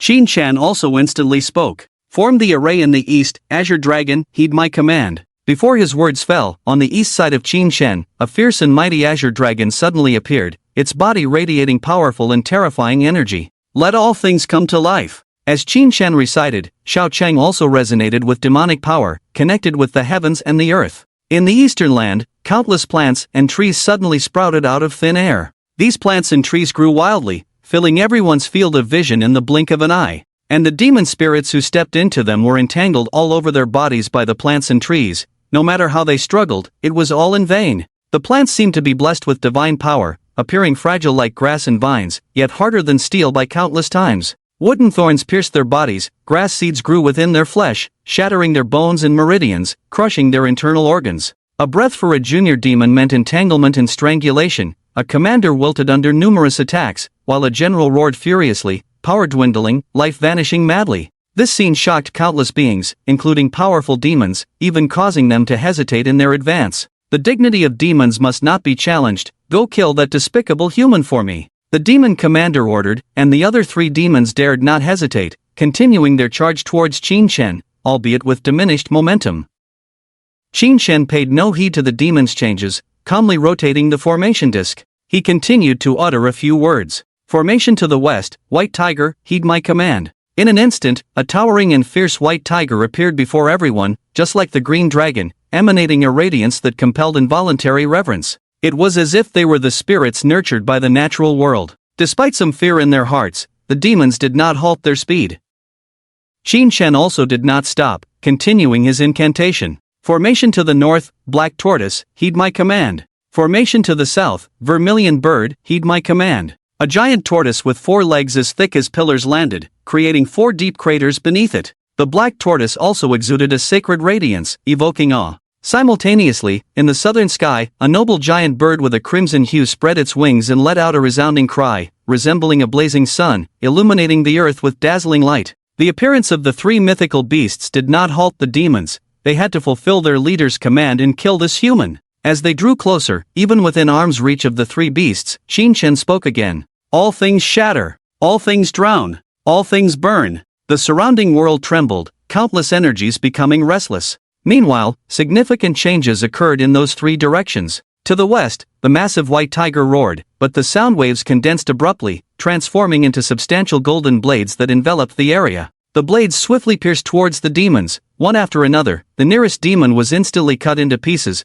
bones and flesh vanishing into nothingness, leaving only a cloud of blood mist in the air. The weaker ones were instantly slain, while the slightly stronger ones faced a more tragic fate. The golden blades pierced their skin, transforming into smaller, sharper knives. 1 became 100, 100 became 1,000, 1,000 became 10,000. Once the skin was breached, their bodies faced the fate of shattering and rupturing, turning into powder step by step, disintegrating into nothing. On the other side, to the south, flames filled the space, turning it into a fiery hell. Anyone who entered had their blood evaporate, bodies melt, self-ignite without fire, and finally turn to ashes bit by bit. The weaker ones felt no pain, disappearing in the blink of an eye. The stronger they were, the greater the suffering, especially for those commander-level demons, watching helplessly as their bodies burned, blood boiling and evaporating like fire. They tried to resist with all their might, wanting to move away, to escape this area, but suddenly found their vision becoming blurry, their perception weakening. Their nerves were melting. To the north, black water overflowed from the earth, rising slowly, and the demons walking in the water felt nothing amiss, continuing their rapid advance. However, the further they went, the more difficult it became, with waves of pressure coming from all over their bodies. It was as if their spirits were suffocating, feeling uncomfortable, in pain, as if they were about to die. But these demonic spirits didn't need to breathe. Even if they needed to breathe, with their demonic powers in operation, they could endure. After a moment, the demonic spirits realized that this pressure was coming from their souls. Their souls were like drowning in water, countless pressures surging from all directions, constantly squeezing them. In the end, the demonic spirits lay down in the water, but their bodies remained unharmed. The liquid seemed just like ordinary water, with no apparent difference, but the demonic spirits in it knew the kind of despair it held. They died in a particularly eerie manner, yet died quietly. The movements of the mysterious turtle were slow and different from other spirit pets, its techniques were not flashy, and its appearance was not eye-catching. However, it was the most hair-raising, making even souls tremble. The surroundings within a 10-mile radius were shrouded, this area was forbidden, and no living being dared to set foot in it. Otherwise, only death awaited. The battlefield suddenly fell silent. Whether human or demonic spirits, all attention was focused on the young man in the center. What kind of being was he? A commander level? General level? No one could say for sure. Just now, Xin Shen's attack directly swept away more than 10 general-level demonic spirits, instantly easing the pressure on human cultivators. What was once a certain death battle now seemed to see a glimmer of hope. However, this hope shattered in the next moment. After controlling 4 spirit pets to launch a few attacks, Xin Shen's face suddenly turned pale, he spat out a mouthful of blood, and his body collapsed downward, but he managed to support himself with the long knife in his hand. Seeing this scene, all the demonic spirits breathed a sigh of relief, including the leader of the demonic spirits. The attack of this human cultivator had reached the peak level of a general. If he could continue to use it, it meant that humans had gained another strong general-level warrior. They were already struggling to hold off this one general with 3 against 1, and this damn human, for some reason, was unexpectedly powerful. If there was another general-level warrior on the field, it would be a nightmare for the other demonic spirits. A general-level warrior could slaughter other demonic spirits as easily as slaughtering chickens and dogs, with no difficulty at all. By then, the tide of battle would change. Humans would no longer be prey, no longer be crushed existence, but the demonic spirits would be. Damn it! Fortunately, this human cultivator was only a 3-second hero, not enduring at all, otherwise, the fate of the demonic spirit clan would have ended there. If the demonic spirit leader had sweat glands, it would surely be wiping away cold sweat repeatedly. Because of being too relieved, it even forgot to order other demonic spirits to kill Xin Shen. Or in its perception, Xin Shen seemed to be no longer worth mentioning. This human's life was rapidly withering, like an old man on the verge of death. Xin Shen leaned on his weapon, took out bottles of restorative elixirs from his ring, but he found that his body had not improved in the slightest. His cells, his soul, were all heading towards decay. He was about to die. Is this the price? Forcibly using power that doesn't belong to oneself will lead to such consequences? Xin Shen laughed, not knowing what to laugh at anymore. Laugh at his own foolishness? Forcing the activation of the 4th Saint Ancient Array to break through the 4th level, using attacks at the general level? But if it was only at the peak commander level, the power of the 4th Saint Ancient Array would at most give him the strength of an ordinary general, which was completely useless. How many general-level demonic spirits could be killed with the strength of an ordinary general? Among the dozen or so demonic spirits he had just killed, there were no less than 3 in the mid-level general category. Isn't this a big profit? Looking at his gradually withering body, skin like old tree bark, Xin Shen showed a bitter smile, his blood-red eyes also dimmed a lot. Seeing the 4 beast pets quickly gathering around him, Xin Shen revealed a faint smile. At this moment, he thought of many things again, reviewing memories once more, with a few less hostility and a few more calmness. He suddenly woke up, realizing that he was not born for slaughter, but for. Just then, Xiao Hong beside him made a mournful cry, conveying worry and nervousness. Xin Shen learned from its thoughts that Linger was in danger. But now, Xin Shen had no strength to act, he was also close to death. Go save Linger, Xiao Hong. Xin Shen said slowly to Xiao Hong, his voice becoming old and weathered. As he spoke, Xin Shen voluntarily released the soul contract. Except for Xiao Chang, Dehei, Debai, and Xiao Hong suddenly found that their connection with Xin Shen was cut off. Go save Linger quickly, then take her away. Far away. Xin Shen's eyes dimmed a bit again, the skin holding the knife was so dry it was almost crumbling.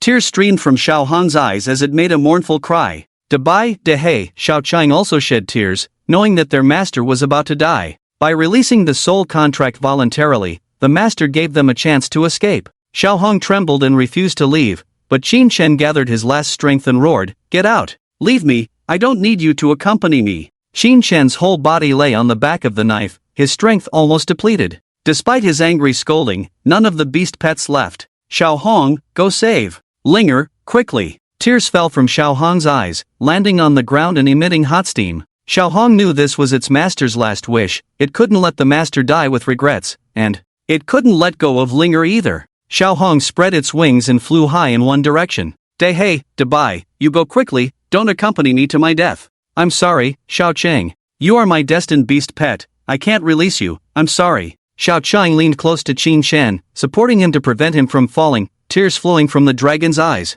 They were now highly intelligent and not just emotionless tools. Dabai also lay beside Qin Shan, wanting to nuzzle him as before, but afraid of hurting him, it left cautiously, making sad whimpers. Dehei's eyes were filled with sorrow. It looked at the nearby demons, fearing they would disturb its master. However, the surrounding demons were already scared off by the previous scene. Without a leader's command, no one would dare to set foot on this land. Seeing Qin Shan's condition, human cultivators felt a touch of sorrow, but the next moment, they had to let go of these emotions and focus on facing the demon's counterattack. Commander Qin Shan, is he dying? It's these damn monsters that killed him. He's our idol. He's the hero of our human race. A human cultivator's tears fell as he glared angrily at the demons. Stop crying. Grip your weapons, kill more monsters, mourned Commander Qin Shan. Don't let his death be in vain. You bastards, I'll fight you to the end. On the other side, Xiao Hong arrived at a residential area where many demons had broken in. There were many slightly weaker human cultivators struggling to resist, but like a frontline battlefield, they were also in a losing position. Look, there's a firebird. Focus on dealing with the monsters, don't worry about that. A group of Wei-level cultivators intercepted a peak-level demon spirit, but were pushed back by it. Just as they were about to be killed, a red figure flashed by, and the demon spirit's head was torn apart. The red figure didn't stop, flying on until it reached a girl lying on the rooftop of a small building. She was surrounded by a vibrant green light, with a demon spirit lurking nearby. Strangely, this demon spirit seemed hesitant and afraid, as if something terrifying had just happened. Without hesitation, the red figure pounced in effortlessly tore the demon spirit apart, then stayed by the girl's side, infusing her with gentle energy to awaken her. The girl slowly opened her eyes, seeing the red figure and expressing joy. Xiao Hong. Linger embraced the red figure's head. Did you come to save me? Where is Brother Qin Shan? Is he okay? Did Brother Qin Shan send you to save me? Linger spoke excitedly, but noticed the sadness in Xiao Hong's eyes. Xiao Hong, what's wrong? Linger, a clever child, sensed something amiss. Is it Brother Qin Shan? A hint of panic appeared on Linger's face. It can't be. Brother Qin Shan is so powerful. He promised me he would become a great saint-level expert. Xiao Hong, are you lying to me? Tears welled up in Linger's eyes, knowing Xiao Hong wouldn't deceive her. Take me to find Brother Qin Shan, take me. Linger looked at Xiao Hong, who shook its head. Xiao Hong, don't you want to be with Brother Qin Shan? Are you abandoning him? Take me back. Linger bit her lip, her eyes filled with determination, showing a maturity beyond her years. Xiao Hong seemed moved by Linger's words. All its companions were with their masters, it shouldn't leave like this. Linger mounted Xiao Hong's back, flying towards the northwest battlefield. Before long, they arrived at the battlefield, where Qin Shan lay among the forbidden grounds. Linger approached Qin Shan, holding his withered body, tears streaming down her face. Brother Qin Shan, I won't let you die, I won't let you die. In the midst of the blood-scented battlefield, a young girl held a fading young man, her cries echoing around, creating a poignant atmosphere. Four towering beast companions surrounded the girl, their eyes reflecting the same emotions. Meanwhile, human cultivators continued to battle demons, their blood mixing on the ground, making it hard to distinguish friend from foe. In the distance, General Lu Xian fought fiercely against 3 peak-level demon spirits, each attack leaving deep craters and destroying buildings, filling the air with dust. Observing the situation on the battlefield, General Lu Xian's heart grew heavier. Despite Qin Shan's earlier defeat of 10 elite-level experts, the situation was gradually reverting to its initial dire state as time passed. After all, these cultivators relied on potent elixirs without regard for consequences to enhance their strength and barely contend with the multi-headed demonic spirits. However, no matter how powerful these elixirs were, they were still limited by time, and now it seemed that time was running out. General Lu Xiang felt extremely heavy-hearted as he watched those human cultivators whose bodies were swaying, mouths oozing blood as the elixir's effects wore off. How he wished Qin Shan were still alive, or how he hoped for another dark horse like Qin Shan to appear on the battlefield, injecting a glimmer of hope into this desperate group of humans. But after a moment of contemplation, General Lu Xiang couldn't help but smile bitterly. He knew how naive and foolish his thoughts were. A figure like Qin Shan, who, as a mere leader, had slain over a dozen elite demonic spirits, was something he had only witnessed for the first time in many years. It would already be fortunate to have one such individual, let alone another appearing simultaneously. Qin Shan, oh Qin Shan, if only you had more time, would you have clarified your true intentions and broken through to the elite level? Child, poor child, time waits for no one. We can only blame the heavens for their blindness. For some reason unknown to General Lu Xiang, Tears seemed to well up in his eyes as he recalled something, a hint of sorrow in his gaze. Despite the heavy sadness in his heart, his azure spear remained steady and unwavering in his hand, skillfully intercepting the attacks of 3 powerful demonic spirits time and time again, displaying a mastery that showed no signs of panic. However, apart from him, the other cultivators were falling one by one, either succumbing to their injuries inflicted by the demonic spirits' attacks or ultimately being killed on this land. Ling Er gazed at Qin Shen's withered body and the faint disappearing life force, tears continuously streaming down her face as she recalled a scene from before. When the demonic spirit searched room after room and reached Ling Er's window, she didn't stay put to await her death but ran out of the room and headed upstairs. However, the demonic spirit had locked onto her aura and was steadily closing in on her.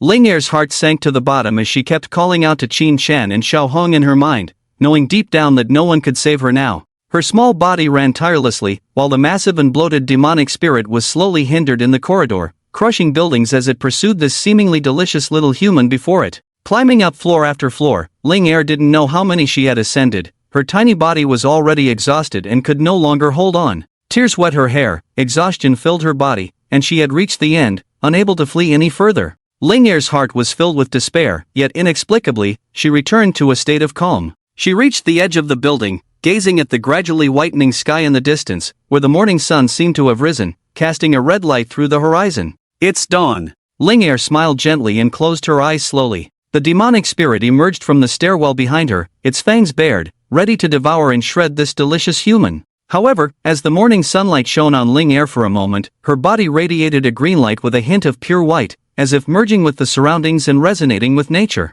The radiant light struck the demonic spirit, causing white smoke to billow from its body as if burned, pain emanating from its physical form and seeping into its soul. Startled, the demonic spirit recoiled repeatedly, afraid to approach the seemingly harmless little girl. Unaware of her transformation, the girl continued to smile warmly, her expression peaceful and devoid of fear. But in the next moment, as the light gradually receded from her body, she too fell to the ground. However, the demon spirit still did not dare to approach, yet it was reluctant to leave. It seemed to think that after devouring this little girl, it would surely become stronger. Just as the demon spirit made up its mind to give it a try, a fiery figure swooped in and crushed its head to pieces. Ling's fair little hand gently stroked Qin Shen's face, revealing a warm and gentle smile. "Qin Shen, Ling will save you." As she spoke, a milky white and vibrant green light slowly emerged from her body, flowing and entering Qin Shen's body. Qin Shen's body, like land parched for hundreds of years, began to be nourished as it slowly started to repair itself.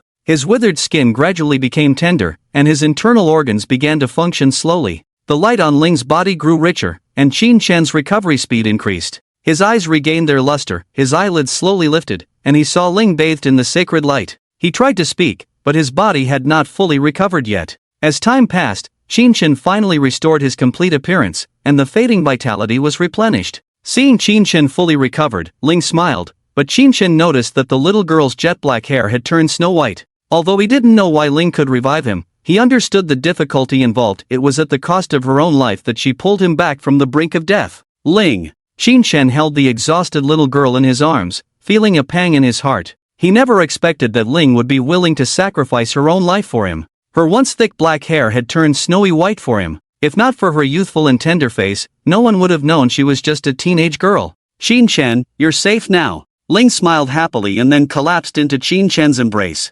Feeling the warmth of her small body, tears streamed down Qin Shen's cheeks. So, it's about protection. Protecting loved ones, the weak and young. Protecting friends and family, the common people. Protecting the beauty of the world, its mountains and rivers. The stronger the power, the higher the realm, the more one can protect. Just like the creation saint law that benefits millions of ordinary saints, and the transformation saint wall that saves the people of the 9 provinces, they are all protecting what is most precious to them in their hearts. He seemed to understand something, and at that moment, the aura emanating from him gradually rose, stepping from the peak of commanding level to the sovereign level. Qin Shen had succeeded in questioning his heart. However, this questioning was so difficult, enduring the test of life and death. No one paid attention to this scene anymore. The battle between human cultivators and demon spirits had already escalated, with all human cultivators except General Lu Xiang being defeated, captured, and devoured by the battling demon spirits. The demon spirits emitted sharp and excited cries, gathering together and echoing in this world, as if declaring to the world that they had won. The new world will eventually become the realm of the demon spirits. Tremble, humble creatures, and welcome the rule of the noble demon spirits." The leader of the demon spirits laughed heartily, his strange language filled with excitement and provocation. General Lu Xiang, who was fighting against them, felt extremely heavy-hearted. Before his eyes, countless human cultivators had already perished, and the number was still rising. Despair once again permeated the atmosphere among the humans on the battlefield, their roars sounding so feeble, their struggles appearing increasingly futile. "Are we going to lose?" countless people asked themselves in their hearts. Yes, humanity was defeated. The battle had only been going on for a few hours, and there were still millions of people in the base city who had not evacuated. They were about to face the crazy slaughter of the demons and become food in the demons' mouths. The strongest group of cultivators in Fengcheng base city had gradually died on the battlefield, buying time to the maximum extent, but it was far from enough. The demons' excited roars echoed in the northwest, reaching the evacuation site where countless people were waiting. They heard the monsters' roars but did not hear any response from human cultivators. Despair filled everyone's hearts, unable to hold back their tears. They knew that human cultivators might have been completely defeated, and the monsters were celebrating their victory. After the human cultivators died, it would be their turn to face the terrifying monsters. Many who had complained about the preferential treatment of cultivators and felt inferior as ordinary people now realized that without cultivators in the forefront during battles, they would have died long ago. And after the cultivators died, facing the attacks of the monsters, they would be defenseless, at the mercy of the beasts. Watching the situation in the field, Qin Chen did not hesitate any longer. Holding Linger's body, the ancient formation slowly floated up, continuously accumulating energy. From the soldier level, it quickly rose to the guard level, then to the commander level, and finally to the general level. This time, there were no obstacles, and the other three beast companions also willingly offered their souls in submission. This contract was even closer and more intimate than before, named Live and Die Together. As the human cultivators retreated step by step under the crushing force of the demons, they did not notice a powerful energy accumulating and brewing behind them, until a burst of light erupted, accompanied by a familiar voice that made them tremble. Although the voice was not loud, it seemed to possess a mysterious and unpredictable power, echoing clearly in the minds of all living beings. Heaven and earth, universe, and chaos. The Tao contains the four spirits, guarding the four directions. When the human cultivators, who were retreating under the demon's pressure, heard this voice, they thought their ears were playing tricks on them in their dying moments. Was this an illusion at the brink of death? Or could it be? Qin Chen, the commander, was not dead. A glimmer of clarity flashed in their despairing eyes, then they stared at the sky behind them, where a terrifying power seemed to be slowly rising. Break through adversity and stand firm, only by facing death can one truly live? General Lu Xiang, who was battling the three-peaked demon lords, showed a faint smile, his eyes filled with admiration. Even someone as calm as him couldn't help but feel a bit excited at this moment. The demon lord also sensed it, its excitement instantly extinguished. "Go back! Kill him! Kill him!" The demon lord quickly ordered, and countless demon figures frantically rushed back, looking panicked and rushed. The demon lord let out a long howl, its long and dark eyes filled with anger, but more with regret. It regretted being so careless, not ordering its subordinates to exterminate that almost dying guy into dust. It also resented its subordinates immensely for not noticing its oversight and actively killing that humble human completely. But it seemed to forget the initial worry and fear in its heart when Qin Chen summoned the four beast companions to slaughter in all directions. Even it was like that, let alone its subordinates. Demons were also living beings and feared death. Countless demons charged towards Qin Chen, wanting to disrupt his formation. But in Qin Chen's eyes, these guys were nothing but lambs to the slaughter. He controlled the formation with his spiritual power, still reciting calmly. "Formation in the east, Azure Dragon, heed my command. Formation in the west, White Tiger, heed my command. Formation in the south, Vermilion Bird, heed my command. Formation in the north, Black Tortoise, heed my command." Countless lush vegetation grew wildly, the sky was covered with gleaming steel blades, flames burned everything, and eerie water areas spread across the land. This time, Qin Chen deliberately manipulated four types of attacks towards the oncoming demonic spirits, appearing to be in complete control, relaxed and at ease. This time, he controlled the ancient formation as a junior general, not as a commander, naturally free from any stagnation or constraints. The four attacks struck out, causing the oncoming demonic spirits to be like moths to a flame, undoubtedly leading to their own demise. Tough blades of grass entwined and strangled the demonic spirits one by one, rendering their tough exteriors useless as they were crushed into mincemeat from the outside in. Thousands of gleaming steel blades, like flying swords, densely pierced the demonic spirits, leaving them no escape, penetrating their bodies through every corner, eyes, nostrils, and every part of their bodies before transforming into even finer blades, cutting through their flesh, tendons, and bones, shattering their internal organs.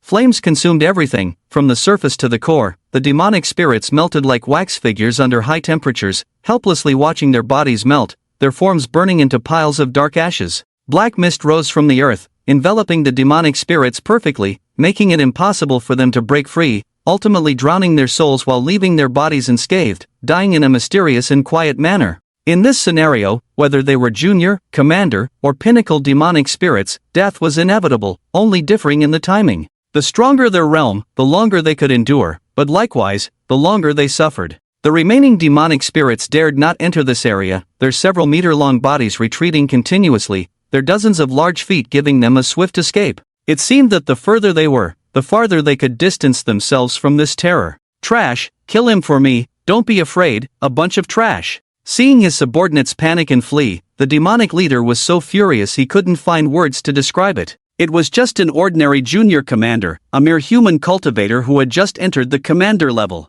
What was there to fear? The demonic leader instructed the other two peak demonic spirits, then charged towards Qin Shen, determined to personally take action and swiftly kill this human. However, after it left, the situation for the other two demonic spirits became perilous. The threat posed by this human general was enough to instill fear deep within them after battling him for so long. Scum! Seeing the demonic leader personally take action, General Lu Xiang moved to intercept, but the other two peak demonic spirits stood in his way. Despite their fear, they were determined to stop this human, knowing that soon enough, the leader would deal with him and return. It was just a matter of holding out for a little while longer, and the two peak demonic spirits were confident. Trash, trash, you've disgraced the dignity of the great demonic race. The demonic leader arrived among the fleeing demonic spirits, wielding its weapon and smashing the heads of several commander-level demonic spirits, releasing its own authority, halting the fleeing demonic spirits in their tracks. Damn humans, relying on external forces, dare to show off in front of the great demonic race.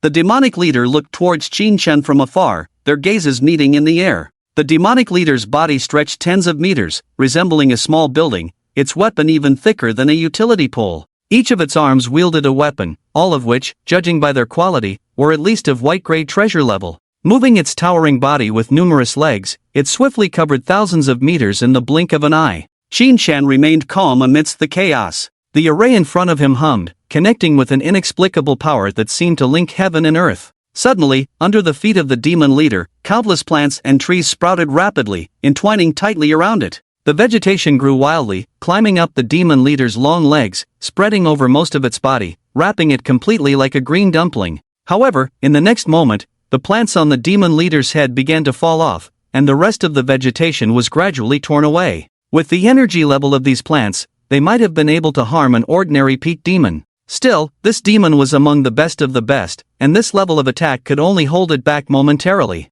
As the plants were being torn away and the energy of the array was rapidly depleting, Qin Shen remained composed. Cradling the white-haired Linger in his arms, the array in front of him began to rotate, shifting to the south, where the domain of fire resided. Little Red spread its wings and soared high, letting out a long cry that summoned towering flames, heading straight for the demon leader. The demon leader, entangled in vegetation, remained unfazed, underestimating the power of the flames, believing this level of energy attack couldn't break through its defenses. Lowly human, do not attempt to harm the great demon. You are nothing. The demon leader mocked, but as the flames approached, it was shocked to find them growing stronger by the moment. Qin Shen, watching from afar, smirked slightly, gazing at the demon leader and snorting disdainfully. Suffer the pain of the blazing flames. Wood generates fire. In the cycle of the 5 elements, among the 4 sacred beasts, the azure dragon represents wood, while the vermilion bird embodies fire. As the array was activated, the endless power of vegetation naturally enhanced the burning power of the flames.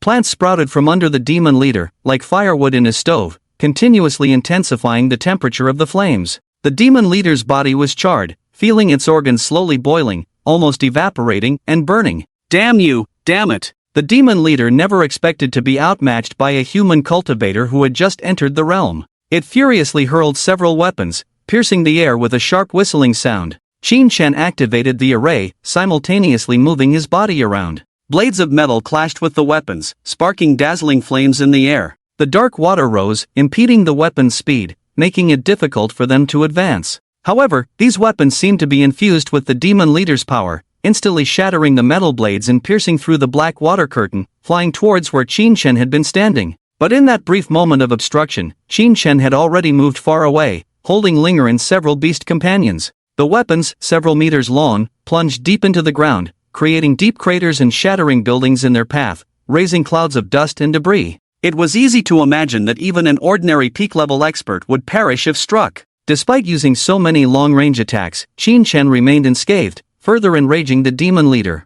It tried to dispel the flames and vegetation on its body but found them stubbornly clinging, like viscous liquid, impossible to remove. Deciding not to bother further, the demon leader swiftly moved its body, intent on killing this accursed human. It charged through, knocking down one building after another, its gaze fixed firmly on Qin Shen. While Qin Shen continued to activate the array and employ the power of the four symbols to block the demon leader, he knew that this was not a sustainable strategy. Since he had drawn the demon leader's attention, he could not engage in a direct confrontation. Although his attack level has reached the peak of the commander level, in other aspects, he was far from perfect. Retreat! Qin Shen used all the power of the formation disc for the last time, blocking the demon leader for a moment, then quickly recalled Little Chang and immediately jumped onto Little Red's back, spreading his wings and fleeing into the distance. Little Red flew towards the sky, and after being blocked for a moment, the demon leader chased closely behind. Qin Shen deliberately led the way towards the high-rise area where no signs of life could be felt, which could slow down the demon leader's speed. Otherwise, if they were on flat ground, the opponent's speed would quickly catch up. As for flying high into the sky, it would take time. If he did so, before reaching a considerable height, the demon leader would leap up and intercept him directly in mid-air. A casual leap of a peak commander-level demon beast could reach thousands of meters high, and Qin Shen dared not guarantee that he could fly out of this height in a short time. Ascending is more difficult than flying into the distance, this is the simplest truth. Little Red carried Qin Shen, who held Bell, shuttling between the high-rise buildings of the base city, with the demon leader closely chasing behind. Each of the latter's attacks could shatter a high-rise building, but they always missed Little Red by a hair's breadth. As Qin Shen's cultivation reached the commander level, Little Red and the others naturally broke through, now demonstrating the power of 3 perfect evolutions. From first-order bloodline to third-order bloodline, Little Red and the others reached their limits under the strengthening of the bloodline roulette, then evolved on their own. This was different from the enhancement obtained by refining and strengthening with bloodlines of the same or higher levels. Little Red and the others were more perfect and powerful. Within the same level and bloodline category, their weaknesses were often the ceilings of other beast pets. Moreover, speed was Little Red's forte. Even though the demon leader was several small levels higher, its speed was only slightly faster than Little Red's. Hindered by the high-rise buildings, the demon leader's speed advantage was nullified, leaving it to chase behind in impotent rage. And as it chased after Qin Shen directly above, it failed to notice that the tide of battle was gradually turning. Qin Shen had previously killed no less than 20 commander-level demon spirits and countless others, significantly reducing the strength of the demon spirits on the field. When the demon leader left General Lu Xiang, the latter spared no effort to desperately attack 2 other peak demon spirits. Having seen Qin Shen die once before, now that he had resurrected, giving himself another chance to turn the tables, how could he miss it?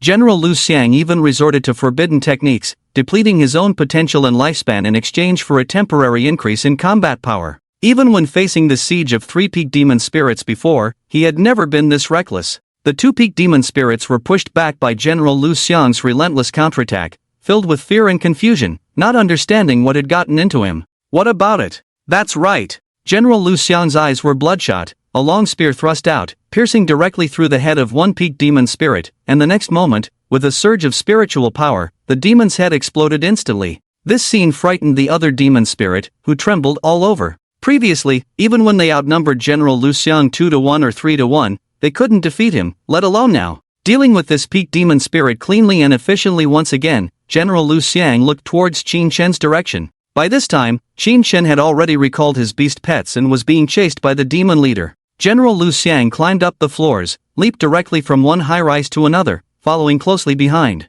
Qin Shen controlled Little Red to circle around this high-rise area continuously, and the demon leader almost leveled this area to the ground. At this moment, it seemed that Qin Shen had nowhere to run. Damned humans, you can't escape now, can you? The leader of the demons sneered, intentionally causing destruction in the surrounding area to trap Qin Shen within a certain range. It knew that Qin Shen wouldn't dare to escape into the open sky, as his speed couldn't match its own. So, when the tall buildings in the area collapsed, it meant that Qin Shen had no way out. Qin Shen understood this logic well, but apart from this high-rise area, he didn't dare to go anywhere else. From within those floors, he sensed the presence of hundreds of human breaths. Many humans hadn't completely evacuated the area. Just as he was about to summon 3 other beast pets to face the demon leader head-on, he saw General Lu Xian leaping hundreds of meters away, rushing towards them at high speed. "Your opponent is me." A furious shout came from behind, followed by a long spear energy wave hundreds of meters long piercing towards them. Sensing the threat behind, the demon leader quickly turned around to wield its weapon in defense. "Qin Shen, leave, I'll handle this." General Lu Xiang had long heard Qin Shen's name from the discussions among the cultivators on the battlefield. Qin Shen naturally didn't resist upon hearing this. He knew the name of General Lu Xiang, who guarded the Fengcheng base city, a famous general ranked on the 100 generals list. A tremendously powerful warrior cultivator, with a tiny fiery red elf tightly gripping General Lu Xiang's hair, chanting inexplicable spells and empowering him. His fiery long spear in hand had slain countless demon beasts, exuding a dense aura of killing intent. "Good." Qin Shen didn't say much, simply responded, then rode on Little Red towards another battlefield. General Lu Xiang looked at the towering demon with a smile, casually flicked his fiery long spear, causing countless flames to flow, igniting everything within 100 meters into ashes. "From now on, this is my battlefield." General Lu Xiang felt extremely calm in his heart, knowing that he only needed to deal with this demon beast. The rest, Qin Shen would handle. He trusted Qin Shen. Although this was their first meeting, in General Lu Xiang's heart, this young man was full of infinite possibilities. Like a miracle. While General Lu Xiang battled the demon leader, Qin Shen also arrived at the battlefield.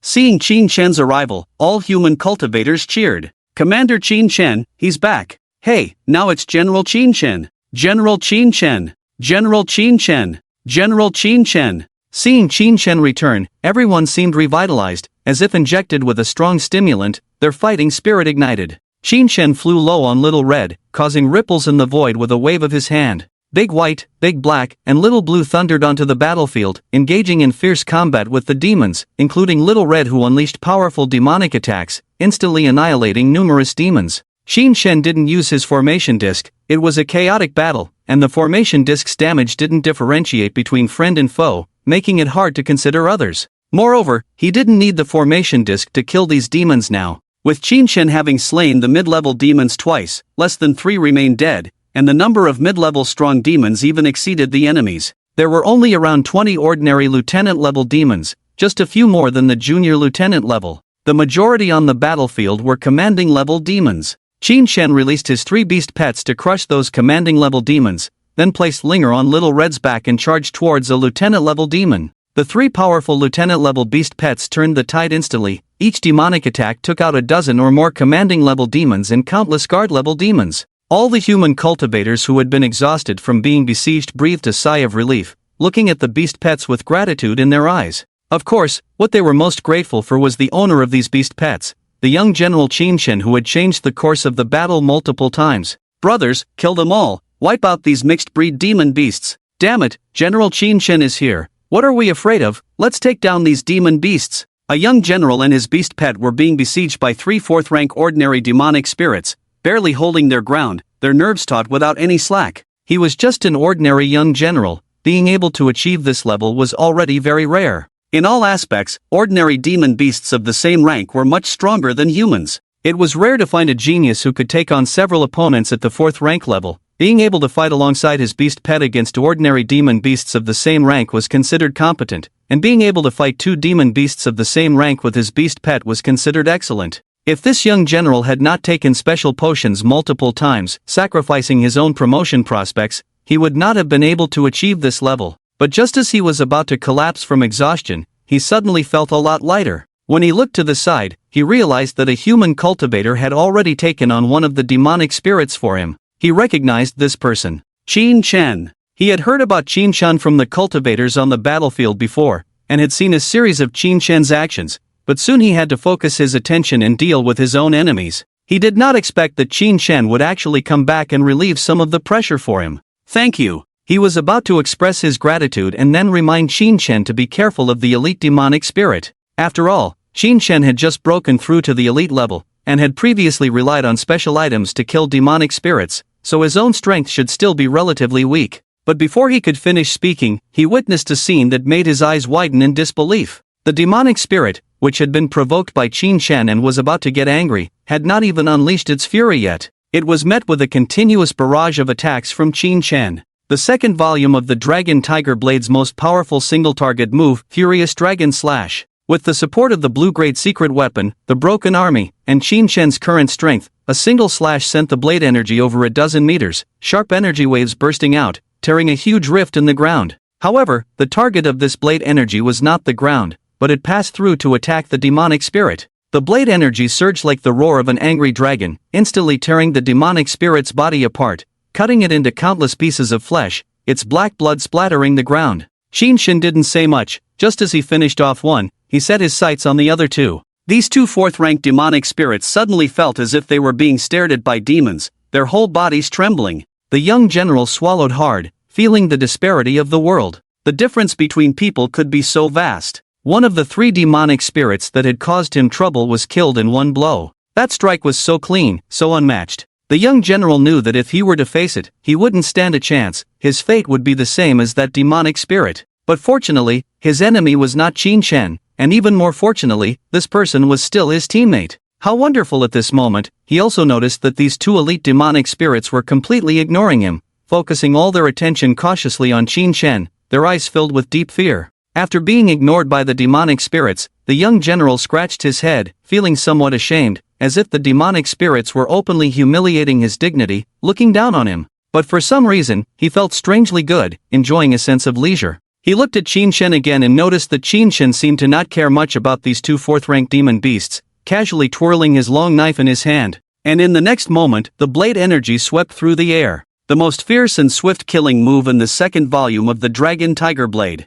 Tiger overwhelming 1,000 armies. Qin Shen's body moved at lightning speed, leaving behind a trail of afterimages. Countless blade energies instantly filled the field of vision, and after a moment, the world fell silent. When the general opened his eyes again, Qin Shen was already using his spiritual power to resist the blood on the blade.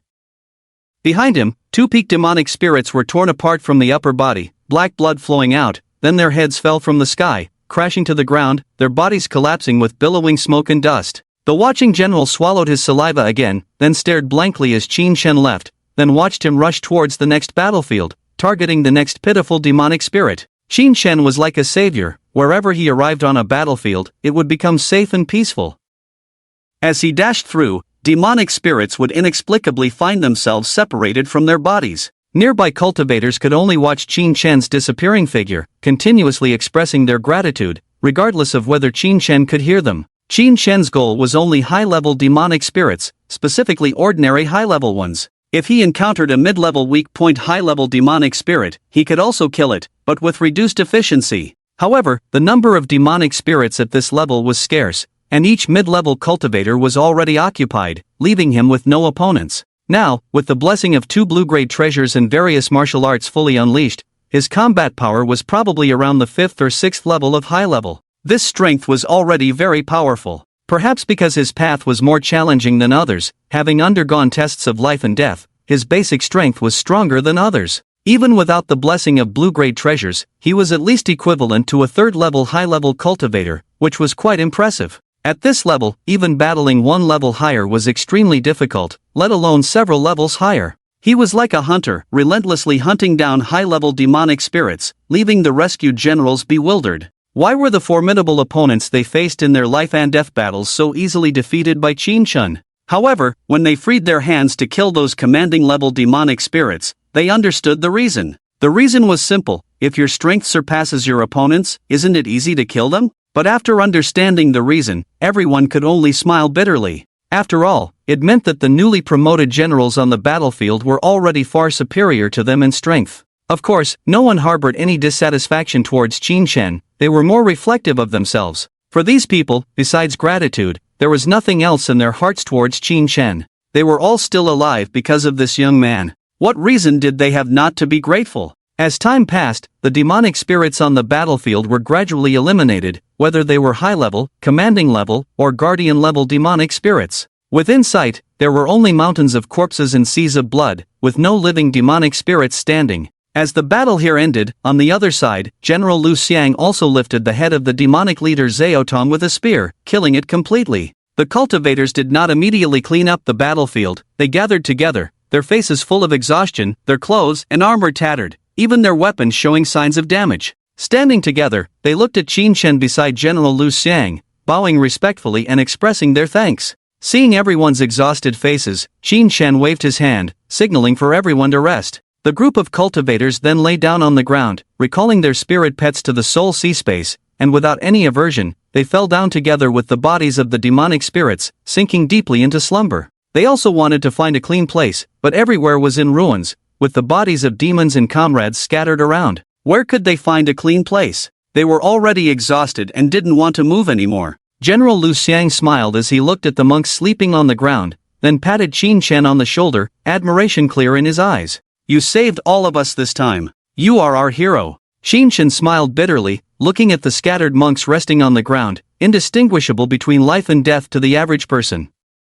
Everyone is a hero. Then he walked over to Xiao Hong and picked up the unconscious Linger. Speaking to himself, I just wanted to protect what I wanted to protect. General Lu Xiang followed, looking at the unconscious Linger with surprise, then with relief and envy. This child has naturally awakened and will surely become a strong figure in the future. It seems her awakening should be related to healing talents. She must have used up her own lifespan to activate her talent and save you. Just a glance at Linger gave General Lu Xiang a lot of information. Qin Shen, however, was unaware of the specifics and quickly inquired, to which General Lu Xiang carefully responded. It turned out that not only beast companions had talents, but humans did too. Talents were abilities bestowed by the heavens, which could greatly enhance certain martial arts or combat skills, or accelerate cultivation speed. Linger had awakened a talent related to healing, and as long as she was given an awakening crystal, she could awaken her beast companion early and prioritize cultivation. According to General Lu Xiang, those who could awaken early were at least imperial level figures, with some even reaching the level of emperor, and the most powerful were saint level. At the beginning of the era of taming beasts, many human monks naturally awakened and quickly reached the highest realm, ensuring peace in the 9 states. General Lu Xiang promised Qin Shen that when reinforcements arrived and the city was restored to stability, he would specially arrange for Linger to awaken. While the group of monks began to rest, General Lu Xiang did not stop but busied himself with various tasks. First, he reported the city's crisis contact and personally reassured the people through the broadcast. Everyone who heard this news was somewhat incredulous, with some even speculating wildly that General Lu Xiang might have been possessed by a demon to deceive and fool them. However, when they saw General Lu Xiang and a group of high-ranking officials arrive, everyone finally believed that the crisis had been averted. The crowd erupted in cheers, spreading throughout the city. Lower-ranking monks who had not participated in frontline battles began to search around for any remaining demons, while residents whose homes were not destroyed started to return home gradually, and the city base of Fengcheng began to recover slowly.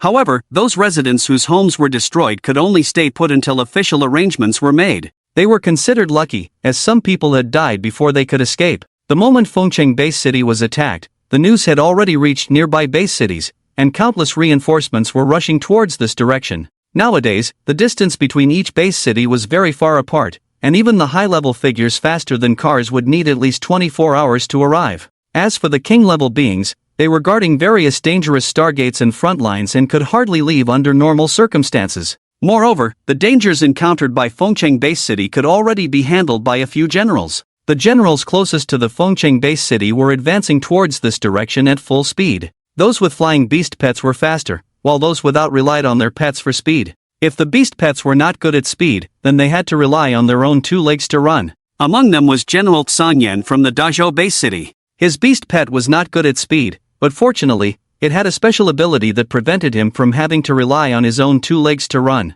That ability was earth-shifting. He sat cross-legged inside his flaming rock dragon, whose body merged with the earth, causing the ground to ripple and the rocks to part like flowing water. Therefore, his speed of movement was the fastest among them, but it consumed a lot of demon power. General Tsangyan threw bottle after bottle of high-quality elixirs for beast pets into the mouth of his fire rock dragon, calculating the distance. They should be close. In the outskirts near the Fengcheng base city, a fire rock dragon emerged from the ground, and he saw a ground littered with demon spirit corpses and numerous human cultivators lying among them. Ah, I'm late again. General Tsangyan sighed as he looked at the gruesome battlefield. However, the next moment, he was suddenly stunned.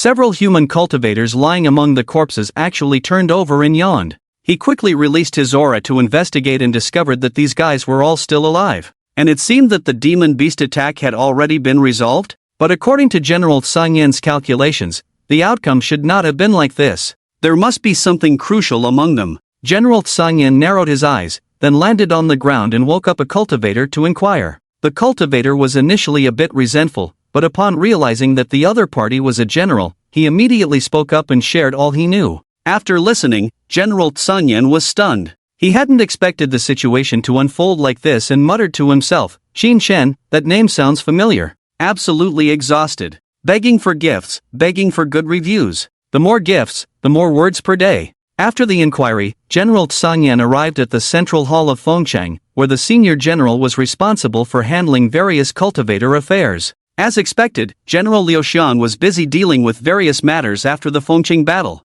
Seeing General Tsang Yan's arrival, General Liu Xian smiled and the two entered the reception hall together. They were old acquaintances and their conversation was pleasant. General Tsang Yan obtained more information about the demon beast invasion from General Liu Xian. Finally, he remembered why the name Qin Shen sounded familiar. It was because of the soldiers he had led, and Lu Jiang had told him about the Mountain Deer Group's communication with demons in the Dazhou base city, with the information coming from Qin Shen. At that time, General Tsang Yan had even sent someone to investigate Qin Shen's information. Based on the general's memory, he could still recall quite a bit. It seems like that Qin Shen has also come to Fengcheng. Could it be the same person? General Tsang Yan couldn't help but wonder, but then he quickly dismissed the idea. The Qin Shen he investigated was just a soldier-level cultivator with average or even poor talent, while this Qin Shen was a distinguished major general. According to General Liu Xian, this guy displayed extremely outstanding combat talent, making the gap between the two of them like heaven and earth.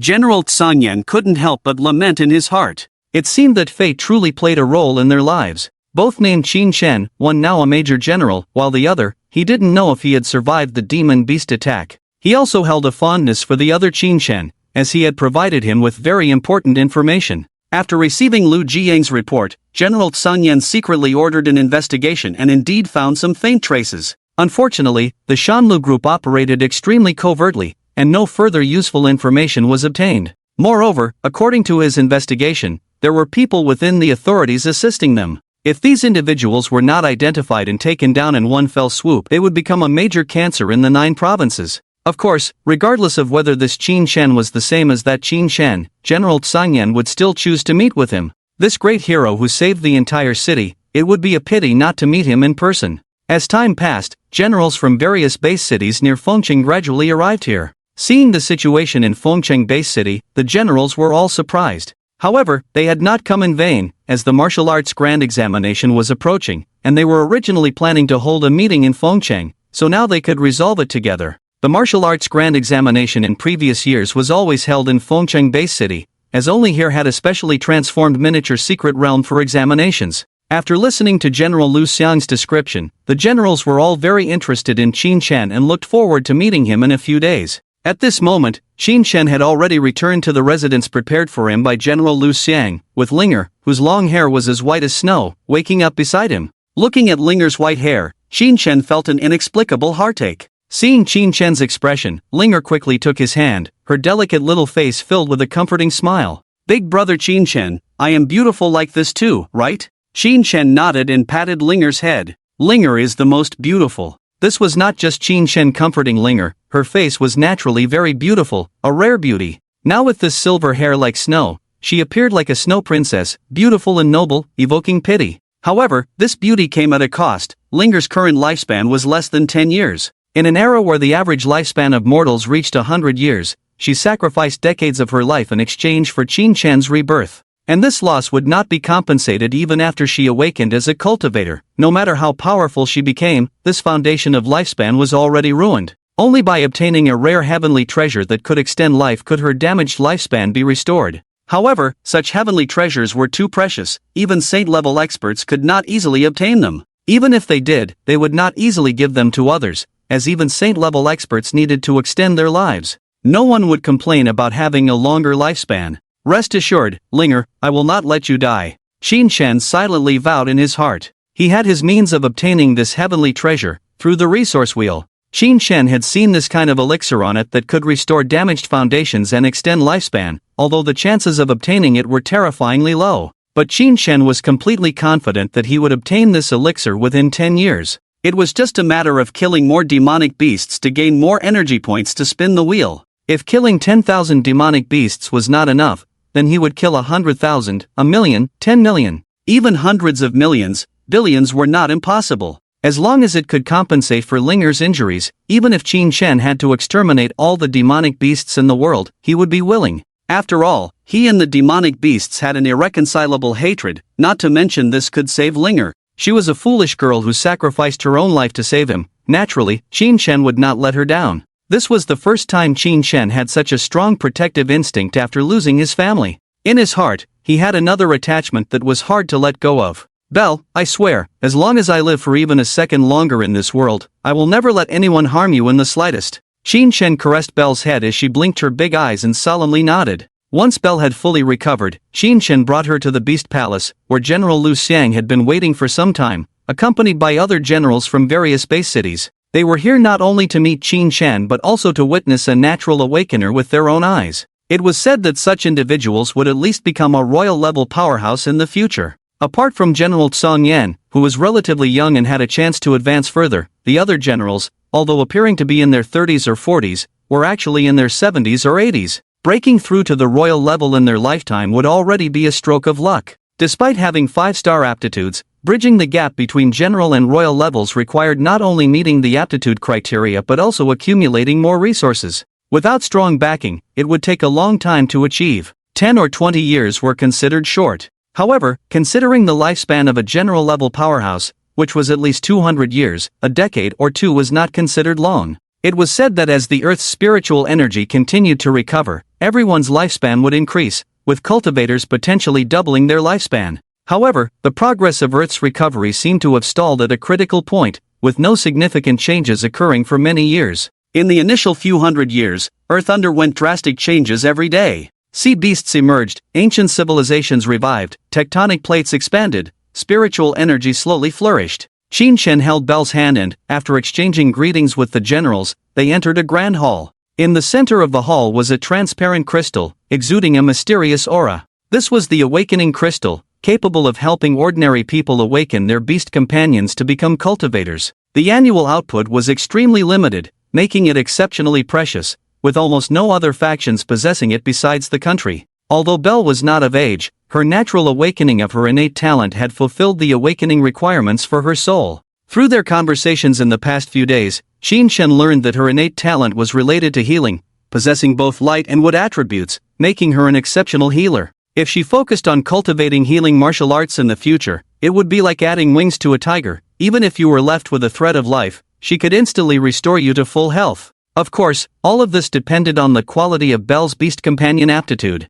If her beast companion had low talent, it would limit her future prospects. Generally, talent referred to cultivation talent here, while Belle's healing talent was considered a special talent, also known as an ability talent. A cultivator's cultivation talent was often linked to their beast companion's cultivation talent, or the beast companion's cultivation talent would be influenced by the cultivator. A cultivator's cultivation talent was difficult to change, but the beast companion's talent would improve with the enhancement of bloodline quality. Belle had a strong ability talent, but her cultivation talent would only be revealed after awakening her beast companion. Watching her place her hand on the crystal, Qin Shen was not worried that Belle would awaken a beast companion below 6 stars, but he hoped she would awaken a 9-star beast companion. In that case, in the near future, Belle would surely grow rapidly into a saint-level powerhouse, qualifying for the nurturing of other saint-level powerhouses. They would immediately give her precious life-extending treasures, and Qin Shen was confident she would draw them. Although he was confident, he did not want Belle to wait too long.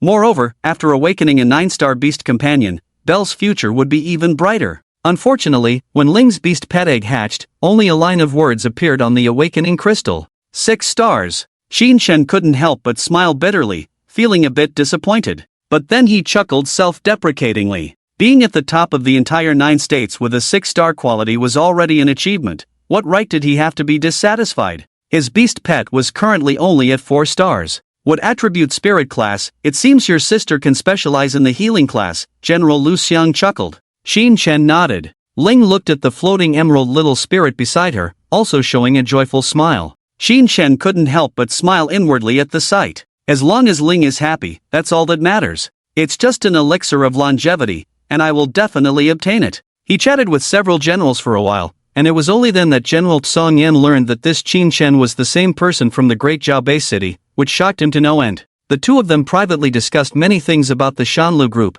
and General Tsong Yen specifically reminded Qin Shen not to alert the enemy, as there might be a big tiger behind the Shanlu group. Qin Shen naturally agreed. He basically wouldn't return to Great Zhao now and wouldn't have any dealings with the Shanlu group. Of course, if they came looking for him, that would be a different story.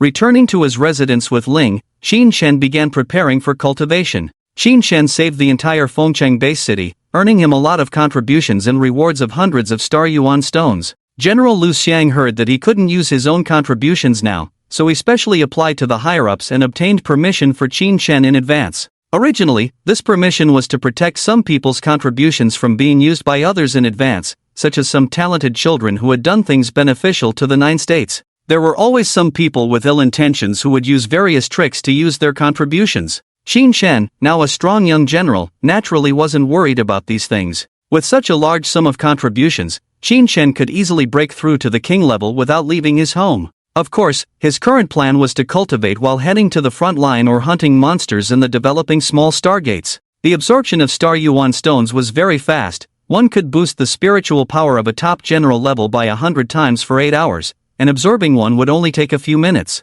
Of course, there was a limit to the amount that could be absorbed each day, otherwise, the body would disintegrate due to the inability to withstand the special substances within. Star yuan stones were obtained by the country through certain means of extracting special energy from Stargate secrets, containing mysterious and profound laws, as well as various powerful and pure energies.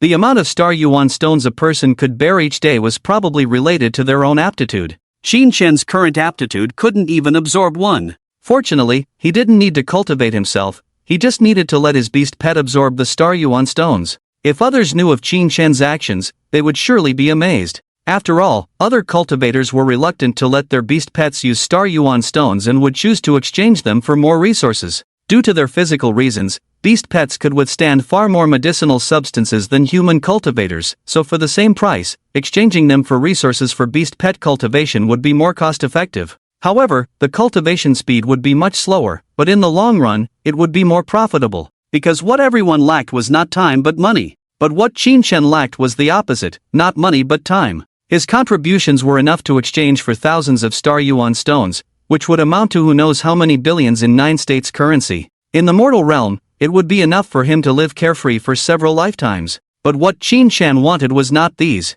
By using star yuan stones without reservation to cultivate his 4 beast pets and with the daily tenfold return from the grand rotation, Qin Shen's cultivation progress could be described as soaring. In just 3 days, he had advanced from the first level of the general rank to the 3rd level. It's worth noting that even with a 4-star aptitude, without additional resources, it would take 40 to 50 years to break through the first level of the general rank. Now, Qin Shen's cultivation speed was probably equivalent to at least a 7-star aptitude, and if lucky, his cultivation could skyrocket. His daily cultivation speed could even surpass that of a 9-star. In these few short days, he had spent dozens of star elemental stones, equivalent to billions of 9 states coins. It was like burning money. After 3 days, Qin Shen stopped cultivating and instead walked out of his residence with Linger. He was invited by General Lu Xiang to attend the oath ceremony for the Fengcheng Military Academy's grand examination. Initially, General Lu Xiang had also invited him to be a deputy examiner and participate in guarding the secret realm of the military examination,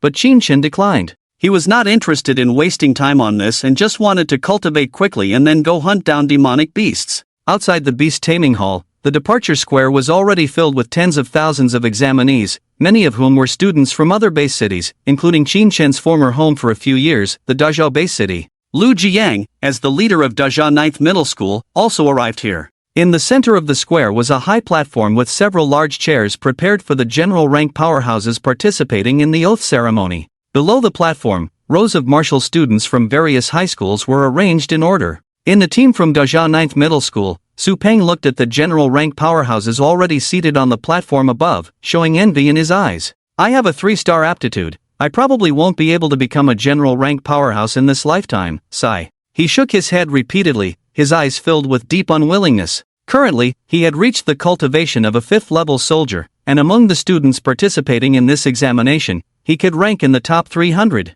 But what did that matter? At most, he could enter a second-rate military university and graduate as a commanding officer. The limit of his life was the peak of a commanding officer. Without a great opportunity, it was impossible for him to become a general-rank powerhouse. Beside him, Gao Shuexin also showed a regretful expression. Although her cultivation was much stronger than Su Peng's, reaching the 9th-level soldier, enough to rank in the top 100 of this group of examinees. With a bit of luck, she could even enter a first-rate military university, but the final outcome was basically the same as Su Peng's, just a commanding officer. Without someone's help, the general rank was basically out of reach for her. Lu Jiang looked at the students with envy or desolation, feeling a myriad of emotions. Although he had once said that everyone had the opportunity to refine their beast companion's quality, he also knew that it was just to motivate them. If it weren't for someone's help, Lu Jiang's beast companion's quality would never have reached 4 stars, but his own cultivation talent was only at 3 stars. Now in his 40s, he had been stuck at the 10th level of a commanding officer for a long time, not knowing how much longer it would take to break through to the general rank. Reaching 4 stars in his beast companion's quality only gave him a glimmer of hope.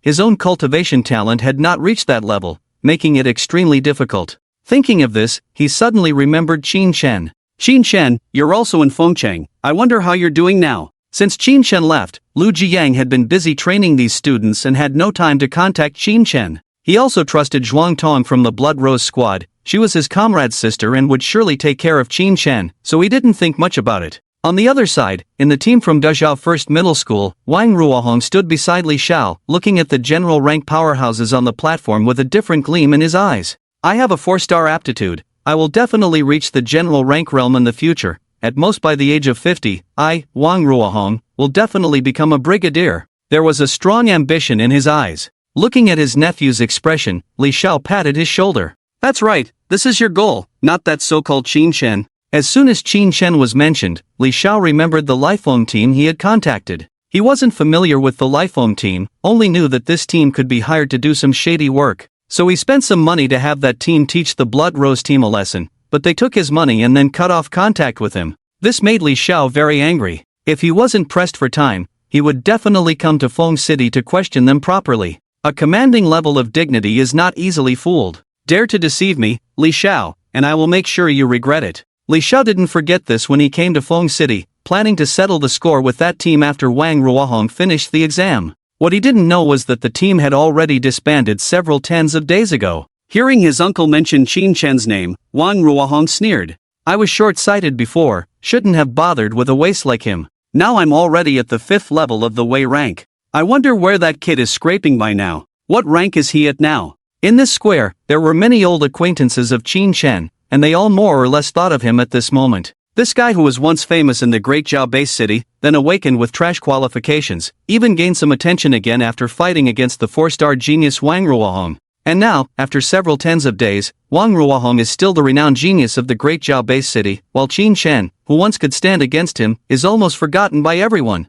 Qin Shen rang the bell and arrived at the entrance of the Beast Palace. The guards didn't stop this seemingly ordinary young man. They recognized him. Almost every cultivator in Feng City knew Qin Shen. After all, he was the one who saved their lives. General Qin Shen. The guards saluted respectfully to Qin Shen, who nodded and entered. Seeing Qin Shen respond to him, the guard straightened his back a bit more, a hint of excitement on his face. This was the hero of Feng City. Being acknowledged by the hero was something to talk about for a young cultivator. Qin Shen led Bell to the entrance of the departure square, where dozens of teams were neatly lined up, each with their own leader standing in front. With a casual glance, Qin Shen saw a familiar figure. He knew that the schools from the Great Zhao Base City would also come to Feng City for the exam, so he naturally knew that Lu Jiang would be here. Qin Shen walked towards him with Bell. Along the way, many teachers from the teams frowned, not knowing who this young man was and why he dared to enter at this moment. It was just before the exam. The atmosphere was very serious and solemn. How could they allow random people to enter, especially with a little girl? The cultivator responsible for guarding this time was too careless. Only the teachers from Feng City didn't think this way. They all knew Qin Shen and didn't see anything wrong. If they knew what the other team leaders were thinking, they would surely be disdainful. There was nowhere in Feng City that General Qin Shen couldn't go now. Just inspecting the formations, what's the big deal? Qin Shen walked slowly and came to stand in front of Lu Jiang, who was standing upright. He smiled slowly and spoke, "Teacher Lu, long time no see." Seeing Qin Shen, Lu Jiang didn't show a happy smile, especially when he saw the little girl beside him. His expression became even more serious. Seeing that there were no patrol cultivators responsible for order around, Lu Jiang quickly pulled Qin Shen into the team behind him, not wanting him to stand outside. "Hooligan, do you know where you are? Daring to wander around here, you've got some nerve." Lu Jiang's tone was very urgent. "Quick, sneak in, quietly leave when the time comes. Hooligan, if you get caught, you'll be eating prison food for a few days." Disrupting the initiation ceremony was as serious as causing trouble in a regular person's exam room, and in severe cases, it could lead to several years of punishment. "Ha, Teacher Lu, don't worry, nothing will happen, everyone knows me." Seeing Lu Jiang so nervous, Qin Shen hurriedly explained, but before he could finish speaking, he was interrupted by mocking laughter. "Qin Shen, who do you think you are? Is your dad a saint? Such a big shot. Everyone knows you, that's hilarious. If you wanna mess up on your own, fine, but don't drag us down." Speaking was Qin Shen's old acquaintance Lan Xiaohao. Long time no see, he was still as annoying as ever. Lan Xiaohao's voice was not low, and several squads around couldn't help but look over, their eyes fixed on Qin Shen and the silver-haired girl. "Lower your voice." Lu Jiang's low drink made Lan Xiaohao quickly shut up. In these days of training, Lu Jiang had not been easy on them, earning him the nickname Lu the Demon. But on the side, Su Peng sneered. "Teacher Lu, if you want to protect this guy, don't drag us down with you, we don't want to be implicated." With these words, the students of the 9th Middle School's martial arts class all changed their expressions, especially Lu Jiang,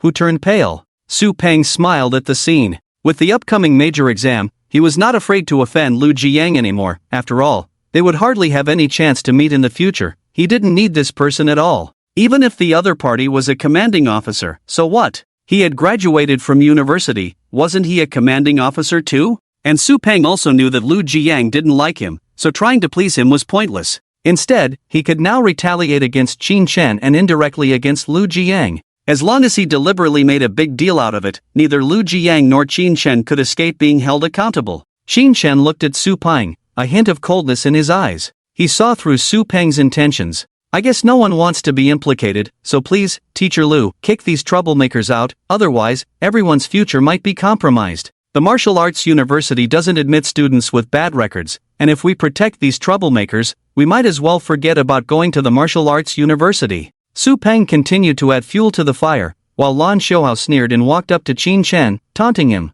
"Qin Shen, you better get out of here, or I'll call the patrol. Are you feeling hot-headed?" Qin Shen stared coldly at Lan Xiaohao and said these words. Lan Xiaohao sneered, his gaze unflinching. "Then let me cool you down." Qin Shen smirked, then slapped him, sending him spinning in place before he clumsily sat down on the ground. Lan Xiaohao looked around dazed and confused, his expression extremely vacant, as if saying, "Who am I? Where am I?" Qin Shen had controlled his strength well, otherwise, with his current power, he could have easily smashed this guy's head with a slap. Back in school, Qin Shen could tolerate these provocations, but now things were different. Back then, he had no power or qualifications, randomly hitting someone would only lead to charges of provocation. But now, this guy dared to provoke him? Provoking a junior officer who had made significant contributions to Fengcheng. Even if he crippled this guy, probably no one would blame him. They might even hold this guy accountable. Of course, even if Lan Xiaohao didn't know that Qin Shen was a junior officer, it didn't matter, Qin Shen wouldn't say, and no one else would either. "How dare you hit someone here?" Su Peng was very excited, thinking that Qin Shen was in big trouble now. Hitting someone here could get him lucky with just a year or so of punishment. Lu Jiang, seeing this, turned pale with fear, not understanding why Qin Shen was so impulsive. In his memory, this kid has always been very calm. Hitting people? Qin Shen smiled at Su Peng. "I was just helping you guys cool off, he's almost done, it's your turn next." As soon as the words fell, another slap landed on Su Peng's face. Like Lan Xiaohao, he spun in place for a few circles before falling to the ground, looking around in confusion. "Who am I? Where am I?" Lu Jiang's hands trembled in fear. "Qin Shen, you're crazy." He quickly looked around but didn't see any patrols. "You better leave before someone finds out." Qin Shen was about to explain and calm Lu Jiang down, but at that moment, a loud shout came from a squad several formations away. "Who dares to disrupt the oath-taking ceremony?" It was Li Xiao speaking, infusing his voice with spiritual power to make it carry far, attracting the attention of many. "Lu Jiang, a big mistake this time. Let's see if you'll be heavily punished." How dare you compete with me for a woman? He. Li Xiao laughed inwardly but maintained a serious expression on the outside. He walked quickly to Qin Shen and grabbed his shoulder, sneering quietly. You little bastard, trying to run? This time, I won't let you off with just a few years in prison. My surname won't be Li. Qin Shen remained calm as Li Xiao grabbed his shoulder, looking at him with a flat gaze. Feeling uneasy under that gaze, Li Xiao tightened his grip on Qin Shen's shoulder. Thinking that with his commanding level of strength, this guy would surely beg for mercy after feeling pain, Li Xiao dared him to keep staring at him like that. What are you doing? Let go of Qin Shen, big brother. Seeing Li Xiao's actions, Ling Er immediately shouted nervously. White-haired brat, get lost. Li Xiao couldn't be polite to a little girl. In his current state of mind, he was excited at the thought of Qin Shen going to prison and Lu Jiang being punished. However, Li Xiao didn't notice the change in Qin Shen's eyes the moment he angrily scolded Ling Er. Are you looking for trouble? What did you say? Seeing Qin Shen grit his teeth and say those words, Li Xiao smirked and pretended not to hear, tapping his ear as if ignoring it. I said, you're looking for trouble. Qin Shen enunciated each word, then threw a punch without even using spiritual power, hitting Li Xiao squarely in the stomach. Li Xiao's expression changed instantly, his body bending like a shrimp before flying backward and crashing to the ground, raising a cloud of dust. Everyone was stunned at the sight. Gao Shui Xian covered her mouth, looking incredulous, a thought too unimaginable flooding her mind. She shook her head repeatedly, trying to convince herself it wasn't possible, but couldn't think of any other explanation, so she could only stare blankly at Qin Shen. Even Su Peng and Lan Xiaoao, who were sitting on the ground in confusion, stood up abruptly, staring wide-eyed at Li Xiao lying on the ground, unable to get up. A punch sending a commanding level flying? Did this mean that Qin Shen was now a commanding level powerhouse? This was too fast. We're still just at the soldier level. Seeing Qin Shen punch Li Xiao away, although Lu Jiang felt a bit relieved, he soon felt as if he had fallen into an ice cave. I didn't expect you, kid, to break through to the commanding level. It's a sign of progress, but why are you so impulsive? Lu Jiang patted Qin Shen's shoulder with a mix of relief and regret on his face. If there's a fight, let me handle it. Do you need a brat like you to step in? He chuckled helplessly. Seeing the worry in Lu Jiang's eyes, Qin Shen smiled wryly and shrugged. Teacher Lu, I told you not to worry, I know everyone here. Still talking back. Qin Shen was about to explain further when Wang Ruohong brought over 2 patrols from nearby. The attire worn by these 2 individuals indicated that they were both high-ranking officials. 2 leaders, it's this guy here causing trouble and even hitting people. Look, my team leader is coughing up blood after being beaten. Wang Ruohong pointed to the barely conscious Li Xiao on the ground, blood still trickling from the corner of his mouth. Wang Ruohong didn't bother to help his uncle but continued to point at Qin Shen. Please, the 2 leaders, deal with this guy on the spot. The 2 leaders glanced at each other, then strode menacingly towards Qin Shen. Onlookers couldn't help but comment. This kid is done for, daring to hit someone during the oath ceremony, he's bound to eat prison food for a few years. He looks so young, yet already a high-ranking cultivator, quite impressive. Impressive my foot. Is it impressive to end up in jail? Ha ha. A pockmarked youth sneered, and those around nodded in agreement. This guy was powerful but too arrogant, clearly lacking intelligence. Gao Shuixin watched Qin Shen, shaking her head and murmuring to herself. Although you surprise me, it's a pity that you have strength but lost your mindset. It seems my initial choice was still correct. Meanwhile, the 2 high-ranking cultivators reached Qin Shen, and everyone anticipated their confrontation, hoping to see Qin Shen fight back fiercely, perhaps leading to a good show. However, what shocked everyone was that the 2 of them actually bowed to Qin Shen. Bowed. This scene replayed in everyone's minds, leaving them dumbfounded, incredulous, and questioning life. Except for the teachers from the Fengcheng base city, everyone reacted similarly. Greetings, General Qin Shen. Greetings, General Qin Shen. They respectfully spoke in unison, leaving everyone doubting their own ears. General Qin Shen. Brothers, am I hearing correctly? Yes, you are. I'm not dreaming, right? Yes, you're not. Others were stunned, with Wang Ruohong even more so. He scanned the surroundings, his gaze somewhat vacant. It seemed as if he was asking, who am I? Where am I? Qin Shen briefly spoke to the 2 leaders, enraging them instantly as they spoke indignantly. Daring to provoke General Qin Shen and insult your sister, it's like disrespecting all the cultivators in Fengcheng. Rest assured, we will punish these 3 individuals severely. This team leader will be detained, and these 2 will have their qualification for the major examination revoked. They stated decisively. If it were any other general facing this situation, they wouldn't have handled it this way. But Qin Shen was different, he was the hero of Fengcheng. Offending him meant offending all the cultivators in Fengcheng. The two leaders were angrier than Qin Shen, grabbing Lan Xiaohao and Su Peng on each side, holding them like little chicks. General Qin Shen, we'll take our leave. Su Peng and Lan Xiaohao were not only confused but also terrified after hearing the conversation between Qin Shen and the leaders. Revoking their qualification for the major examination? It was like signing their death warrant. The two were completely panicked, tears streaming down their faces as if they cost nothing. Qin Shen, please, spare us. Qin Shen, we will never go against you, please. Slap, slap. The sound of two slaps echoed, causing Su Peng and Lan Xiaohao's faces to swell up. Did you call for Qin Shen? This is General Qin Shen. Do you even deserve to address him directly by name? With a slap and a stern reprimand, the two cried even more. General Qin Shen, please, I beg you, I'll kowtow to you, spare me, please? Su Peng instructed me, I didn't want to offend you either. Lan Xiaohao cried bitterly, tugging at the heartstrings of onlookers. Please forgive me, okay? I beg you, I can't afford to miss the exam. My parents are ordinary people, and it's not easy for them to have a child with cultivation potential. Please give me a chance, please forgive me. Upon hearing Lan Xiaohao's words, Su Peng felt both fear and anger, but he also didn't forget to plead with Qin Shen. He had a 3-star aptitude, destined to be a top student at the Martial University. If his qualification was revoked, his future would be basically over. With his family's background, becoming a free cultivator would rely solely on his own efforts, but he didn't want to struggle. General Qin Shen, don't listen to this jerk. I was confused and instigated by this guy. I didn't want to. Too noisy. Qin Shen said calmly. Two commanding level guards immediately took off Su Peng and Lan Xiaohao's shoes, stuffing their socks into their mouths. Lan Xiaohao and Su Peng finally closed their mouths.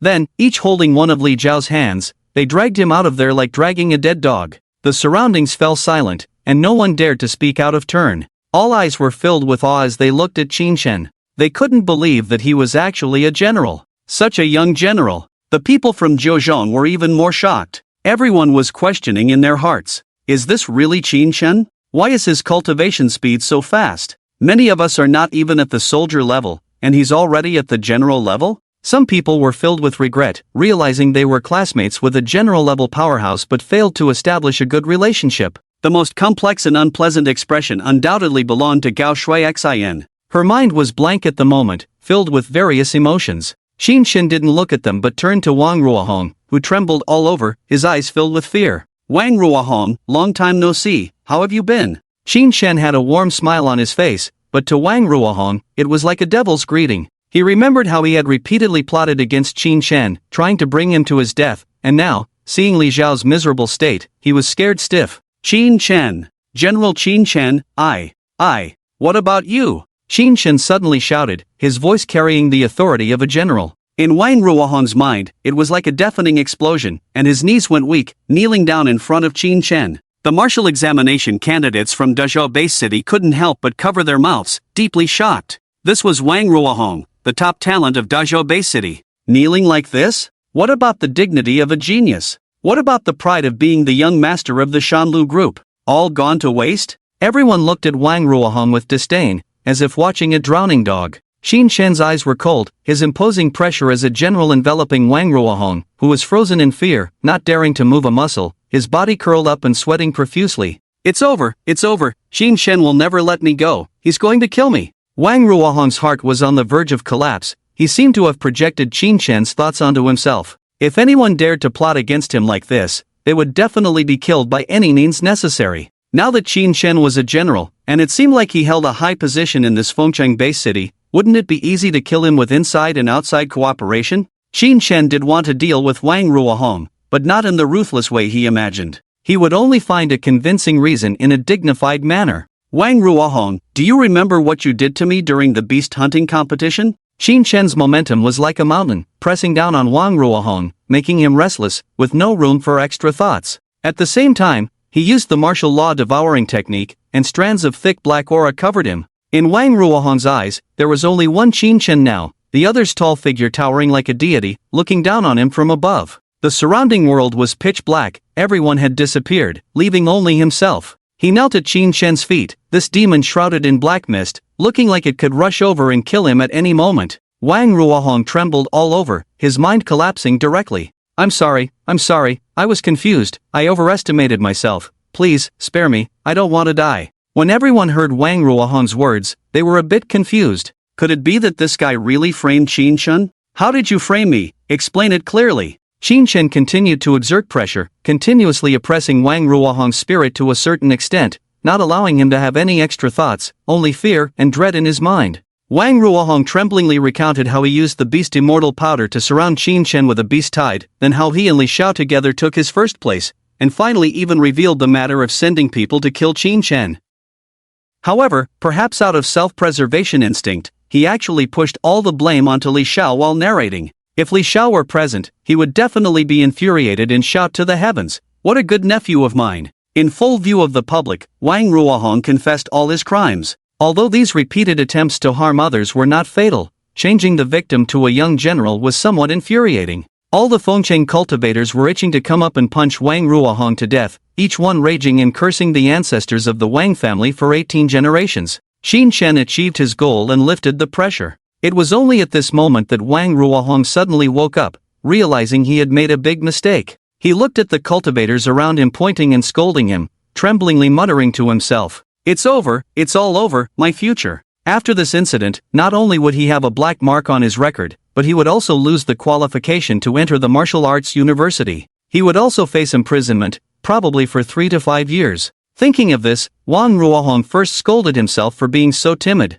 He hadn't done anything to Qin Shen. Could the other really kill him in front of so many people? "Bastard Qin Shen, you ruined my future. I hope you get killed in battle with the demonic beasts, or at least be disabled for life." Wang Ruohong kept cursing Qin Shen in his heart, his head hanging low, his eyes full of malice. Even if he went to jail, so what? He had a group behind him. With a 4-star aptitude, he could still have a chance to break through to the rank of general after coming out, leading the Wang family to glory. It would just take a bit longer. But Wang Ruohong's future was still bright, with status, money, and beautiful women, all within his grasp. And with his family's connections in the Great Zhou base city, after some covert operations, gaining more merits to offset his crimes, he might only have to spend a year or 2 in prison. By then, he could still come out and enjoy life. And as long as he managed his time in prison well, it wouldn't be too difficult, almost like a vacation. Wang Ruohong was calculating in his mind, but he didn't see Qin Shen shaking his head to himself, seemingly saying something.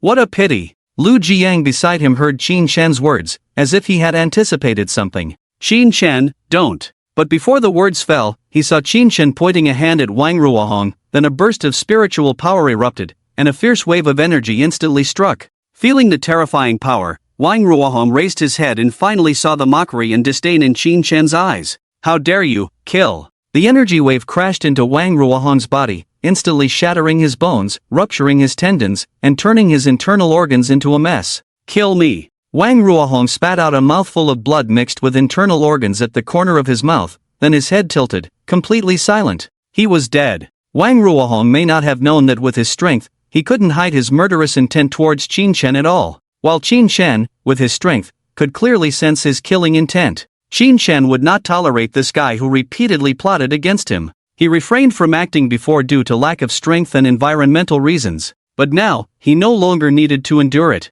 Everyone saw Qin Shen strike down Wang Ruohong with one move, even the Fengcheng cultivators were stunned.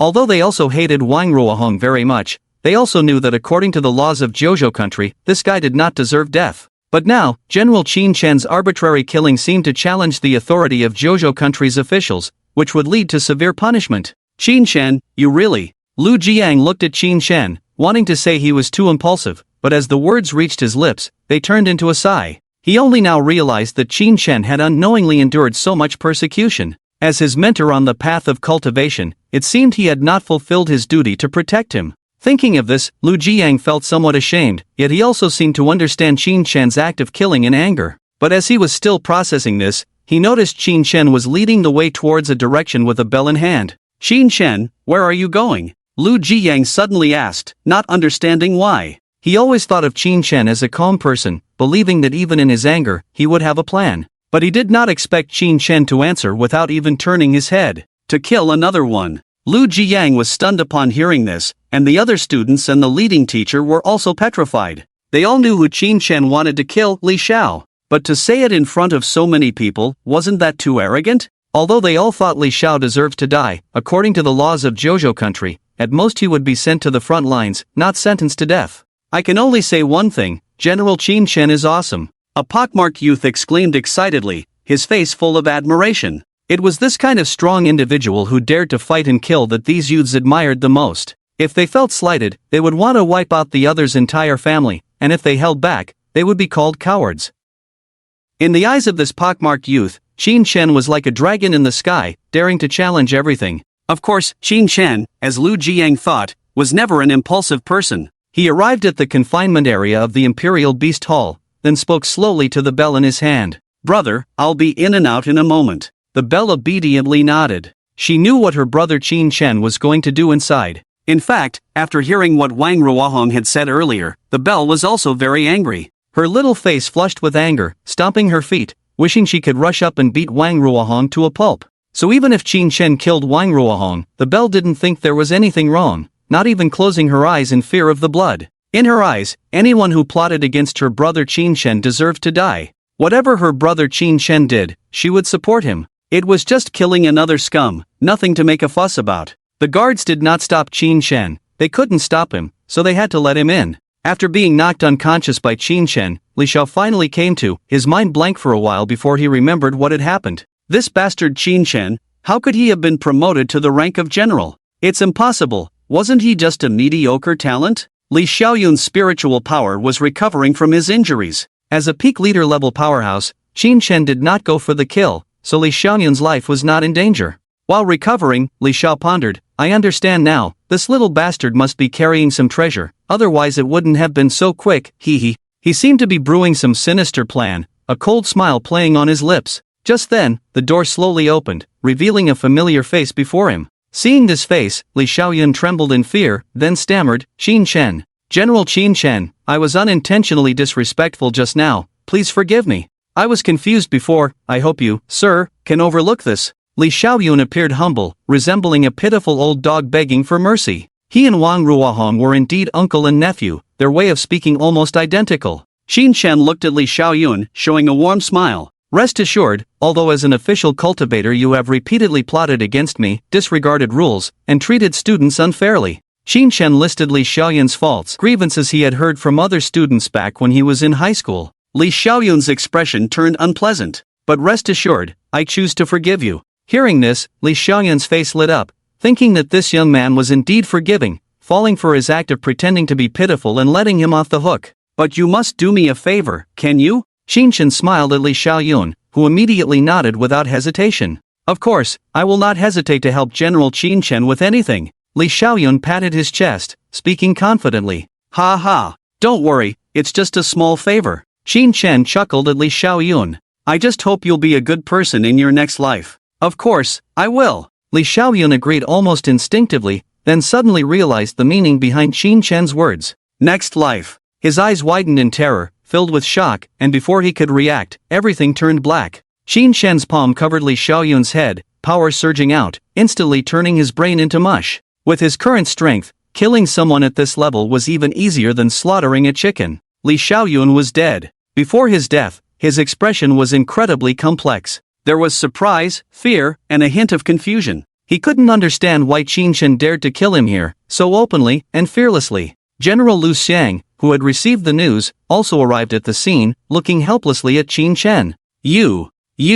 Suddenly, he realized something and continued, "Could it be that you want to enlist at the front lines?" With Qin Shen's current status, killing 2 people wouldn't lead to a death sentence. At most, he would be sent to the front lines as cannon fodder, to kill more demonic beasts and contribute. Moreover, these 2 individuals had admitted their crime of plotting against Qin Shen in front of thousands of people, so Qin Shen's guilt was further reduced. Even if he was sent to the front lines, he could still maintain a certain status. By killing a certain number of demonic beasts, he could redeem himself and his future would not be affected. Qin Shen's goal was to kill demonic beasts, so he had long planned for this. Killing at the front lines or in a secret realm, it was all the same to him. If he had to go to the front lines to atone for killing Wang Ruohong, why not kill one more to increase the quota of demonic beasts? Seeing Qin Shen nod in response, General Lu Xiang couldn't help but shake his head and smile bitterly. This kid was truly talented. While others avoided going to the front lines like the plague, he seemed almost eager to go, showing no signs of fear.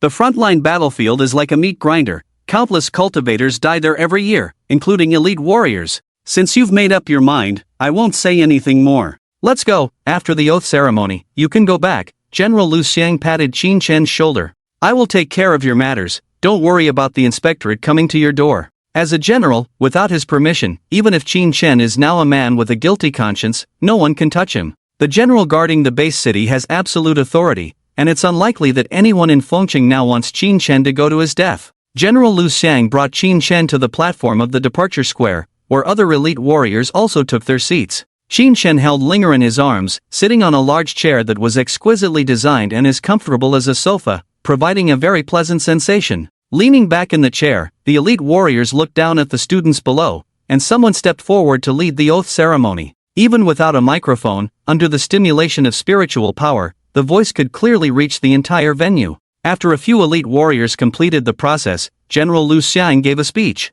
He specifically thanked Qin Chen, saying that without him, Fengcheng would not have been able to hold the martial arts examination on time. He then praised Qin Chen's merits and extolled his outstanding performance during the invasion of the demon spirits. Now the other candidates from different base cities understood why Qin Chen held such a high position in Fengcheng. The gazes of the candidates towards Qin Chen were filled with admiration, as his single-handed rescue of a base city was seen as an act only a hero could accomplish in the eyes of these young men and women. At this moment, in their eyes, Qin Chen was no longer just a person but a shining human statue, worshipped and admired by all. Below, Gao Shuayin watched the adoring expressions of the crowd, biting her lip and looking up, but because of the sunlight, she couldn't see Qin Chen's face clearly. In her eyes, Qin Chen seemed farther away from her now, as if separated by an insurmountable gap. Qin Chen's figure grew taller and farther away. Was I really wrong? Gao Shuayin forced a bitter smile and shook her head. So, I was really wrong. Approaching everything with the sole purpose of self-interest will ultimately end in gaining nothing, because eyes blinded by self-interest cannot see into the distance. Gao Shuayin had begun to regret why she had been so practical, so materialistic. Qin Chen had given her a chance. As long as she had treated him like an ordinary friend, perhaps the distance between them wouldn't be so vast now. But no matter what, it was too late now. The distance between Qin Chen and her could never be bridged again. She envied the little girl sitting on Qin Chen's lap. Judging by Qin Chen's attitude towards the girl and her understanding of him, this girl must have done a lot for him. Gao Shuayin knew Qin Chen's character. He would always repay any kindness given to him with even more. Initially, she had only shown concern for Qin Chen when he arrived at Dazhou all alone and helpless, as she was the class monitor at the time. After that, even when she deliberately distanced herself from him, he never blamed her. If only. Sigh. The more she thought about it, the more regret filled Gao Shuayin's heart, but she didn't have the courage to approach Qin Chen. She knew it would only be humiliating for her. From the words Qin Chen had spoken that day, she already knew that the bond between them was gone. After all the ceremonies were over, General Lu Xiang even let Qin Chen speak to boost morale. With just a few simple words, he stirred up a frenzy below. Not long after, the oath ceremony came to a close, and the generals led a group of students to the assessment's secret realm. Qin Chen also called out to Lu Jiang, handed him a box, and then returned to his residence with Linger. Following Qin Chen's instructions, Lu Jiang opened the box only after he left, but found dozens of neatly arranged stones inside. This is Star Element Stones. Lu Jiang was speechless, forced to sigh at Qin Chen's generosity. This was worth several billion coins, and he just gave them away like that. Even in the military, he would only receive a few Star Element Stones for a mission, and that was under the assumption that Star Element Stones were cheap within the military. Outside, unless it was a life-threatening mission, one wouldn't receive more than 10 Star Element Stones at a time. Previously, Qin Chen was highly valued by Li Weigua, and the mission was extremely dangerous, hence the payment of 10 Star Element Stones. Those 10 Star Element Stones included several days of encirclement. Apart from Qin Chen, the other commanding cultivators barely received more than 10 stones after risking their lives. Looking at the Star Element Stones, Lu Jiang remembered what Qin Chen had said to him before. With a smile on his young face, Qin Chen had promised to repay him multiple times over for the resources he provided. At that time, Lu Jiang was skeptical and didn't want Qin Chen's repayment, but now Qin Chen had truly become a high-ranking warrior. The innocence on his face was gone, replaced by determination. Does this kid know that I'm preparing resources to break through to the high-ranking level? With these Star Element Stones, I will definitely break through to the high-ranking level within a year. Lu Jiang clenched his fist, watching Qin Chen's disappearing figure with a mix of satisfaction and gratitude. Qin Chen returned to his residence, planning for the future. In a few days, he would head to the front lines. Linger would naturally accompany him. He wouldn't let this girl, who was willing to sacrifice her life to save him, suffer any grievances. Moreover, Linger now possessed a 6-star aptitude and a powerful healing talent. After studying various martial arts, she would greatly benefit Qin Chen. These days, Linger seemed afraid of holding back Qin Chen. She focused on her cultivation every day, and with her talent, it was like riding a rocket. She completed her foundation building on the first day and broke through to the soldier level. In the following days, she rapidly advanced to the guard level, slowing down her cultivation speed. Qin Chen witnessed firsthand the terrifying speed of a 6-star aptitude. Thinking back to when he reached Linger's level without any accumulation, it took him several tens of days, making him feel emotional. While Linger cultivated, Qin Chen didn't fall behind. He fed a large pile of star element stones to his 4 beast pets and studied martial skills and techniques himself. After a few days, inside the room, there were massive amounts of precious bloodline crystal stones, ranging from 1st to 4th tier, and even 5th tier. Seeing the large amount of resources he received with contribution points, Qin Chen muttered to himself, "It's time for the 5th beast pet to come." Despite having accumulated many contribution points before, after exchanging enough bloodline crystal stones to strengthen the 5th beast pet to the 6th tier level, he had used up most of them. The remaining points could probably only support his cultivation up to the 10th level of the high-ranking realm, the level of a general. However, Qin Chen didn't feel regretful. Well, saying he didn't feel regretful was a lie. Watching the rapid consumption of his contribution points, Qin Chen felt like crying, but the thought of strengthening the beast pets to 6-star aptitude levels, coupled with the effects of the Great Wheel, meant that even without consuming any resources for cultivation, his daily cultivation speed would reach at least 7-star level, and at its peak, even surpassing 9-star levels. This made him unable to help but smile. As for the evolution path favored by the 5th beast, Qin Chen contemplated for a long time before finally making a decision. Of course, there was also a turning point, which was a strange incident he encountered in Foam City some days ago.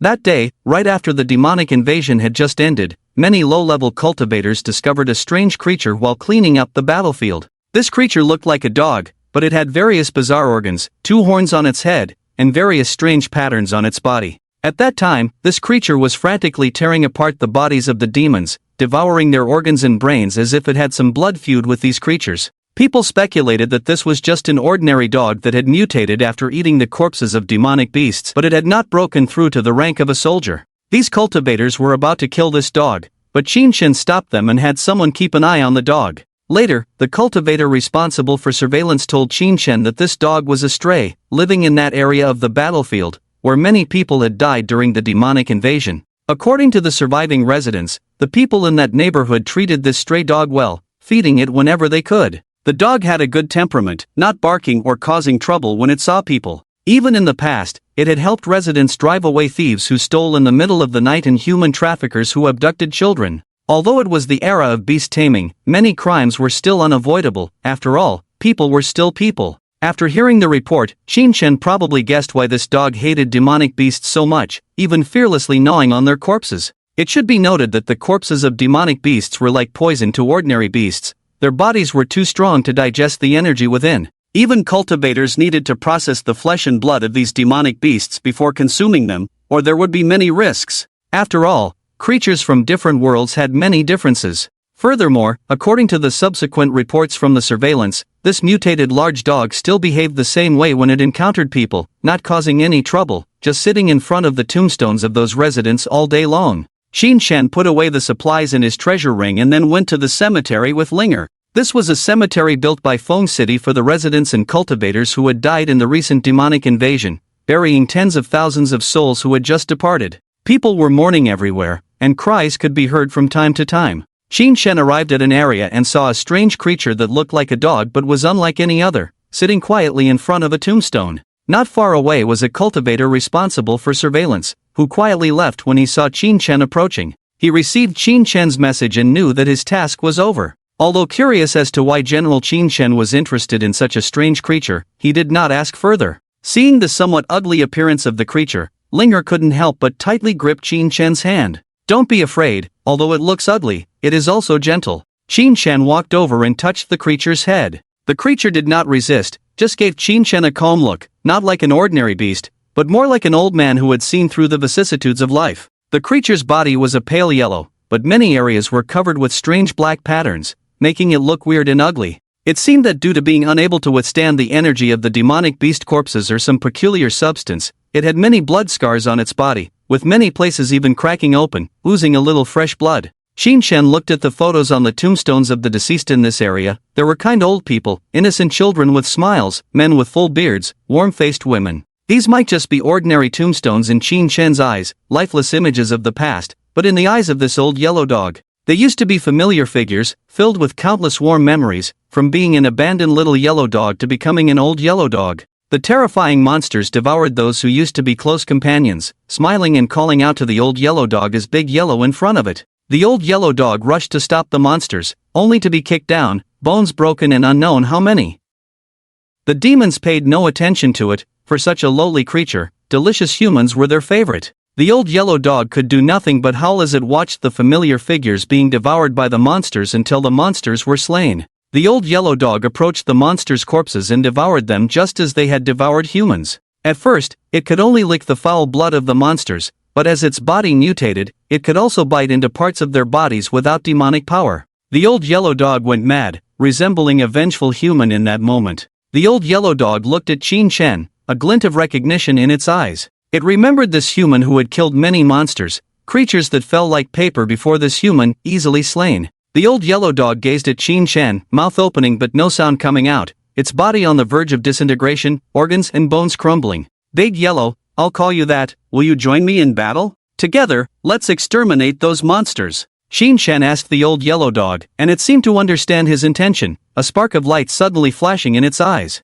Then I'll take that as a yes. Qinshan summoned Shaoqing, who shrank in size to avoid damaging the nearby tombstones. For a fourth-tier Shaoqing, this ability was already within reach. The original contract of the lifebound beast was released, approaching the old yellow dog, which did not refuse, allowing the contract to replicate and enter its mind. The old yellow dog nuzzled Qinshan's hand, and in the next moment, its body began to change. Name, mutated countryside dog quality, scattered cultivation, mortal 10th stage talent, formless. Qinshan looked at the information about the old yellow dog, especially its talent, showing a pensive expression. This talent was profound and difficult to explain in words, but it happened to correspond to the evolutionary path Qinshan had prepared for the fifth lifebound beast. One piece of information within Formless indicated that the old yellow dog could be strengthened with bloodline crystal stones of other species, unlike Qinshan's other lifebound beasts, which could only use bloodline crystal stones of the same species. Of course, it wasn't that other lifebound beasts couldn't, but there was a certain risk. Haphazardly using bloodline crystal stones of other species might not create a powerful lifebound beast, but a strange monster instead. Just like Qinshan's plan for Dehe ultimately led to Xianwu, a combination of turtle and snake, but he dared not use snake bloodline crystal stones to strengthen Dehe now. Unless Dehe's bloodline truly reached a certain level where it could dominate other bloodlines, then a few snake bloodline crystal stones might have the chance to create the Xianwu bloodline. But Big Yellow was different. Any bloodline that Qinshan found useful could be used to strengthen it. After the contract, Big Yellow received the nourishment of the power of heaven and earth, and its crumbling body rapidly healed, returning to normal in no time. Let's go, back home. Qinshan patted De Huang's head, and the latter slowly stood up, glanced at the tombstones for a moment, then followed Qinshan's figure and left. Back at the residence, Qinshan looked at De Huang in the Soul Sea space, then invested various types of bloodline crystal stones one by one. Iron-horned deer, crimson blood wolf, wind-chasing sheep, scale-armored crocodile. Bloodline crystal stones from the 1st to the 5th rank were gradually put into the large turntable, spinning rapidly before returning. A continuous flow of bloodline energy was injected into De Huang's body, constantly transforming its physique. Dark brown scales grew on its body's surface, the horns on its head began to twist and change, becoming beautifully intricate. From its forepaws to its tail, from its exterior to its interior, De Huang underwent earth-shattering changes. It was no longer as ugly as before, but instead became extremely handsome, exuding an auspicious aura.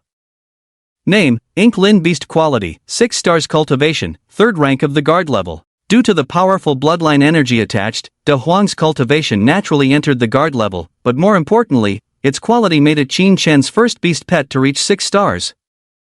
The other 4 beast pets, seeing De Huang transform from an ugly creature into such a handsome Ink Lin beast, showed envy and eagerly lined up under the large turntable, wanting Qinshan to strengthen them first. Don't panic, you all will have your turn, I have plenty of energy points, Qinshan said with a mix of laughter and scolding towards the beast pets. His voice echoed in the Soul Sea space, and little Chang and the others then quietly lined up. Little Ching, you're up first. Qin Shen began to invest in 4th-rank Python Bloodline Crystal Stones, then 5th-rank Dragon Bloodline Stones. Little Ching's changes were still not significant, only the twin horns on its head became more intricate and handsome, its scales more beautiful and noble, and the long whiskers at the corners of its mouth inexplicably added a touch of charm and dominance. Name, Azure Dragon Emperor Quality, 6 stars Cultivation, 3rd rank of the guard level. Next was Dubai. The same process completed, and the latter let out a refreshing howl, the metallic sound reverberating in the soul sea space. Name, Diamond White Tiger Emperor Quality, 6 stars Cultivation, 3rd rank of the guard level.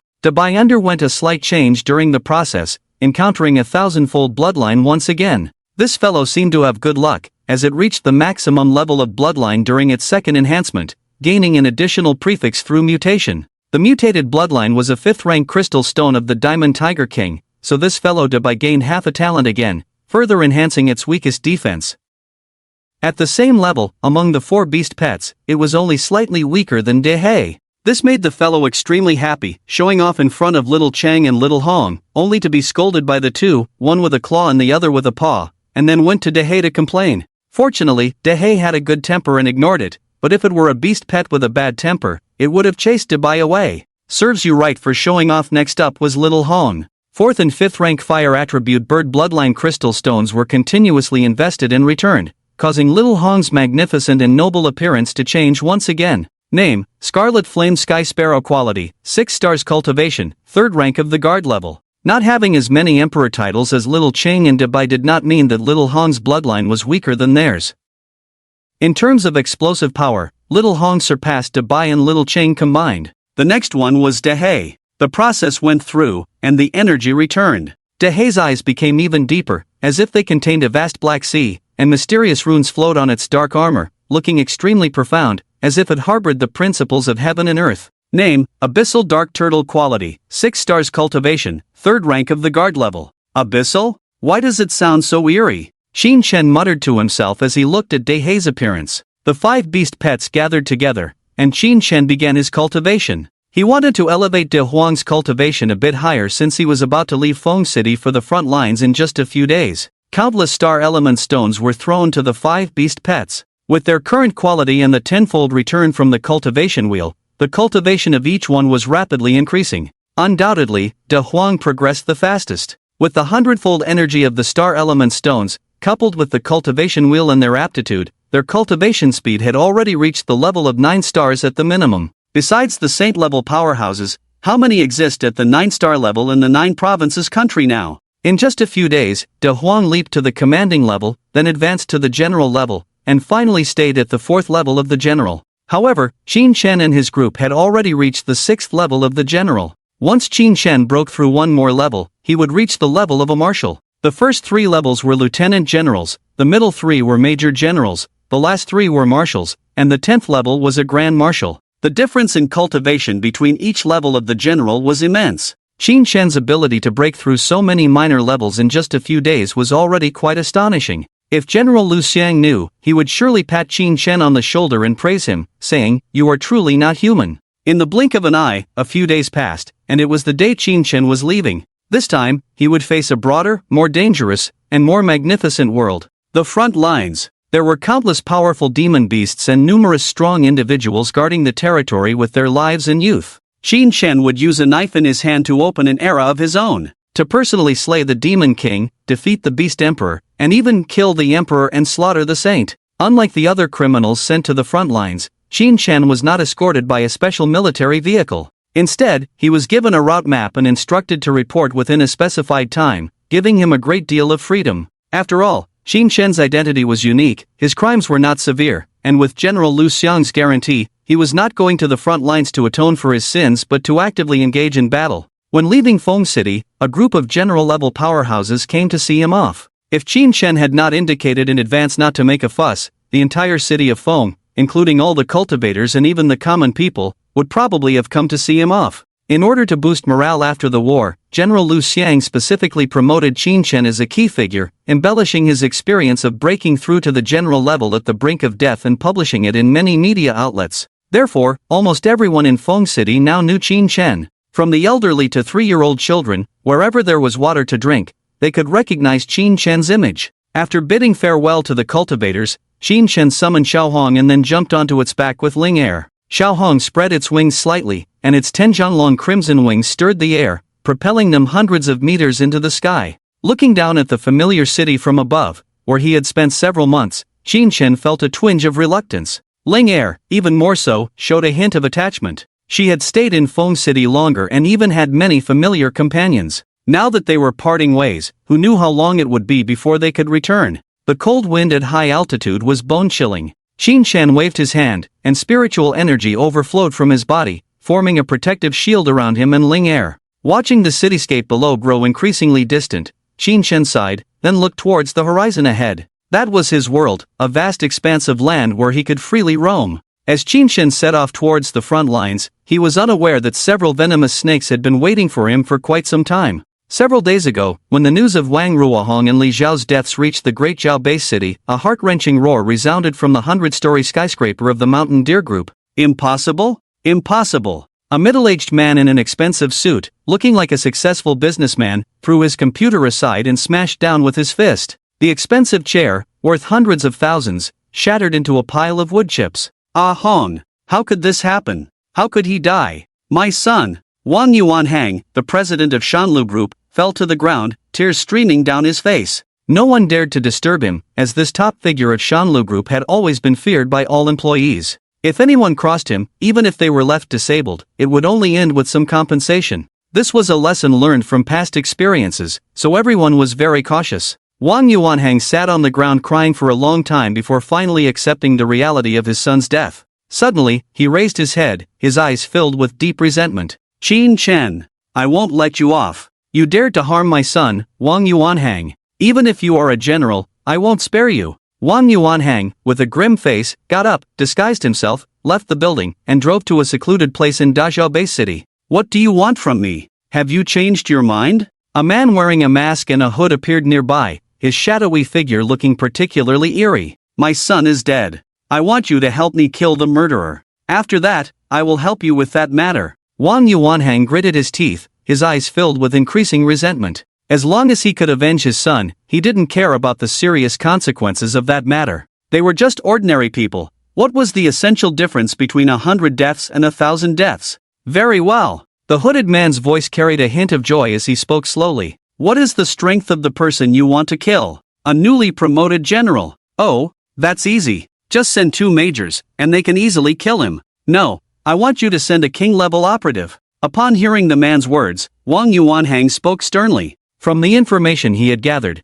Qin Shen could unleash attacks at the level of a general. Sending a few majors would be a death wish. The man chuckled after hearing Wang Yuanhang's request. Do you think king-level operatives are easy to come by? This is a safe zone under the jurisdiction of the 9 states, not a fallen area or overseas territory. The man's tone carried a hint of anger, feeling that Wang Yuanhang had no intention of cooperating by making such an outrageous request. Just to kill a general, asking them to send a king-level operative was simply ridiculous. Wang Yuanhang had to explain all the information he knew about Qin Shen to the man, who furrowed his brows and pondered. If what you say is true, then a major may not be enough to handle this guy, and even a general might not suffice. The man paused, then spoke slowly. How about this? I'll inform the clan. When this Qin Shen arrives at the front line, we'll send out 2 generals to surround him. How does that sound? But you said Qin Shen can unleash attacks at the level of a general. Why only send out 2 generals? Wang Yuanhang frowned, feeling very dissatisfied. He was taking a risk by working for these people, and they couldn't even give him this much respect. You're overestimating this Qin Shen. Just because he can unleash attacks at the level of a general doesn't mean his strength is at the level of a general. If he encounters a real general, he's as good as dead. Sending 2 generals is already giving him too much credit. After hearing the hooded man's explanation, Wang Yuanhang pondered for a moment, then firmly stated, generals are fine, but at least 5 of them. Otherwise, I won't be at ease, and I won't help you with this task. The man in the hood fell silent for a moment upon hearing this, as if weighing the pros and cons. After a moment, he suddenly spoke up. All right, send out 5 generals. You're being too cautious, there's no need for such caution. The difference between a general and a lieutenant is like that between an adult and a baby. I must make him pay. He must not be given any chance, or I won't be able to sleep peacefully. This is the price he must pay for killing my son. Wang Yuanhang gritted his teeth, his eyes turning red with anger, the bitterness inside almost overflowing.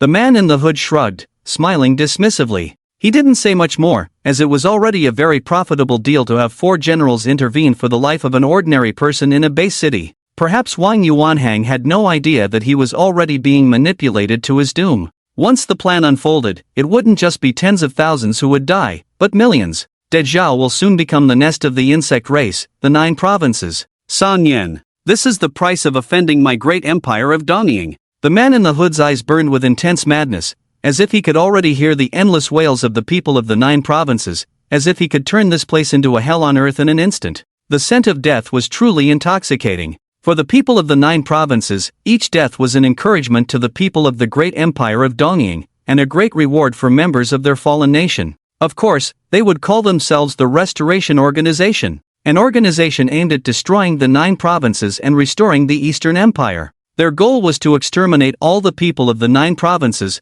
plunder all their resources, and burn everything that couldn't be taken away.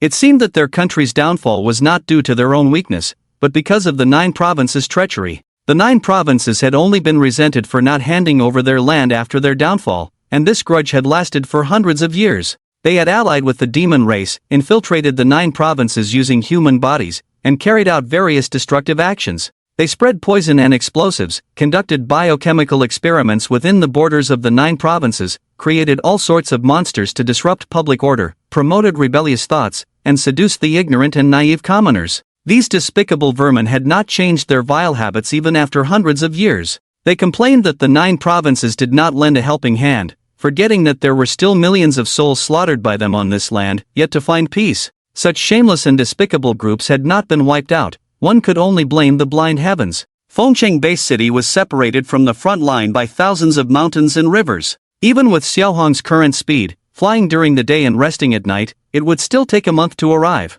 Qin Shen was not rushing to meet any urgent appointment, so it was impossible for him to travel day and night. He had plenty of time, and he couldn't neglect his cultivation along the way. As his realm advanced, the gap in cultivation between each level became larger. Even though Qin Shen had the Wheel of Return to aid his cultivation, the speed of his progress had slowed down. However, despite this, he had reached the level of a major general in just 1 month. This meant that Qin Shen had already reached the rank of a major general, and with one more step, he would reach the level of a grand general. Such a level of cultivation would make anyone exclaim in amazement. A real man had to be fast. The other beast companions had also reached the level of a major general. Even De Huang had caught up quickly, keeping pace with them all at the higher realm. Corresponding to this level of cultivation was the rapid consumption of Qin Shen's star element stones. He had exchanged several large boxes worth billions of 9 province coins, and now they were almost depleted. Watching his dwindling savings, Qin Shen couldn't help but sigh deeply. The pain of being broke.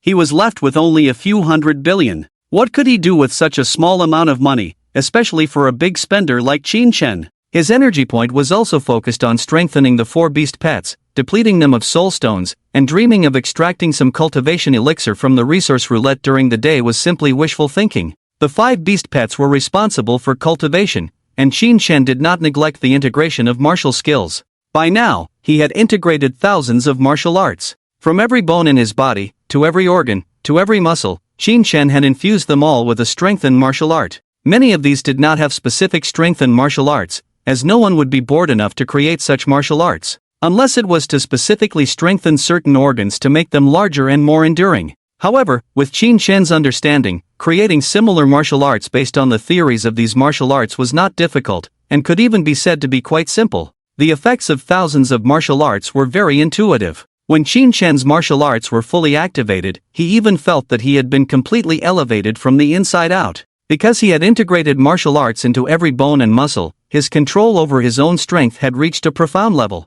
This was a realm that many could only dream of reaching. With the enhancement of strength and the advancement of realms, the power carried by cultivators would also become increasingly powerful.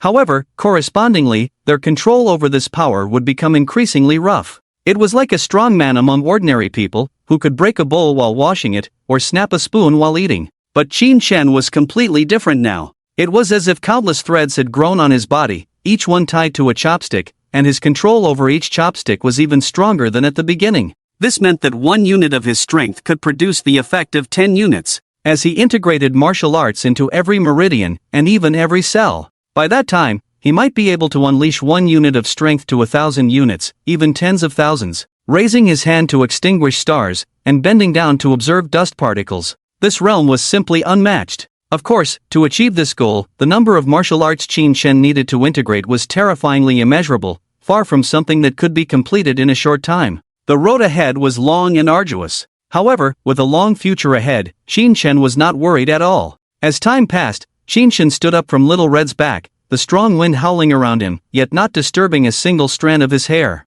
"Qin Shen, have we arrived?" Looking at the distant white barrier that came into view, Qin Shen smiled and nodded. This barrier soared into the clouds, its end unseen at a glance, appearing extremely magnificent. This was the Sacred Wall. Surrounding the 9 states for millions of miles, the Great Sacred Wall securely protected the nation's territory within it. When the Stargate descended, countless demonic beasts arrived on Earth, ranging from king, emperor, to even divine levels, posing a threat of national extinction to the 9 states. At that time, the most talented and outstanding strongman of the 9 states, also hailed as the closest to God, Kuan Shang, single-handedly fought against 9 demonic saints of the same level, ultimately killing 5, leaving 1 crippled, and severely injuring 3. Such a record was unparalleled in the world. Kuan Shang was undoubtedly the #1 saint of that era. However, after the Great Battle, Kuan Shang was severely injured and unable to stop billions of demonic beasts from invading. He could not bear to see the people of the 9 states perish in the mouths of demonic beasts, becoming their food. Therefore, at the cost of sacrificing himself, he transformed into the sacred wall spanning billions of miles, enclosing the 9 states at that time, protecting hundreds of millions of people. It seemed as though the sacred wall contained a soul, with Kuan Shang's will still operating within it, watching every 9 states person coming and going. The holy wall appeared white and transparent, seemingly insubstantial yet indestructible. Even powers at the holy level would find it difficult to damage. However, this did not mean that the people of the 9 provinces could stay inside peacefully without doing anything. Despite the holy wall's resilience, under the erosion of countless demonic beasts day by day, year by year, it would eventually be destroyed, leading to a catastrophe. Experts estimated that the current holy wall could only hold for 100 years. After a century, the people of the 9 provinces would once again face the demonic beasts without any cover, and countless lives would be lost to the beasts. This timeline was drastically shortened 3 years ago, because Qian province fell. Without warning, a giant Stargate appeared in Qian province, unleashing endless demonic beasts, including several demon saints.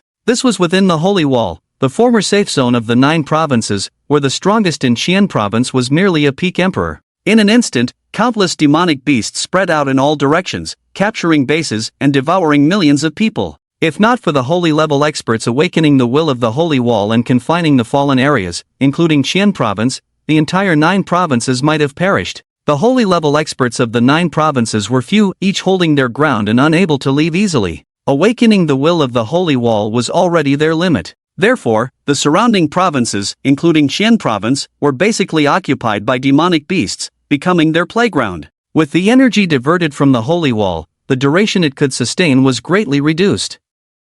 Looking back now, it seemed that there were only a few decades left. If the 9 provinces did not produce a holy level expert surpassing all other races within these decades, they would face destruction once again. However, the strength of the 9 provinces now was much greater than centuries ago. Over the years, renowned holy level experts like Fan Shang and Lu Sheng emerged, ensuring that they would not be as powerless against the demonic invasion as before. Thanks to Kuan Shang sacrificing his life for the stability and growth of the 9 provinces for hundreds of years, Qin Shen gazed at the distant holy wall, silently reciting in his heart. His expression was solemn, his eyes filled with deep respect. Some had died, but he was still alive. He lived in the hearts of countless people, in their stories, in the ancestral tablets in their homes, and within the holy wall that protected the 9 provinces for centuries. On the hills near the holy wall, camps were arranged as shelters for the monks guarding the border. Their task was to prevent demonic beasts from attacking the holy wall, killing them before they got close to prevent the rapid depletion of the wall's energy.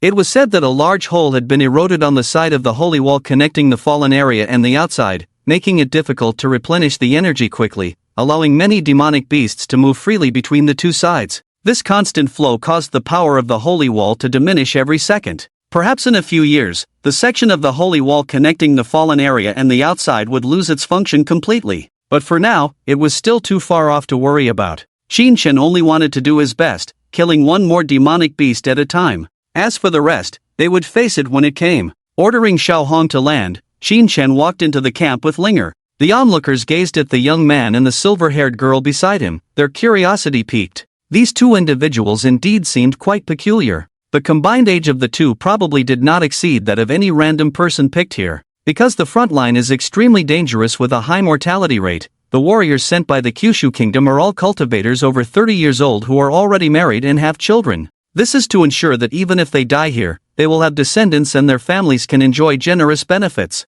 Not long after Qin Chen entered, a tall and sturdy middle-aged man walked out from the central tent, his badge indicating that he was a powerful general. Seeing their commanding officer come out to greet him, the cultivators all looked surprised. "You must be General Qin Chen, right?" The man approached Qin Chen and extended his hand. Qin Chen also reached out his hand, and they shook hands. "Yes, you must be General Chen Ku." The man nodded and smiled. "You arrived neither early nor late, just in time. You must have done this kind of thing a lot back when you were in school, huh?" Chen Ku joked, then proceeded to introduce Qin Chen to the situation at the camp, taking him around the surroundings. "Qin Chen, do you know that the most terrifying enemies we face at the border are not the monsters?" Chen Ku suddenly said to Qin Chen, who shook his head in confusion. "Because of the sacred wall, even if we are at a disadvantage, we can retreat inside to rest, protected by the will of the Kuan Saint. Those monsters cannot come in." Chen Ku explained slowly, then his eyes suddenly became sharp. "The most disgusting are those hybrids from the fallen nations.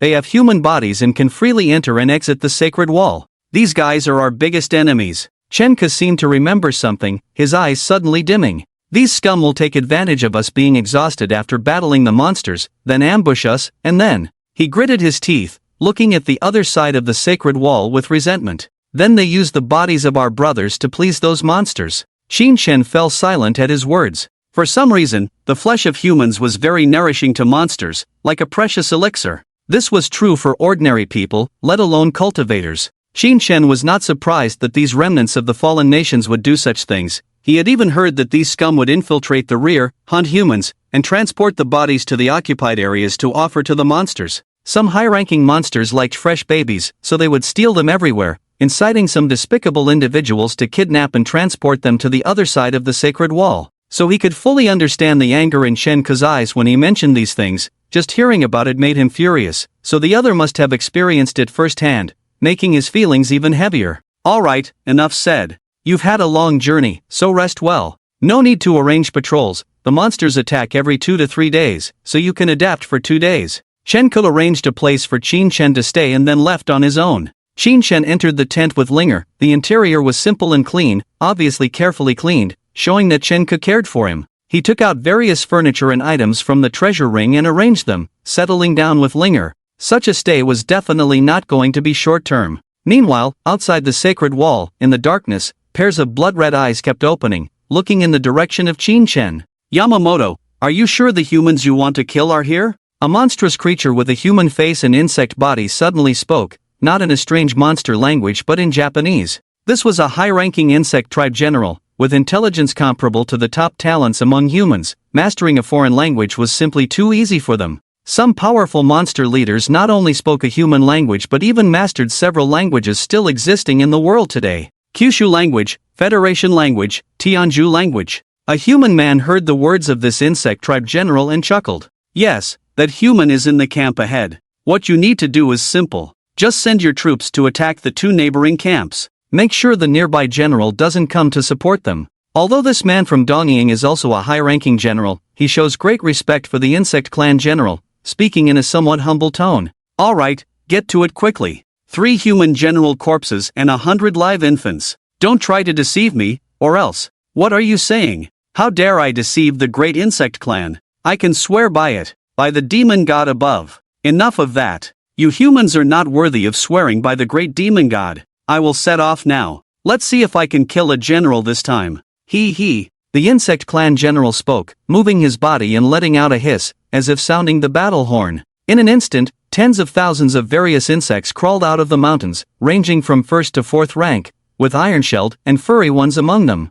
These insects split into 2 groups, swiftly moving in different directions like a long dragon in the dark night, causing landslides and devouring everything in their path, turning the surroundings into desolation. After a while, the cultivators patrolling the 2 camps saw the thick demonic energy sweeping in the distance. They immediately sounded the battle horn, waking up the cultivators who were just falling asleep, rushing out of their tents without hesitation. Meanwhile, as the two camps were under attack, Camp 9527 where Qin Chen stayed also received the signal. Although the two locations were far apart, each camp was equipped with advanced anti-interference technology to communicate with each other. If one side encountered a powerful beast tide, they could notify the other camp for reinforcements. With the speed of high-ranking generals, it would only take a little over 10 minutes to arrive. Camp 9527 also sounded the alarm, with some resting cultivators continuing to rest while others remained on guard. Only half of the cultivators needed to be awake for this kind of alert. Although cultivators had strong mental power and could go without sleep, food, or drink for a long time, they were still human and could get tired. Especially when they had to fight demons every few days, it was even more draining, so there weren't many people outside the camp when Qin Chen arrived. At this time, everyone was either resting or cultivating, as time here was much more precious than in the rear. Every bit of strength gained could lead to killing one more demon beast or even an extra chance to survive. Beyond the sacred wall, in the darkness, 5 Dongying cultivators dressed in black like ninjas were rushing towards this direction. Without exception, all of them were high-ranking generals in cultivation. Although they were not high enough to enter the top 100 ranking, they could still easily defeat lower-level cultivators as high-ranking generals. Moreover, these generals from the Fallen Nation organization were different from others. Their spirit beasts had been modified and integrated into their bodies. Or should we save them? It was rare for them to be defeated by other generals of the same level with their own strength alone. Yamamoto, later on, Kanyu and I will be responsible for quickly killing the defending general. You and Watanabe will take care of eliminating that guy named Qin Chen,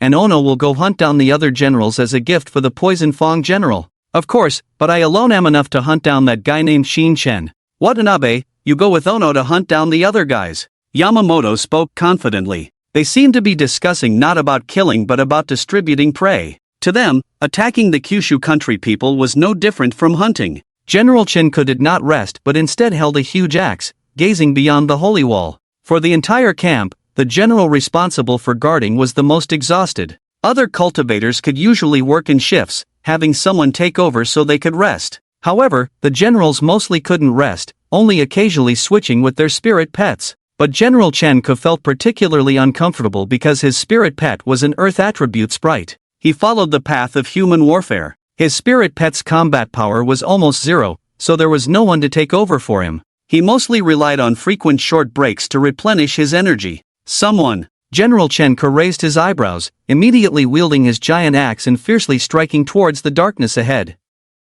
The sound of metal clashing rang out, sparks flying in an instant. The surrounding commanding level cultivators finally saw clearly that in front of General Chenko, there were 2 figures that had appeared at some point. No! 2 figures! At their level of technique, their attacks were already too fast for them to see clearly. In the blink of an eye, they had clashed dozens of times, creating deep craters in the nearby ground. Alarm! Alarm! Cultivators from the Fallen Nation organization, everyone be careful! A cultivator shouted loudly, but the next moment, his head was crushed by a hand. It's too late! A general from Dongying was enveloped in black energy, his hands and feet transforming into a beastly shape, looking particularly fierce and terrifying. General! Some cultivators around shouted loudly, trying to warn their comrades. But the next moment, his head also separated from his body. Within the camp, another general appeared. And subsequently, a third general appeared. In the entire camp, 5 generals appeared at the same time. This situation was extremely rare. Even those who infiltrated the fallen areas and broke through several camp regions would find it hard to witness such a scene. Where is that guy called Qin Chen? A beastified general from Dongying grabbed a cultivator, extending a crimson tongue, exuding both demonic and spiritual energies. Upon hearing the Dongying general's words, everyone was shocked. These guys were actually looking for Junior General Qin Chen? A junior general had actually mobilized 5 generals. This was unbelievable. But it was happening. The warriors did not answer, or rather, they had already answered with the weapons in their hands. Several junior and mid-level generals, along with their spirit pets, charged towards the several generals. They did not betray Qin Chen, nor did they think they should. Even though they knew they were not a match for these generals, these warriors remained fearless, wielding their weapons with determination. A bunch of trash. Overestimating your abilities. The Dongying general sneered, then swung his claws, clashing with the weapons of the senior-level experts. Sparks flew in an instant, and even compared to secret treasure weapons, these guys' physical bodies were not inferior. Two other generals surrounded General Chen Ko, who had the assistance of an earth spirit, greatly enhancing his defensive capabilities. After all, he was a human warfare cultivator with extremely strong individual combat abilities, not falling behind against the attacks of two beastified generals. However, he knew this was only temporary. Once the other three Dongying generals finished off everyone in the camp, he would be surrounded by all five and would still be defeated. A bunch of scum. General Chen Ko bit his tongue, and it seemed his spirit sprite also sensed something, immediately forming a seal, releasing his essence. Then firmly grasping General Chen Ko's hair, his breath suddenly weakened. This was a fight to the death. General Chen Ko's body emitted a bright yellow earthy light, instantly increasing his defense several times over. He no longer intercepted the attacks of the two Dongying generals but directly blocked them with his body, exchanging injuries to quickly kill or defeat these two opponents. Otherwise, the longer it drags on, the more soldiers will die and get injured. Two generals were startled by this reckless tactic and immediately called for reinforcements. The other three generals were preparing to go all out in the fight but were taken aback by this unexpected turn of events. Forget it, you two go support them, try to quickly kill this guy, I can handle these trash on my own. Yamamoto licked his crimson tongue, completely disregarding the others in the camp. Alright, Yamamoto, a Japanese general said, and the two headed towards General Chen Ko, but at that moment, a low shout was heard. Wait, the person you're looking for is here. A young man walked out from a distant camp, holding a silver-haired little girl. Although it seemed like a long time had passed, it was only a few seconds. Qin Shen rushed out as soon as he heard the sounds of battle, but still saw over a dozen Kyushu cultivators dead. For these powerful generals, every second could mean killing numerous people. It's this guy. One general recognized Qin Shen, they had seen his picture. Let me kill this kid, you guys go support. Yamamoto said calmly, then walked towards Qin Shen. The other two generals were also ready to leave to provide support. But then, another angry shout rang out.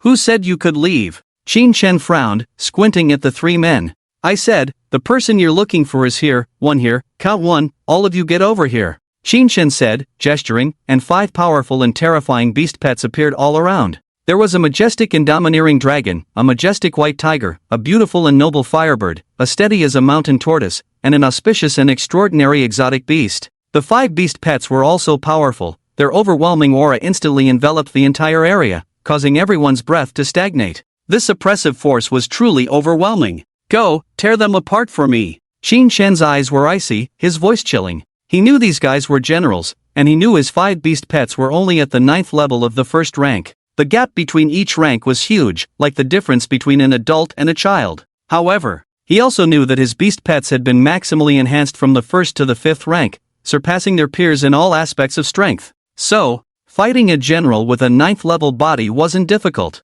Upon hearing their master's command, the five beast pets charged towards the several generals. Xiao Chang and Dabai ignored the three generals closest to them and headed straight for the two fighting General Chen Ku. The two big guys had great tacit understanding, each targeting one, and a big slap was sent their way. Xiao Qing's big paw was like a millstone, with a sudden slap sending the general's body deep into the rocky ground over 10 meters. Xiao Chang helplessly scratched his head, then extended a paw, digging into the ground like tofu, pulling out the Japanese general who had been slapped around. Dabai delivered a horizontal slap, sending the Japanese general flying hundreds of meters away, his body crashing directly into a rocky hill, creating a large hole instantly. Dabai then ran towards that direction like a big white cat looking for a ball, afraid of losing track of the guy. Watching these two fierce attacks from the two powerful beasts, everyone was stunned. Especially the other three generals, who couldn't help but lick their lips. Is this the level of attacks from generals? Indeed. But isn't this already the level of attacks on the 100 generals list?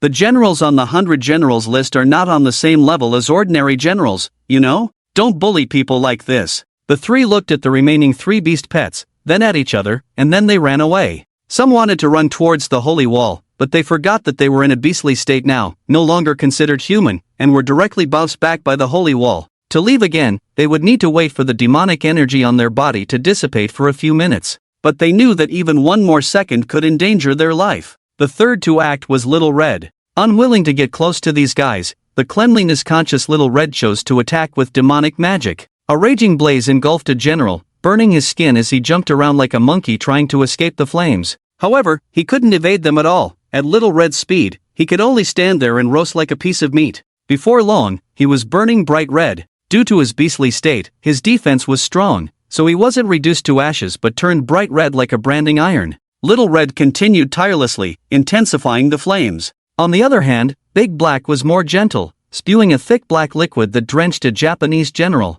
Initially attempting to flee, the general was instantly petrified by the black water, his face contorting in fear as if experiencing a terrifying nightmare. As for Big Yellow, he stood quietly, emitting a strong auspicious aura that made the general uneasy, but he dared not make a move. Unable to contain himself any longer, the general attempted to escape, but as soon as he moved, the ground cracked, and countless stones pressed against him. These were just ordinary rocks, and the general wasn't afraid, but the next moment, he began to fear. The stones compressed rapidly, surpassing the hardness of steel in an instant, locking him in place until he exploded. Witnessing these scenes, the cultivators couldn't help but swallow nervously. They looked at the young figure standing there, accompanied by the silver-haired girl beside him, feeling that everything seemed different. Under the moonlit night, next to the holy wall, a gentle breeze brushed against Qin Shen's young face, lifting Linger's silver-white hair. The young man stood there quietly, his figure appearing mysterious and inscrutable under the moonlight. Especially the beautiful young girl beside him, with her silver hair flowing and wearing an exquisite and cute little dress, seemed like a fairy from a celestial palace.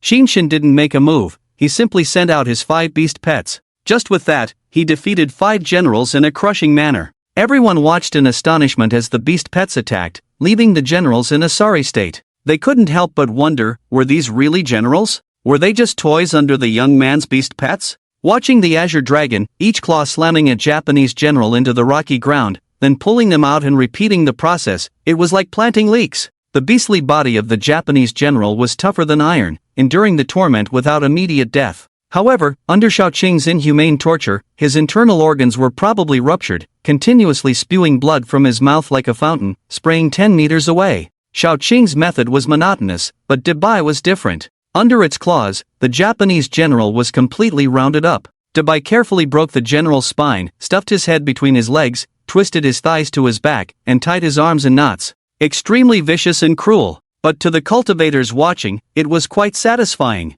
These remnants of fallen organizations are not worth mourning at all. It would be a favor to let them die quickly. The bodies of the monks who just died are not even cold yet, so how could anyone pity these few Japanese generals? They have longed to feast on their flesh and gnaw on their bones. General Qin Shen, should we call you General Qin Shen now? I never expected you to be so powerful. General Chen Ko walked over, his face filled with excitement. He couldn't help but spit out 2 mouthfuls of blood. He had just fought desperately with 2 Japanese generals and hadn't recovered yet. Seeing this, Ling threw out a healing martial art. With a cultivation talent of 6 stars and supplemented resources, Ling had already become a commanding level cultivator. The effect of the 6th grade martial art could also be greatly enhanced. With Ling's help, General Chen Ko quickly recovered from some of his injuries. Feeling the healing energy circulating in his body, General Chen Ko looked at Ling in even more amazement. He never expected this little girl to be a commanding level cultivator. If she hadn't used martial arts to emit spiritual power, he would have thought she was just an ordinary little girl.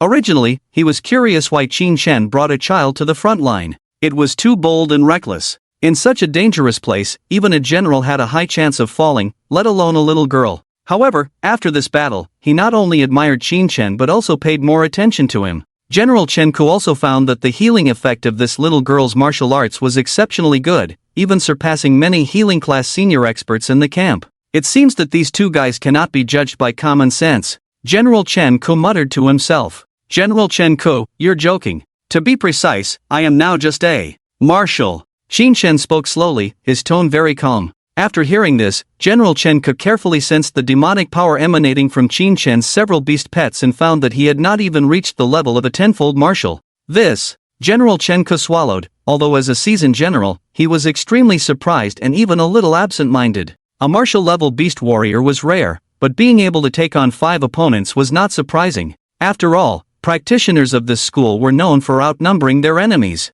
No one would want to fight a beast warrior, that was a universally acknowledged fact. After all, you might not be facing just 1 person and 1 beast pet, but 1 person against a group of beast pets. What's the point of fighting alone? Group fights were the way to go. No matter how skilled you were as a warrior, could you defeat my several beast pets? If Qin Shen was also a general, General Chen Ko could fully accept his beast pets quickly defeating the enemy. But now, you're telling me you're just a marshal? It's like seeing a child with a group of small pets defeat a group of adults effortlessly. And it was a one-on-one fight. Who would believe that? If this child and his small pets grew up, wouldn't they be able to defeat hundreds or even thousands of adults alone? General Chen Ke thought to himself. Even if Qin Chen was only a marshal, he had already reached the level of a general on the 100 marshals list with his beast pets. If he reached the level of a general, he might be able to single-handedly take on a group of strongmen on the 100 marshals list? These were the top 10 generals in the world. Even the last general on the 100 marshals list could single-handedly fight several generals of the same level.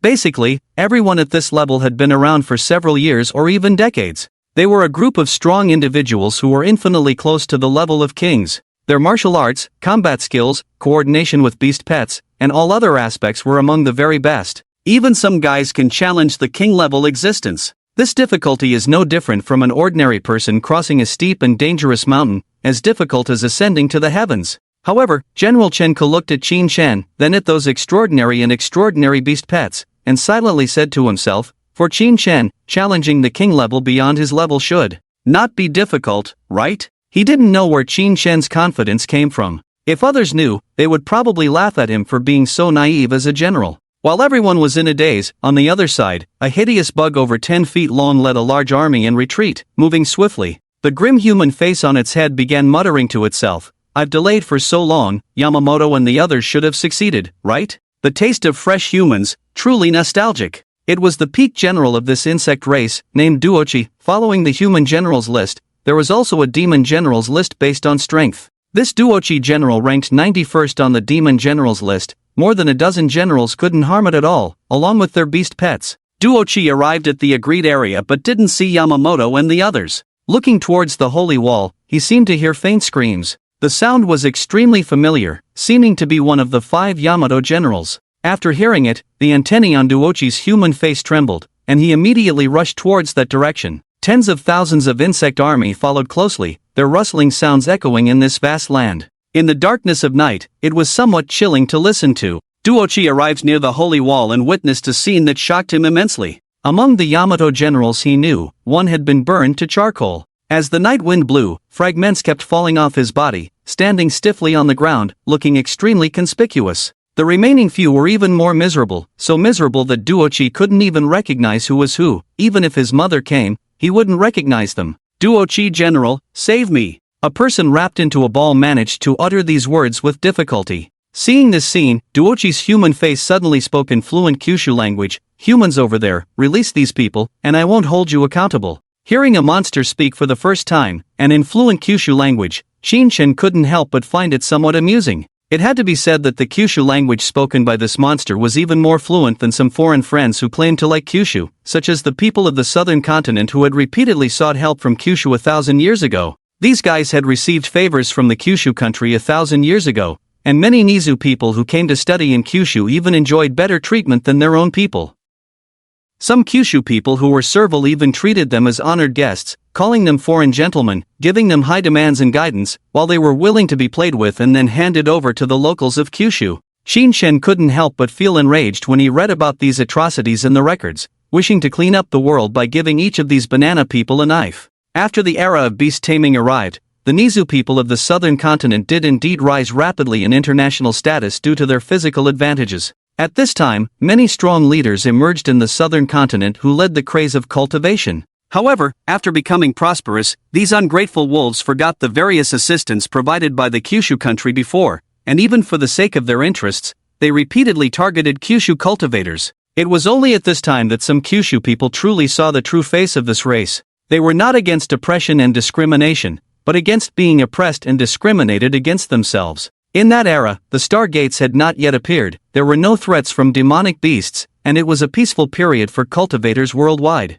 Various ancient ruins emerged, many of them in the southern continent. The 9 states dispatched some cultivators to explore them, but these shameless Nizi people, in alliance with cultivators from the Free Federation, repeatedly suppressed them. Many powerful individuals even perished in foreign lands. Later, when the Stargates descended, opportunities and dangers coexisted. The 9 states relied on their heritage to stand tall in the world, but the status of Nizi cultivators in the southern continent rapidly declined. Eventually, numerous countries in the southern continent were annihilated by demonic beasts, and countless needy people became servants and food for these beasts. At this time, they once again sought help from the 9 states. Unfortunately, the leaders of the 9 states in that era were not foolish and would not engage in actions that harmed their own people for the benefit of others. Therefore, they did not even bother with superficial gestures and straightforwardly rejected those pleading eyes. Of course, during that period, there were voices of opposition from some banana people and skewer people, but this was not a normal time, it was a time of war. These trash individuals, unprotected by the law, were directly assassinated by many passionate warriors, eradicating their bloodlines, which is why there are hardly any banana people left in the 9 states today. Of course, there might be some who have hidden deeply and escaped the wrath of those passionate warriors,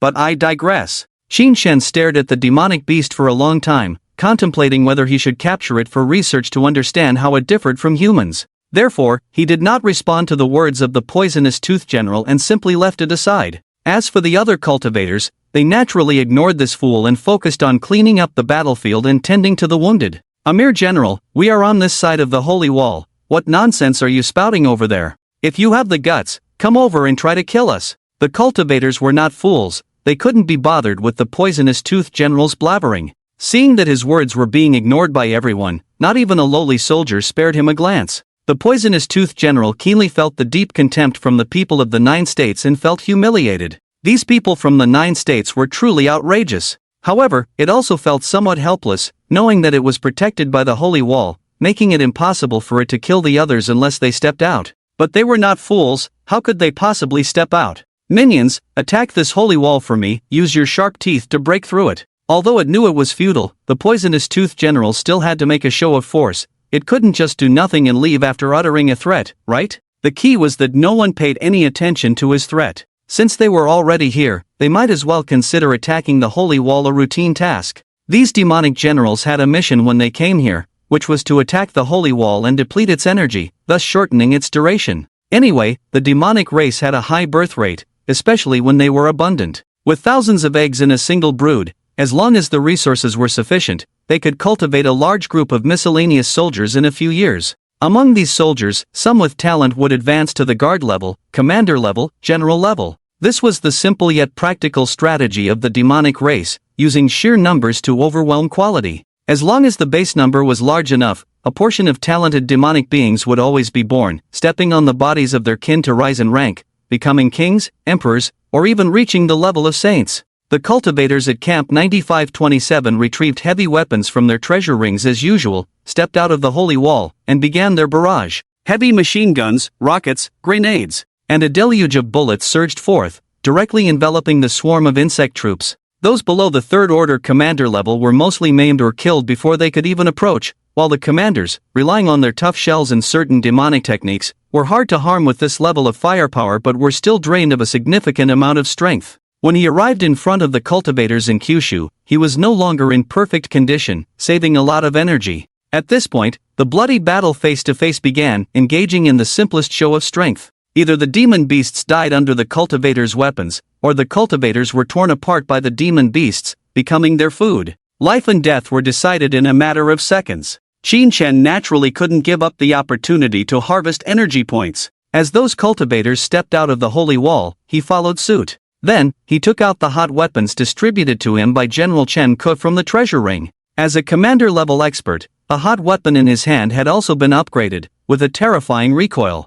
Even the slightly lower-level cultivators dared not use it, as they might end up killing themselves before killing the enemy. Qin Shen took out a heavy machine gun, at least 5 meters long and weighing thousands of kilograms. When placed on the ground, its powerful vibrations could directly shake some cultivators to pieces. Qin Shen poured out firepower freely, countless bullets hitting the demon beasts accurately. His control was extremely precise, hardly wasting a bullet on a doomed demon beast. These bullets were specially made, each one valuable, with tens of thousands of Kyushu coins spent in a single burst. Of course, the number of energy points he harvested also rose dramatically, jumping up by hundreds every second. Qin Shen not only killed the demon beasts in his area but also accurately snatched the heads of other cultivators, mowing down demon beasts that they couldn't defend against with a rain of bullets.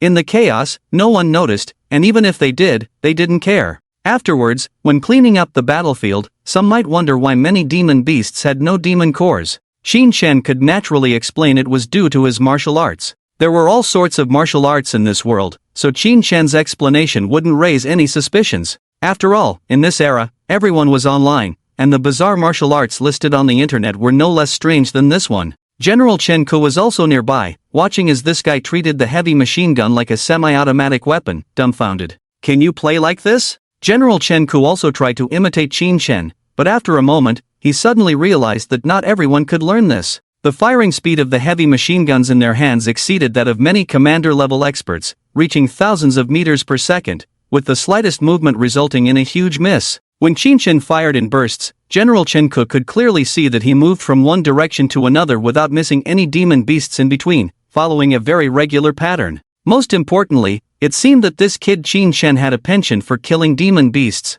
Occasionally, the heavy machine gun would swing towards a distant area, bullets piercing through the regions controlled by other cultivators, killing several demon beasts. After realizing he couldn't learn it, General Chen Ku focused on killing the demon beasts in his own area. He aimed the gun at a commander-level demon beast, bullets pouring out densely aimed at its head. This commander-level demon beast was tough, with a very hard shell on its head. If he didn't aim precisely at one spot, he couldn't break through its defense. Just when he was about to kill the demon beast after much effort, a bullet floated lightly from the side, accurately entering the demon beast's forehead. The area had already been reduced to a thin layer by General Chen Ku's shots, easily shattered by the bullet, stirring the demon beast's brain into a pulp. The massive body collapsed with a bang, creating a large pit. General Chen Ku looked at Qin Shen. Qin Shen also looked at General Chen Ku. The two remained silent. General Chen Ku really wanted to ask, "Do you really have a penchant for killing demon beasts, you little rascal? Are you gaining experience like playing a game and killing monsters? So enthusiastic?" However, he didn't say much, letting Qin Shen enjoy what he liked. Who doesn't have a little quirk? Just like his preference for wearing patterned underwear, it's something no one would know unless he mentioned it. Since she had figured out Qin Shen's little quirk, she decided to keep it a secret for him. Otherwise, if some big-mouthed person found out and then encountered someone who liked to boast, Qin Shen might end up being portrayed as some kind of bloodthirsty demon, used to scare crying children. How would Qin Shen ever find a wife then? If Qin Shen ever found out about Chen Ku's complicated thoughts, he would probably end up thanking him with tears in his eyes. After all, he had previously been given the title of a bloody butcher by some guys, and the rumor had even been used by some parents to scare disobedient children. Qin Shen's name had become an urban legend. This made Qin Shen, who liked to surf the internet in his spare time, very helpless, especially when he discovered that videos or photos of himself circulating online had been edited to make him look like a fierce and evil spirit, then placed by the bedside for exorcism. It was unbearable. To cut a long story short, only a few hundred seconds had passed, and the insect army had already closed in on Qin Shen from several thousand meters away, braving the artillery fire. At this distance, conventional weapons were no longer effective. For the generally resilient monster beasts, not only were they not harmed by these weapons, but friendly fire was also a risk. The next step was to engage in a real battle. "Brothers, kill them for me." General Chen Ku's command prompted the cultivators to grab their weapons and charge into the monster beast horde alongside their beast companions. Don't get carried away later, stay close to the holy wall, and retreat promptly if your condition deteriorates. General Chen Ku reminded Qin Shen as he charged into the monster beast horde. However, before his words had even settled, this kid had not even recalled his beast companion, charging into the monster beast horde alone like a sharp blade. In the next moment, a clearing was blasted open within the swarming insect army, where countless monster beast limbs and blood splattered around. Standing in the center of the clearing was a figure wielding a 2-meter-long blade,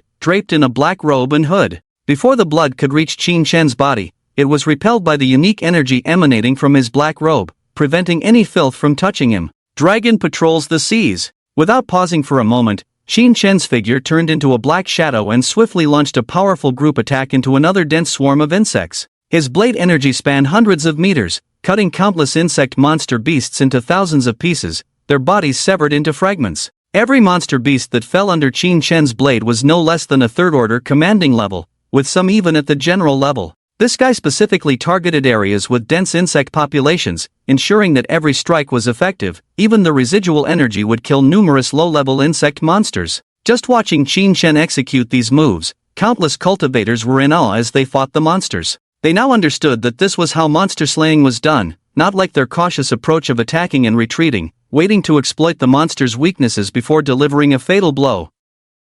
Even the most powerful cultivator in the field, General Chen Ku, did not handle monster slaying as cleanly and efficiently as Qin Shen. It was practically an art form. The art of slaughter. As meticulous as a skilled butcher, as satisfying as cutting vegetables. General Chen Ko, wielding his giant axe to slaughter the monster beasts, also sighed in admiration as he watched Qin Shen. After witnessing Qin Shen's monster-slaying skills, he finally understood why he had that particular quirk. If only he could kill monsters as effortlessly and gracefully as him, then he could give up his quirk of wearing patterned underwear and switch to monster slaying. The sense of psychological satisfaction alone was already satisfying to Qin Shen, let alone experiencing it firsthand and creating it himself. In reality, Qin Shen did indeed kill with great satisfaction. The feedback sensation that came after each slash hit the monster's body, the smooth feeling of each blade chi pouring out, and every time he saw the energy points soaring in the soul sea, it made him so excited that he wanted to scream. Kill! Kill the hell out of them!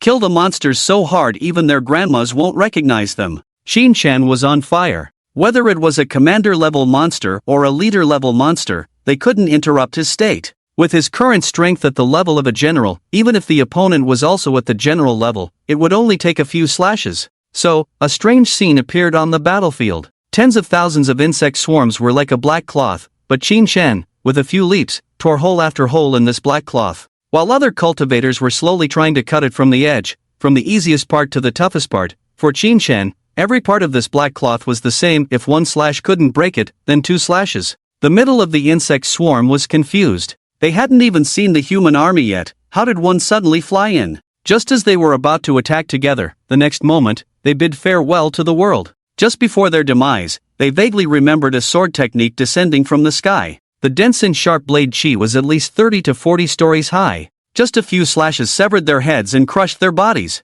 This special scene naturally caught the attention of the Poison Fang Grand General, who was about to sneak closer and attack the human Grand General. Ha! This human seems to be only at the general level? Qin Shen's display of spiritual power fluctuations exposed his cultivation level, but because of this, the insect Grand General was even more puzzled. Clearly, it was an attack at the general level of power, so why couldn't those insect subordinates at the same level handle it? Well, let's deal with this guy first. Qin Shen's arrogant behavior also made the Poison Fang Grand General somewhat displeased. This is my team, and I've never seen such an arrogant human before. Go and die quickly. General Chen Ko had been watching the movements of the Poison Fang closely, and he had already noticed it when it moved. He quickly used his spiritual power to amplify his voice and loudly warned, Qin Shen, be careful, retreat. The insect Grand General is targeting you. The voice echoed across the battlefield, and everyone involuntarily looked over, a huge shadow of the insect race rushing towards Qin Shen. Qin Shen raised his head at the sound and glanced over at the Poison Fang Grand General. General Chen Ko breathed a sigh of relief when he saw Qin Shen heed his warning. Fortunately, Qin Shen didn't get carried away and ignore his warning. At this distance, there was still enough time to retreat. But the next second, he saw that Qin Shen had lowered his head again to slaughter the insect monsters. He hasn't lost his cool yet. I think he's gone straight to his brain. General Chen Ko was a little angry but didn't say much. Instead, he also rushed over there, intending to intercept the Poison Fang Grand General's attack and give Qin Shen time to retreat. Although he was not a match for the Poison Fang Grand General, he could hold on for a while. If they were lucky, both of them could retreat unharmed, but if they were unlucky, then he would have to cover for himself. Qin Shen, this guy, was still too young. Although his strength was strong, he was inevitably complacent. He didn't even bring his beast companion along, he just went ahead himself. If he had brought it along, he wouldn't have to worry. With the strength of that five-headed beast companion, there was probably hope of killing this powerful insect Grand General. Qin Shen's perception was particularly keen. He could feel a powerful figure getting closer and closer to him, but he remained focused on killing monsters, without a hint of panic in his heart. As the number of Zerg killed by the martial arts Shisha increased, it became more and more visible even in the darkness. Thick black Shisha wrapped around Qin Shen's body, making him look like a demon from the depths of the underworld. The poison-toothed general approached step by step, while Qin Shen seemed lost in his own world, swinging his knife incessantly. Even as the poison-toothed general extended its two huge pincers, sharp as giant blades, aiming to smash Qin Shen's head, he seemed completely unaware. Humans are so foolish, it's truly laughable, mocked the poison-toothed general inwardly, envisioning tearing this human into two pieces and crushing him into minced meat. I've been waiting for you for a long time. Suddenly, Qin Shen's voice rang out from below, and then the poison-toothed general saw a dazzling flash of a blade bursting out from below. The second volume of the Dragon Tiger Blade's three strongest moves. Dragon Tiger Earthshaker. This was a peak 4th grade martial skill, bordering on 5th grade. Within the blade's aura, it seemed as if dragons and tigers were roaring, and the skyward blade light slashed downwards, first touching the poison-toothed general's lower abdomen. This was its weakest spot in terms of armor, usually not easily exposed to humans, but it had been too careless just now, thinking that Qin Shen's mind was clouded by slaughter, thinking it could easily kill this human. However, it had not anticipated that this guy seemed to have been brewing this strike for a long time, waiting for it. Damn it! At the critical moment, a blood-red jade pendant suddenly appeared from the poison-toothed general's chest. A golden insect shadow emerged from the jade pendant, instantly attaching itself to the poison-toothed general's body. Bloodline protection, Diamond Insect God. This was the protective power from the descendants of the insect god, which every powerful insect could evoke. The bloodline protection the poison-toothed general received came from the Diamond Insect God, a deity known for its defensive prowess. It was said that after being swallowed by a divine dragon, the insect god's formidable defense even shattered the dragon's teeth. This kind of defense was likely to rank among the top. Even if it couldn't compare to top defenses like Xuanwu, it was more than enough to withstand this kid's attack. In that instant, the poison-toothed general was exceptionally confident, especially when Qin Shen's attack was blocked by the golden shadow. The poison-toothed general's confidence soared. It even looked down on Qin Shen from a high vantage point, raising its pincers, preparing for a counterattack. It wanted to give this insignificant human a bone-deep lesson, and the price would be the other's life. Thinking this, the poison-toothed general's ferocious human face showed a hint of a smirk, but the next moment, that smile froze. Within the dazzling blade light, for some unknown reason, a dense black aura suddenly emerged, and when it touched the golden shadow, it crazily absorbed the energy of the golden shadow like a vicious dog devouring its prey. Damn it! The poison-toothed general couldn't help but curse, and then a look of pain appeared on its human face. As the black aura instantly devoured the energy of the golden shadow, there was no longer any insect body protecting it. It was at that moment that the blade light ran rampant, filling everyone's field of vision with a dazzling light, blooming like a beautiful flower amidst the swarming insect horde. The residual blade light scattered, and within 100 meters, all demon beasts below the elite level perished, their limbs and body parts flying and falling to the ground. The elite level ones barely held on, but they also bore long wounds, with dark green blood continuously flowing out, corroding the ground and creating deep pits. Ha! Still not dead? Qin Shen looked at the poison-toothed general in surprise, then at the massive wound on its body, over 10 meters wide, continuously oozing various internal organs and viscous blood. This kind of injury, without a doubt, would cause any demonic beast to lose combat power, but Poison Fang General is different. It belongs to the insect race. The insect race is most famous for its formidable vitality. Without exaggeration, even if Qin Shen were to chop off this guy's head, it could still hop around for quite a while in the same spot, and even pose a considerable threat to other cultivators through its sensing abilities. Just like when Qin Shen was rampaging on the battlefield, occasionally a bathtub-sized insect head would bounce out of the pile of corpses, with no body, just a head, and then it would come biting towards Qin Shen. This kind of limbless threat was not significant, but enough to be frightening. So, although Poison Fang General looks severely injured now, the actual injuries are indeed not light. However, it doesn't affect its combat power much. The current remaining strength of Poison Fang General is still at least 99%. Lowly human, die for me. Poison Fang General brandished its poisonous teeth, which shimmered with a faint blue light. These were 2 blue-grade secret treasures, almost reaching the rare green level, but due to insufficient energy, they could only stay at the peak of the blue grade. Once Poison Fang General ascends to the king level, these 2 weapons will also step into the rare level. White common, blue fine, green rare, silver epic, gold legendary. I got the blue and green mixed up before, so this is the correct order. Poison Fang General fused the secret treasures with its poisonous teeth, significantly increasing its killing power. The continuous pain in its lower abdomen now filled the general with rage. It swung its poisonous teeth fiercely, and with the enhancement of demonic power, the air roared angrily. It wanted to chop this human into pieces. Clang! The sound of metal clashing rang out as Qin Shen's fine blue-grade sword collided with it, sparks flying in all directions. Qin Shen's feet sank into the ground instantly, and with the burst of spiritual power, a large pit with a diameter of over 10 meters exploded. Hundreds of bones around him hummed, and his internal organs trembled incessantly. If it were an ordinary general, they would have long since burst and died. But every corner of Qin Shen's body was imbued with a martial art, like screws, welding them into a perfect whole. This attack fell perfectly within Qin Shen's range. Very good. Indeed not weak. A smile tugged at the corner of Qin Shen's mouth. He didn't let little Chang and the others come forward not out of arrogance, but to sharpen himself. The strength of this insect race general was just right for Qin Shen as a whetstone, incredibly suitable. Such opportunities would be extremely rare in the future, as the front lines were extremely dangerous,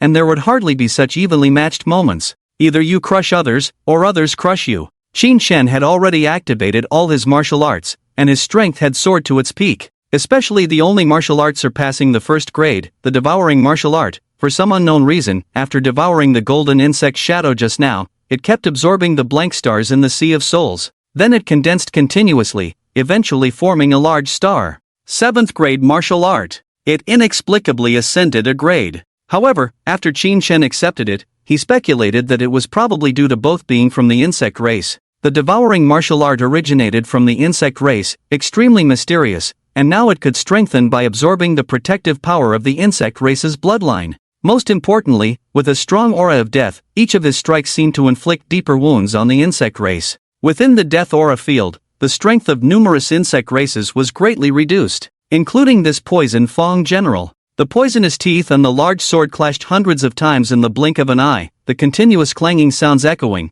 and the surrounding land scorched black by the sparks splattering around every time the two met. The body of poison Fong general stretched tens of meters, and each strike of its poisonous teeth could cut deep trenches on the ground. If Qin Shen had taken the hit head-on, it would have created a deep crater. Within a kilometer radius of their battle, not a single living being dared to step foot. Even General Chen halted his steps at the first moment, realizing that Qin Shen was not to be trifled with after unleashing the Dragon Tiger earth-shattering technique. He was using this high-ranking insect general as a whetstone. Wow, actually using a high-ranking general from the Demon General list as a whetstone, such confidence, even cultivators of 7 or 8-star aptitude at the same level wouldn't dare, right? Amidst the shocked gazes of the cultivators, Qin Shen and the Venom Fong general were like bulldozers, leveling one small hill after another near the battlefield. The gleam of the blades flickered in the dark night, resembling a bright sun, dazzling and stunning. While Qin Shen was sharpening his blade, several other beast companions, besides Xiaohong, also emerged and joined the battle.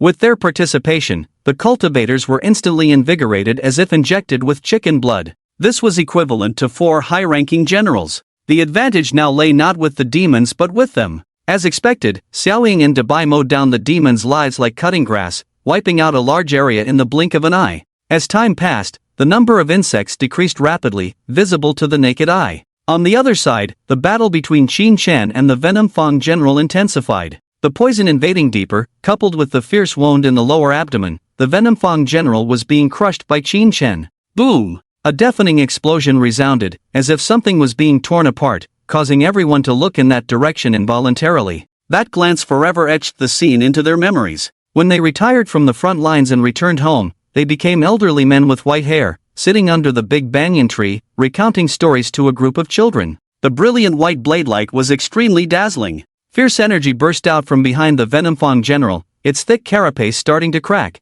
emitting a blade light, then 2, 3, 100, 1,000. In the end, the general was directly chopped into thousands of pieces, blood and flesh falling from the sky, scattering within a radius of hundreds of meters. At the same time, 2 greenish-blue energy-wrapped items under the moonlight caught everyone's attention. They were 2 rare-level treasures, each worth billions. All creatures on the battlefield froze, their eyes fixed on the empty central area of over 1,000 meters. There stood a figure holding a huge long knife, draped in a black robe, hood down, revealing a young face. With a delicate yet resolute appearance, sharp and piercing eyes seemed to carry a sharp edge. Just one glance, and one would involuntarily avoid that captivating gaze. Dark black aura swirled around the figure, sinister and eerie, moving in all directions like grim ink ghosts. Thick blood dripped from the long knife, and as Qin Shen exerted his spiritual power, a slight tremor caused the blood to fall, and cracks appeared on the blade. Then, with a clatter, the blade disintegrated inch by inch, instantly shattering into countless pieces.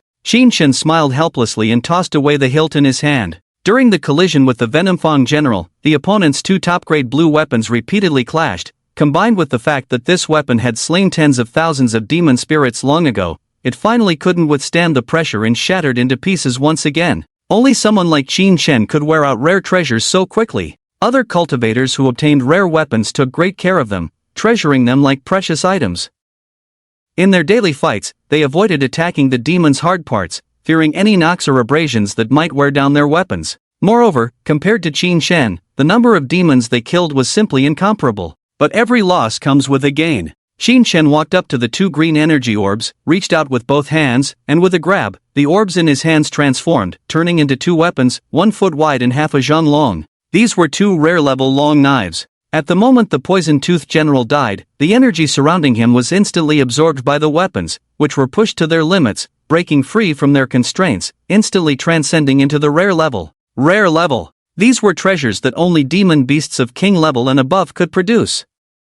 Ordinary generals, without a strong family background, could never gather enough money to purchase weapons of this level, and even if they did, they probably wouldn't bear to. Just like Qin Shen before, if he bought rare weapons, he wouldn't have money left for cultivation. Looking at these two rare long knives, excitement surged in Qin Shen's heart. With these two weapons, Qin Shen didn't have to worry about them being damaged in the future. This level of treasure could autonomously absorb energy to replenish its own losses. As long as it wasn't destroyed in one go, it wouldn't deteriorate even after hundreds, thousands, or even tens of thousands of years. Although the two knives came from the same demon beast and both were from its pincers, they had different shapes and even slightly different weights. One was heavier, the other lighter, one thicker, the other slightly thinner. Since you are different and have a connection with me, I'll give you names. Qin Shen squinted his eyes, a mischievous smile on his face. The martial art I practice is called Dragon Slaying Tiger Cutting Blade, so I'll name one of you Dragon Slayer and the other Tiger Cutter. Qin Shen gripped them in his hands.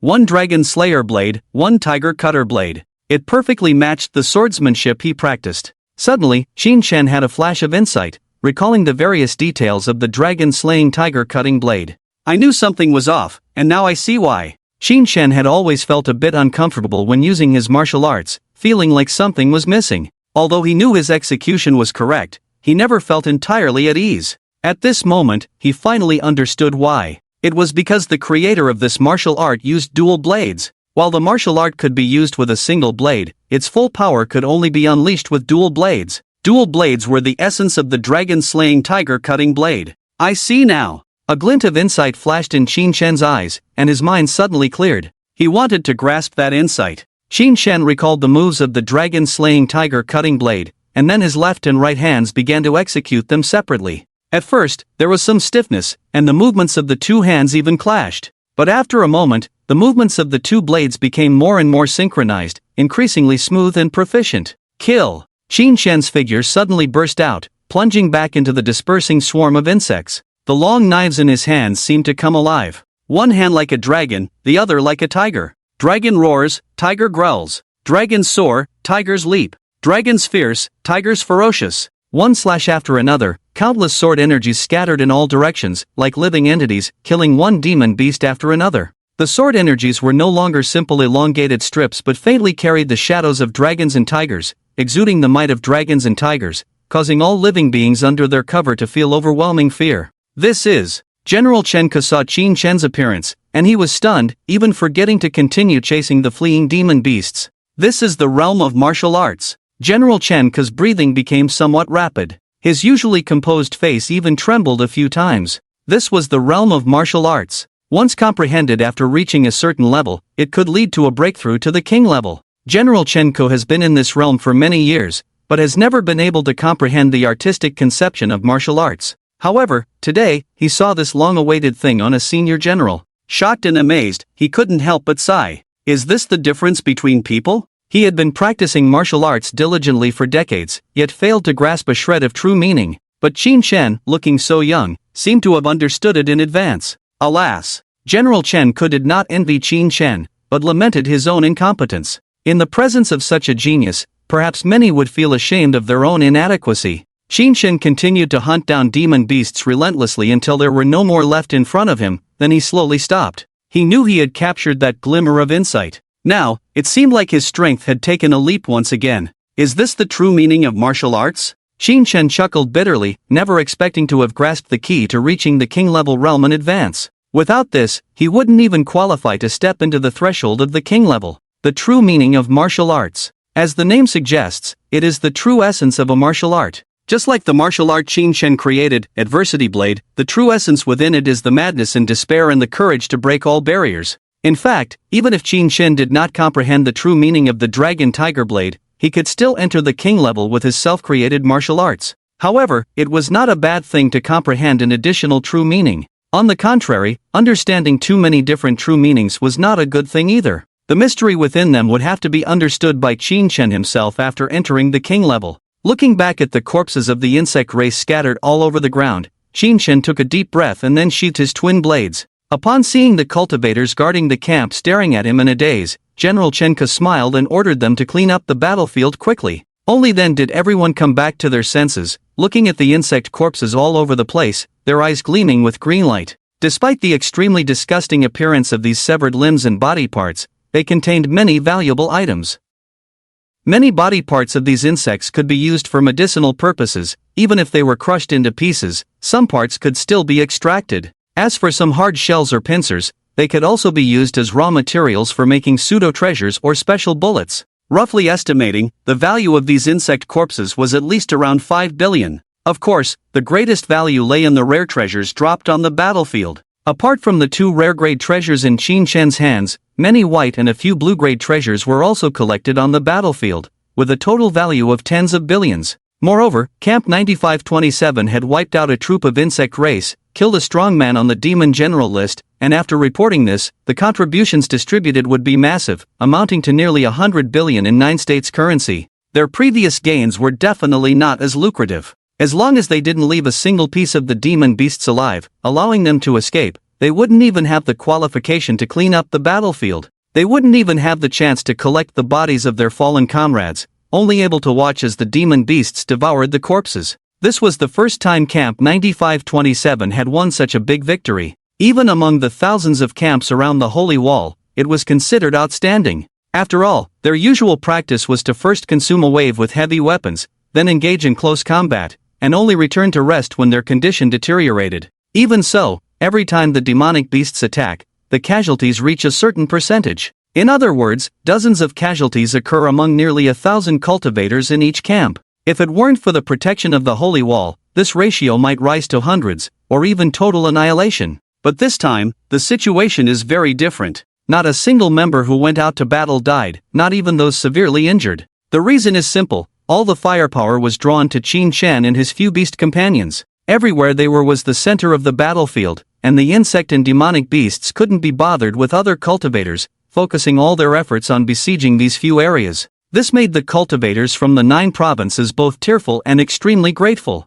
Fortunately, they had such a big shot in their team, allowing them to slack off like this. Qin Shen, you are the hero this time. You get 60% of all the gains, how about that? General Chen Ko approached Qin Shen and patted his shoulder. As a general, although he had killed as many demonic beasts as Qin Shen and his beast companions, he only received 10% of the share, with the remaining 70% going to other cultivators. This ratio was quite high, and it was probably rare for other camps to have a cultivator with such a high share of the gains. However, no one felt it was unfair because Qin Shen deserved it with his performance. I'll take 30%, and the rest of the gains can be given as compensation to the families of those unfortunate cultivators who died earlier. Qin Shen spoke calmly, but his words stunned everyone, especially General Chen Ko, whose gaze towards Qin Shen became much warmer. In fact, General Chen Ko had the same idea. This time, he also gained billions and was planning to use it as compensation for his unfortunate comrades killed by 5 Japanese generals. The amount of money was not small. After giving it to the families of those cultivators, it would also help lay a solid foundation for their children's early cultivation, ensuring they wouldn't fall too far behind other cultivators' descendants. Qin Shen naturally didn't care about this money. Compared to that, providing for the descendants of those warriors would bring greater value. They sacrificed themselves for the country, died on the front lines, and had already given their lives. If their descendants were also left in dire straits, it would be too heart-wrenching. Although Qin Shen was not familiar with these people, he was well aware that, except for him and Linger, everyone in this camp had been here for several years, even decades. Some were even half-old men, with hair all white. Cultivators usually looked young, so those who appeared to be in their 30s or 40s were probably in their 60s or 70s. Even if their actual age was not over 100, it was due to the harsh conditions on the front lines. Regardless of the circumstances, they all deserved respect, and Qin Shen didn't mind spending several billion 9 province coins. This time I can also get millions. My son back home said in a recent video call that he's on the verge of breaking through to the soldier level, so he won't have to worry now. Same here. While my child is laying the foundation, I can't let him end up like me, stuck at the 6th rank of the guard level for life. Maybe there's a chance for him to reach the 10th rank of the guard level. Thank you, General Qin Chen. We practically got this money for free, all thanks to the General's grace. Indeed, General Qin Chen still looks young. I was thinking of introducing my just-turned 18 daughter to him. Come on, a prestigious young general like him wouldn't be interested in your daughter, a commander level. Even if he were, it should be my daughter, she's much prettier than yours. While everyone was cleaning up the battlefield and excitedly chatting, Qin Chen listened to their conversations with a pensive expression. Such is the way of the world. These are the low-level cultivators. He used to be a small cultivator striving for tens of thousands, hundreds of thousands, or even millions. Unexpectedly, in just a few months, he made billions from a casual battle. Yes, it's only been a few months, but Qin Chen felt like it had been years. During this time, he experienced so much more than in the previous decade, making him feel this way. And he knew that all of this was just the beginning. The legendary feats that amazed the world were just ordinary to him. Killing demons had already become his daily life, and soon, it would be the same for king-level demons too. At the moment of the death of the Poison Fong general in the fallen area, amidst the countless layers of mountains and peaks, the peaks here had been hollowed out, with numerous openings on the mountain walls, through which countless giant insects with massive bodies came and went. This was the insect tribe ruled by the Crimson Horn King, with dozens of insect generals under its command, the strongest undoubtedly being the Poison Fong general, who had made it to the human demon general list. Each of the generals under its command had left their soul imprints here, so that upon their death, the news would immediately be relayed back to the Crimson Horn King. In the hollowed-out mountain passageways, numerous insects were carrying humans wrapped in silk towards the center. The insects had strong night vision, so even in the pitch-black caves, they could move freely. Dozens of humans were being transported to the center, each exuding a strong life force, clearly all alive. Your blood feast has arrived, Your Majesty. A senior insect general looked up at the massive insect body perched above the stone throne in the vast cave, speaking in a strange tone. This insect body was 40 to 50 meters long, with a deep green hue all over, a fierce human face on its head, and a red horn on its forehead. Without this horn, this creature would look almost identical to the Poison Fong general, as if they were carved from the same mold. In fact, they were indeed related, both belonging to the same lineage, even born from the same queen insect, just a few decades apart. They were like brothers from the same mother but unaware of their father. However, in the insect world, there were no siblings, only superiors and subordinates, leaders and followers. The Crimson Horn King was a subordinate of the queen insect, responsible for attacking the sacred wall in this region, and the Poison Fong general was a subordinate of the Crimson Horn King. When the Poison Fong general was cut into countless pieces by Qin Chen, a sense of connection was felt in the mind of the Crimson Horn King. Poison Fong is dead? Just as the Crimson Horn King was about to chew on a human, it received this information. It was extremely surprised. The crimson blood flowed from its mouth, looking particularly terrifying. The Poison Fong general was its strongest general, and over the years, even when facing many human generals on the 100 demon general list, it could escape.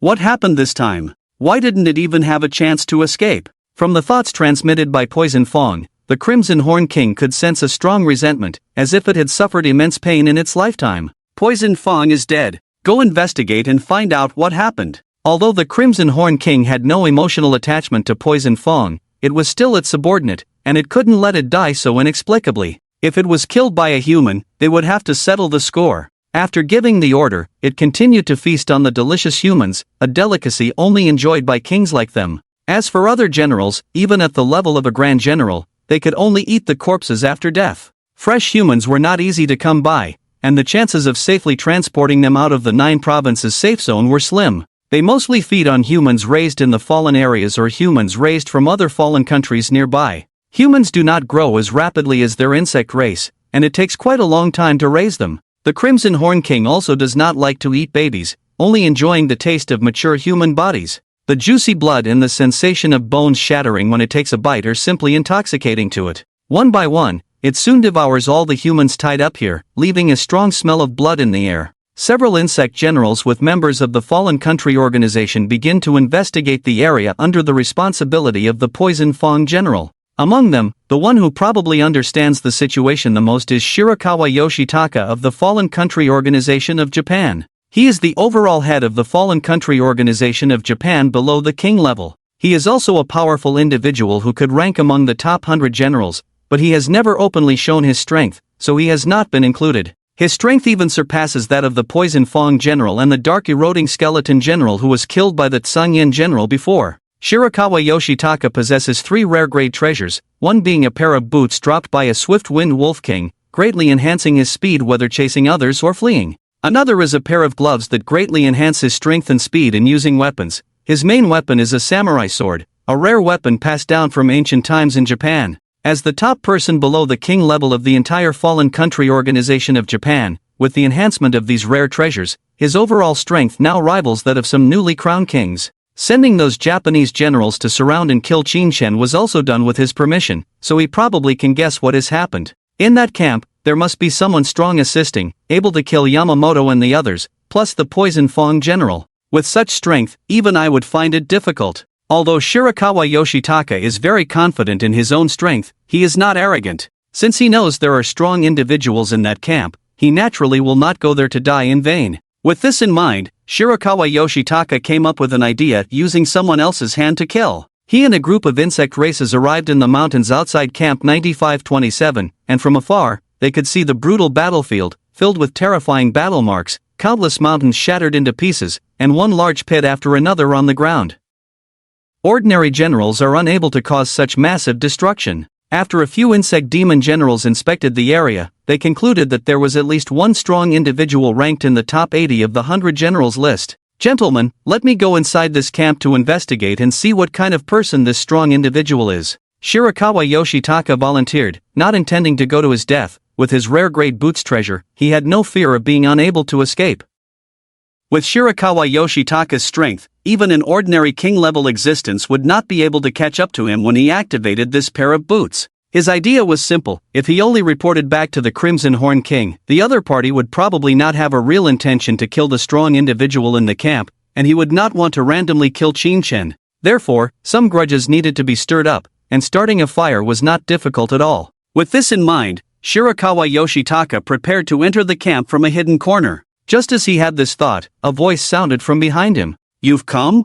Hearing this voice, Shirakawa Yoshitaka trembled all over and quickly turned around like lightning. Under the moonlight, a young man was quietly looking at him. Several hours ago, Qin and a group of cultivators cleaned up the battlefield and then returned to the camp. He had a conversation with General Chen Ku about the situation around Camp 9527, and then learned that behind this Poison Fong general was a king of the demon race. Then they interrogated the 2 living Japanese generals, but these 2 guys surprisingly remained tight-lipped and didn't reveal any useful information. In the end, they kept chanting their loyalty to the Japanese emperor and the Great Japanese Empire, which Qin couldn't bear to listen to anymore, so he simply chopped them down. Although they didn't explicitly state why they targeted Qin and attempted to assassinate him, Qin wasn't a fool and quickly understood the reasons after a moment of contemplation. He hadn't offended many people, and the only clear connection he had with the Yokozuna group, related to the Demon Clan and the Fallen Nation organization. It made sense, he had killed their son and nephew, so they probably harbored deep hatred towards him.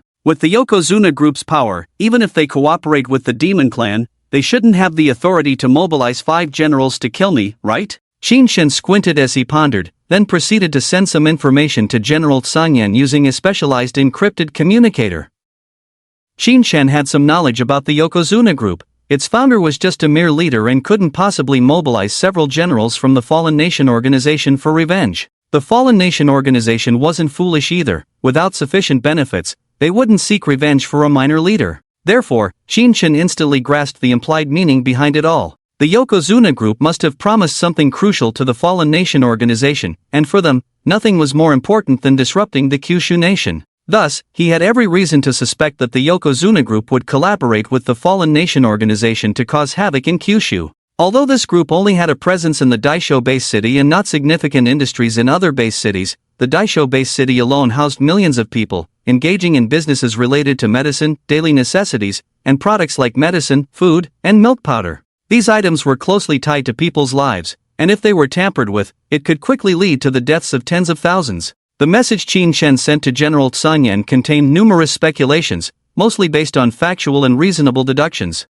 He believed that General Tsunyan would strengthen surveillance on the Yokozuna group after reading it, to prevent further troubles. After sending the message, Qin entrusted Linger to General Chinka for protection and began lurking near the camp. Having already killed 5 generals and a powerful demon general, both the Fallen Nation organization and the insect race wouldn't easily give up. As expected, the moment the insect race scouts appeared, Qin Shen caught sight of their figures and then spotted the general sneaking into the camp. And thus, the current scene unfolded. Upon seeing only a young man, Shirakawa Yoshinori breathed a sigh of relief, thinking it was the strong one. A young man, unless they were a genius with a talent of 7, 8, or 9 stars, how high could their cultivation be at this age? At most, they would only be at the level of a general. With his own strength, even if he encountered one of the top 50 on the 100 generals list, he would face them without fear, let alone just a young man. However, for some reason, this kid seemed somewhat familiar. In an instant, Shirakawa Yoshinori remembered that this kid was none other than Qin Shen,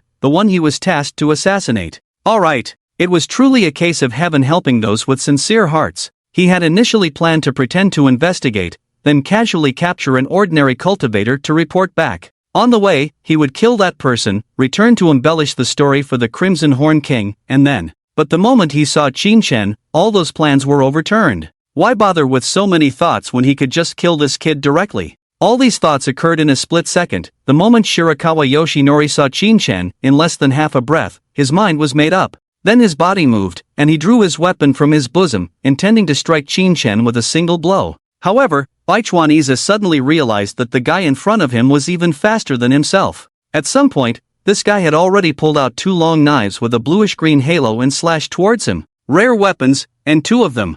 Baichuaniza was immediately shocked. Why did this kid have 2 rare weapons? Wasn't the information he knew that he was just a young general with only 2 blue weapons? Although puzzled, Baichuaniza's actions did not slow down at all, and his samurai sword went straight towards Qin Shen. Clang! The sound of metal clashing echoed in the moonlit night. With 3 rare weapons, his own strength, and other blue-grade treasures, the outcome of the exchange of moves was immediately clear. Qin Shen's body was directly sent flying back dozens of meters, leaving a deep trench in the ground as his dual blades plunged into the earth to halt his momentum. On the other hand, Baichuaniza just stomped his foot, deflecting Qin Shen's attack into the ground, creating a deep pit around him without even taking a step back. The strength of a high-ranking general? Although Baichuaniza clearly had the upper hand, he was filled with shock. Was the information false? Or did this kid possess extraordinary talent and advance to the level of a high-ranking general in just a month? Regardless of the reason, it meant that Baichuaniza couldn't swiftly kill Qin Shen, but he still had absolute confidence in doing so. It was evident from their recent clash. Baichuaniza quickly assessed the situation in his mind. Although the camp was not far away, it would take at least half a minute for a strong individual to arrive. Killing a high-ranking general within half a minute was not easy, but Baichuaniza could manage it. In less than a second, he made up his mind and immediately summoned his beast companion to enter the so-called beastification state. Various non-human organs sprouted from Baichuaniza's body, tentacles, fangs, skin like iron armor. He no longer looked like a human but a standing beast with a humanoid form. In this state, Baichuaniza's combat power soared rapidly. He gazed at Qin Shen, his mouth splitting open to reveal sharp, interlocking teeth. "Go to hell, you damn kid." Seeing the surging demonic power enveloping him, Qin Shen remained unfazed, as if everything was within his expectations, showing a triumphant smile. "The one who should die is you, right?" Qin Shen calmly spoke, then smiled faintly. "Haven't you noticed that you're already surrounded?" Upon hearing this, Baichuaniza suddenly felt a tingling sensation on his scalp and looked around. After scanning the surroundings and finding nothing, Baichuaniza breathed a sigh of relief but also cursed himself for being deceived by this brat. Delaying for 2 seconds was not a problem. He still had enough time to kill this guy. Even if the strong individual arrived, he could either defeat him or escape. "I'm not joking, you know?" Qin Shen saw Baichuaniza's expression, revealing a hint of a smile, while unknowingly picking up a formation plate in his hand. "For spirits, obey my command, form the formation and kill the enemy." Without unnecessary elaboration, Qin Shen had already silently completed the incantation in his mind, speaking it out loud only to enhance his momentum. As soon as he uttered those words, in the deep darkness of the night, the darkness slowly receded, revealing the looming figures of 4 immensely huge beasts. Impossible, how could this be? Baichuaniza was about to ask this kid when he summoned his beast companion without him noticing. After all, summoning a beast companion also required a second or 2 to brew, not an instant matter. In that short time, many things could be done. Killing a person was just a blink of an eye. But then he suddenly remembered Qin Shen appearing behind him and not immediately attacking him. This was too unusual. It made no sense to have the time to attack him and still warn him. Although he didn't understand Qin Shen, he didn't think the other party would be so foolish. So, there was only one truth. That this kid had already summoned his beast companion to ambush him, and scaring him just now was just a delay tactic. After all, even if this kid attacked him, it wouldn't be successful. The moment he sensed the aura, he could use the treasure under his feet to escape far away. Such calculation at such a young age, truly eye-opening. As Bai Chuaniza said, when he saw the several treasures on this guy's body, Qin Shen knew that he couldn't kill this guy with his own strength. The treasure under his feet was his boots, and undoubtedly, this guy, relying on his speed advantage, was not afraid of being chased. If they engaged in a direct confrontation and the opponent knew they were no match, they would definitely escape to the other side of the holy wall. That's why he planned to surround and kill this guy. First, he summoned 5 beast companions, then used the demon magic of the ink unicorn De Huang. Although its main attribute was earth, it possessed all sorts of strange demon magic. Among them was one called night concealment. It achieved invisibility in the dark, and it was a group effect. So, while Qin Shen was holding Bai Chuaniza back,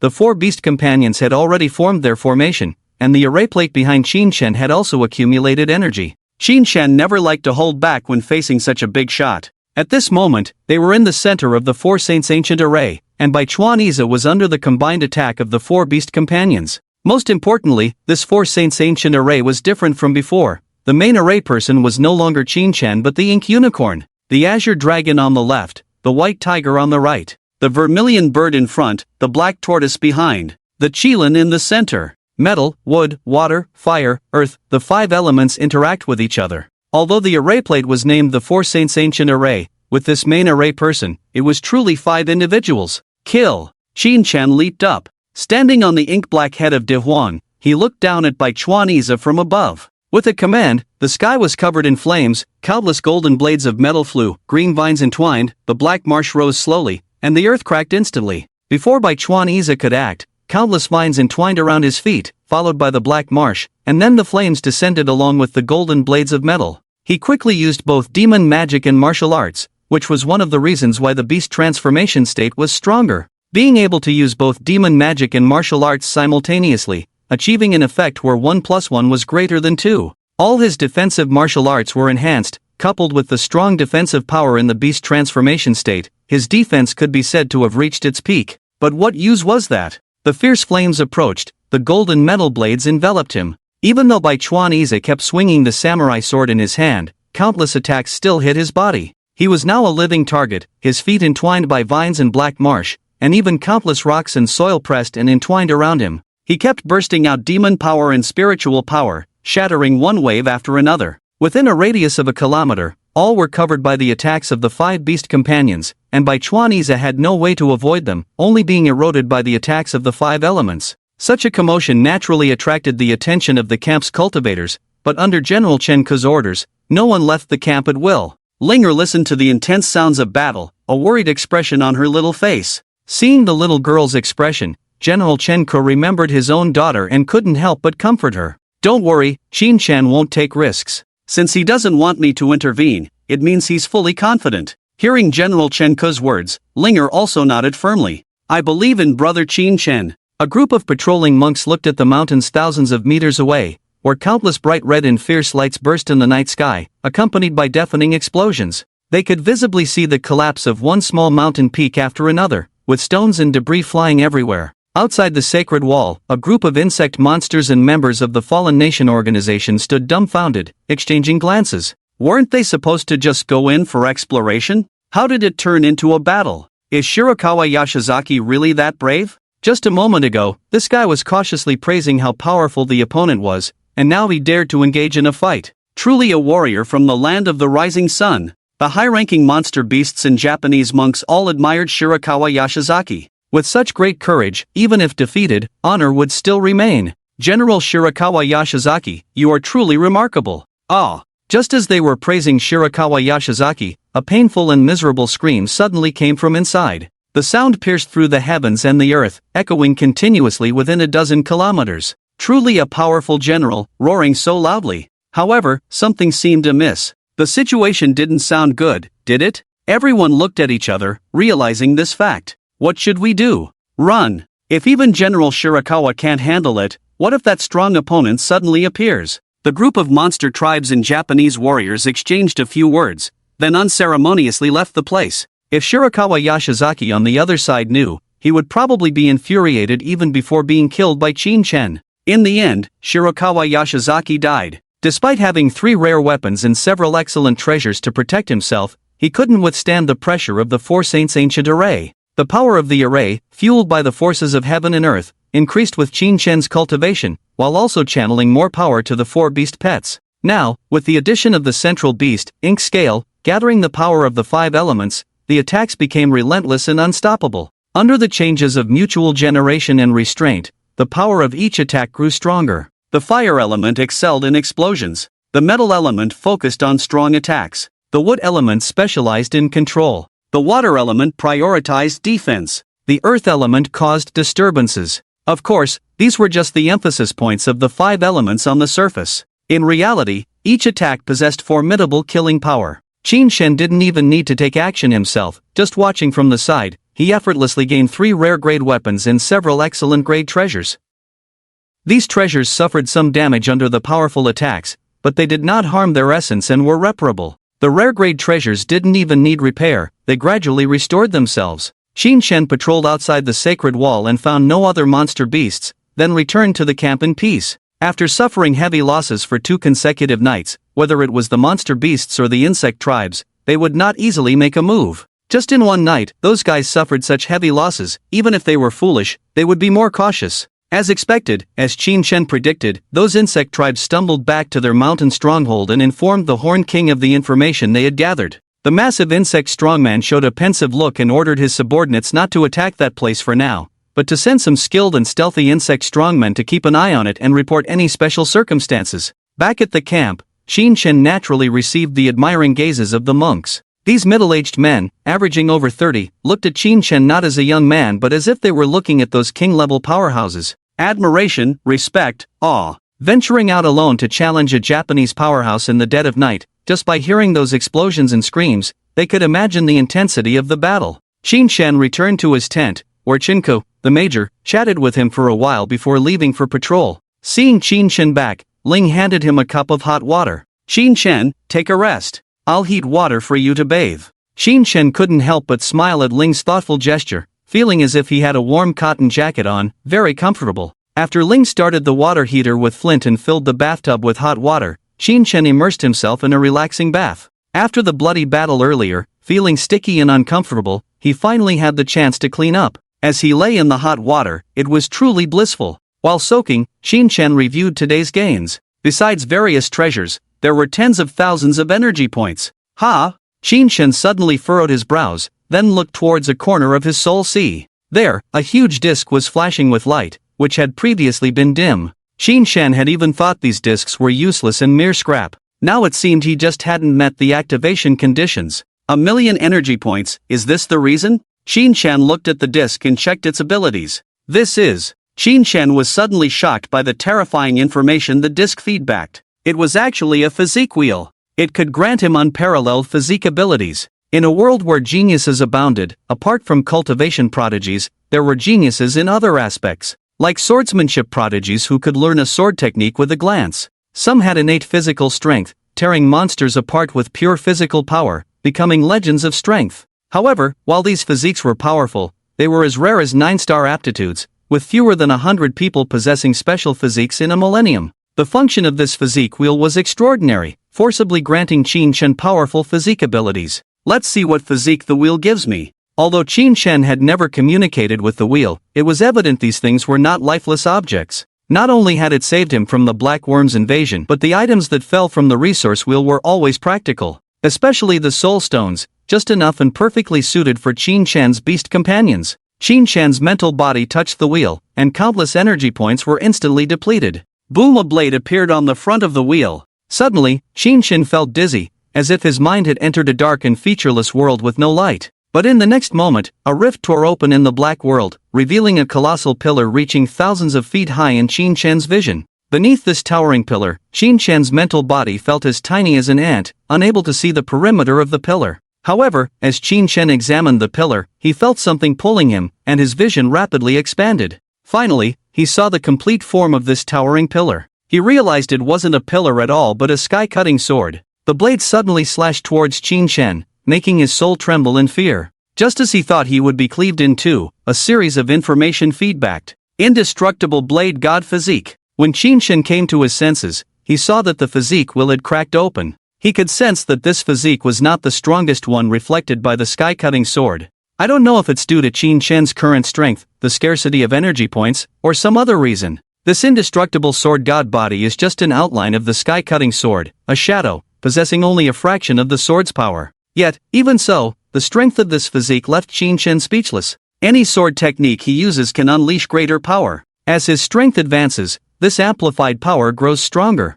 With a sword in hand, the world is mine. If Qin Shen were at the peak of the saint level, he could even bridge the gap with the divine level through this physique and unleash divine level power. By then, he would show even the gods who's boss. Most importantly, with this physique, Qin Shen, even at the 4th order realm, can learn and use 5th grade martial skills. It's important to note that cultivating martial skills is different from martial arts. Martial arts require innate talent, and those with poor talent can only practice specific grades of martial arts. However, martial skills have no talent restrictions. As long as your realm reaches a certain level, you can learn corresponding grades of martial skills. Of course, this is just on the surface. Generally, once your cultivation talent is determined, your realm is also set. This means that the highest grade of martial skills you can learn is similar to martial arts unless you have some miraculous opportunity. Those like Qin Shen, with sporadic cultivation talent reaching this level, are unprecedented and likely to have no successors. Speaking of his cultivation talent, Qin Shen has always been curious. He carefully examined countless items in the resource wheel but found no related miraculous items. It's worth noting that there are items on the market that can enhance talent, although they can only reach the general level at most. However, even the resource wheel has items like longevity elixirs, but nothing of that level, which is quite strange. Nevertheless, even without it, Qin Shen doesn't urgently need it. With little Chang and the others cultivating, he can benefit from their progress without much effort. Even if he could raise his cultivation talent to the 4th grade, how much would it matter with 5 or 6 beast pets to share his cultivation progress? Besides, one's time is limited, and focusing on integrating martial arts and honing martial skills is more cost-effective than cultivation. With the blessing of his special physique, Qin Shen's speed in cultivating martial skills in the following days has increased significantly. He also dealt with a few treasures he didn't need, exchanging them for star element stones or other treasures of the same level. Therefore, Qin Shen now possesses 5 rare treasures. Apart from replacing the rare grade warrior sword with a rare grade ring, everything else remains unchanged. The space inside this treasure ring is much larger than Qin Shen's previous white grade one, resembling an endless expanse. Powerful demonic beasts with bodies spanning hundreds to thousands of kilometers, even in death, emit a demonic aura that only treasures of this level can withstand. After reaching the king level, every part of a demonic beast's body is valuable. Even poisonous demonic beasts, inedible but precious for research or making poisons, are worth hundreds of billions at least. Qin Shen will have plenty of opportunities to kill these demonic beasts in the future, so he's preparing in advance. Otherwise, killing a king-level demonic beast without anything to store its parts would mean losing billions or even trillions for nothing. While he cultivated, on the other side in the bustling Dezhou base city, beneath the seemingly peaceful skyscrapers, hidden currents were already stirring. In the Shando Group's factory, a man in a black hat and mask was inspecting the premises with Wang Yuanhang. Mr. Inoue, is it true that the one you mentioned, Qin Shen, has been eliminated? You promised to provide evidence last time. My factory is already operational, products are packaged and ready to be distributed to the residents of the base city. Wang Yuanhan's expression turned grim. I have given everything, please don't brush me off time and time again. Oh, is that so? Given everything? I don't think you have given everything yet. A hint of cruelty flashed in the eyes of the man in the black hat as they reached a secluded corner. But your life, it's still here, isn't it? With that, the man made a swift move towards Wang Yuanhan's face. The latter was taken aback, preparing to unleash his spiritual power to defend himself, but it was too late. A burst of black mist exploded in front of Wang Yuanhang, and dozens of small black insects swarmed onto his face, burrowing into his nostrils, mouth, and ears. Wang Yuanhan's eyes widened in horror as he tried to cough up the insects, feeling them burrowing rapidly into his veins, heart, liver, and lungs, gnawing away at his insides. He wanted to scream for help, but found his vocal cords destroyed by the insects, his life force fading away. Daring to threaten the great empire of Dongying, this is your price to pay, hee. The man grabbed Wang Yuanhan's neck, twisted it gently, and killed him instantly. Retrieving the venomous insects, he placed Wang Yuanhan's body into a precious ring, then entered an empty room and took it out again. The man in the black hat looked at Wang Yuanhan's body, a smirk playing on his lips.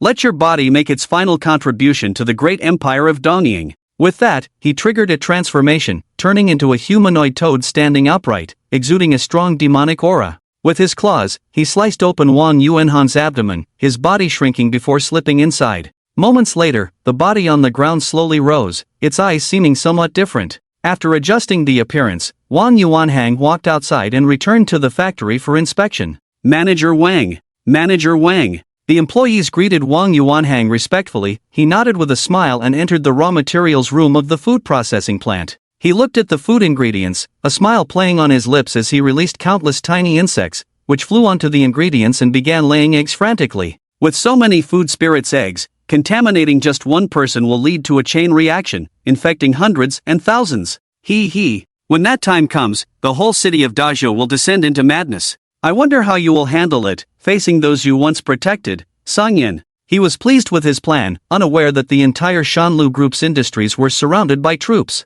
Even the products of the Shanlu Group were confiscated forcefully, all under the decisive command of General Sangyan, despite opposition. Some administrative officials were even thrown into prison for their haste, as Sangyan had no direct evidence of their collusion with the Shanlu Group, but upon receiving news from Qin Shen, he knew it was not the time for formal procedures. Qin Shen, I hope your judgment is not wrong. Sangyan muttered to himself before issuing orders to his subordinates. He then left the room to oversee the entire operation. The cleansing operation against the Shanlu Group and the remnants of the Fallen Nation organization in various corners of Dazhou had officially begun.